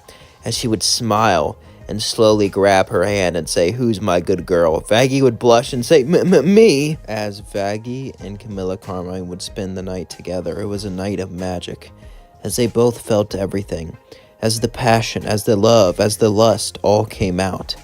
As Vaggie and Camilla Carmine lay together, Vaggie would be panting, as Camilla Carmine would just lay there and smile. Who's my good girl? Vaggie would say, I am, as Camilla Carmine would pet her and smile. Now, since we're more acquainted and together, I have a very, very special task for you. Vaggie would say, isn't that thing? I'll do it, but I just don't have the... Camilla Carmine would say, no, not that. I'm talking about defending the hotel. Would say, what are you talking about? Camilla Carmine would smirk and say, no one wanted to do business with the hotel, and it makes sense. But Charlie is royalty, and she paid us a hefty penny to defend it. And you get a chance to get revenge on those exorcists. As she would hold out an angelic spear, as Vaggie would grab it. As Camilla Carmine would stand up and say, As Vaggie ran with her spear, and she remembered something, as long as she fights with love, she'll win. As she went to the hotel right before the battle started, exorcists poured down, as Vaggie managed to fight them all off. Eventually, though, Loot would fly toward her. Is that Vaggie? Wow, it's been a while since I've seen you. I heard you've been busy down here. Chilling with an overlord doing sinful acts. How disgusting. I'll get rid of you. As then Vaggie and Loot would begin to battle each other. But there'll be a big difference here. The difference was Vaggie would start to sing, I am fighting for love. I am fighting for love. As she would start to dance, Loot would try to hit her, but she would dodge it every time and start to spin around. As she's mastered Camilla Carmine's fighting style, and Loot couldn't hit her because of this strange dance style, and Vaggie would continue to punch and kick her over and over until Loot would fall down. As she would say, go ahead, do it. As Vaggie would say, no. Live. No, and the only reason you live is because I let you. As then she said, just kidding. As then Vaggie would step on her, destroying her. As Loot was dead in this timeline, Vaggie would leave and go to find Camilla Carmine. As Vaggie then ran back to find Camilla Carmine as they hugged and kissed. The rest would just happen. As she looked down at what she did, Loot would look at her and say, come on, let's get going. Vaggie would nod. This would mean she would stay an exorcist in this timeline, as she would then follow. As Vaggie followed Loot back up to heaven, she would sigh. She couldn't believe what she did. But it was done now, and now she could stay a part of heaven. But she was starting to have doubts. She doubted herself. After all, the exorcism was all about killing sinners, about killing people below them, killing people inferior to them. That's what this was all about. So how? How could she do that every year? The consciousness was there. She always blocked it out of her mind, always pushed it away, but it was still deep inside of her somewhere. As Vaggie stayed up in heaven, the exorcists would talk, have fun, as then a day passed, as now they were just normal angels. No one knew about the exorcism except for Sarah and Adam, so they just pretended to be normal. However, all this pretending, all this murder, all this death was starting to get to her, and she needed someone to talk to. as she decided to go to someone who's been in hell for a while and been in heaven. Someone who knew about heaven, someone who could resist it, someone who questioned it herself. As she went to meet with Lilith, Lilith would lay down on the beach as she said, "What do you want?" Vaggie would say, "So, how did it feel when you left heaven?" As then Lilith would smile and say, "Oh, I see what this is." As then Lilith would say, "It's simple, really. I know what you're doing. You are here to invalidate yourself. You are starting to doubt heaven, doubt the things you've done. So you want me just to invalidate you, tell you that you should stay in heaven, or tell you that you're right. Well, that's a decision for you to make for yourself. Nothing's perfect. And with everything going on, you need to think for yourself, cutie. Don't let other people manipulate you." Vaggie would blush as she would say, "Thank you." As she started to walk away, Lilith would say, "You should stay here. Relax a little, get your mind off things." Vaggie would say, I don't know about that." As Vaggie would stare at Lilith, Lilith would say, "Come on, just lay down." As Vaggie would lay down next to Lilith, she would smile at her. She smiled back. As they would talk, Lilith left heaven because she was forced to. She disagreed with their rules, tried to give people free will. Before then, they were kind of like a script, like AI almost. Like a character.ai that could make and think for themselves a bit, but they had to follow a certain script. And she broke that script. As in Vaggie would say, "Do you regret it?" "A long time ago I did, but I don't regret giving people freedom. Freedom is always important. You should be who you want." Vaggie would nod as she started to realize something. She started to like Lilith, but this is impossible. She couldn't. She would see her all the time. She would have deep conversations with her, and she would start to think about her more and more. One night, she'd be shaken in her home as she had a dream about her. As the dream was about Lilith. Lilith and her were holding hands, laying down on the beach, as they just talked and talked and talked until Lilith would look at her and say, "Man, all you do is talk. Is that mouth good for anything else?" As Vaggie would say, "Well, how do I show you?" As then they would kiss, and then Vaggie would begin to lick her. She'd begin to do things with her, begin to taste things. As she woke up, her face sweating. Everything about her was red. Everything about her was shaken. This couldn't be right. A girl? She couldn't fall in love with a girl. After all, this is heaven. That's sinful. And even more sinful, she's Lilith, literally the queen of hell. Or former queen, since she ran away. She had to hide these feelings as she tried to stop seeing her, but she just kept thinking about her more and more. Eventually, she went over to see her. As Lilith would say, "I thought you didn't want to see me more." Vaggie would say, "No, well," as Lilith would stand up and say, "Oh my God, are you blushing? That's so cute. You like me, don't you? But you're just so repressed, you don't even know how to say it." As Vaggie would say, it's just that, as then Lilith would start to laugh and say, honey, it's okay, I like you too. Sit down with me." As then they both sat down, Lilith would say, "Do you know why I left Lucifer?" Vaggie would say, "Why?" "Because everything was so complicated. He had a dream, but he let all of his ideals fall away. And I couldn't do it anymore. And my dream faded away too. Now I have a different dream. And you know what that is?" Vaggie would say, "What?" "Living life however I want. Do you want to live that dream too? Let go of all that stuff you hold and be with me right here?" Vaggie had to think about it. As, would she really do it? Would she really abandon all of her ideals in heaven just to be with Lilith? But it was more than that. Her ideals didn't get her anywhere. Her ideals led her to, hurting a kid, an innocent kid, and hurting so many innocent people. Those were the ideals that she held, and those ideals were starting to crack. The belief that sinners needed to be punished, that they needed to die, that their purpose was to be slaughtered, so that way they didn't get overpopulated. They're doing hell a favor, really, but who was she kidding herself? This stuff was horrific. Stuff that someone from World War II would do. And that was the kind of stuff she did to innocent people. She couldn't allow this anymore. One day, she would resign from The Exorcist. Now, I don't know if you're allowed to do that. Probably not. But, like, you could threaten to tell people, so I'm sure she would find a way to do it. As then, she would go to Lilith. As she went over to Lilith, Lilith would stare at her and say, "Well, do you have an answer?" Vaggie would look down and say, "Yes, I have an answer. I've decided to choose you over it. And not just you, but myself.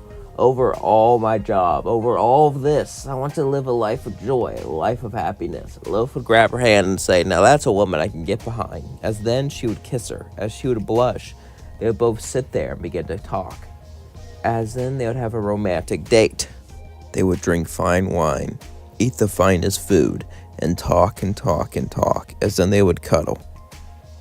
As they both held each other's hands, Lilith would say, "We've been talking forever.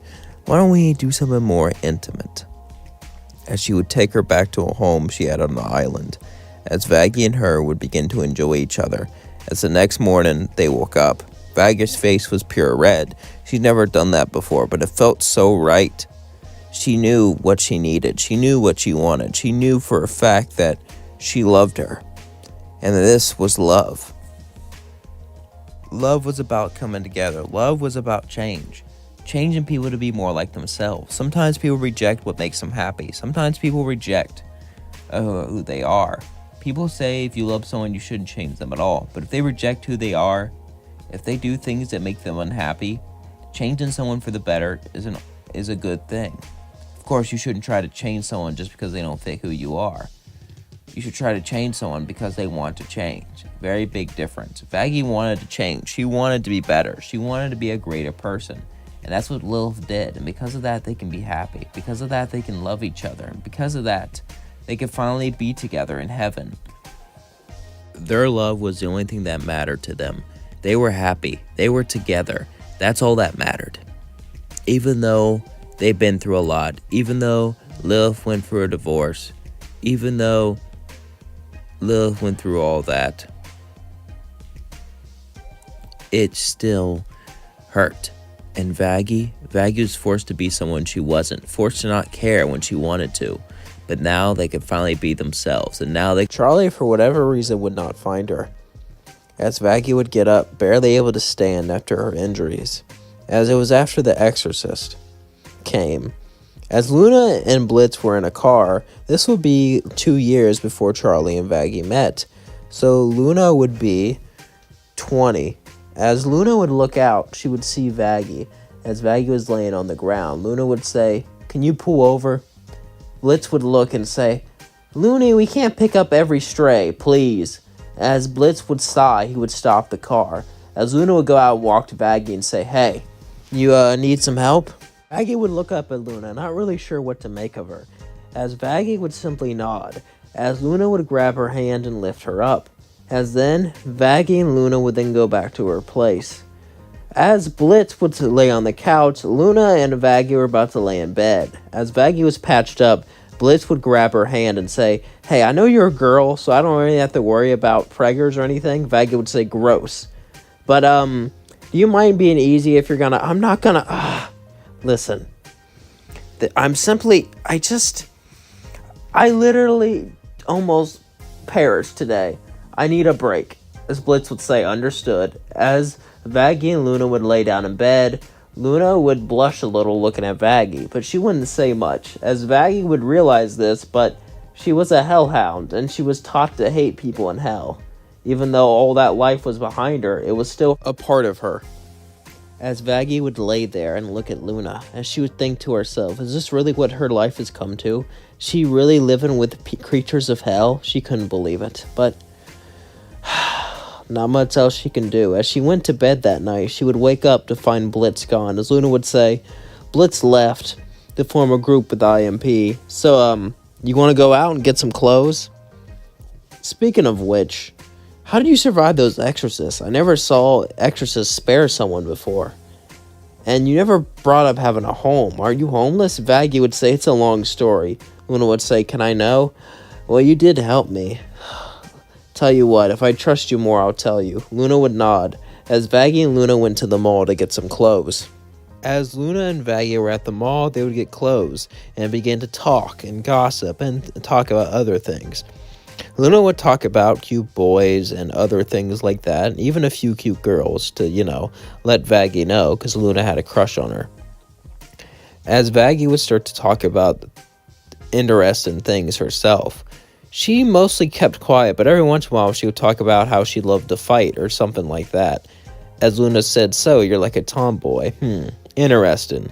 As then Luna would say, why don't you fight me? You are still injured a bit, but a little sparring match wouldn't hurt, would it? Vaggie would say, I don't know if that's a good idea. Come on, please. Vaggie would say, all right. As they would walk outside the mall, they would get ready to fight. Say, don't worry, I'll go easy on you. Vaggie would say, should it be I who's going easy on you? As Luna would get on all fours, she began to growl at Vaggie and charge at her. Luna would push Vaggie down. Since she was still a bit injured, she couldn't fight at full capacity. But just then, Vaggie would hit Luna in the stomach with the back of her spear, causing her to fall down. As Vaggie would hit her in her pressure point, Luna would fall to the floor. As Vaggie would run over to her and say, sorry, did I hurt you? As Luna would grab Vaggie and kiss her.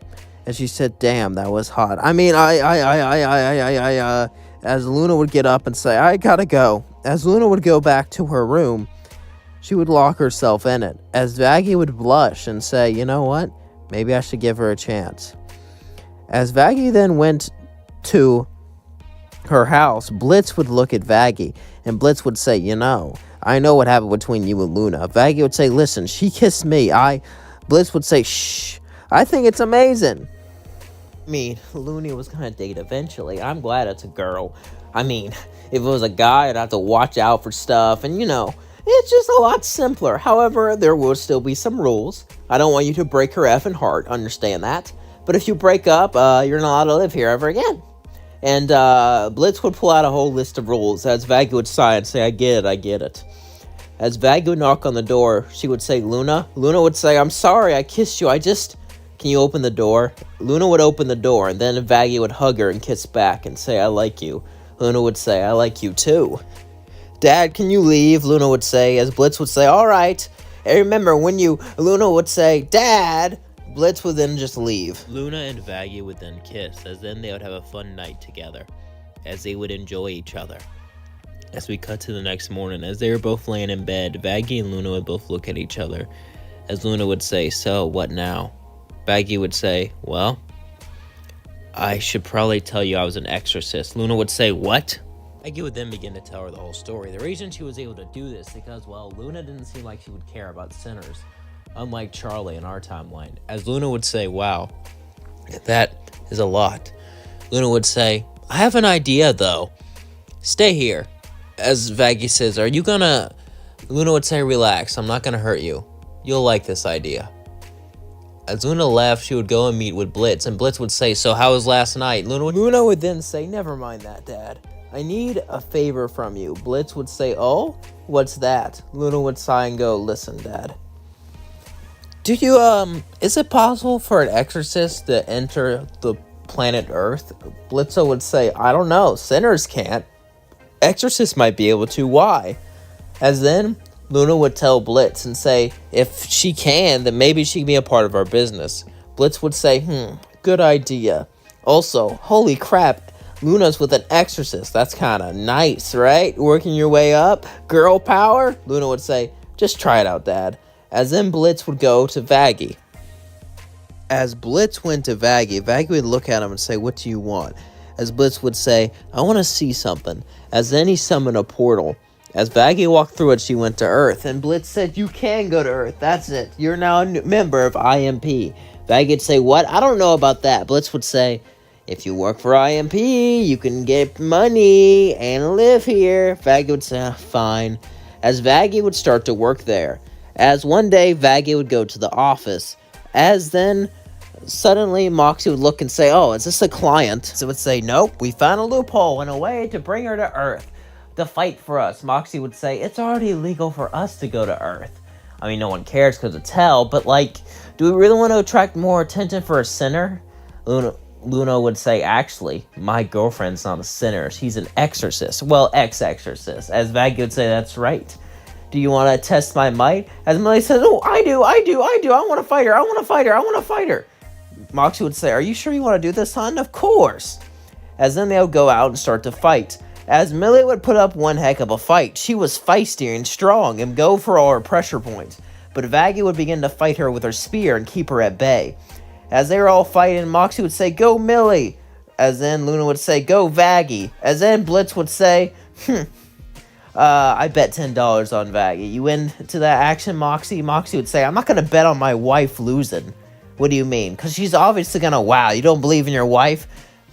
Well, you just said, yeah, she's your wife, Mox. As Vaggie would continue to fight Millie, and she would make sure not to hit her with the pointy part of the spear, not wanting to hurt her too much. As they continued the battle, they started to enjoy it and laugh until Vaggie won, and Vaggie said, that was a good fight. Millie would say, thanks.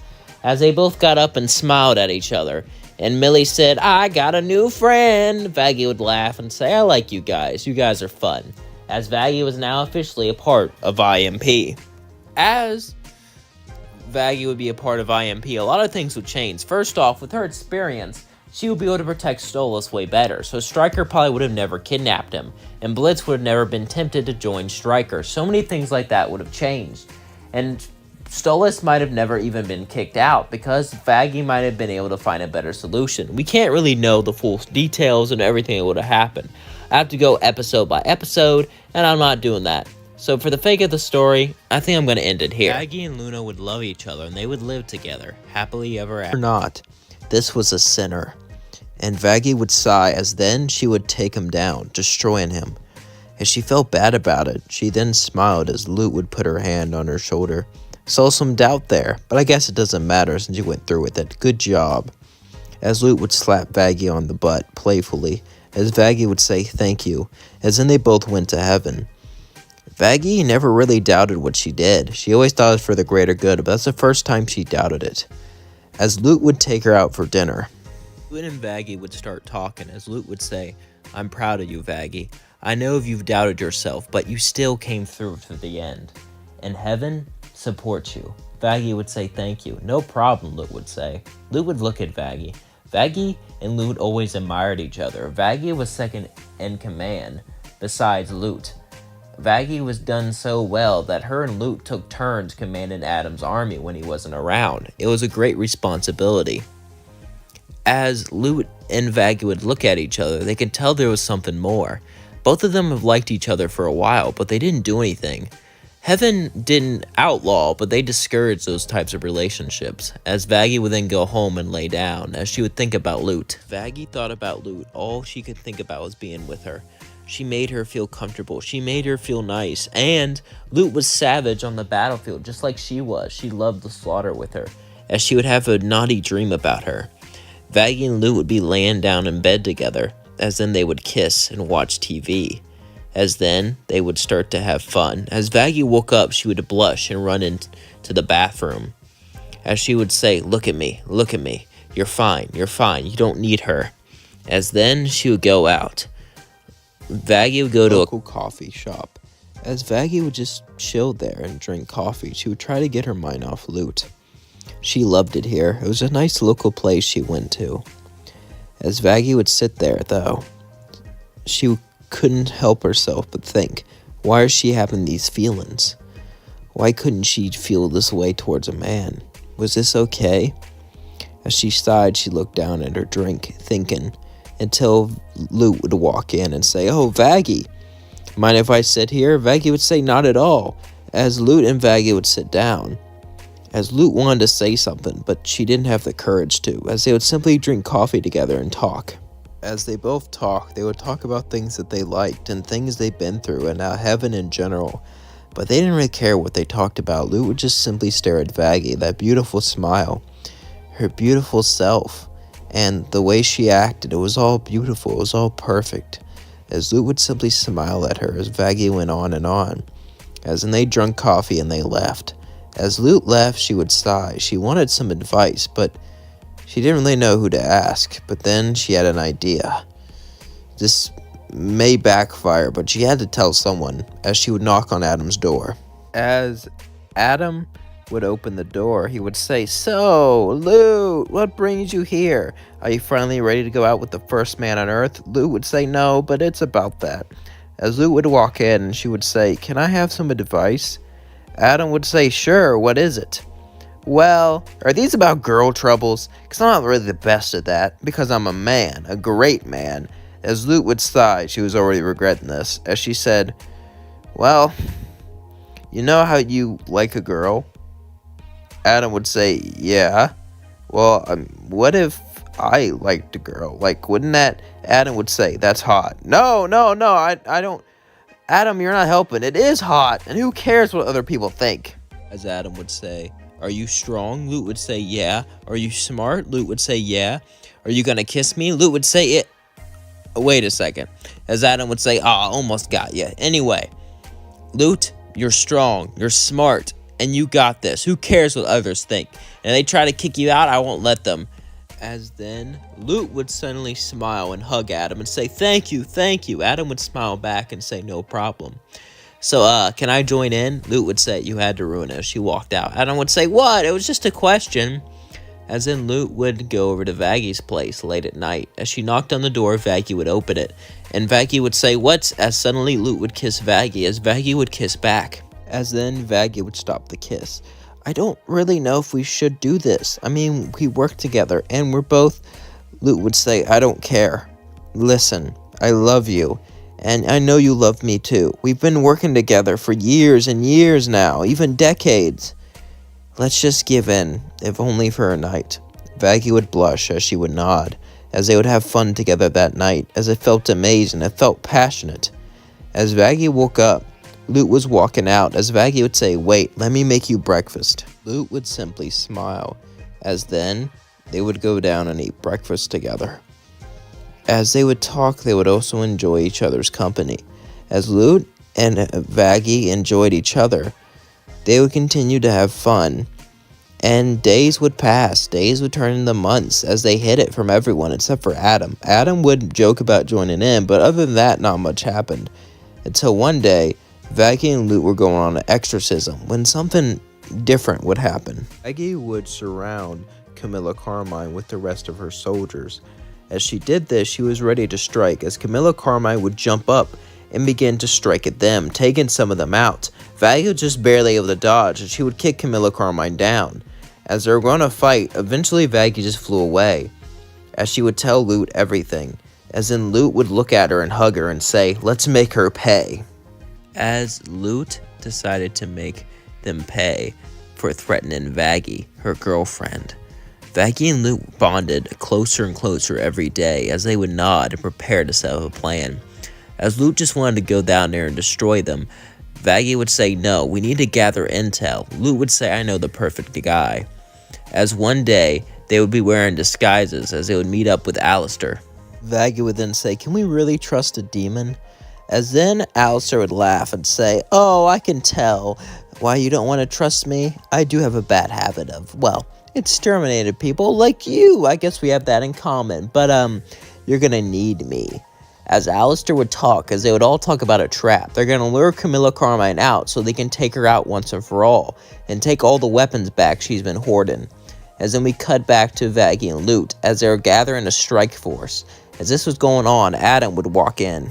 "How are my two favorite girls doing?" Adam would say as he hugged Loot and Vaggie, saying, "So, you think if I do a good enough job?" Vaggie would say no. "Understood." As then they gathered their strike force, as they were waiting for the next exorcist.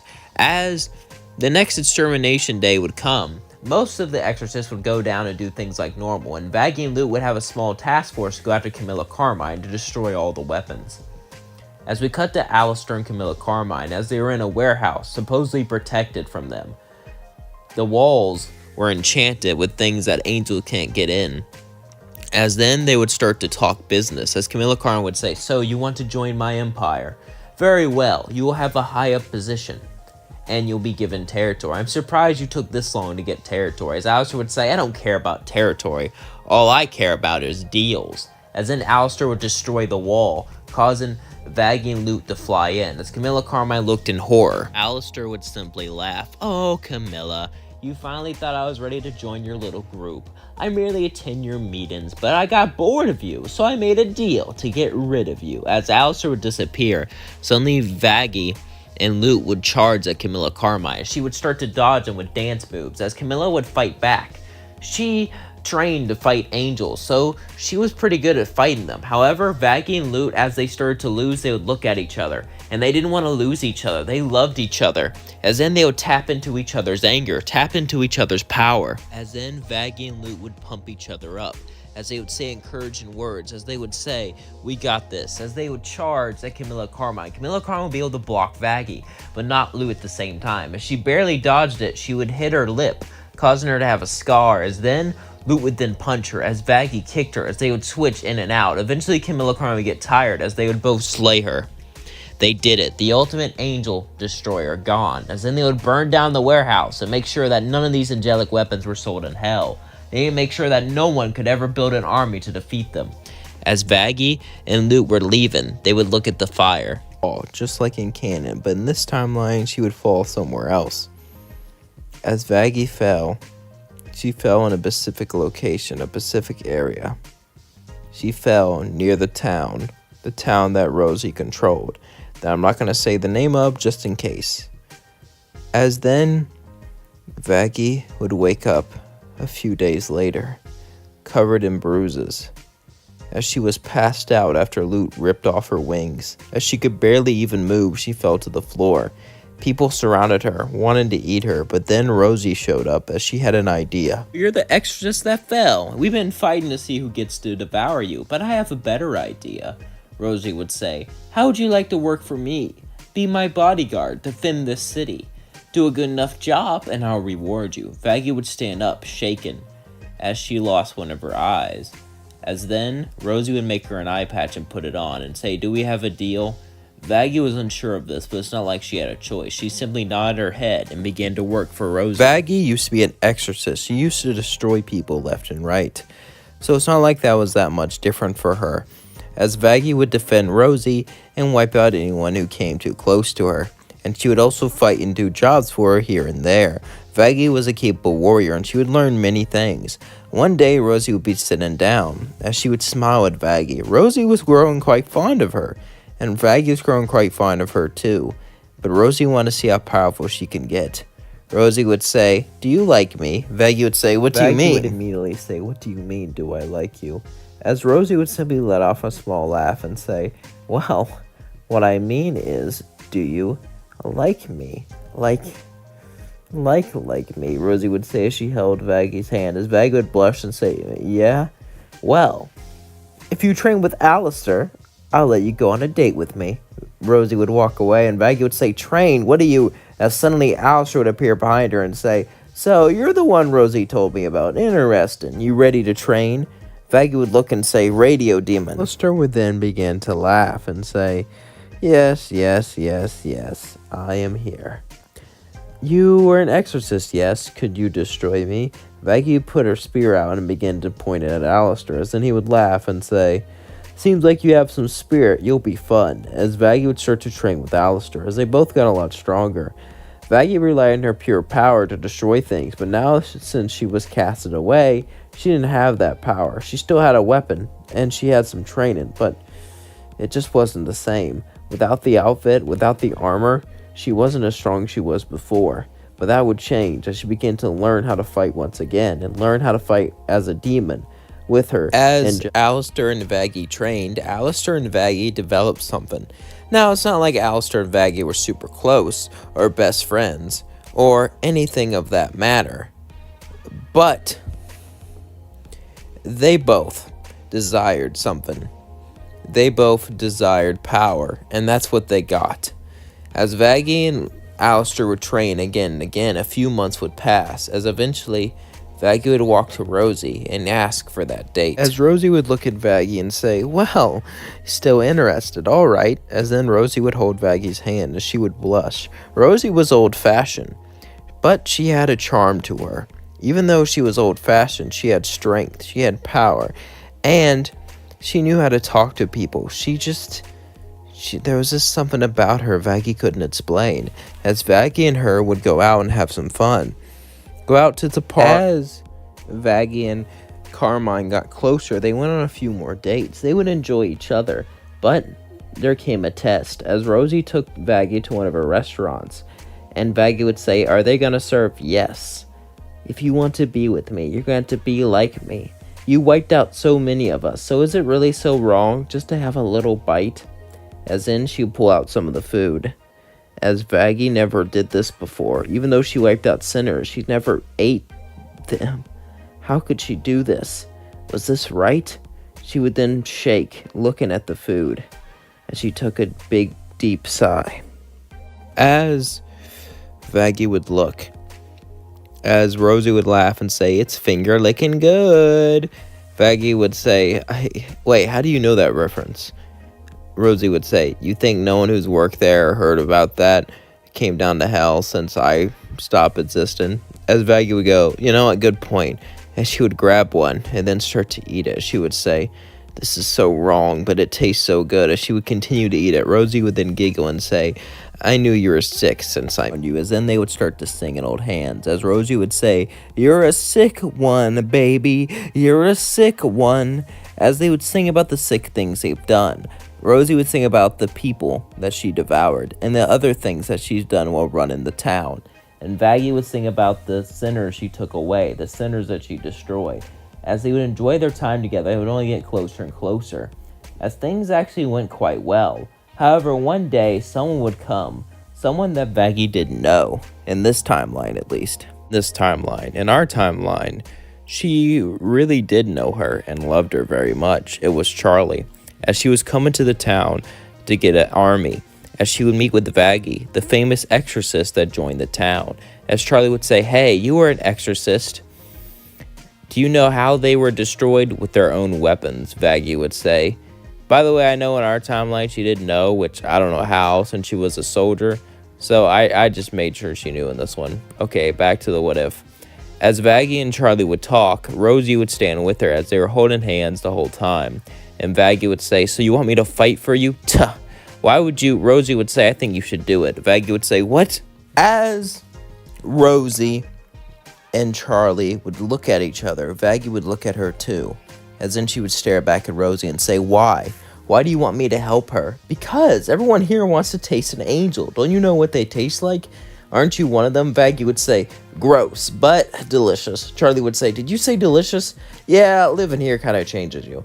"All right, fine. But if I'm going to do this, I need your help. Will you fight with me, Rosie? Will you show them what we're made of?" As then Rosie and Vaggie would start to sing. As Charlie would say, "At least they're joining." Vaggie and Rosie would go to the hotel with the cannibal army, as they would defend the hotel with their lives, staying there ready to fight.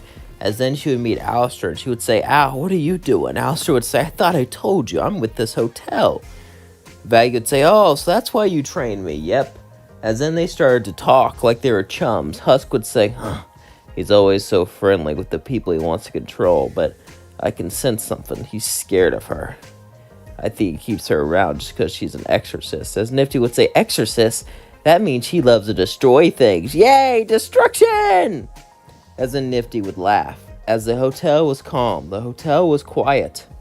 But it wasn't going to be that way for long. As Rosie and Vaggie looked at each other, Vaggie would say, "Rosie, if we don't make it, I don't regret any second with you." As then Vaggie and Rose would kiss. As then Vaggie would say, "Rosie, why are your eyes all dark? Why are everyone in your town's eyes like that?" Rosie would say, "It's a curse. If you keep eating like me, you'll end up like that." Vaggie would say, "What? Or not, since you're an exorcist, who knows? Anyway, let's get ready." As eventually Adam himself would arrive. Things would continue like in canon as Loot would battle Vaggie, but this time Rosie would appear out of nowhere and stab her in the back. As Loot would fall down defeated, Loot would say, "How could you? You betrayed us. You." As then Rosie would say, Now, don't be a spoil sport." As then she would fall down pairs, as Vaggie and Rosie would laugh. As then they would run up to help Adam be defeated. As they fought Adam with Charlie, Adam was on the back foot, as then Lucifer showed up, as things would continue like in canon until his demise. In this timeline, though, they lost Loot and Adam, which would definitely do a bunch of consequences, but since there's no season 2, I can't really predict that. As then, they defeated the Angels. As they fled back, Vaggie and Rosie held hands and said, "We can do this. We can take them on." As they did it, Laying down in pain, someone would walk next to her. It wasn't Charlie. She looked at her and smiled. Well, looks like you're hurt from the exorcist, but you're still alive. That's pretty impressive to survive one night with them. How would you like to work with me? Velvet said, as Vaggie would look up and say, "Why would I work for you?" "Because you don't have any other option. I guess you could just lay here, wounded, and be picked off by the vultures," she would say as she laughed. Vaggie would reluctantly agree and go home to her house. Velvet would then get a shower and everything ready for her. As Vaggie sat there in pain, as she laid back and looked at the ceiling, shocked at everything that happened. She was now with a demon, a sinner, and now she was going to go into her bath? After everything she's been through, after everything she's done? Why would she do this? How could she do this? I mean, it's not like she has a choice. She spared that boy. She went against her orders, and this was the price she had to pay. As suddenly Velvet would say, "All right, cutie, get in that shower before I join you." Vaggie would sigh as she walked in there. As she looked at the bandages, she was helping her, but why? She knew this was for ulterior motives, but this still meant something to her, the fact that she would help her like this. As Vaggie started to clean herself, she walked out. As Velvet said, "Excellent, now, I'll let you stay here. In exchange, you need to get a job. For me." Vaggie would then look up in Velvet and say, "What's the job?" As then Velvet would smirk and slowly walk up to Vaggie. "Well, you see, I can tell that you're a good fighter. And I want you to be my hit girl and my bodyguard." Does that sound good? Vaggie would say, "How can you tell that?" "Because you survived an angel attack." Velvet would say. Velvet had suspicion she was an exorcist. After all, she carried down that spear. But it's possible that she stole it from an angel during extermination. And why would they attack their own? Velvet needed more information to assume that. So Velvet was going to watch Vaggie fight to test out if she was really an exorcist or not. As Vaggie agreed, Velvet would then take Vaggie out for hunting. As Vaggie would stay with Velvet, as they would both walk around hell, looking for the person that owes them money. As eventually she found it. It was a hellhound. Velvet would say, "Now take him out." Vaggie would then nod. As Velvet was going to watch how she fights, as she said, "I need the money," he looked and said, "Who the heck are you?" "I'm Vaggie. And, well, I'm the last person you're going to see if you don't hand anything over." He simply laughed, as then he bit her. This made her mad, so she punched him in his pressure points and made him fall, as then she struck him down with an angelic spear. As then, Velvet smirked, as she was pretty confident what she was. As Vaggie walked to Velvet, Velvet said, "Can you do me a favor?" As Vaggie and Velvet would both look at each other, Velvet would say, "So, Vaggie, I have a question for you." Vaggie would say, "Yeah, were you an exorcist?" Vaggie would sigh and say, "Yeah." "So is this a trap? Are you going to attack me? Are you going to..." Suddenly Velvet would kiss Vaggie as she would blush and say, What are you doing? How is this going to..." Velvet would laugh and say, "You're such a cute exorcist. You know, I always thought one would slay me. I always thought one would, well..." As then she would start to whisper interesting things in Vaggie's ear, she would turn bright red. As she would say, "What do you want from me?" "I want us to spend time together. I want you to be my cute bodyguard, my cute hit girl, and I want to have fun with you. In exchange, you get to live with me, and you get all the money you could ever want." Sound good, doesn't it? Vaggie would sigh and say, "Fine." As Vaggie and Velvet would go to the bedroom, as she said, I don't really know what I'm doing here. Can you..." Velvet would say, "Aw, little exorcist is nervous. All right, I'll help you out." As Velvet would help her out, we cut to the next day. As Velvet got up and left, Vaggie would lay in bed all day. As she was starting to get feelings for Velvet, she was so kind to her. She wasn't like Loot or Adam. Sure, she wanted stuff from her, but she understood that. After all, everyone did. But she actually took care of her. As Vaggie started to get up and get dressed, eventually she would hear a knock on the door. As she opened it, it was Vox. As Vox would say, "Oh, So you're her girl toy. Vaggie would say, what did you just call me? Relax, relax, relax. Come with me. We need you. As Vox would start to walk back to the office, Vaggie would follow as she walked in with Vox. As in, Val would say, oh my, will you share your toys? Velvet would say, you never share with me, so no. Val would then say, fine, fine. Vaggie would say, why am I here? As in, Velvet would say, simple. Now that you're up on the top of the line, we need you to make sure you're in with us. We need to make sure that you agree with our deals and values. As Vaggie would nod, Vox and Val would start to talk to her as she would get more involved in the business. As Vaggie would be groomed to be a new V. After all, her name does start with V, Vaggie, and she was extremely powerful. However, as time went on, she learned more about the business. She learned more how to execute things. She learned more how to climb the corporate ladder. She would become more and more ruthless. She would become more cold-hearted. However, there would be a person she would care for. There would be a person where her heart beat warmly for her, and that was Velvet. As Velvet would talk to Vaggie, Vaggie would have to tell her how she feels. Vaggie would have to tell her that she cares about her. They had fun together and done work together, but they weren't together. One day, Vaggie would say, can I, well, you know how Velvet would laugh and say, are you serious right now? As Velvet would look at Vaggie and say, it really took you this long? Vaggie would blush hard and say, I don't know what you're talking about. Velvet would say, it's been literally 2 years, and it took you this long to ask me out? As Velvet would say, well,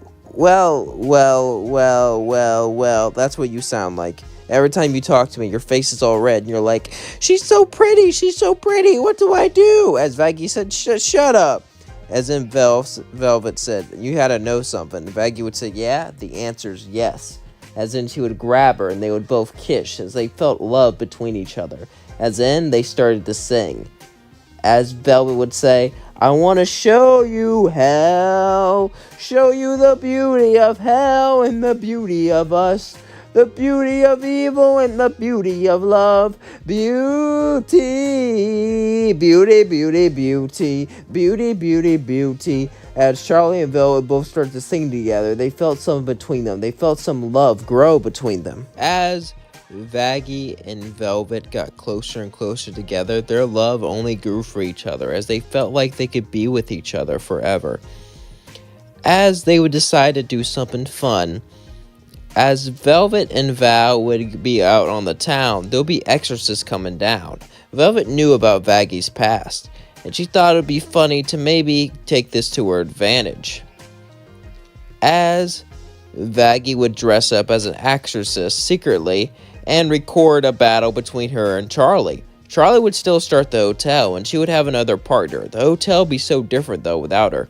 Vaggie would record everything and upload it live, as it would get so many views, so many likes, it would become completely famous. As Vaggie recorded everything, she would go back to Velvet.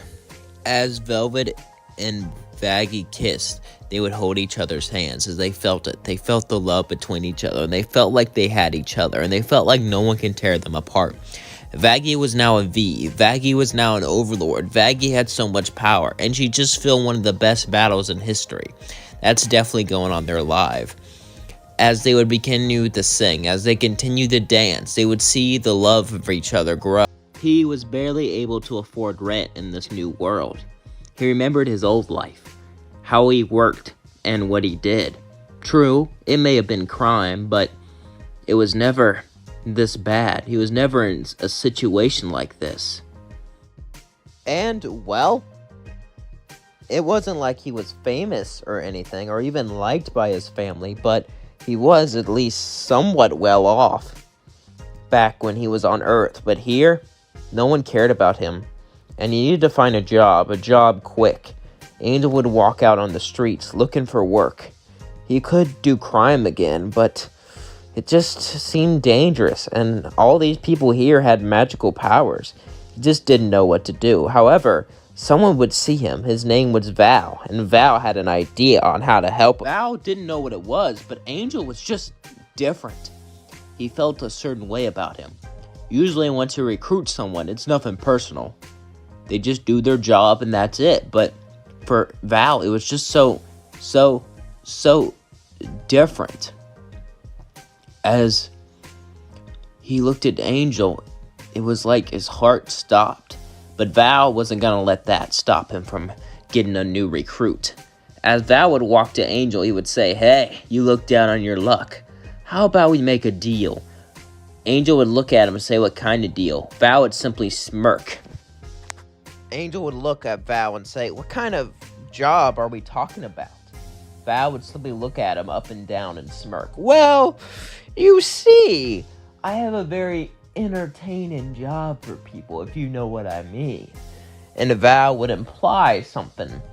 Angel would get the hint, as he would say, I don't know about, come on. Val was about to make him sign a contract, but he couldn't do it. He didn't want to take his soul and make him bound to him. It seemed wrong, but he didn't know why. He'd done this with other people. Why couldn't Val do this? Thoughts were going through his head. He didn't know what to do. As Angel looked and said, "Val, are you all right?" Val would say, "Yeah, it's fine. Just come work with me. If you don't like it, you can stop. I promise." Angel would look and say, "Fine, I need money anyway." "What time?" "Tomorrow. Come in at 10 a.m. sharp." Angel would nod and leave. As Val went back to the Tower of the V's, he would sit down. And he was shocked. He couldn't believe this. How was he feeling this? Angel was just an employee. He wasn't even hired yet. He should have made him sign the contract, but he didn't. Val would just sit there and continue to think. He couldn't explain why he did this. He couldn't explain what was going on. He just sat there on the couch, staring blankly. Vox would walk in and say, "Hey, how do I look? You like this suit? I was thinking about wearing it all the time, Since I can get it tailored and mass-produced, change outfits every day with it, I think it'll look quite good. What do you think?" Val was just staring off in the distance, not even paying attention to Vox. Vox was shocked. Usually when he walks in or talks, Val was interested, but he wasn't even looking at him. Vox would say, Hey, what are you doing?" Val would look at Vox and say, nothing. I found someone who's pretty interesting, who can work for us." "Oh, yeah?" Vox would smile and say, "Are they hot?" Val would say, "You could say that." Usually Val wasn't subtle at all. He was always explaining things in great detail with his attitude and flamboyancy, but he wasn't doing that right now. Vox looked shocked, but he just let it slide. "Well, what's gonna happen? When are they coming in?" "Tomorrow at 10 a.m. That's pretty early." "Yeah, I want to get them settled in first." How settled in it have to be to make... Val would stop him and say, "It's my call, not yours." Vox would say, "You're being weird." "How so?" "You know so." "Tuh, whatever. I get a new suit and look all good for you. You don't even care," Vox would say, as then he would storm out mad. As Vox stormed off, Val would look at Vox, and for some reason, he wanted to go after him. Usually he didn't care about his temper tantrums, since he had a lot of his own. Val was usually selfish, but for some reason, he didn't feel that way today. He started to care about others, and he started to think about Vox, but even more, he thought about Angel, as he sat down and thought about him the rest of the night. 10 a.m. would come. As Angel walked into the doors, Val would look and say, "You're on time. Let me show you around the studio." Val would start to show Angel around The studio. As Angel got to know everything, Val was really nice to Angel. And when people were mean to him, he would tell them to stop. It seemed like he cared. Angel just thought he was being polite to try to trick him at first, but it seemed genuine. But he was just clever. Val didn't care about him, obviously. Angel would eventually start his first show on TV, if you know what I mean. And it would go wonderfully, and Val would watch it, enthusiastic, as he felt his heart begin to beat. This wasn't lust, it was love. Val never felt anything like it, except when he was with Vox a couple times. As he watched it, he knew he felt something. and he knew he had to do something about it. As all of these emotions kept swarming on inside Valentino, he just had to do something about it, but he didn't know what. He wasn't himself. A few weeks would pass. As each day, Val would only care more and more and more and more about Angel. As Angel would start to care about Val, Fox would get jealous though, and he would do little things to make them fight. But anytime they fought, they would just laugh right after and hug. And they would even kiss, among, well, other things. Val was so happy. So was Angel, but Vox wasn't. Vox would get more and more jealous as he liked Val. He loved him. And it hurt seeing Val go out with Angel and not him. One day, Val and Angel would be out on a date. As they left, Vox would get angrier and angrier and angrier as he sat on the couch and began to scream, Why?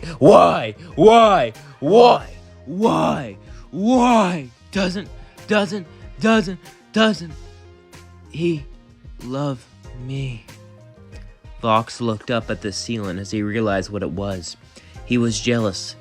He wanted Val. And Angel didn't look too bad himself, but it was the fact that he wasn't invited. It was the fact that he couldn't have either of them, and they had each other. Vox had no one, as he simply sat down. He felt defeated, alone, by himself, and he realized he may never, ever have someone. As Vox continued to sit down and just look around, sad, Velvet would walk in and say, I heard your little piss baby tinter tantrum. Usually it's Val, but he's so happy recently. Everything's changing. What's going on? Vox would look and say, he doesn't love me.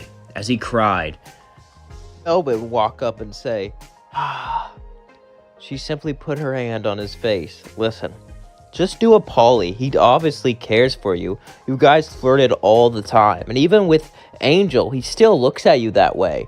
Vox says no, he doesn't. Angel's just too. Velvet simply grabbed him. If you're sad, you're not working hard enough. If you're not working hard enough, we're not getting enough money. Now go do a Polly. Vox would sigh and say, I'll try.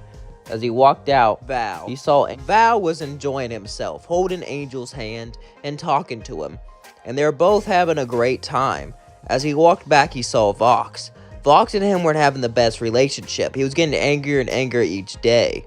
Val didn't know why. Well, deep down he did, but he just didn't want to face it. He was scared if he asked him out too. Angel would get scared and walk away. Angel wouldn't be prepared to have a three-way relationship. As Vox walked up to him, Val looked and said, What do you want? As Vox would say, I love you. And Angel's pretty good too. I was thinking we could all date each other. Val would say, I would like that, but I don't know about Angel. Angel would smile and say, You're both hotties. Of course I would date you too. He would then kiss them both as they all held hands. Vox, Valentino, and Angel would have an open, polyamorous relationship, and they all enjoyed each other and had fun.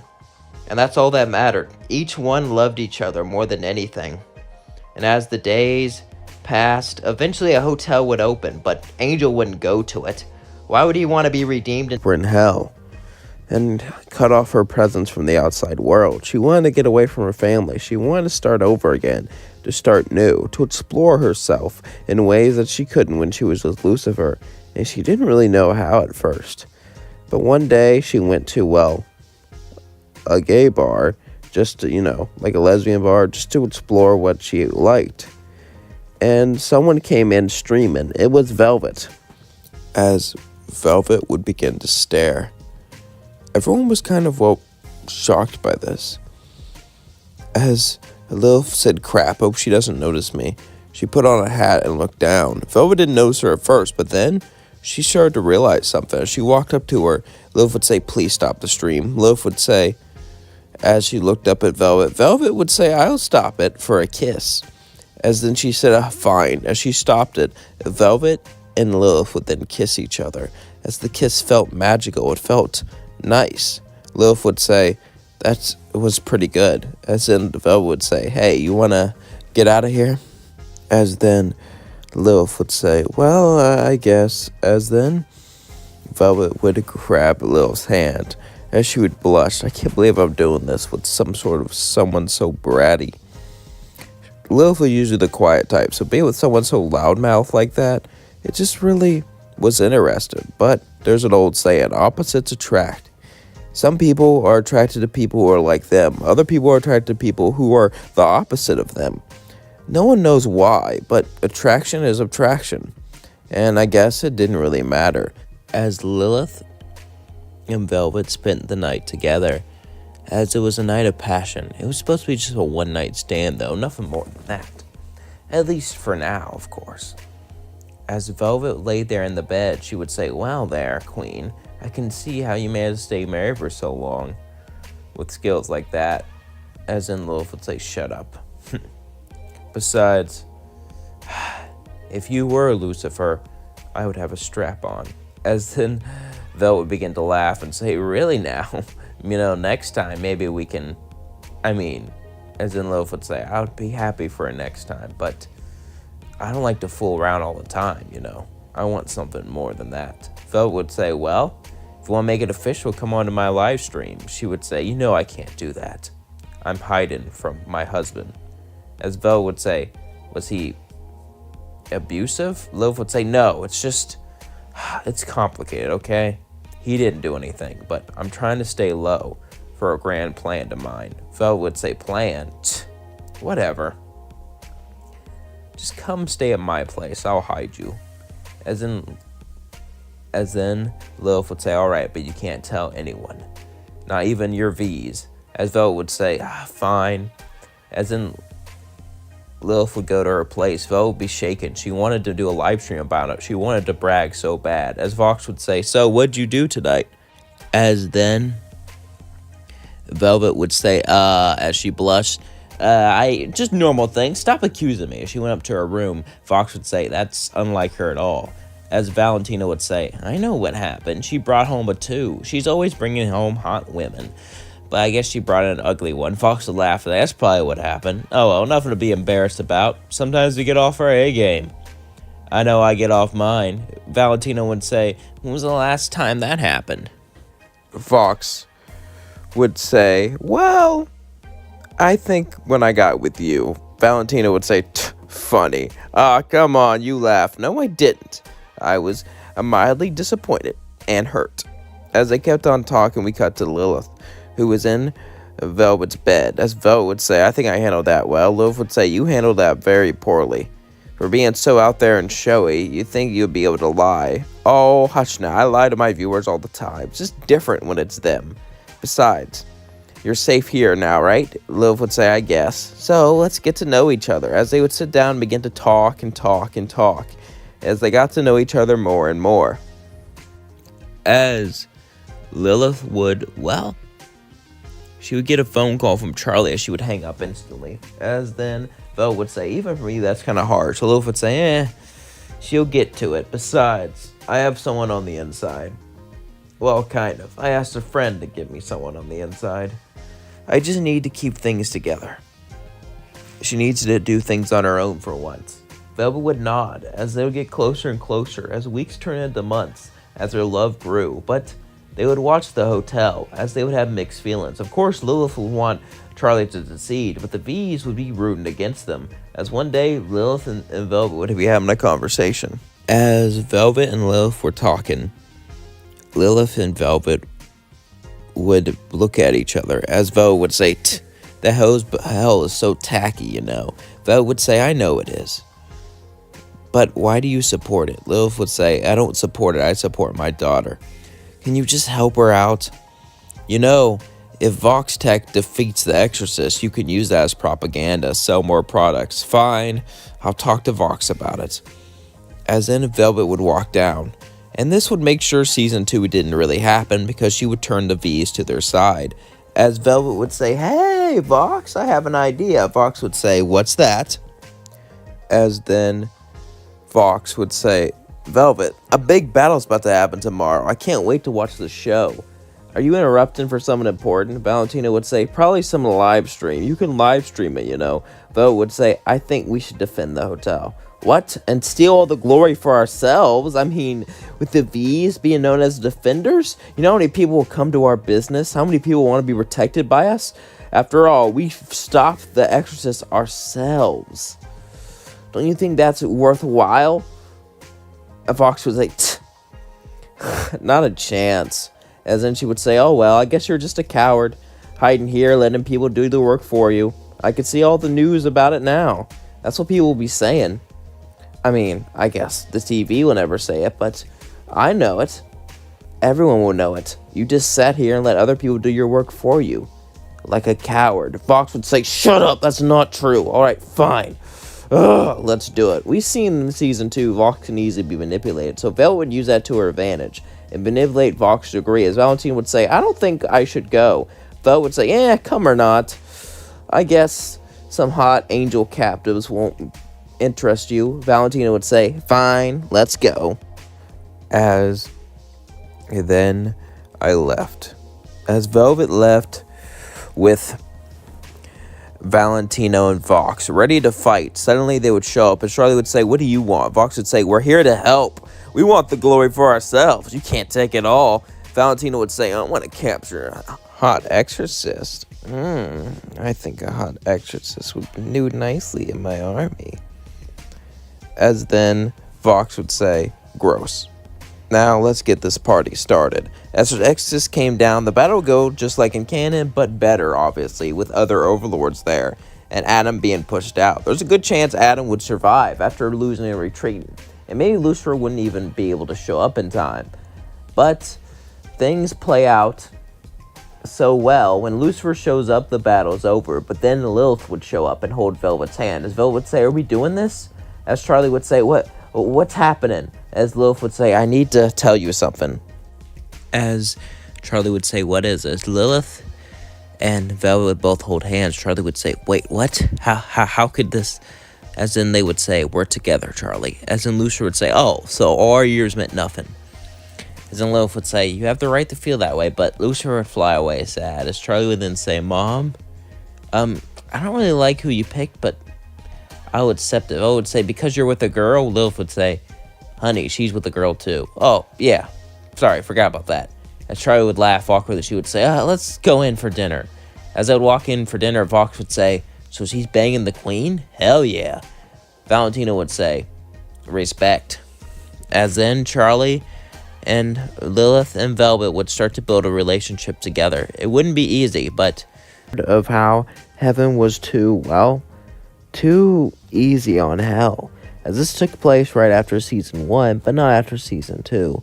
By that point, I think it would be too late. I mean, realistically, this would never happen, but for this to happen, it has to be in that time frame. You'll see why later. As Lut would then go down to explore hell. As she went down to explore hell to try to get intel and data. as Lut just kept on listening in, kept on, exploring. She wanted to find an enemy to help her against the hotel, even though she hated demons. Enemy and my enemy is my friend. And as she was listening in, she heard stories about the V's. As then we cut to Velvet. Velvet was with Valentino and Vox having a conversation. It didn't really matter what, though, as they were all building towards something, building towards a goal. They felt like Vox was jealous of the hotel, and Velvet didn't really care. She walked out, though, and as she walked out to get some fresh air, she would see someone stand above her. She would start to see wings flap. As Lut landed right in front of her, she would say, "Hello, Velvet." And then she would go, hello. You look kind of cute. So what is all this for? Are you here to join the V's? Dressed up like an angel. That's cool. As then Lut would say, what? No. I want your help to destroy Charlie. As then Velvet would say, I was only kidding. By the way, nice robotic arm. I saw what happened there. So, do you want to have a talk? Lut and Velvet would then start to talk to each other. As they all started to talk to one another, they had discussions. As Lut would say, listen, I don't like you. As Velvet would say, well, I like you, darling. You could dress a little bit cuter, but you're hot in that outfit. I like the warrior vibe. Lut would say, I knew this was a mistake. As Velvet would say, wait, stay. As she would sigh, she would say, I have no allies. That's why I need you and the V's to help me take out Charlie. You don't have to fight directly. Just smear their image. Make them lose their popularity. Velvet would say, I'll do that, but what do I get in return? Would say, we have plenty of gold. Gold? You guys still use gold up there? You don't have your own money currency? Luke would say, even if we did, gold would be quite valuable. Yeah. Even down here, I guess it's valuable. But I want something better than that. Luke would say, I'm already offering you gold, filthy sinner. What more could you want? If she would take her hand, Luke would blush and say, I want you. I want you to date me. In exchange, we can do this. Luke would say, I'll think about it. And she left. She blushed. She wasn't supposed to like girls, but the exorcists were falling apart. It's not even like that rule could still stand. Still, though, she was very prideful. She flew up to heaven, as Velvet would sit down and think about what she did, as she smiled. Luke just had a way about her. She was cute. She was hot. She had some, fire to her that she hasn't seen in a while. Someone who could stand up to her. Now that's hot. And she just sat there and thought about her. Vox would walk in and say, what are you smiling for? As Velvet would say, I might have a new girlfriend if things play out right. As Velvet would say, well, I guess we can keep on going then. I mean, with things playing out right, she'll be so hot, and she'll be all mine. As in Vox would say, so it's lust then, probably last for a week or a month, like most of your relationships. As then she threw a phone at him, Vox would say, ow, it's more than that, darling. It will be more. You'll see. We'll rain down hell and become queens. As Vox would say, I love your enthusiasm. As then he just walked away. As then we cut to Lute. As Lute was getting ready, she planned to meet her again next week, and she would spy on the hotel for them. She got nervous. Why was she so nervous? She didn't really know what to do. Why was the sinner making her nervous like this? Why was the sinner making her feel like this? She was a woman, a sinner, someone she shouldn't even interact with. She had to get her out of her head. As she waited for that week, it became agony. She wanted to see her again and again. She wanted to look at her. She wanted to talk to her, and she wanted to get revenge with her. As then we cut to Velvet. As Velvet would, she would wait for Lute. She wanted Lute. As Velvet just couldn't think of her either. She couldn't think of what to do without her. Even though she only saw her once, her beauty was intense. As she would get everything set up, eventually Lute would come to her. As they would meet up in some secret alley. As Lute would say, will you spy on the hotel and I'll bring them down? Yes, only if you go on a date with me. Lute would sigh. As she had a disguise on, she said, alright, let's go. As then Lute and Velvet would hold hands, they would then go into, the restaurant. As they would begin to talk amongst each other, as Lute would bring up stuff about Velvet, Velvet would bring up stuff about Lute. As then Velvet would say, so, what do you do? I used to kill sinners, destroy them, watch them suffer. Velvet would say, hot. You can stab me with a long rod, if you know what I mean. Long as it's not organic, I don't. As Velvet and Lute would talk, Velvet felt a connection to her, a connection that, it was different from a lot of the girls she dated. She would date these bimbos and then send them back, but it wasn't really anything special. But this was special. This was more. And Lute liked Velvet, but she didn't want to do anything. She was suppressing herself, telling her this was wrong. As then they both got up and started to walk away, Velvet would say, you enjoyed this, didn't you? As then Velvet would start to laugh and say, maybe I did, maybe I didn't. But listen, Lute. As then she kissed her, Lute would kiss back. It was insane. As they just lingered on with each other, holding on to each other tightly. Lute would then leave, as Velvet would stay in hell. Lute and Velvet would see each other every once in a while. As it became less and less about the hotel, eventually they even stopped talking about it. It was just a normal relationship. As Lute got bored with heaven and all of its affairs, and she felt like she was getting sidetracked, But then, something would happen, the last straw to break the camel's back. As she felt, neglected. How could heaven do this? How could heaven mistreat her again and again and again? As she felt like it didn't even want her there. One day, though, they would replace her with Abel. This was the straw that broke the camel's back. As she put down her weapons and began to leave, Sarah would say, "What are you doing?" As then Luke would say, "I'm leaving." Sarah would say, "You go on an exorcist hunt. I told you that. No, I'm putting away my weapons and I'm becoming a fallen angel." Sarah would say, "Are you joking?" "No. You don't respect me or any of my ideas. You never have. My way of thinking is gone, and I know that now. And it's time that I move on from heaven. Heaven is no place for me." Sarah would say, "Wow, I've never heard anyone say that, but you can't just leave." "Yes, I can." As then Luke would jump off away from heaven. Sarah would be shocked. She left. Her leaving shocked, well, everyone. How could their most loyal exorcist leave like that? The most fundamental against hell is now gone. As she went down to hell, she would then knock on the door. As Vox would open it, he would say, "Who the hell are you?" "Are you an angel?" "I'm here for Velvet." As Vox would say, "Don't tell me." Velvet would say, "Welcome in, girl." Valentina would say, "You actually did date an angel? Impressive." As they all would look and stare at Lou, Lou would say, "Yes, I know I'm an angel." As Velvet would go and grab her and pick her up, she would say, "My love of my life, that's an angel." As they started to make out, Valentina would say, "I need to film this." Velvet would say, "If you film this, I'll kill you. Let's do a live stream, baby." As then she would say, "I don't know, I'm not big for whoa." As then she brought her upstairs. As Vox and Velvet would both stare at each other. As they both looked at each other, Vox would say, "So, this is really it?" By the way, I meant Valentino, not Velvet. Valentino would say, "Yeah, she seems happy." "Huh, good for her, I guess. And with one less angel down there, we have quite a big advantage over that hotel. Angel v. angel." "Now that I know that bag is a fallen angel." "Yes, and with that spy, we have it coming. The hotel will be destroyed, and we'll have all the power today." As Vox and Valentina would sing about power, we cut to Lute and Velvet, who would sing about love, who would sing about order, who would sing about coming together, about being together, about how it made them feel, about how it brought them together. Liked each other, but they never were more than just friends having fun. And that's all they ever were gonna be, honestly.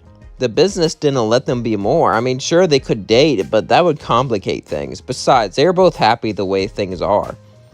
At least that's what Val thought. Vox, on the other hand, was extremely jealous. One day, Val would be flipping out because Angel went to the hotel. As he started to yell and curse, and Vox would say, "I wish you flipped out like that when I was gone." Val would say, "What? Nothing. We don't want people to think you can't control your client, so just let them stay there, alright?" He would sigh and start to walk off. This was different. Usually Vox said whatever it took to calm Val down. But this time, he just straight up said that he wished he cared for him enough to act like this when he was gone. Val didn't know what to do. After all, they were just playmates, nothing more. As Vox walked off, Val started to think. Val thought about the world. He thought about what was around him, and he thought about what to do. He didn't think Vox cared about him like that. And well, he shouldn't care. After all, he likes to have fun with people. He should just get over it. After all, people shouldn't be able to leave Val, but Val should be able to leave them because, well, he's Val. He gives people time and effort for money. He's the best, but something was telling him otherwise. Something was telling him that maybe he should talk to Vox, but he didn't really know what to do, so he decided to ignore it for a few days. A few days would pass and everything would continue, but Vox and Val would start to talk to each other less and less. Vox was extremely jealous of Angel, and Val felt bad for Vox, but he didn't want to admit it because he didn't want to appear weak. So they just stopped talking to each other altogether. Until one day, they were called to a meeting by Velvet. Velvet looked at both of them. "I always got funny pictures and videos, and shipping you guys together were fun. But now, come on, this is going to affect business. You guys aren't even talking to each other anymore. What the heck is up with that?" Vox would say, "I don't want to effing talk to this guy." Val would say, "Yeah, he's so self-centered." Vox would say, "Did that just leave your mouth? You honestly have all this great time with me, then you just treat Angel like he's your most prized possession? Like nothing else could ever compare to him? Like no one is anything compared to Angel. Val looked and said, "Oh my, you're jealous." Vox would say, "No, I'm not. It's just..." Vox would blush. Val would say, "Do you..."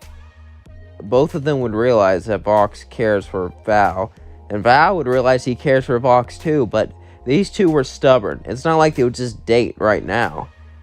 They both didn't know what to say, as they simply stared at each other. As Vox said, "How come you always freak out when Angel's gone, but you don't care when I'm gone? How come all you talk about is Angel?" Val would say, "Because he's my biggest money maker." "It's more than just money." "Well, he's fun to play with, but you're fun to play with too. Come on, let's just play with each other like we used to," Val would say as he started to flirt with Vox, but Vox would simply walk away. As Val would hold out his hand, he was confused. Why didn't that work? Usually when he sweet talks Vox like that, it works easily. As Val didn't know what to do, he kept thinking, as Velvet said, "Wow, that went terribly. Can't you two talk? You both clearly care about each other." Val would say, "Shut up. I don't care about that TV head and what he has to say." Val would say, "Yes, you do. Just admit it. Stop being stubborn. You're gonna ruin your relationship, and worse, ruin our business. We have a business to run. So stop being babies and go back to effing each other, or be together, or something." Val then realized that was it. If he just F Fox again, everything could go back to normal. Everything could be like it was. So that's what he did. Val got dressed up. He got ready. He made sure he looked good. As the next day, he knocked on Vox's door. Vox opened it and said, "Hello? We got off on the wrong foot. Why don't we have some fun?" Vox would say, "I'm not interested in..." Val would say, "Please, pretty please." Vox would sigh, "Fine." Vox would pull Val into his room as they would share a night of fun, but this fun was different. This fun had different feelings, different emotions. This one, at time, it felt like it was more. Usually it's just a fun time. Usually it's just them trying to have fun with each other, but this felt like a love. It felt romantic. It felt like it meant something. It felt like it had to mean something. And it felt like that for both Vox and Val. However, only one of them would admit that. As the next day came, Vox was cuddling Val as Val got up. "I should go get to work," Vox would say, "but I need aftercare." "Aftercare? You mean that nonsense where I care for you after we're done having a good time? No."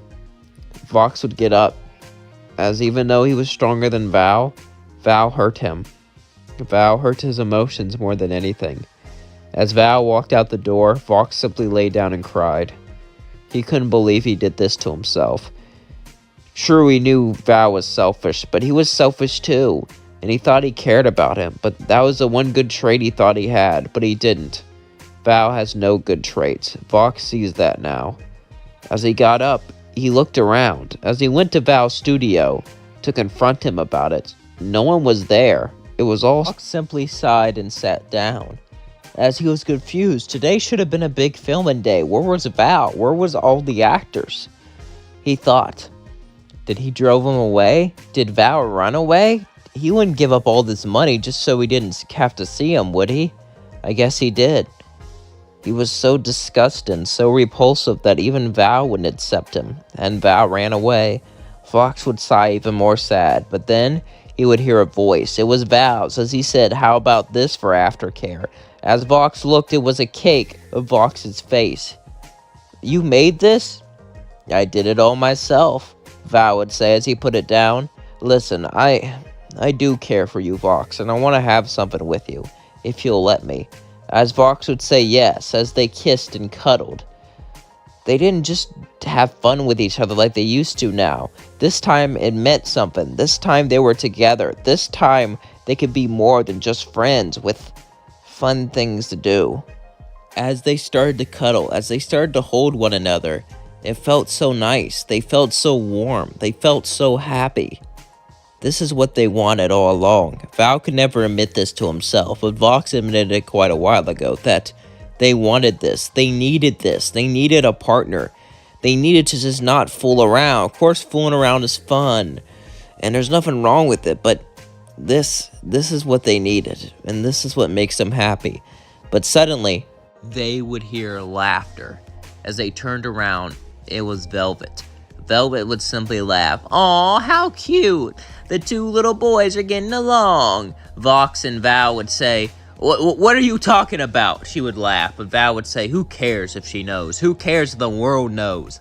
I'm with you, and that's all that matters." And you know how you were jealous over Angel? Vox would say, I don't know about jealous," he would say, blushing. "Well, I have an idea. What if you have fun with him instead while I watch, and you make me jealous?" As then Vox would say, "Deal." Vox and Val would have fun together, and they would have fun with other people. That's just how their relationship works. It may have not been monogamous, but they were happy. And, well, it worked quite well for them, after all. It wasn't like they were poly or anything. They just liked to have fun with other people. They were together, and they had fun with people, and that's all that mattered to them. And as the days passed, they got closer and closer and closer. as Vox and Val felt like they were soulmates. Every day, every second together was amazing. Sure, they had fights. Sure, they had problems. What couple doesn't? But it felt like true love. Love that could last forever. As days turned into weeks, weeks turned into months, and months turned into years, until one day, Val was walking down as Vox got on one knee and pulled out a ring. Vox took a second to think about this, as he thought about everything that led him here. As Vox said, "Don't worry, you could still have fun with people if you marry me," Val would laugh and say, "Good." Then it's a yes. As they laughed, they kissed each other and held hands. As then they got married. As they felt so close, they felt so loved, and they felt like they could settle down together. As it was amazing. Their lives only got better as time went on. There was nothing they could do except be happy. As the marriage was amazing, their life was amazing. Sure, they had problems, sure they had fights, and sure they were psychopaths who enjoyed other people's pain, but